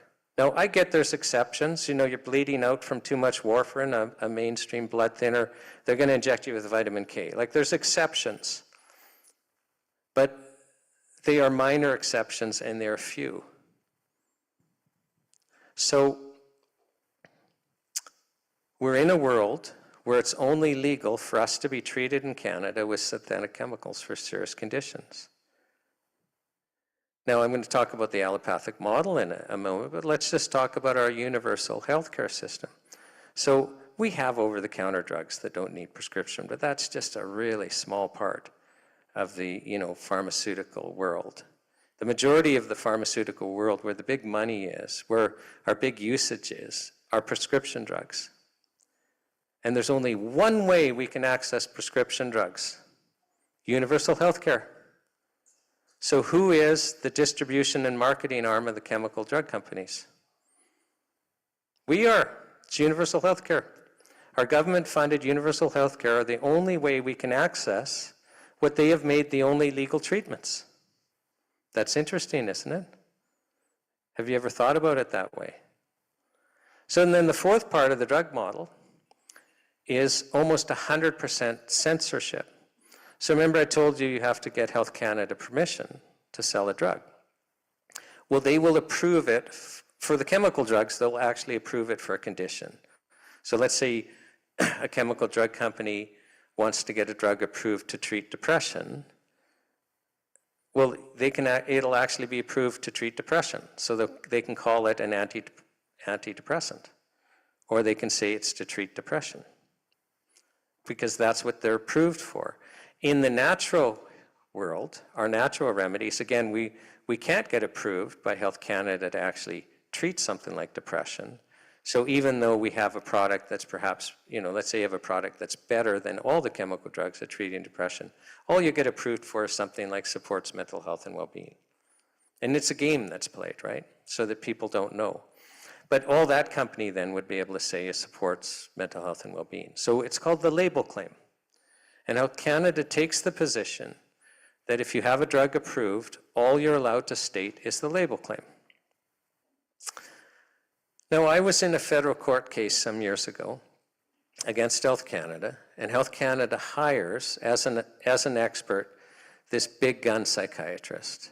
And this psychiatrist, all he did was he ran a company that got new psychiatric drugs approved by Health Canada. And I'm examining him for days. Like I'm at this guy for days. So he's under oath and I'm questioning him. And at one point he starts complaining to me about how hard it is to get new antidepressants approved. And he says, I got to give Health Canada 2 double-blind clinical trials showing that the drug works. Now, in his world and my world, when he says showing that the drug works, we both know for an antidepressant, it's going to be a trial less than 3 months because they're relying on the placebo effect.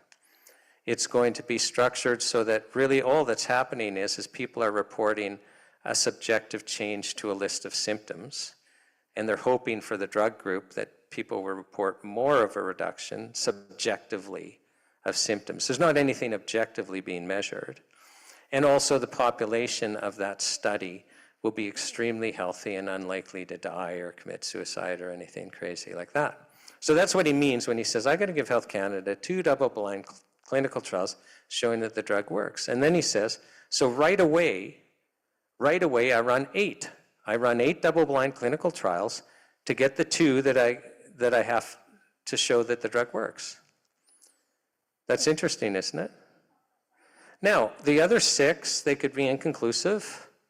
They could show the sugar pill works better than the drug. They could show the drug works better than the sugar pill, but there's some inconvenient safety data. Could be a combination of those things.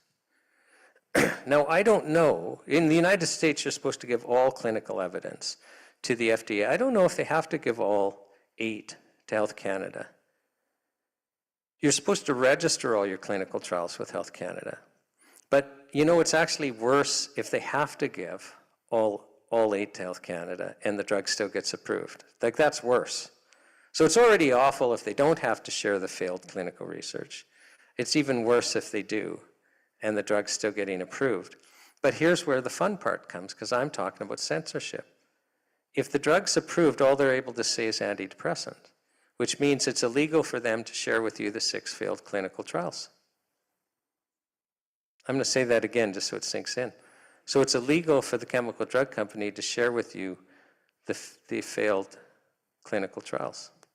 If people are reporting suicides to them or serious adverse reactions, it's illegal for them to share that with you. That's not antidepressant. In fact, it's depressant. So, isn't that interesting? So I find that really interesting. I'm sorry, I find that absolutely fascinating, that we have censorship. Now, why would we have censorship of truthful health information? The law should be that you have to share all health information on any therapeutic product with the public. And that should be the law, full stop. Because, let's say you've got a child and they want to put that child on an antidepressant. Don't you think you'd make better health decisions knowing about all the clinical research?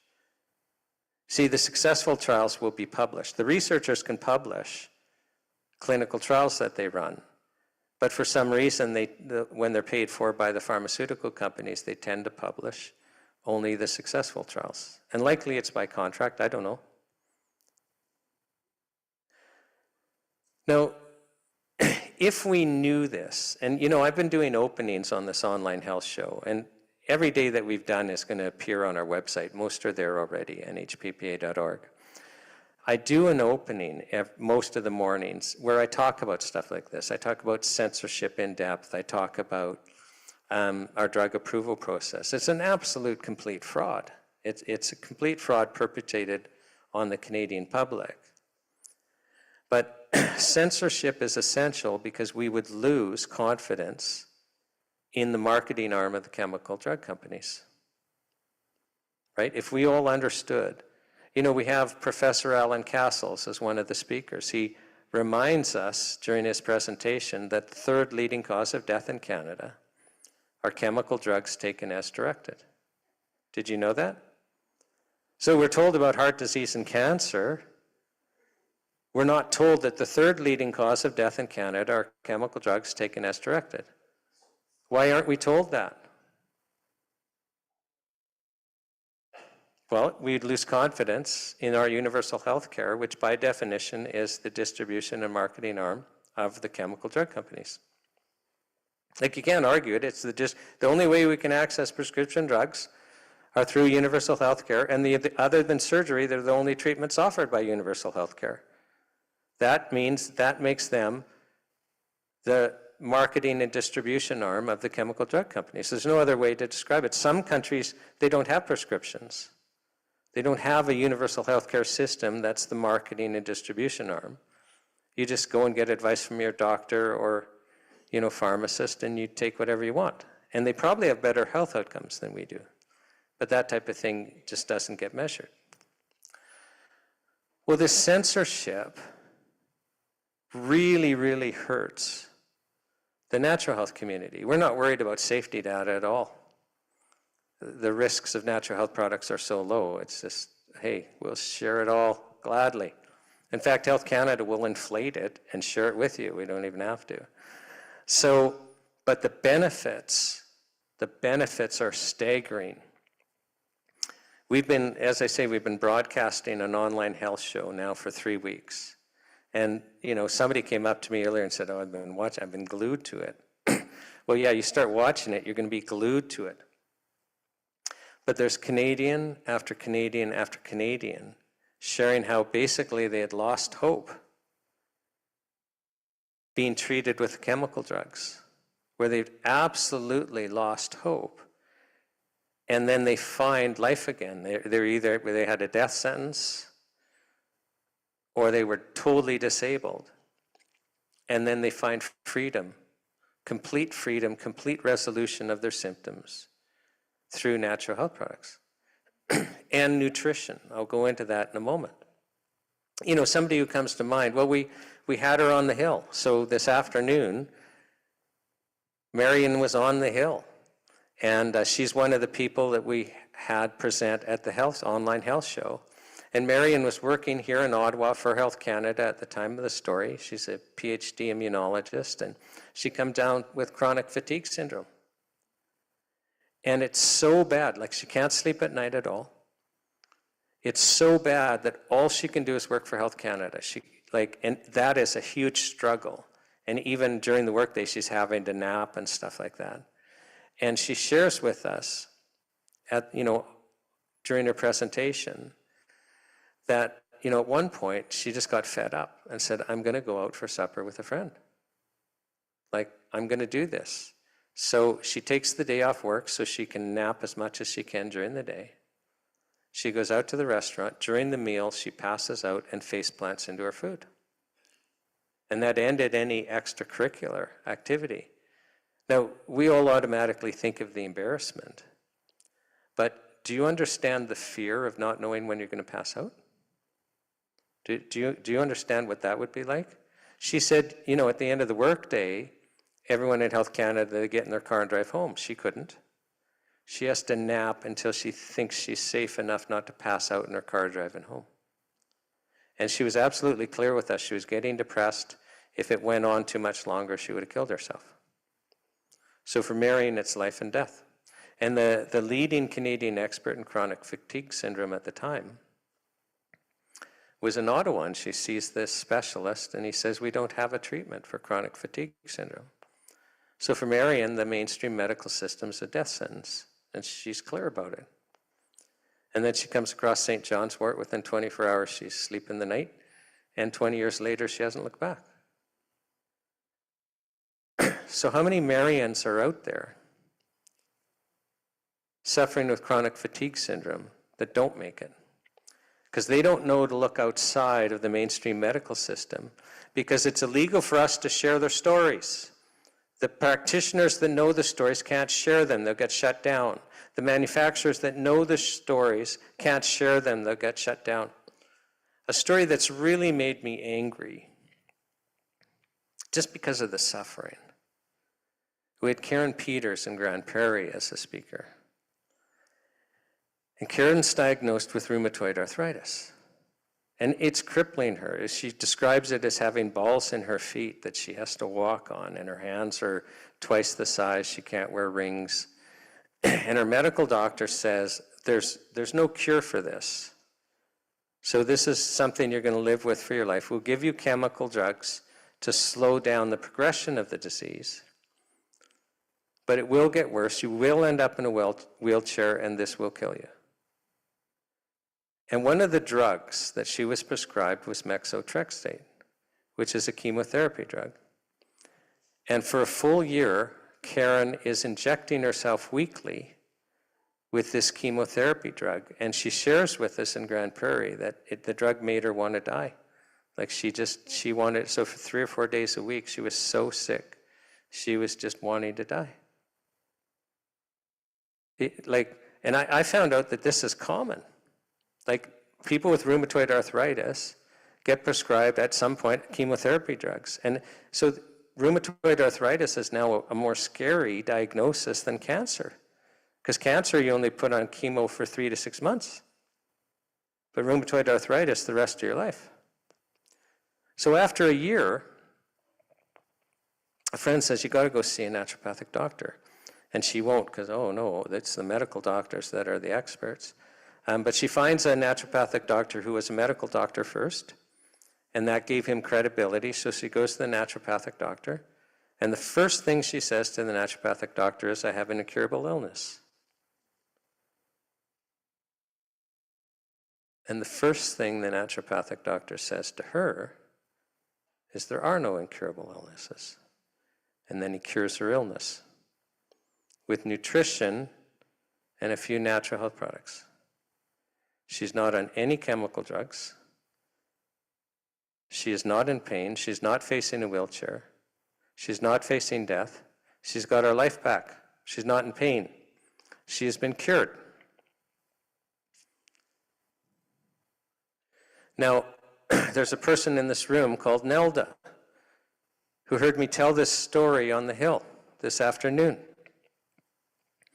And she comes up to me and says, I was diagnosed with rheumatoid arthritis, and her hands are in bad shape. I was prescribed methotrexate, and I'll just back up and say, with Karen, the naturopathic doctor said, if you stayed on this methotrexate, you will get cancer. So back to Nelda, she's saying, so I'm prescribed for my rheumatoid arthritis, methotrexate. I'm on it for 7 years. I get breast cancer. I've had both my breasts removed. Now,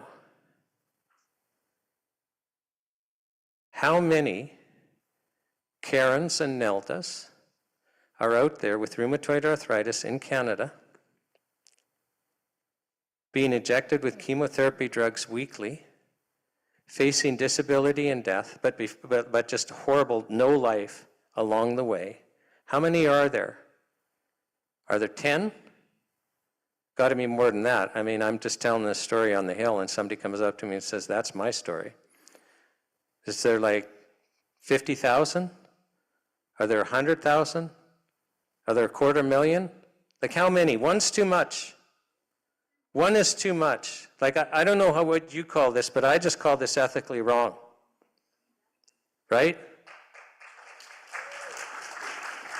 And we could all come up with some other adjectives to describe this. So why is it that people with rheumatoid arthritis don't know? Because it's illegal to share the stories. It's illegal to share the stories. If you're a practitioner, well, that's who knows. Or if you're the manufacturers, that's who knows. So we're sharing the stories because we're not involved in selling anything. We're not involved in diagnosing. We're a nonprofit that's just here. We've got 3 incorporated purposes, and one is promoting truthful health information. And so we're sharing those stories because there are Canadians out there suffering who don't know. And how else are they going to find out? So, I mean, at the end of this, I'm going to say, please share this online health show with everyone under the sun. So I need to talk about our food supply. And then I'm going to get back to allopathic medicine. So Health Canada, and then to a much lesser degree, the Canadian Food Inspection Agency, have managed our food supply. And we trusted them. And we did trust them, right? Because even if 20 years ago, let's just back up 20 years. 20 years ago when you went to a supermarket, you knew you shouldn't be buying the processed stuff. And you might have known, I should be eating raw and organic and stuff like that. But really, you weren't that concerned about buying food in the supermarket, right? Is that fair to say? Okay. So one of the leading causes of our illness are toxins. And it's pretty well a rhetorical question. Is it possible that our food supply could have more toxins in it without the population popping and going, enough's enough? It's like there's some line where if they cross, we're going to go, no, this is too obvious, that this is just total poison for us, and we'll demand change. But I think we're just on the other side of that line. Really, could our food supply be more toxic without it being obvious to everyone that it's toxic? Everyone watching this online, everyone in this room, if we tested you for glyphosate, you got it in you. And there's probably about 200 chemicals we could test you, and we'll all have them. And none of them are good. Some of the natural health practitioners, they say there's really 2 causes. I mean, there'll be some other minor ones, but by and large, our health problems are caused by 2 things, toxicity and malnutrition. And they'd all agree, well, there'd be a third, a combination of toxicity and malnutrition. But we have speaker after speaker on the online health show talking about how they became disabled because of toxic overload. This is real. And it's literally like the government, we're all on a walking journey in life, and the government's put a knapsack on each one of our backs with 100 pounds of toxins on our back. Oh, we can still walk around, we can go uphill, downhill, we can go to work. But none of us, because we all have it. We all have a toxic burden on us. And there's probably nobody watching this in person or online that actually knows what it's like to feel healthy anymore. That actually knows what it feels like not to have a toxic burden in their bodies. That's interesting, isn't it? But probably none of us know what it's like to feel healthy anymore. And then let's talk about nutrition.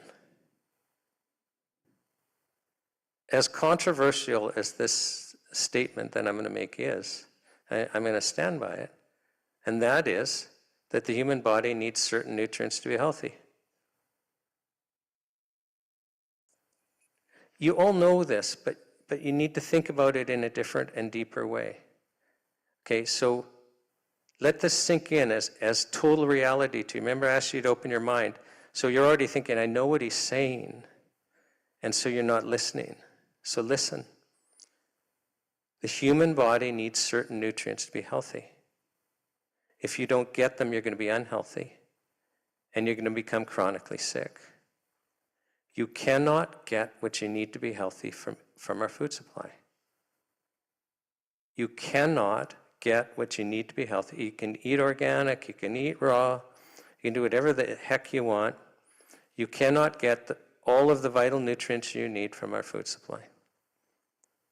You know, we had Udo Erasmus as a speaker in Vancouver, and many of you will know, okay, he's kind of the godfather of essential fats. And he's saying, you know, there's a list of essential nutrients, and by essential, that means that if you're missing even one of them, you die. They're not in our food anymore. The U.S. Department of Agriculture regularly surveys the food supply in the United States. Ours is going to be the same. Checking for the levels of vitamins and minerals. They've been doing this since at least 1900.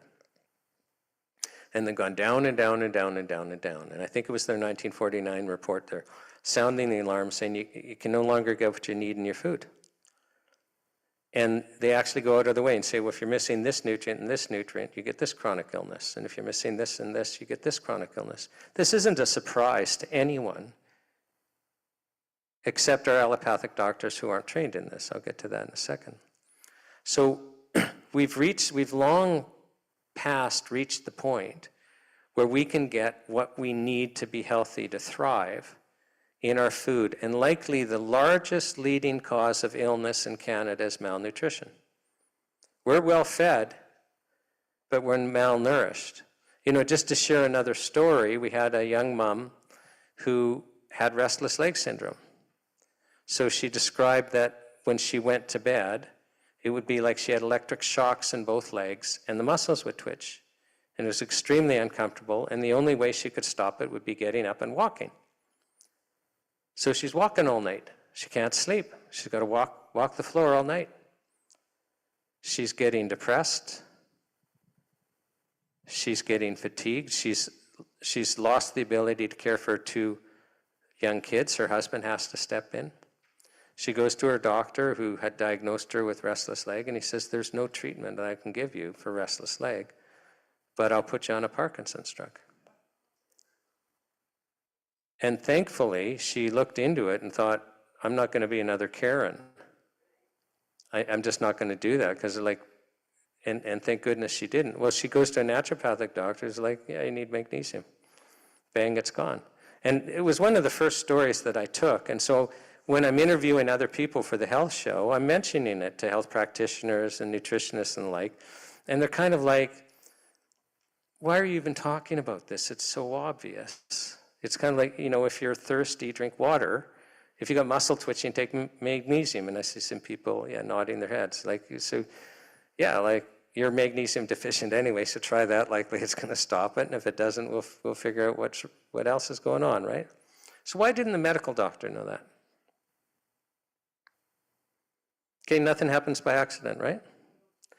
They don't teach that. I interviewed 3 medical doctors for the show, 2 of which have become homeopathic doctors, and one of which is an expert in nutrition now, Dr. Rona. And I asked all 3 of them, like, how much training in nutrition do you guys get? And it's like, 2 hours, half a day. Okay, this is by design, because the government has imposed upon us what's called an allopathic medical system. How many people know what that is? Oh, wow, very few. Okay, so open your minds. This is, okay, so allopathic medicine is just a philosophy of medicine. There's different traditions of healing.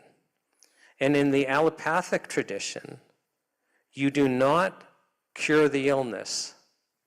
Okay, so if you're going to have an allopathic medical system, you don't treat the illness.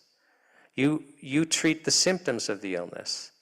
So, you know, and just think about that again. So in an allopathic system, somebody comes to you and they're suffering. Well, they're suffering for a reason. You don't solve the problem. You don't address the reason they're suffering. You address the symptoms. You try to reduce the symptoms of the suffering. Now, that has been forced upon us by our governments. So after the First World War, every province, every state in the United States outlawed all other healing traditions except the allopathic model. They outlawed it. They passed laws saying medical doctors can practice medicine, and they defined the practice of medicine to include diagnosing and treating and the like, and that made everyone else illegal. We used to have homeopathic hospitals. We used to have naturopathic doctors and naturopathic hospitals. They all became illegal. They've all come back recently. Like, I'm 60, I don't think I heard of a homeopathic doctor or a naturopath till my 30s. They've come back, but they were all made illegal. So I think, 5 weeks ago, the Quebec Court of Appeal 5 weeks ago reaffirms a trial judgment against a naturopathic doctor, Annie Janot. And what happened at trial was she was found to be practicing medicine without a license, because in Quebec, like most other provinces, there's a law that says only doctors, medical doctors, allopathic doctors can practice medicine. And the practice of medicine is defined so broadly, it's diagnosing, it's treating, it's recommending. The issue wasn't, was she well trained? The issue wasn't, is she saving lives? The issue wasn't, is she helping people? The issue was, is she a medical doctor? No. Well, you can't diagnose, you can't treat. So now she's awaiting sentencing. So I'm just making the point that all of our provincial governments got together, all in lockstep, and outlawed all healing traditions except for the allopathic model. And our federal governments played ball and said, okay, and we're only going to approve synthetic chemicals, which are perfect for an allopathic model. See, if you're going to limit your treatments in universal health care to synthetic chemicals, they don't cure anything. Do they? No, and they definitely don't cure malnutrition, which is the main problem. We have I would guess that most of our chronic illness is caused by malnutrition. So why would you train the medical doctors who are trained in an allopathic philosophy about nutrition? Because they're not there to solve chronic illness caused by malnutrition. They're not there to solve chronic illness caused by toxicity. They're there to make a diagnosis. Oh, you have these symptoms, you have this condition, these are the chemical drugs we'll use to reduce your symptoms. And we all know that's how it works. Now, not in a million years would we as Canadians choose that model. We wouldn't choose a single thing about it. But that's what we're locked into. So you see, I told you I was going to share with you how deep the trap is.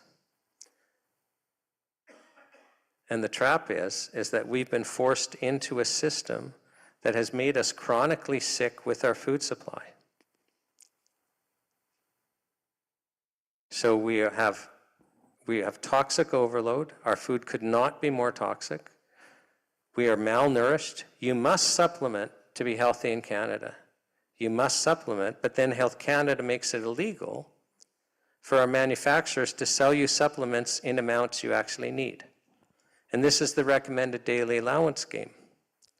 So you all know that. You pick up a bottle and it says recommended daily allowance of vitamin C, this percentage. Recommended daily allowance of vitamin D, this percentage. You all know what I'm talking about.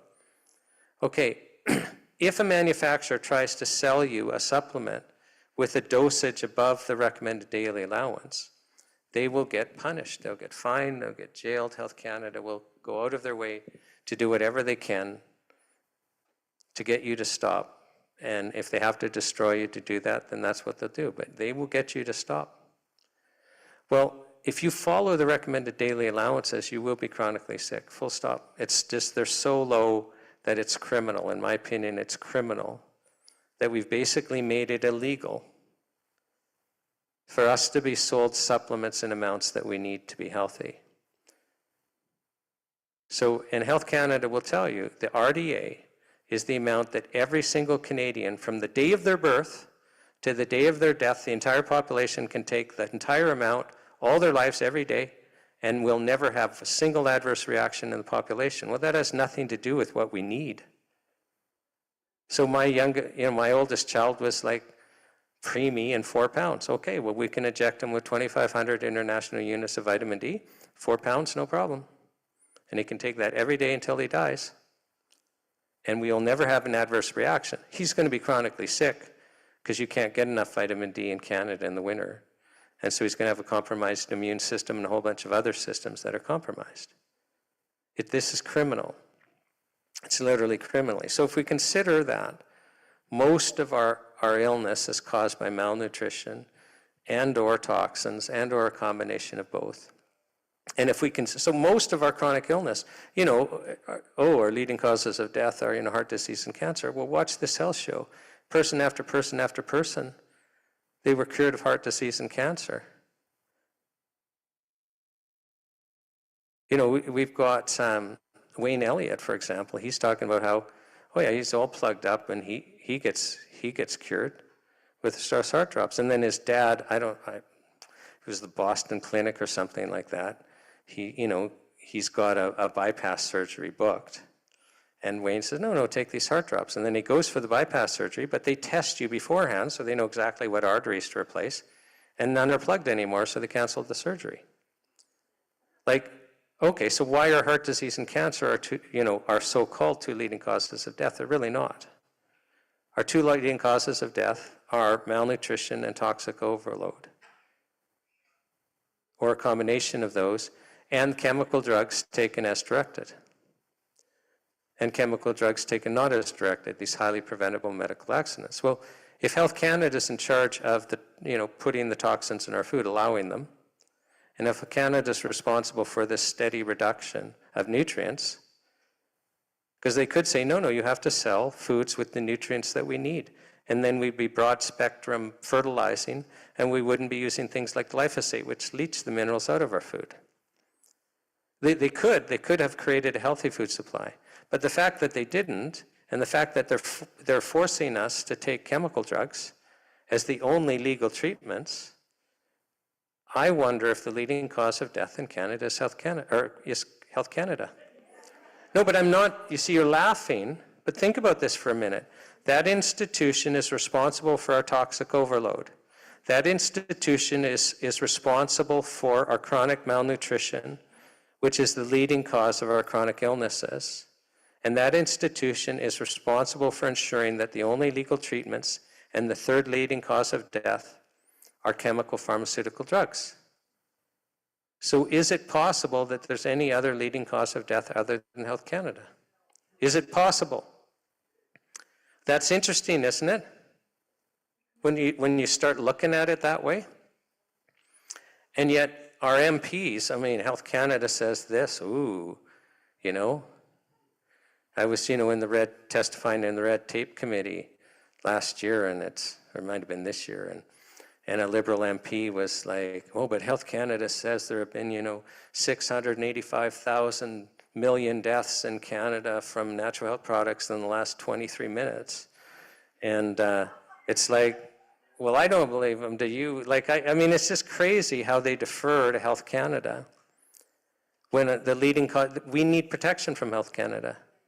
We need to abolish that institution. We need to demolish the buildings in Tunney's pasture. We need to create a memorial for those that are slain.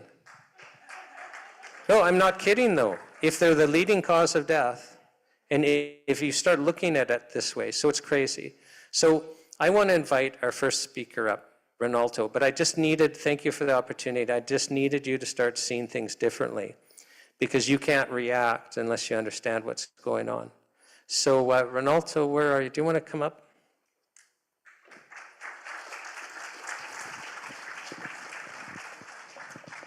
Thank you, by the way. You're doing such a great job. Oh, well, thank you for joining us. So have a seat. So Ronaldo is here to do a couple of things. I want him to share about health stores and why it's so important to support them. But Ronaldo, can you just kind of share what your background is in healing, and also why did you choose to do that? Because it's a big commitment You basically decided to commit your life to it. Yes. And so how did you get there? So it's quite a long story, actually. When I was a kid, I grew up, and I'm from an Italian Christian background, and we're very, very close as a family. And we lived with my grandfather when we were younger. He had a duplex in Montreal, Quebec. And I spent a lot of time with this man. I loved him very much, my mother's father. And I remember when I was a kid, I still remember his hands on my hands. He had a garden in his backyard, and we would take apart beans together. We would be very close. And then at one point, he wasn't coming home anymore. So I asked my mom, I'm like, what's going on with Nonno, grandfather? And she said, oh, he's not feeling too good. He's at the hospital. We're going to go visit him. And that was my first experience that I saw my grandfather. And he was a robust man, he wasn't very tall, maybe 5'8", but he was like a solid human being. Very strong, very powerful. And it was the first time that I saw somebody like that. I was maybe 5 or 6 years old. He was skinny like a twig. He had lung cancer and he was dying. And I didn't understand, because when you're a kid, you don't really understand that stuff, right? So I was asking my aunts, my uncles, what happened to grandfather? He got sick, he passed away. And from there, I was super upset. I didn't understand. I was trying to understand what's cancer, what's going on, how do people get this? And, make a long story short, today it's one of the reasons why I'm so interested in this subject, because my entire life, I've been in sports my whole life. I'm a martial artist. I coach at one of the biggest gyms in Montreal, Quebec, if not in Canada. And human performance and human resilience was always something that I absolutely loved and appreciated. And I wanted to understand how it was possible for somebody as strong as my grandfather to end up in the position that he was in. So, and I wasn't always in this business. It's been maybe a little over 10 years that I've been helping people with their health and lifestyle and wellness and training and all that stuff. But I was in the automobile industry. I was really good at solving problems. So when I got into the work and helping and coaching people, it was really interesting because I saw results almost right away with doing very little, right? So in naturopathy and in homeopathy, one of the first things you learn are the pillars of health, which is sleep, nutrition, and movement, exercise, stress reduction, and all that stuff. So that's basically it. I was really interested by the subject, and today, well, frankly, one of the reasons why I'm here today, I've actually been kind of walking on eggshells for the last 10 years because of what you said earlier. Practitioners like myself, we can't necessarily help people or even write on a piece of paper because of Health Canada and all those problems that we're having. Especially in Quebec. Yeah, Quebec is pretty bad. We actually, in the store that I work for, which is La Moisson, it's called, we often get inspectors that come and test us in the store, asking us very specific questions in certain ways to try to trap us. Because technically speaking, on the back of a vitamin bottle, let's say vitamin C you mentioned earlier, it's going to be written, let's say, take 1 or 2 tablets. But some people come in to try to test you and make sure and try to see if you're going to say, okay, well, you could take 4 or 5 or 6 of these pills. Can't do that, right? But you can take 4 or 5 or 6. So, yeah. Because we're limited to, 1,000 milligrams. Yeah, and one of the things that I tell people, you could definitely take more, but your immune system, the gas for your immune system is literally vitamin C. Like your natural killer cells, your dendritic cells, your macrophages, they need vitamin C to secrete interferon. If anybody knows what interferon is, it's what's necessary to kill viruses and bacteria and cancer cells. So it's really interesting, and we're talking about one nutrient. And we're limited to 1,000 milligrams per dose, and that's nowhere near enough? Right, that's correct. Just an example. Now, can you share with us your educational background? So you kind of shared how you got interested in this, but you've gotten a lot of training. Yeah. So tell us about that. Yeah, so I did a course about 10 years ago in orthomolecular nutrition with the Natural Medicine College in Ontario. I'm also, I trained under Patrick Vickers, who has a Gerson clinic in Mexico. And currently I'm actually doing the IFM, the Institute for Functional Medicine's 2-year program. It's basically reserved for, thank you, for medical doctors, nurse practitioners, osteopaths, chiropractors. Right, so you've got a passion for healing and a passion to learn so you can help people. Yeah. Now, you shared with us that you're working in a store. Can you share with us the store again? Yes, it's called La Moisson, Moisson, M-O-I-S-S-O-N, and it's located in Sainte-Thérèse, Quebec. Okay, now, they've got you basically working on the floor to help people make recommendations, and you're highly trained. This is normal for stores, isn't it? Yeah, so you'd be surprised how many people walk into my store that are similar to Karen and the other lady that you mentioned. We see people, and especially since 2020, we've seen more and more people come in because more and more people are curious, right? I think that scenario that happened to all of us was kind of like the catalyst to open people's eyes to realize, hey, something else is there. We can use other tools to make us healthy. So when people come into the store and ask us these questions, what nutrients for this and what vitamin or what plant for that, it's really interesting to see well, for me, it's interesting. It's not interesting for the people because people are so sick, like you were mentioning earlier. Right. But the point I was trying to make, though, is that health food stores in Canada, especially the small ones, make sure that their staff are well trained. Yes. And so you're well trained, but you're not the exception. We've been interviewing other stores and they go out of their way because they want, when a client comes in, to be able to actually make sure that they're getting the right product. Yeah, that's right. So we get a lot of training on different nutrients. It's almost on a monthly basis, basically. We get training from the companies that have the supplements. Yeah.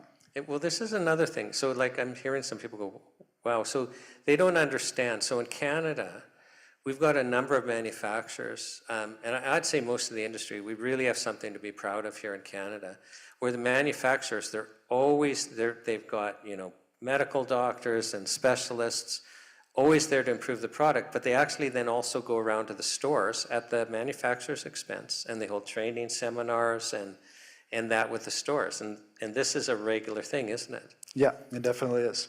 So, and then the stores are a feedback to the manufacturer. So if something's working really well for something else, or isn't working as well as it should be, there's feedback, and the manufacturers change things. Yeah. So now, also, I'm just wondering if you can comment. I'd given that story about the lady with restless leg that needed magnesium, and I think you were one of the persons. Yeah, obvious. But my understanding is there's so many different types of magnesium. If somebody just Googles, I need magnesium, it's actually important to hear why they need it so that you can make the proper recommendation. Can you kind of talk about that? Because I'm just wanting people to understand why we need to support the local stores. Because if I go to Walmart, I can't meet a person like you that's going to give me advice.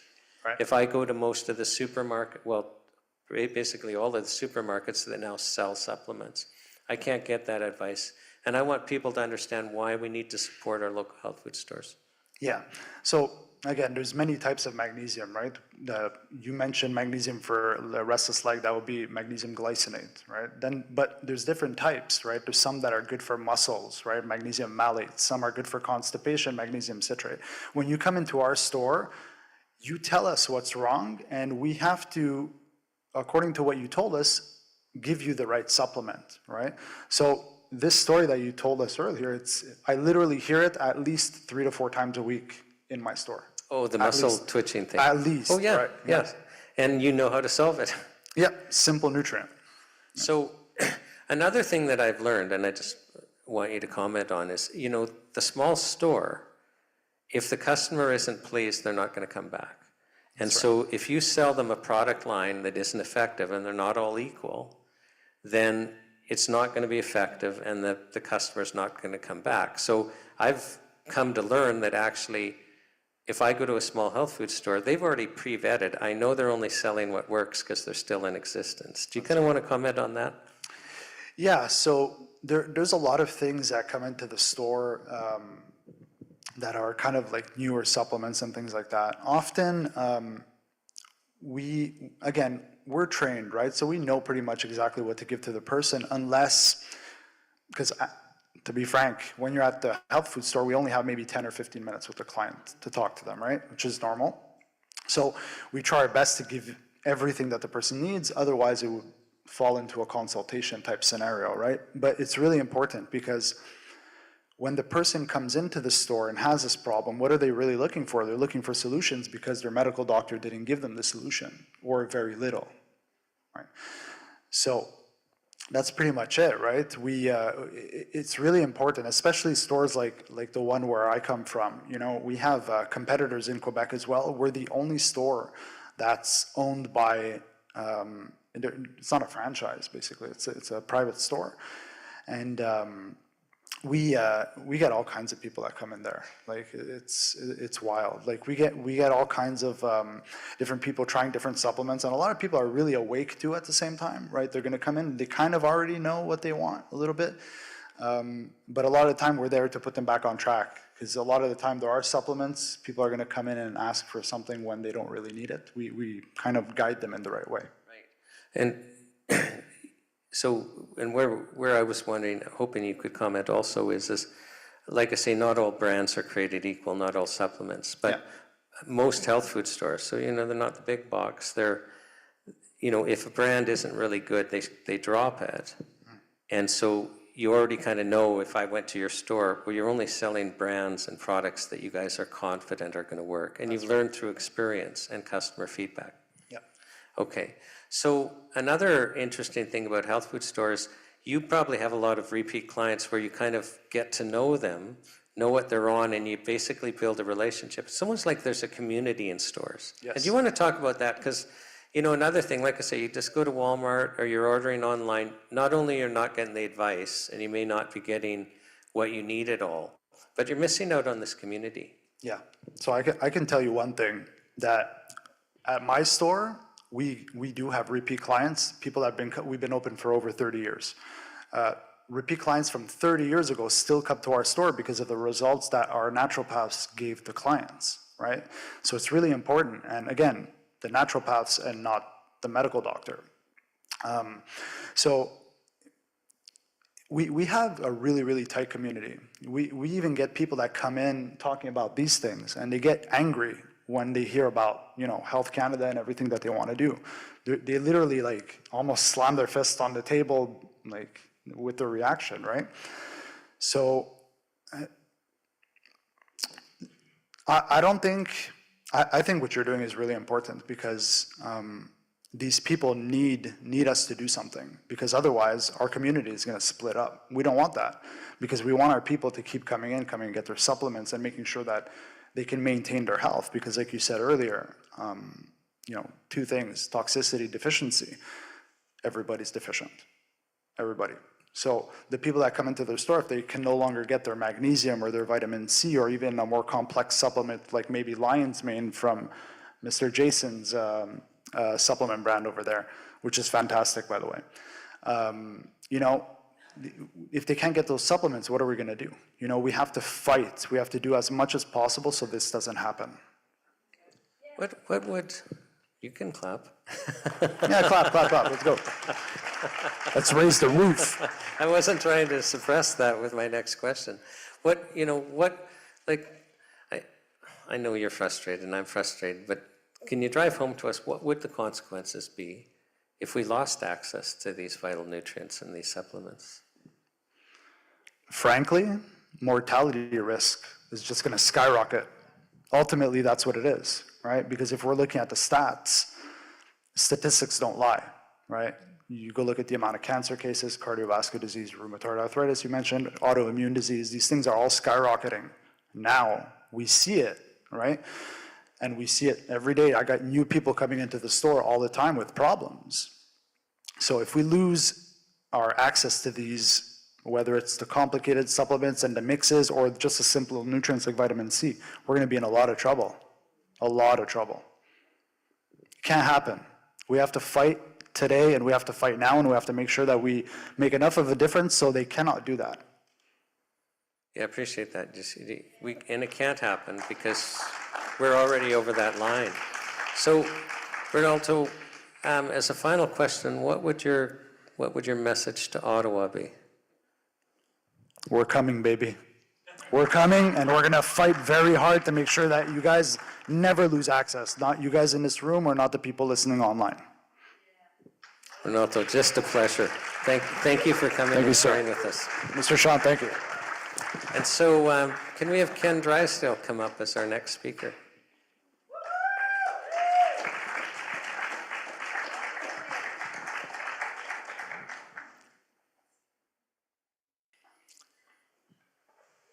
So Ken, welcome to the world's greatest health show. Sorry that cord's kind of grabbing, and we got to hold these close to our mouths. It's nice to be here, Shawn. Thank you for asking me.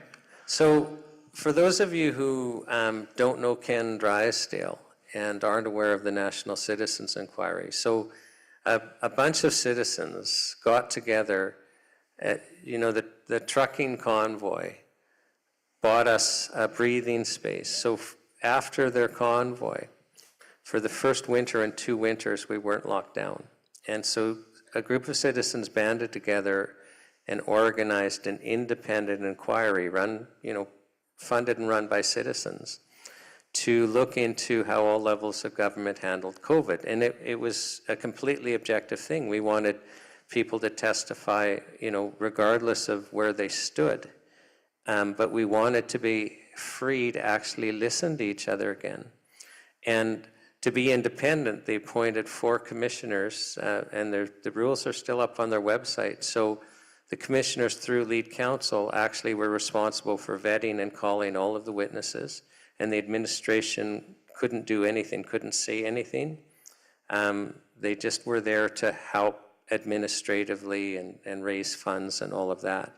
So the rules permitted the lead counsel to use volunteers, but the administration was completely separate. So we created, for the first time in history in any country, basically a quasi-court run by citizens. And for those of you who have watched it, and they have a website, all of that testimony is still online. It was just an absolute crazy thing. So starting in May of 2023, when we were still afraid, we called, I think, 305 witnesses. We went to 8 cities, 3 days in each city. So Truro, Nova Scotia, Toronto, Winnipeg, Saskatoon, Red Deer, Vancouver, Quebec City, and then ended in Ottawa. And Christine, who helped us organize the event on the Hill, and this event was our lead organizer for the NCI in Ottawa. But now Ken Drysdale was the lead commissioner. And Ken Drysdale is the one largely responsible for writing the commissioner's report. And sorry, Ken, I'm giving you a long introduction. There won't be anything left for me. But that commissioner's report is online free in the form of a PDF. There's several reports. So there was an initial report. Actually, I think the day before Health Canada approved vaccinating as low as 6 months, released a report saying, no, you shouldn't be vaccinating kids at all, like with the COVID-19, the mRNA one. And then, a long report, and then another report on dealing with children. And they are world-class reports. And how long, like I know with the transcripts, it's like 5,000-6,000 pages long, but how long is just the written part put together? Well, the written analysis part's 664 pages, and the overall report with the transcripts is 5,432 pages. Okay, now that we've totally terrified everyone, and anyone here is going, there's no way I could read this, can you explain how it's actually made so that you can read it? Oh, absolutely. When we got into this, and I think it's important to know that we were not under any restrictions as to what we could write, except for that we had to write about what the testimonies were. In other words, if we didn't have someone that testified about a certain topic, we couldn't write about it. But we had 305 witnesses. We went to 8 cities, 3 full days. And when I say 3 full days, I mean those were 12, 14, 16-hour days. And so we could write about anything that was testified about. So we ended up, when it took us what seemed to me like a long time, 6 months to write that report. Now, I realize after kind of looking around that when the government does these reports that are 38 pages and written by staffers, they take $20 million and 10 years to do. And I give you an example of the British government was intended to do something similar to this, and they launched it some years ago. I think it was 2 years ago now. And they spent $20 million, and now it's on pause. I guess they were finding things they didn't want to find out. So in any case, when we started to write this thing and we realized the scope of it, we needed to, this was paid for by the people, everyday Canadians, giving their coffee money, maybe they gave a little certificate to somebody and said, here's your birthday present, I donated. And so we wrote this for those people who funded us, those people that believed in us, everyday Canadians. So we wrote it in plain English.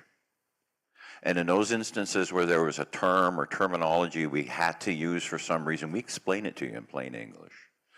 And then the table of contents on this thing is pretty interesting. It's probably the longest table of contents you've ever seen. I think it's 12 or 15 pages long. And if you download the PDF, the electronic file off of the NCI website for free, this is the way I suggest you read it. Because I am not going to sit down on page 1 and start reading 5,432 pages.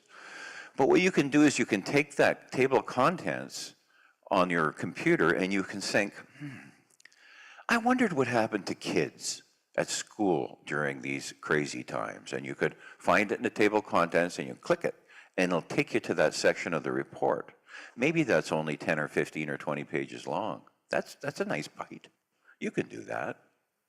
And then the next day, maybe you're thinking, wow, this thing was called, can I use S and E? Can I say the word safe and effective? Sure. We're just trying to avoid YouTube from censoring us because the NHPPA, this isn't about COVID or vaccination or anything like that, but it's really important for people to understand what the National Citizens Inquiry did and how important this report is as a resource on a whole bunch of things, really uncontroversial things. The one thing, Ken, that really struck me about the NCI is I thought I understood what was happening, but when I started actually hearing people that, supported the vaccination and got vaccinated and their experiences, I came to see things very differently.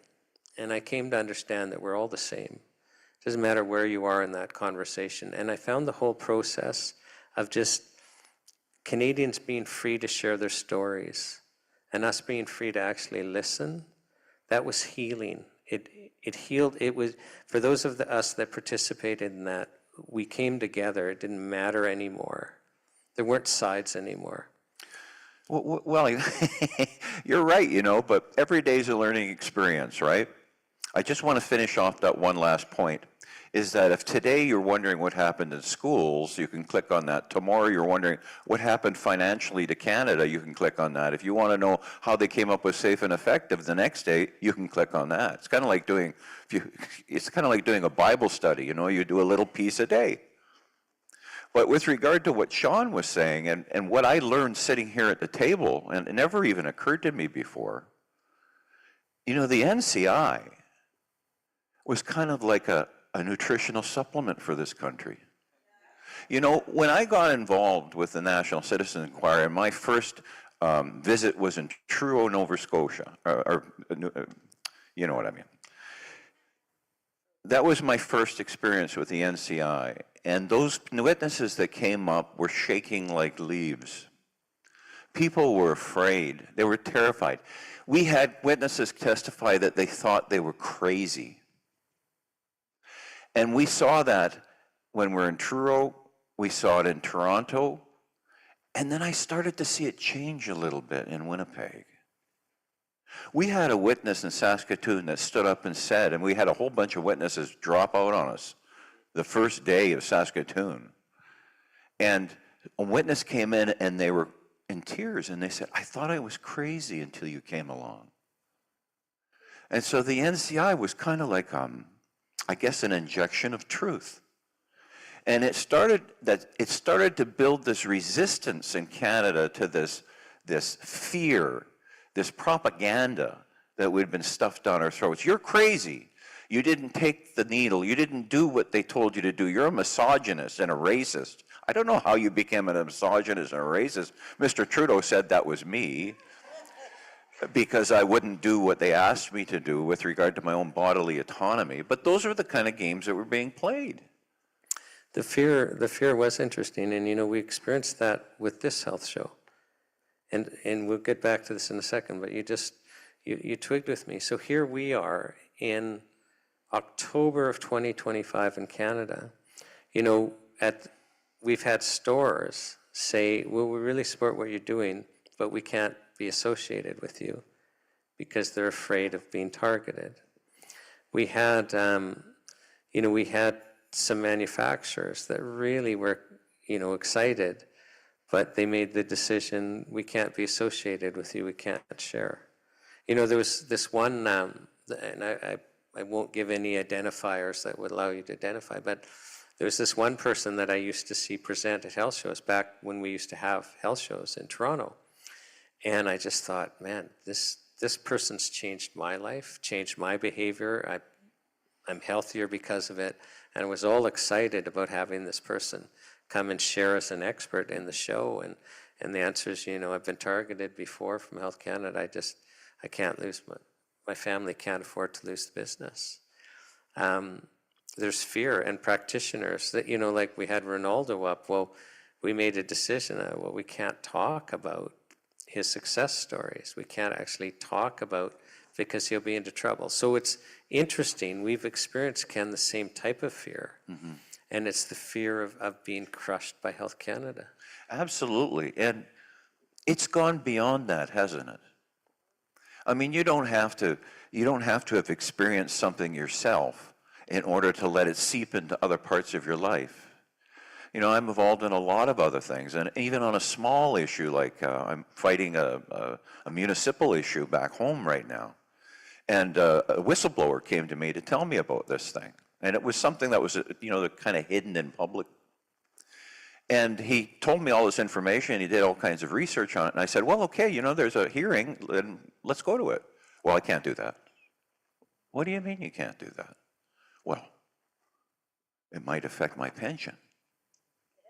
Now, we might say, what is he talking about? But do you remember all the people whose bank accounts were shut down? I believe there's still some shut down. Have you read in the paper how you get a letter from the bank? It says, well, we can't do business with you anymore. So this has gone beyond health. This has gone beyond the 4 years of madness that we just finished, hasn't it? And you see it in front of you all over, don't you? Do you see the turnstiles in the stores now? Some of them have sally ports in them now to control entrance and exit. And maybe those things aren't locked now. Maybe they never will be, I don't know. Oh, come on. We know why they're there, right? Because eventually you'll need to give ID to get into the store. It's there to condition us. Why would they have turnstiles? Like Canadian Tire's had them forever. Mm-hmm. For just as an example, Superstores had them forever. So why do they have them? Like, why can't we just walk into the store and it be open and inviting? That's not good marketing for them, so they're doing it to condition us. Absolutely. And as I said before, in my opinion, one of the things that the National Citizens Inquiry did is it started to let people know that you're not crazy. Those things that you were feeling, those things that you were seeing were true. And I'll tell you something else that I think is really telling. And I'm going to kind of go off here a little bit. But Marianne Cloak was a CBC reporter. And she was still working for the CBC during the 4 years of madness, as I call it. I don't think YouTube will stop us from that, because I guess it could be any 4 years. But what she testified is she was trying to investigate what was going on, And she was talking to people on both sides of the equation. And when she went to submit this article to get onto the CBC, she went through a number of steps. She'd been there 35 years and had never had to go through any of these steps. Anyway, the story was squashed because it was showing other things were going on. And you know what shit they did with her time? They sent her out to a home in Winnipeg to report about a cricket infestation, and that story went nationwide. And so the reason I say that is what's been going on here has never happened before in Canada. What happened at the National Citizens Inquiry has never happened before on Earth. Where's the CBC? You paid Can I tell a very funny story? Sorry. I won't interrupt it, but just I'll go back to the J. Bhattacharya story. Sorry? You said, where's the CBC? So we have J. Bhattacharya, remember, testifying in Winnipeg. So J. Bhattacharya is testifying in Winnipeg virtually. So he's now head of HSS in the United States. And he's on this big screen at the Winnipeg hearings. And it's the only time the CBC showed up because some of the local people organizing had some connections. So the CBC show up, and as they're filming our proceedings, J. Bhattacharya is on the screen explaining how the CBC censored him. Right? And you can't make this stuff. No. You can't make this stuff up. We did a summary interview tape that's available on the Rumble channel for Manitoba Stronger Together. You can watch, and we have this conversation in depth, and we actually show you the photos. But you know, the National Citizens Inquiry, every one of you should be proud of that. You know,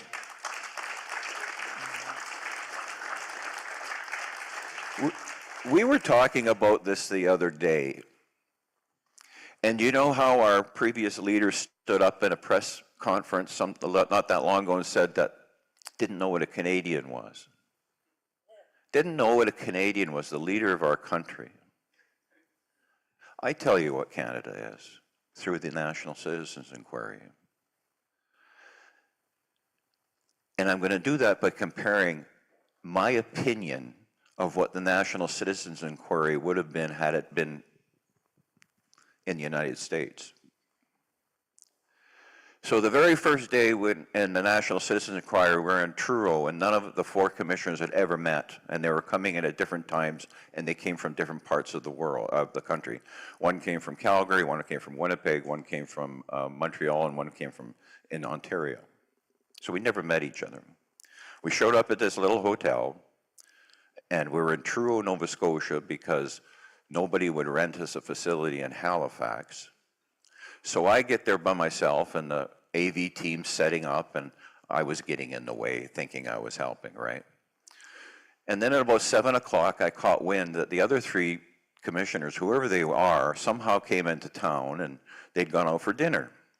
Well, maybe I shouldn't have gone out for dinner. But I went up to catch up to them. And I got to the restaurant, and the restaurant told me the kitchen had closed, and they weren't going to give me anything. And so the other three commissioners each took something off their plate because they had already ordered, and they put it on my plate. This is Canada. If this would have been in the United States, there would have been millions of dollars spent on advertising for these commissioners. They would have been like the Iron Chef kind of people, you know? They would have pulled up in gold-plated limousines. It would have been at some place in Las Vegas. And do you think they would have shared their dinner that night? That's who we are. That's who we are. We don't have billions of dollars. We make do. And when we make do, we come up with things that have never before done on the planet. And I say that because when the Canadian Broadcasting Corporation and all the other mainstream media didn't even show up, do you think they're representing you?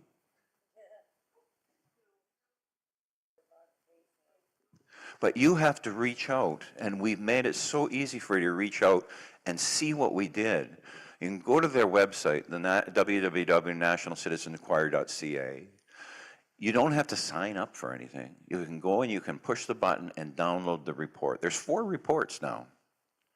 There's the report that Shawn talked about when we were astonished that Health Canada was going to recommend these things for babies 6 months old. Never been tested on babies, by the way. Matter of fact, never been tested on seniors, never been tested on people who are not healthy, was inadvertently tested on some pregnant women who somehow got into the test, and that's a long story. But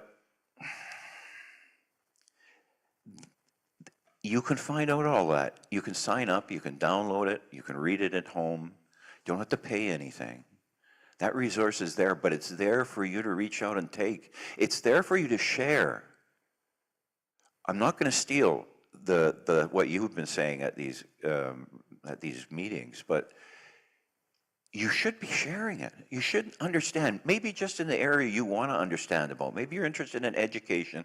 Maybe you're interested in health. Maybe you're interested in churches. We have a section in there, what happened to public churches. Maybe you're interested in those things. And maybe what you do is next time you're standing in line at somewhere, you say to the person, hey, did you ever hear about this NCI thing? Is anything you know about it? Don't go up to them and say, well, I just read blah, blah, blah, blah, and fire hose them. But you should be passing this on. As Canadians, you know what? We don't need the CBC.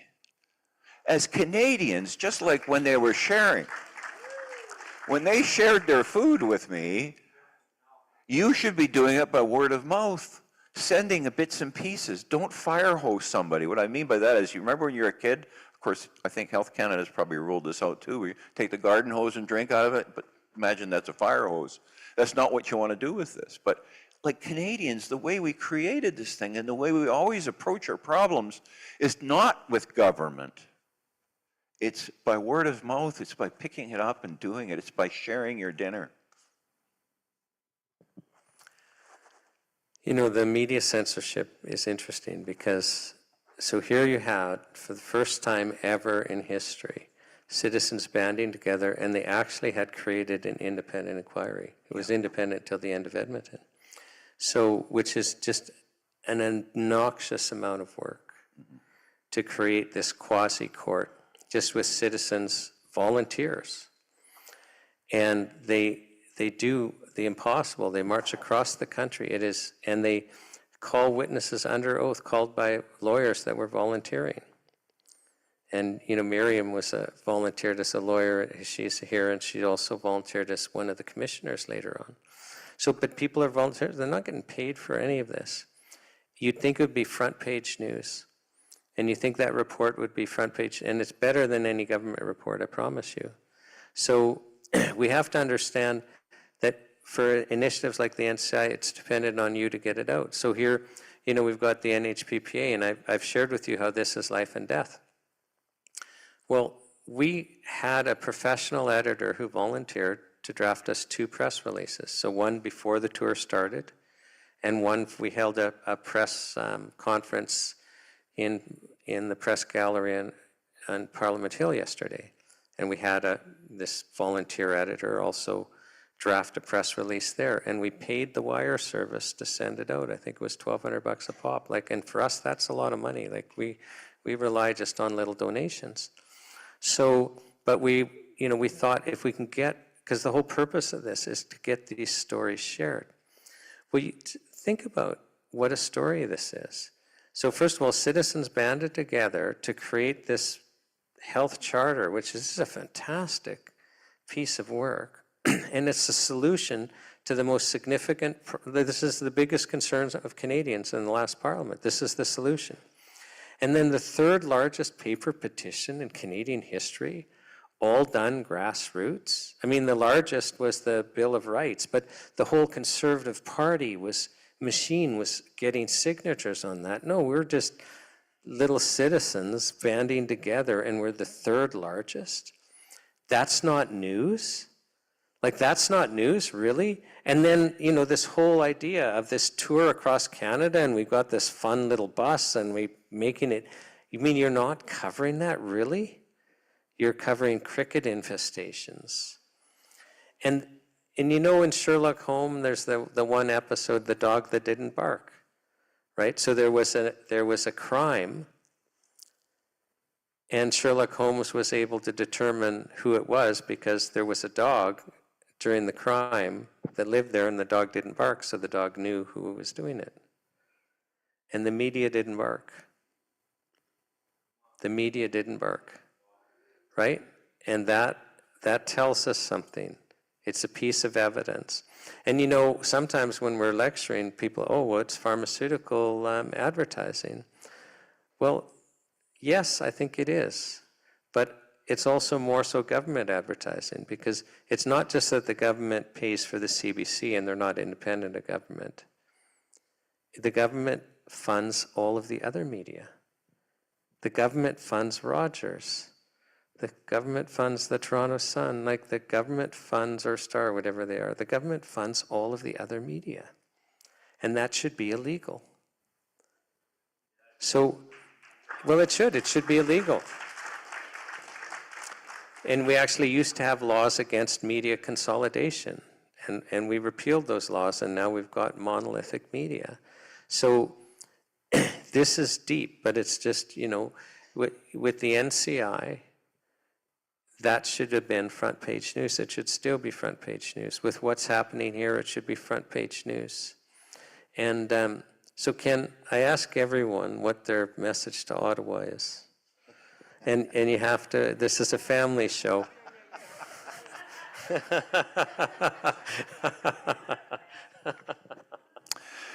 You know, Wednesday I was in a small rural municipality in Manitoba, and I was talking about a particular subject.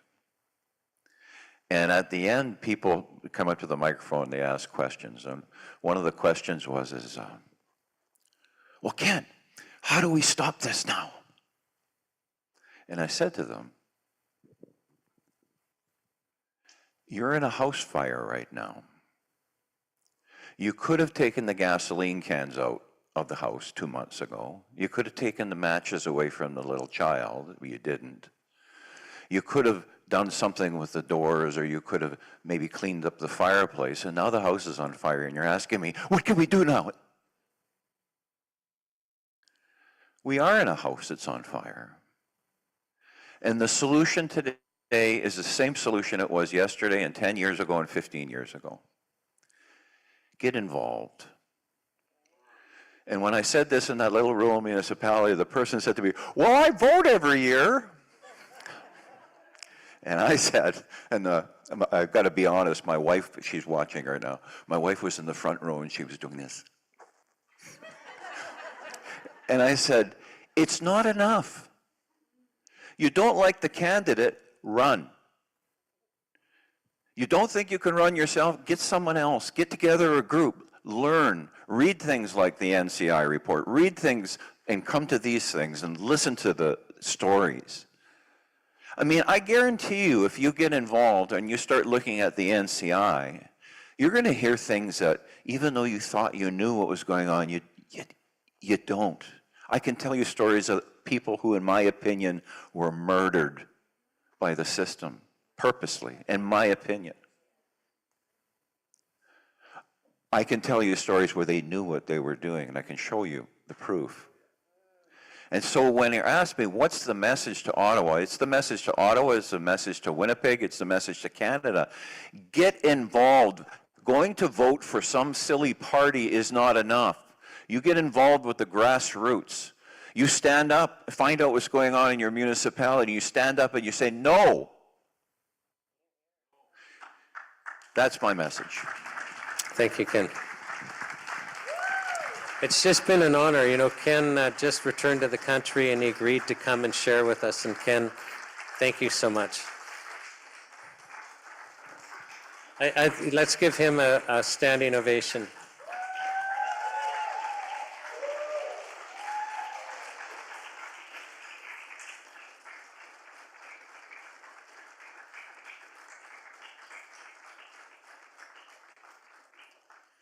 Jason Watkins, do you want to come up?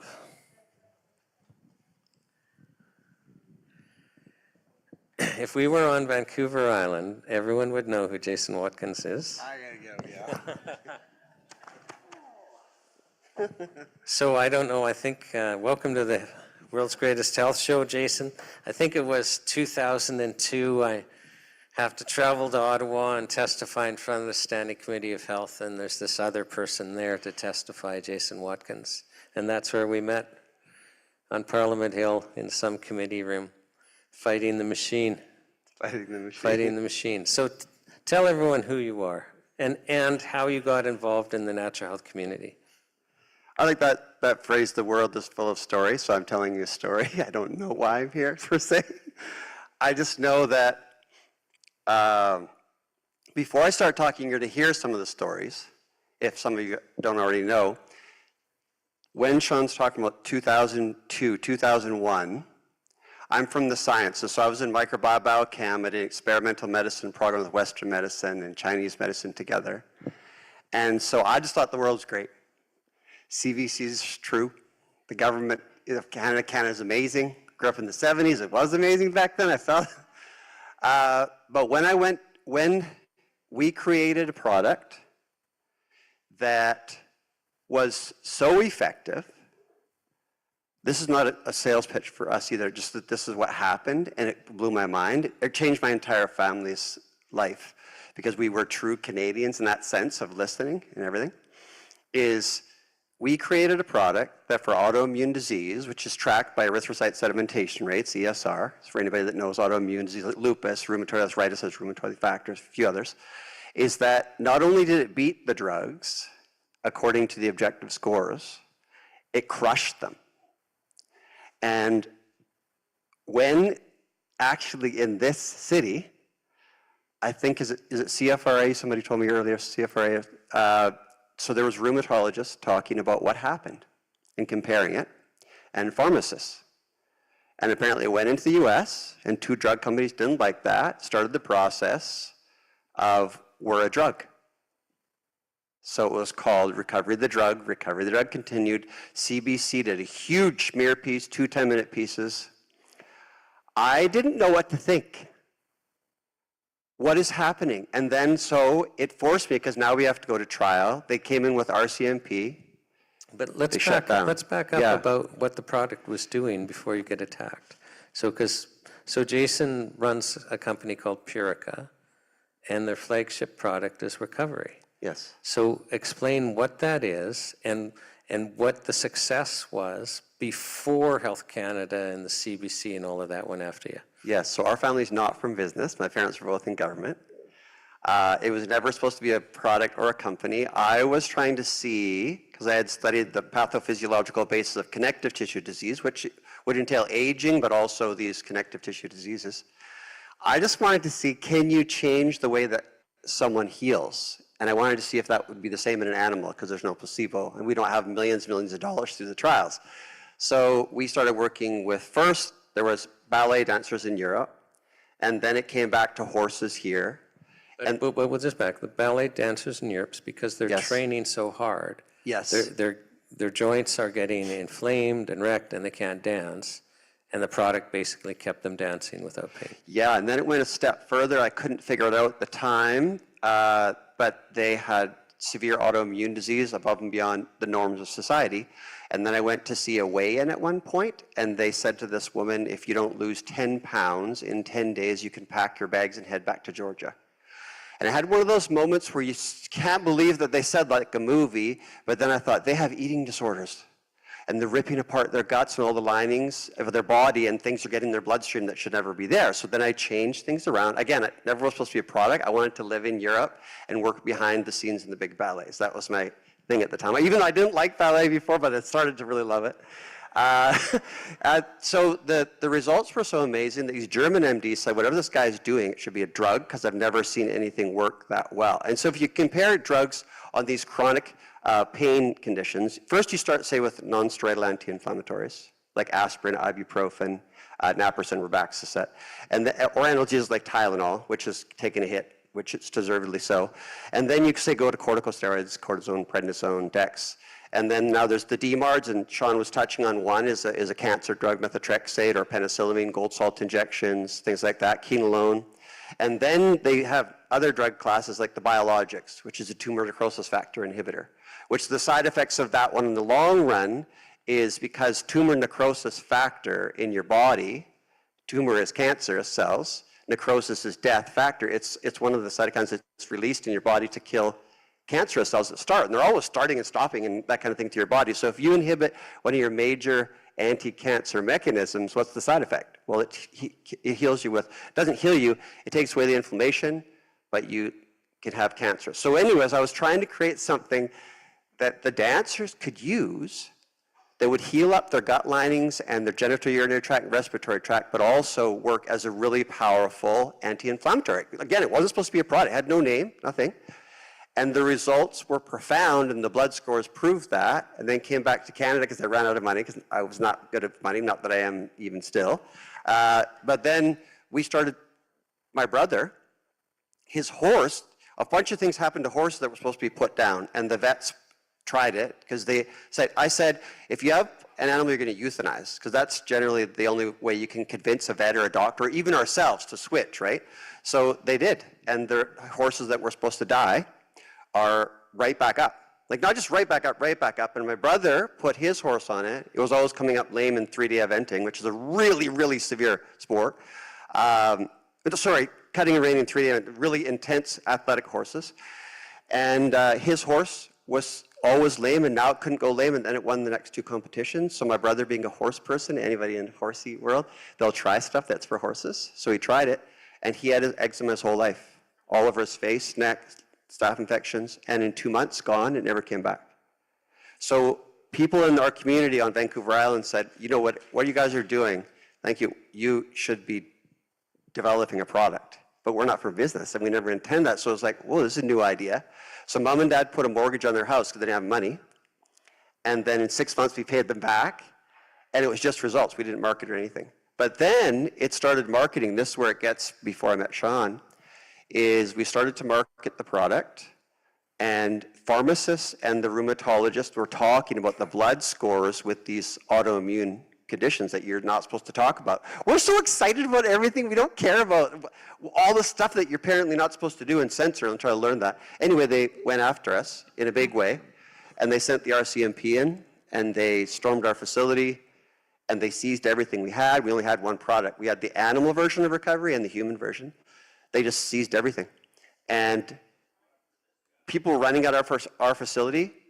There was people under their desks hiding the entire time. And there was 2 of us there. I'm going to give credit to a fellow that I know. He actually works for another company, Natural Factors now, in a big position. Rod Sidoroff was there, and we just stood up. You know, sometimes when you get stressed out, some people, there's a fight response. There's fight, flight, freeze, or fawn. Fake it. I don't think I'm really any of those. I just kind of stand there and think, what's going to go on now? And you're trying to learn this in situations as much as you can. We're different because Shawn's so much more mellow, but he's the total warrior. I feel like when we met and we resonate with each other, so the scenario happened to us. It took 6 years, but thankful to Shawn coming in as the closer. He calls us the closer because we had the legal team before, and it was still going nowhere because it's your word against theirs. He comes in, and they ended up getting caught lying to the Department of Justice. Okay, I got to share this because it's too good. Okay, so they're charged criminally. They're charged criminally, and in a criminal trial, we're entitled as the defense to everything relevant. So you'll remember, we had to argue in court for this disclosure, including their emails. So was it Sheila Wheelock? Yes. Yeah, so the head of Health Canada enforcement arm in the West was a gentleman named Dennis Shelley. I think he's still there. So yes, you said that. It's got to be getting up there because this is a long time ago. Yes. So Dennis Shelley, he's the head of the enforcement, and one of the inspectors is Sheila Wheelock. Now, we get these emails, and Dennis Shelley is involved with a bunch of other Health Canada people formulating a letter to the Department of Justice explaining why they have to prosecute and hammer Jason's company. And this letter is just explaining how this one ingredient, MSM, is so dangerous that it's amazing that any of us are alive. And like, if you don't act quickly, like, it's like literally, I mean, so they're writing, because they're having to justify to the Department of Justice to get them to go after this company. Now, at the exact same time that they're emailing back and forth, oh, make this change, this isn't scary enough, make this change, this isn't scary enough, Dennis Shelley's involved in another email chain, including with Sheila Wheelock, one of the inspectors. And what they're talking about is, well, you know, the Canadian Food Inspection Agency's looked into MSM with this product, SAM-E, and concluded it's perfectly safe. There's no health risks at all. And doesn't that make a mockery of, you know, our prosecution of Biomedica? So think about that. They're having an eternal discussion about how this ingredient, MSM, is perfectly safe and no concern at all. And at the exact same moment, this Dennis Shelley is involved in another email chain where they're finalizing the letter to go to the Department of Justice saying, you've got to prosecute these guys. You've got to drive them in the ground because MSM is so dangerous. So if you and I did that, got the Department of Justice to initiate a criminal prosecution, we would be charged with criminal public mischief. It's a criminal offense to basically say that a crime is happening, right? But you'll never see Health Canada investigate it. So really, the Department of Justice was being defrauded by Health Canada. So they sent a senior lawyer in after 6 years, I think it was. We couldn't advertise or anything, and our sales didn't go down.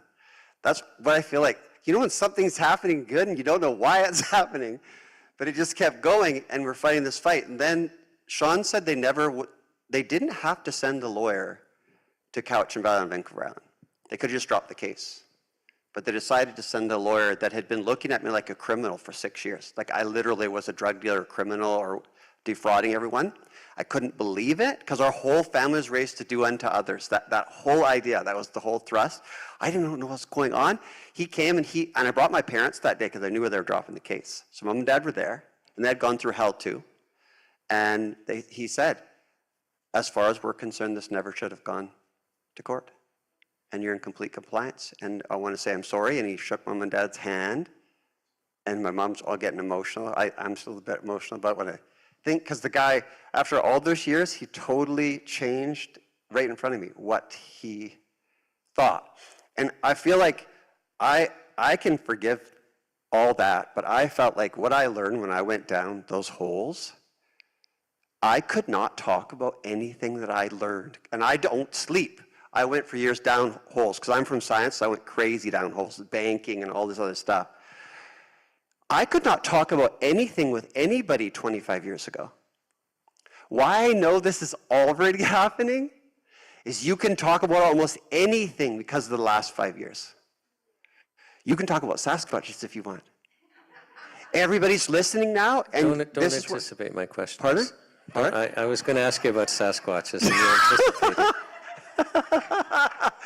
I feel like I want to preface this because I'm really quite excited, and I shouldn't be. There's an RCMP officer I'm friends with that are in the government military that said that what's happened to us, because something way more severe happened to us again federally just recently in 2022, is they said you should be dead or in jail. And the fact that you're not either is someone's on your side. And when Shawn came to the end of the first case there, it's really hard going up against the government, is he said, it's obvious to me that you had what we call some white hats on your side. And I feel like this is a game, this is a big game, 5D chess, whatever you want to call it. You don't even know what the moves are all over the place. But I have a feeling, for me, I studied comparative religion and philosophy after medicine for 8 years. And I remember a quote that I think anybody who appreciates St. Augustine's quote, he said, the truth is like a lion. You've heard this one? Set it free and it takes care of itself. The truth's already out. They can't stop this. He's participating, Teresa's participating in something that to me, it's unstoppable now. All we need to do now is speak about it. And what I love another quote that I got, because I feel like the two of us are kind of this way, is those of you, I think it's Michelle Walker was her name, those of you who think you're too small to make a difference obviously haven't been in bed with a mosquito.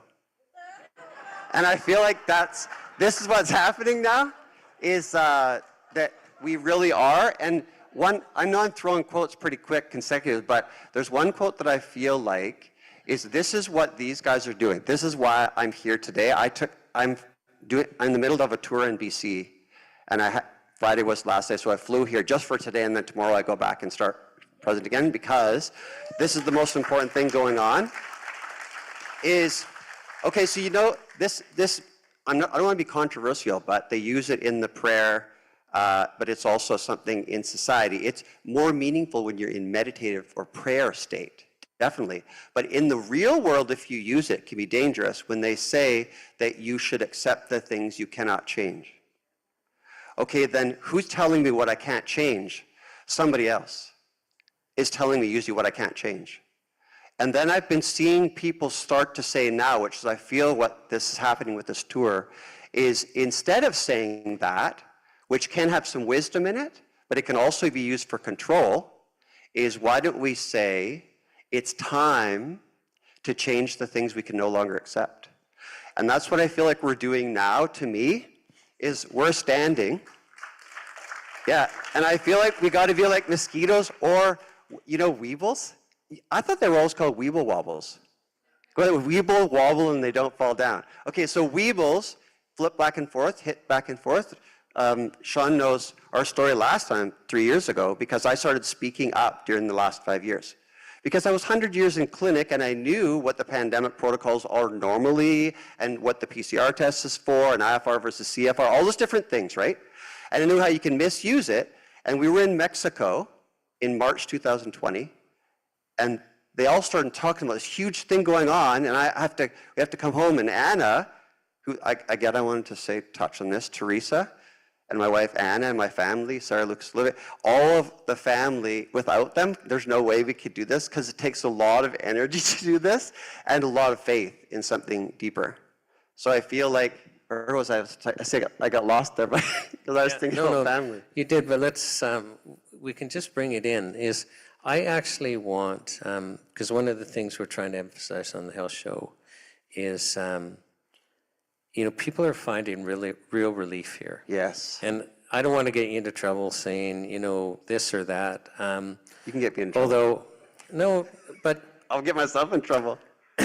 I don't care anymore. The reality is, can somebody call Health Canada, please? Yeah, I think we have a self-care violation. It's if you've forgotten the number, it's 1-800-BIG-PHARMA. So, if those of you have not been watching the online health show, at 1 o'clock every day, and like I say, these are all reposted on the NHPPA site, but Jason Dahl's been doing Highway to Health, and it's one of the most funniest things I've seen in a long time. So we're at Grand Prairie, and Teresa takes a picture of a baby eating parsley, and Jason turns this into a story and says, well, you know, at the Grand Prairie event, there was a baby seen eating, unapproved parsley, and then he says, but it's okay, Health Canada, was quickly notified. And then there's this picture of like these SWAT guys coming in with their machine guns. And then he says, so if you see a self-care violation, please call the 1-800 number, and on the screen it's 1-800-BIG-PHARMA. And so hats off to you, Jason, for your creativity. We had to have some fun on this tour because without humor, where are we? Totally. But let's talk about, so this product recovery, the thing that blew me away is, it works on, like, racehorses use this. Yep. And that's like, animals don't have placebo. Yep. And racehorses are big money. So the fact that racehorses are on recovery is huge. But with the humans, yeah, I mean, it's just been story after story after story of people that literally were disabled. Yes. And I'll give in, okay, so this is something I'm going to tell because it's my dad. So I can tell it. My dad his brother died, he was 42, a massive heart attack out of nowhere. He looked in super good shape, but he held all the stress in, went through a hard divorce. And what they found though, his aorta looked like an old rubber band, it just exploded. And then there was high hemoglobin counts, which is typically of a high altitude athlete, which that's what he was doing. So the whole family got tested, cousins and everything, and his brother, my dad. Everybody had all these issues. I didn't, even my brother. And my dad got rushed in for surgery because they found 6 blocks between 95 and 98% around his heart. So they rushed him in for 6 bypasses. He had a heart attack on the table, down to 25% heart function. They put 6 stents in, defibrillator pacemaker. They gave him calcium channel blockers, beta blockers, ACE inhibitors, HMG coenzyme reductase inhibitors, potassium-sparing diuretics, TPA, Coumadin, nitro, baby aspirin. And he had to go on all those, or the cardiologist won't treat you. You do everything they say. So I was really unnerved by that because I studied pharmacology. That's a lot. And then, and they told him typically, life expectancy, if you do everything right with diet and everything, would be between, say, 7-10 years max. So they even tell you that, and they said that's ethical. I didn't like that. So recovery came out of that, recovery working with the dancers, that, and then my dad. I wanted to give him something he could give with all his drugs, which you're not supposed to say any of that. So this is my dad. I don't care what they say because I'm not selling it to him. I'm giving it to my dad. We don't have a company or anything. Let's give it to dad. So not only did he not only live like 7 to 10 years, he lived for 31 years. And he did not die of a heart attack. He died of a stroke from something else that they made him take or they wouldn't treat him. So obviously some people in the room know what that is. And so that just makes me more fired up than anything. But also, he lived for 31 years and he lived well. His mind, body, everything, perfect. Taking high dose with all of his drugs, which again, not supposed to say any of that. And obviously we want you to talk to doctors because of all these things, but I'm just saying, my dad, he's my dad, he did it. And then the results we've had with animals and that, you can't trick an animal like Shawn said. And a lot of the products, if you talk to people in the health food stores, which like Renata was saying, so many people have so much education, it's all different. I know I'm speaking to convert a lot of this even on the audience, and I think the whole idea of the mosquito is just, I think we just gotta stop trying to feel like we need to apologize for thinking the way that we do. Because it's an ancient way. And if we get back to this, the ancient way proved itself, and for the last 125 years or so, it was suppressed with a lot of money, and then now Farmbite in the media had all that money, now all their patents are drying up. This is beautiful time, guys, because now they're buying up our industry, they're gonna start promoting it. Anybody who can stand now, they're gonna start funding it. And the difference to me, if you talk about modern medicine versus ancient medicine, the one they've been suppressing all this time, is when you guys were talking about the different malnourishment basically and detox. So if you do it with this with a hand gesture, modern medicine is stimulate, suppress, cut, or burn, right? So you basically stimulate a process, suppress it, cut or burn. It's based on germ theory with Pasteur, that there's invading toxins, organisms, everything encroaching on you, and they have to come chemically or surgically and do something about it. Whereas ancient medicine is, instead of stimulate, suppress, cut, or burn, it's cleanse, the detox, just cleanse, nourish, and balance. That's what all the ancient medicines are about, and they all assumed that you had a centering practice. Because if we're gonna all be mosquitoes and go out there, like hummingbird, they need to take a break. If you can find a centering practice to find the center, then you can go out there again. It's like water off a duck's back, because you know how, you could call it evil, how malicious people were in the last few years. Like for instance, I spoke out, and this is another story, this is why I'm not quitting. 2022, we thought that was bad back in 2002. 2022, I think it's the largest SWAT in the history of Canada came down on me and my family. They brought in a tank, they brought in armored helicopters, armored unit dog teams. I don't know how many large soldiers, they pinned even a friend down at our house with big rifles. put me in interrogation room in the jail for 6.5 hours, in jail for almost 10 hours. I came out smelling like roses. My dad always says, I don't know how you do that. But in the end, they started asking me questions because they said I was a terrorist. And they made up all this stuff that they have underground bunkers and an arms dealer, an arms manufacturer, all this stuff. But my lawyer he knew it wasn't that. But he said, is there anything you can think of? And I said, well, my RCMP friends and these other guys involved in it, they said that they think it's because I was opening up about the last few years and putting public information of everything I had studied, everything in clinic, that it was normal medicine until that point. Now we're somehow conspiracy theorists. And my wife, Anna, who I absolutely love, because I started putting that out, she's Jamaican. They called me a racist and a bigot and a neo-Nazi and all this stuff because all I was doing was sharing facts. And I never would respond back to them in that way. I was just trying to be diplomatic. And I guess that wasn't going very well because I didn't sound like a jerk back. And then, so we're going after the former guy that you were talking about. I guess didn't like that very much, what was happening with me, and got the RCMP, the head RCMP and Lucky's office, everything involved. And then they crushed a several $1 million SWAT on our family. And they paraded me for 25 minutes, even though I was a terrorist, in front of everybody on Salt Spring Island during tourist season. And they should have stuck me in the car right away. Like my wife said, what? Oh, so he's a terrorist, but you coerced him to come downtown in front of everybody where he could have killed everybody? And they didn't know what to say to that. Why didn't you just take him out at home?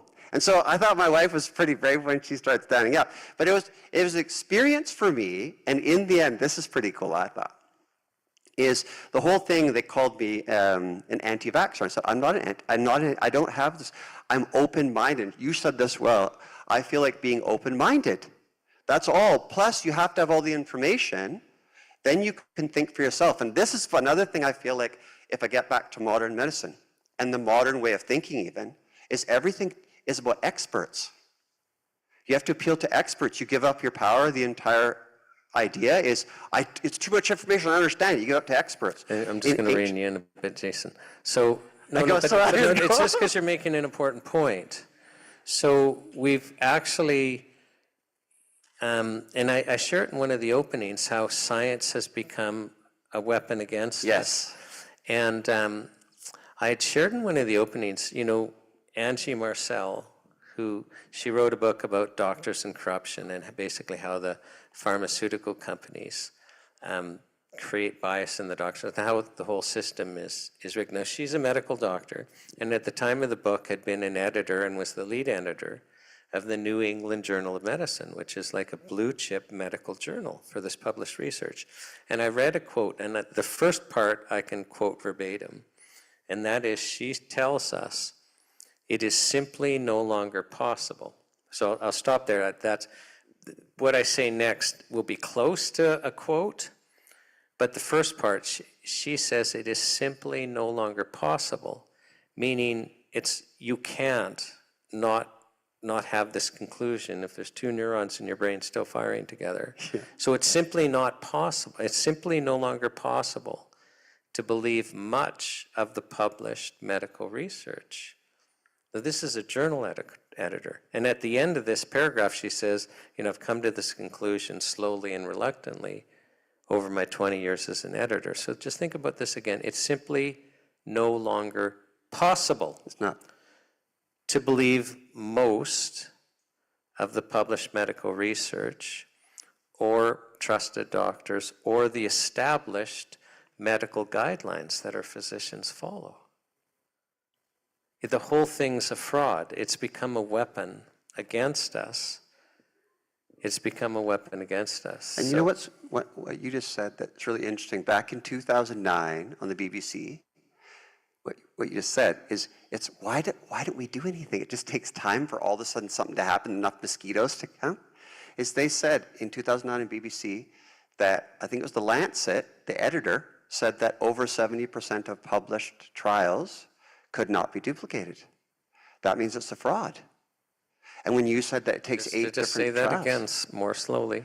So over 70% of published trials in the mainstream journals cannot be duplicated by their peers, which is, Shawn touched on it earlier, just so many things firing off when you're talking. It's just that you have to do 8 trials to get 2 that are similar. That means it's not science. So it's no longer science. There's a whole bunch of reasons for that. It goes back to the ancient way again.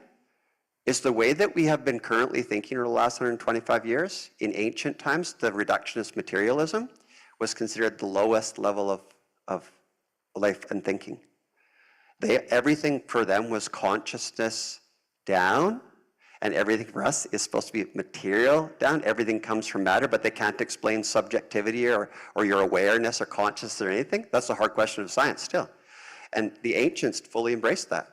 So we're getting back to that, and I feel like this is hard because that's why science has been used not only as a weapon, it's been used to prop up the entire chemical industry because it's all bull.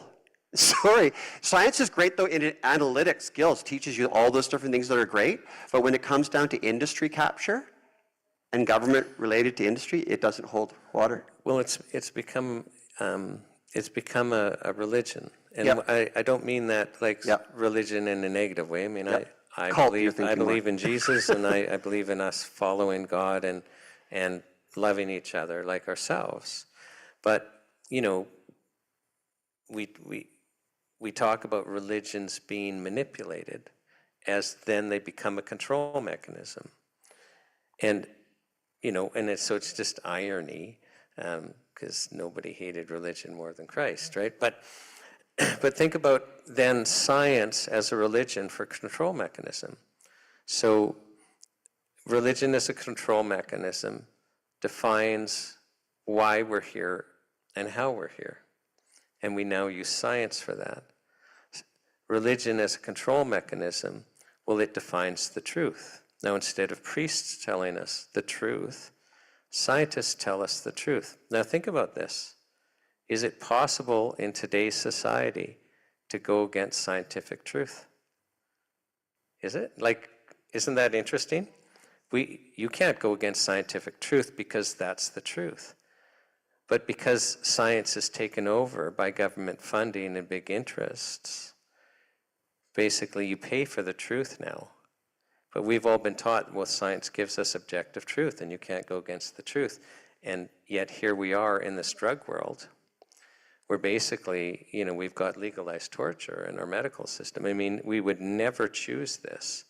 In a million years, we'd never choose an allopathic system.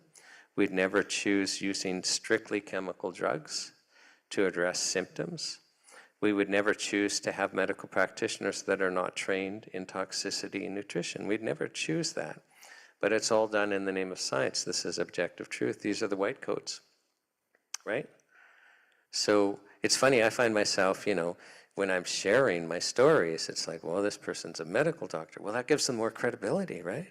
Because we've been trained this. The whole thing's a facade. That's why I feel like when we all light up now, the idea that it's not a cookie cutter system. The last 5 years, I feel like they have started waking up because, like I said, you can talk about so many things that I'm not the same as them. Why would you give me the same thing and all this kind of thing? Is you recognize that. Now you're trying to figure out, how do I learn what was? When you start saying, well, yeah, the ancients been suppressed all that time, they're coming back with a vengeance. And I feel like one really thing that Shawn's touching on that to me is dear and why I feel like I stayed, because we got offered a lot of money to sell and I instead bought out my brother and went in debt, was the health food industry is like no other industry.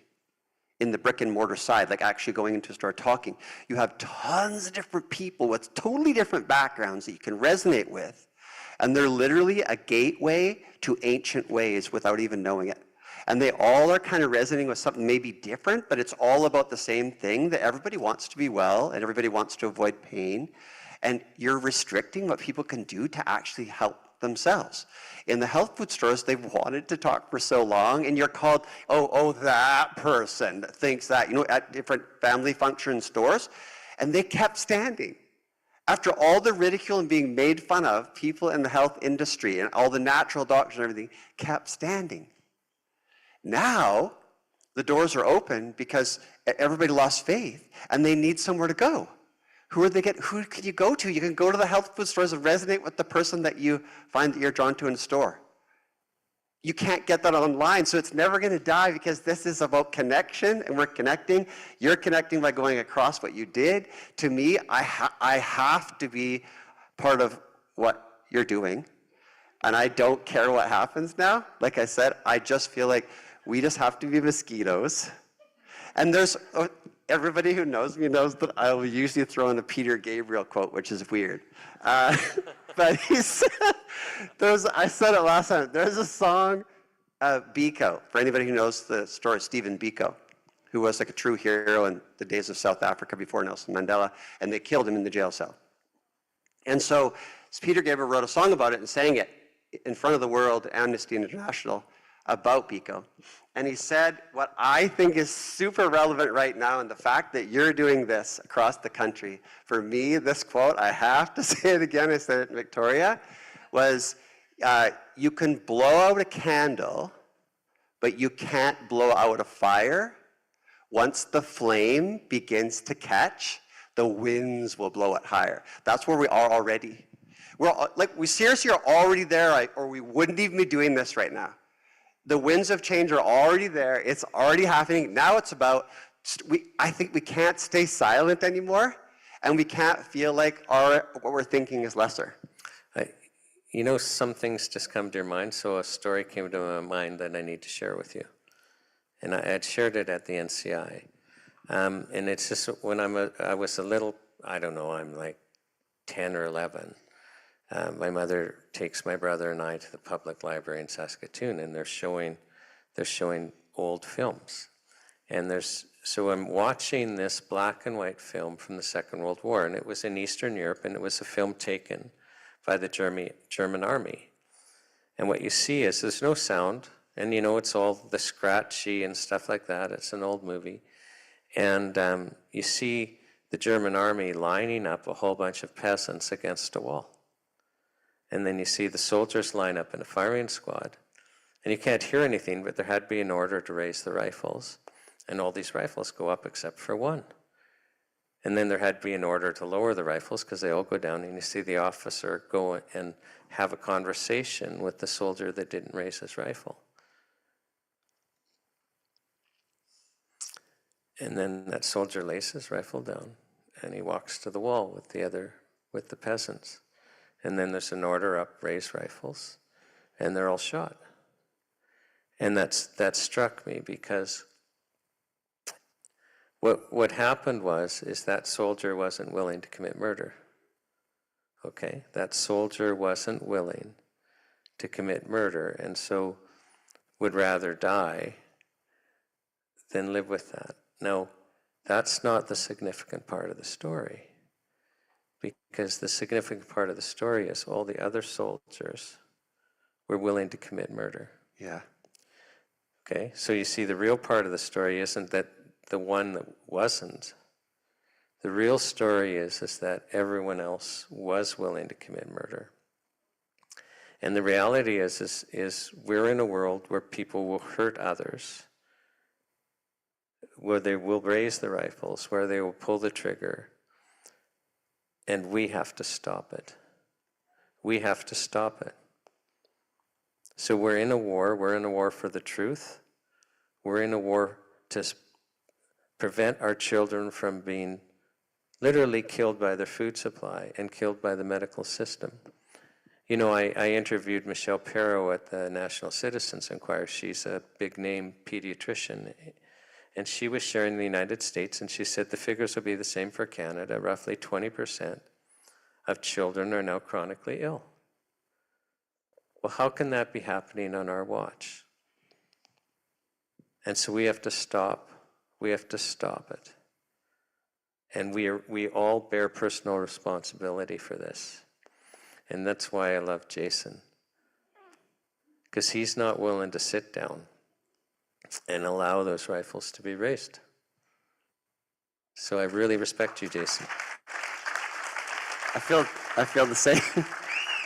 Because So you don't know, but I mean, Jason at his company's expense is basically touring Canada holding similar talks, trying to raise awareness. So he's doing what we're doing, just because he understands that he can't sit still. But he, like me, is feeling really invigorated because people are starting to understand. And it's definitely not about the money, right, Shawn? We don't get the idea is when Shawn spoke about that, the last tour, the one that I'm in the midst of, is I wasn't sure because they never promoted it properly. They literally started promoting it, the stores, on Monday, and it started Monday night. And so, oh, this is how we, so we're a little bit, this is, anyway, every single one has been full house with people standing. That's never happened before, even when it's good turnouts. And when you start talking, this is what I feel is so essential now, is you've discombobulated a nation where people don't really know what to think anymore and they don't necessarily trust their experts anymore.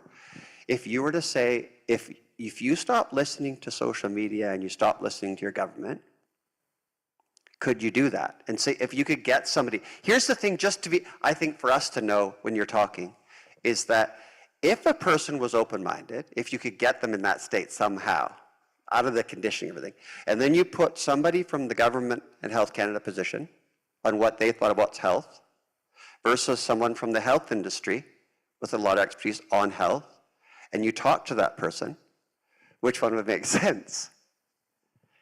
It's not about it, it's about if you logically thought through something, their position does not make sense. You're not deficient in pharmaceuticals. That's the whole point. That blows my mind. And when Shawn talked about giving drugs that kill people, so you look up the term iatrogenesis, right? Iatrogenic was termed. So it's basically a hospital-induced, doctor-induced, or chemical-induced death. If the drugs, they're not part of the Hippocratic Oath, the part of what they do is physician do no harm. If you knowingly do that, why are they doing that then? Because they're being forced to do that by the regulatory bodies. Who are the regulatory bodies? They're tied to the government. And then you think the whole idea for me when I went down the rabbit holes of philosophy, if you look at all the ancient philosophers and they ask what the best form of government is, they say none of them are. But if you had to choose it and be an absolute monarch, that's what most of them put. And they say, why? Because if they're altruistic monarch, they take care for the people. But they say those quickly degrade into tyrannical governments. So there is no really good government because governments are not there for the people, they're there to control the people.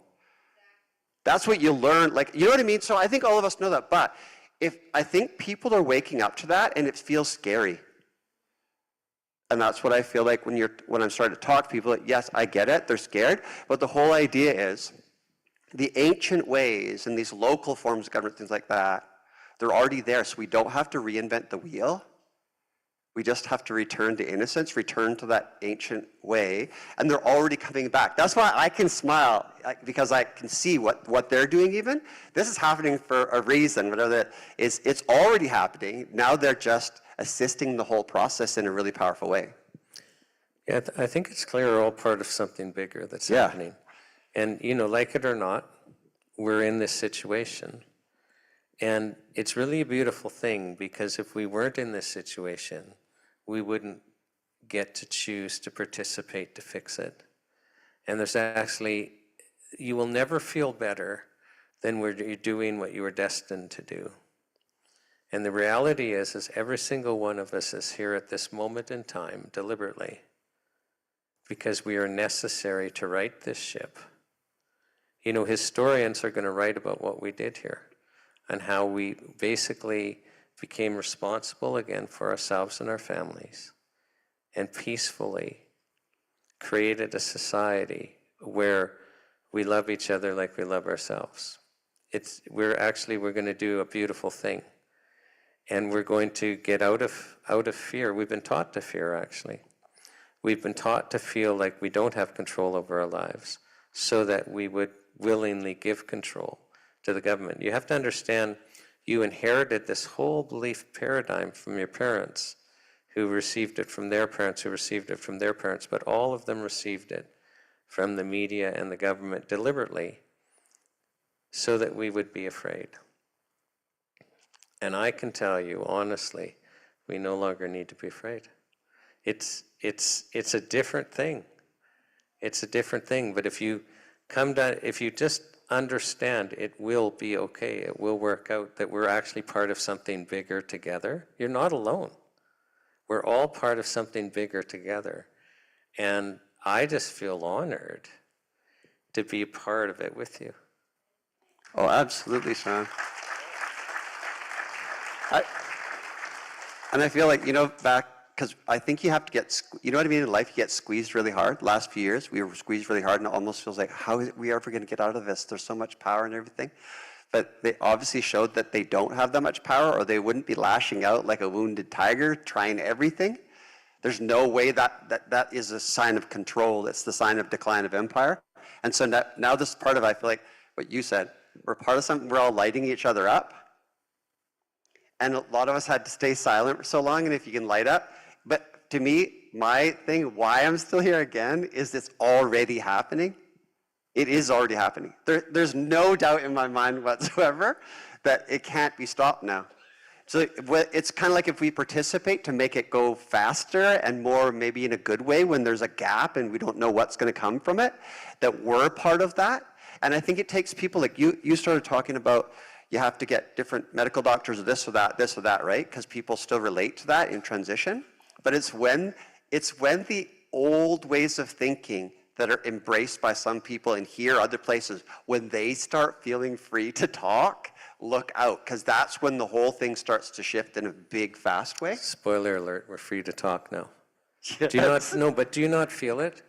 And this is the beautiful thing, okay, about this health show. Like I was sharing, about Karen Peters. I was sharing about Marion, these stories.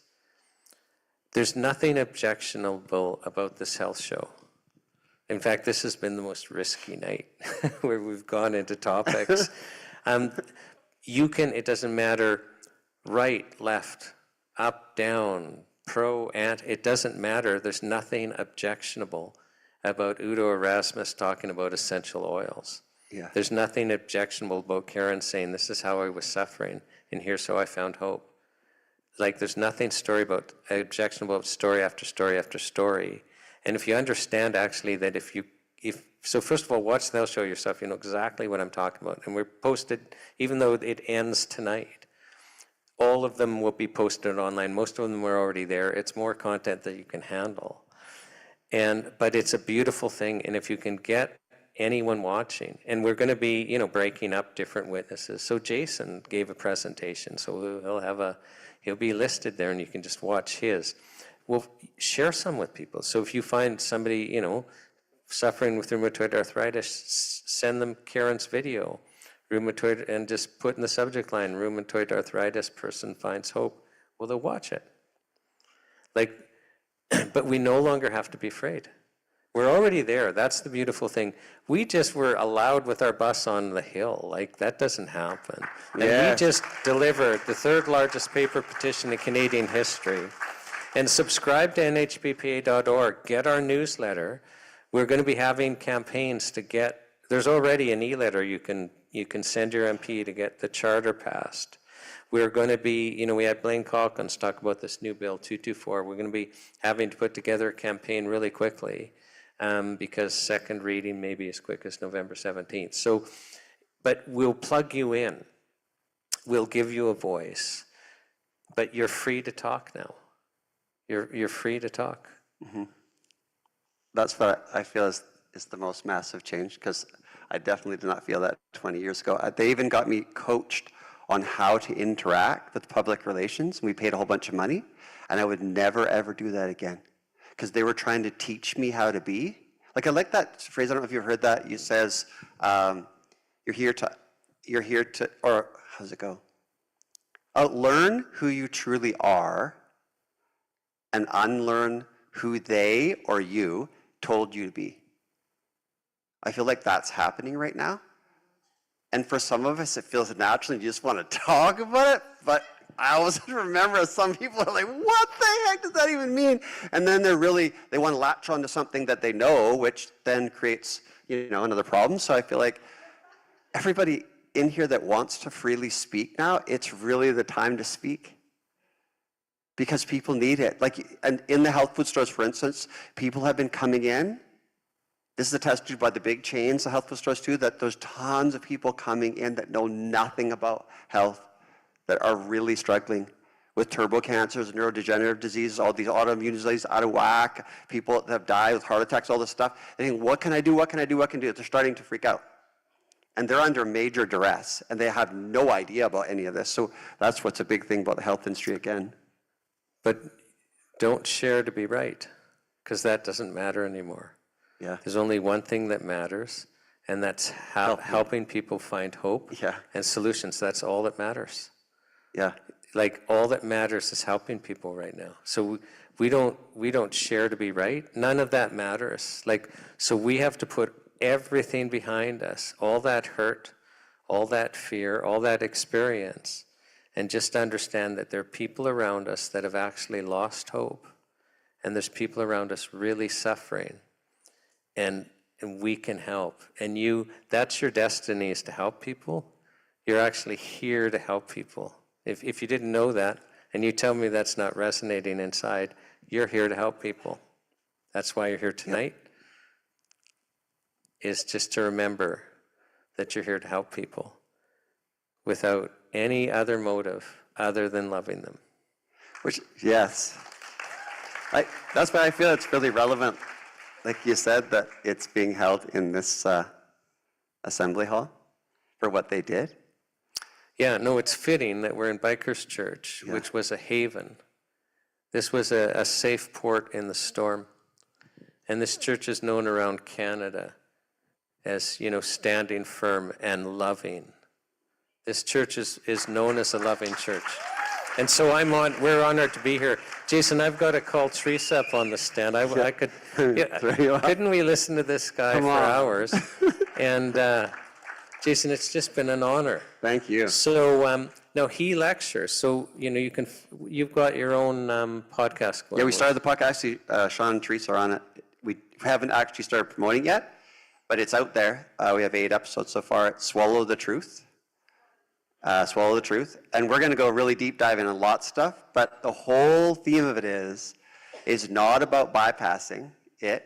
It's going to cover the things right down deep, negative, but it always has to have silver linings, because the whole idea, I don't want to make it feel hopeless. There is hope, especially now, so the silver lining's the idea, but we're going to go down deep rabbit holes, but also learn about different parts of your immune system, about stress, what it does to you, how it does to you, how do you get out of it, ancient traditions and practices that are so simple that can be so profound, which is what I feel people will get exposed to here. And then the ancient medicines of the Ayurvedic system based on the Vedas, the Taoist pith of traditional Chinese medicine, or the Buddhist and Zen traditions in the Tibetan system, or the shamanic traditions or indigenous medicines. They're super powerful. That's why they maintained themselves for hundreds of thousands of years. But they had such a successful money campaign, which I said is all done, because all the patents are pretty much gone. That's why they're focusing so heavily on vaccines and mRNA. So now we're kind of out of it, and now we can start to shine. Sorry, I keep talking. You got to be reined in, guy. So come on up, Teresa. So Jason, let's give Jason Watkins a hand. Thank you. Thank you. Thank you. So I'm going to invite my wife Teresa up, and for those of you who don't know Teresa, so Teresa, I don't need to welcome you to the World's Greatest Health Show because you organized it. So, but welcome to the World's Greatest Health Show. So, for those of you who don't know Teresa, she stepped in, she set up and ran NCI Communications from start till we resigned at the end of March of this year. And so I think after the first 8 months, we had gone from 0 to 28 million social media impressions under her watch. And then after the 2023 hearings, I had to step out of administration, and she stepped in and ran it till the end of the March hearings. So she basically has done more as a volunteer at the NCI than anyone else. And it's funny because people come up to me and go, "Oh, I'm so," while she's standing there, and thanks for all the work you did in the NCI. And she's thinking, what about me, right? So that's who she is. And then, you know, we've at the NHPPA, we realized that we had to do this tour.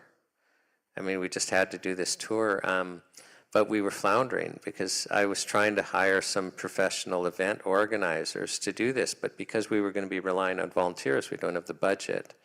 I couldn't really find anyone who was willing to do it or who was qualified to do it, because it's a different thing if you got a huge budget and they can just pay for things to happen versus having to find local volunteer teams and organize them in that.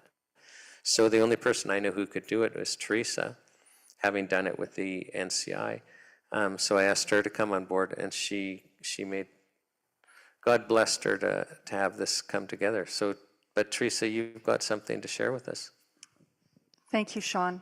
And I just want to let everyone know that I still have not signed the volunteer disclosure statement yet with the NHPPA. So maybe I should sign that soon. So I just wanted to thank everyone for coming here this evening. It means so much to Shawn and I that you took time out of your evening and out of your day to share this evening with us. And thank you to Ronaldo and to Ken and to Jason for sharing. Extremely brave. Thank you so much.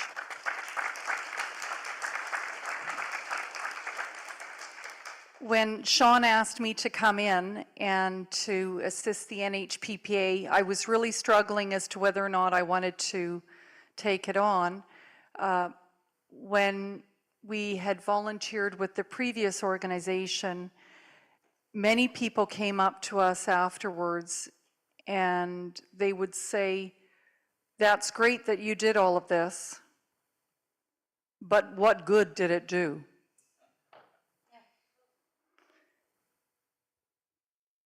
And it's true.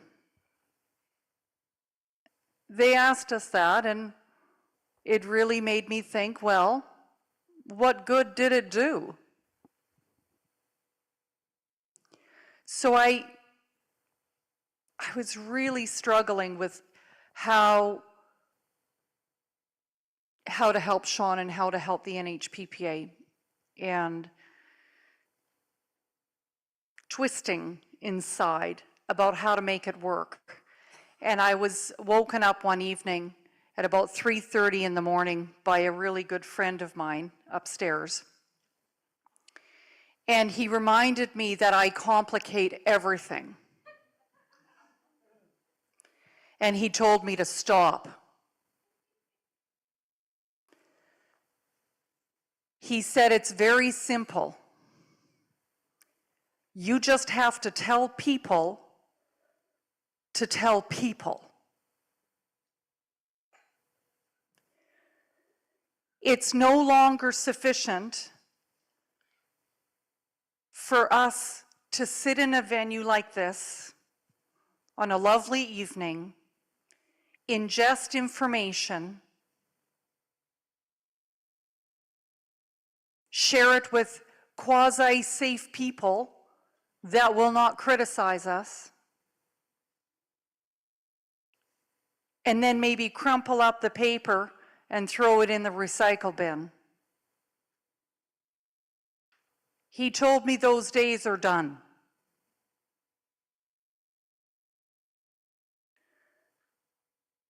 The instruction is not to just tell people. We have to tell them to also tell people. It's grade 10 calculus. It's exponential growth. If the people in this room, and you're all here for a reason, if you are to instruct people to tell people to tell people, we're done. We're there. We just have to do the math and we're there.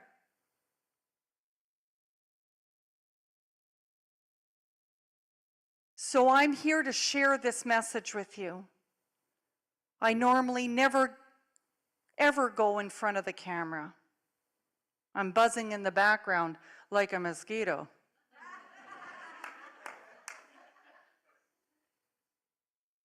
But I'm here to put you all on notice. You've now all been told. You have your instructions.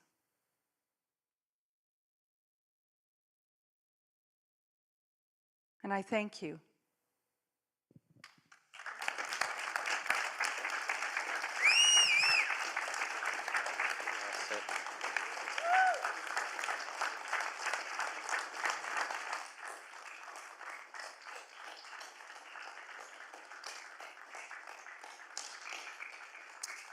Those of you online can't see, but there was a standing ovation over what Teresa just said. And we're going to close up just in a minute. This is the conclusion of what's now been a exactly 3-week adventure. We started on Saturday, October 4th in Victoria. With just a grueling schedule, driving across Canada, and then we had, teams starting in Quebec City and driving to Ottawa. We had Marie-Lise speak on Parliament Hill with us this afternoon. We had Jason Dahl, who's here, come from Whitehorse. We had events in Charlottetown and Moncton. And it's just been an absolute whirlwind, but what a pleasure, because in every place we've stopped, we've just gotten to share a moment in time with just precious people. And we're honored to be here with you tonight.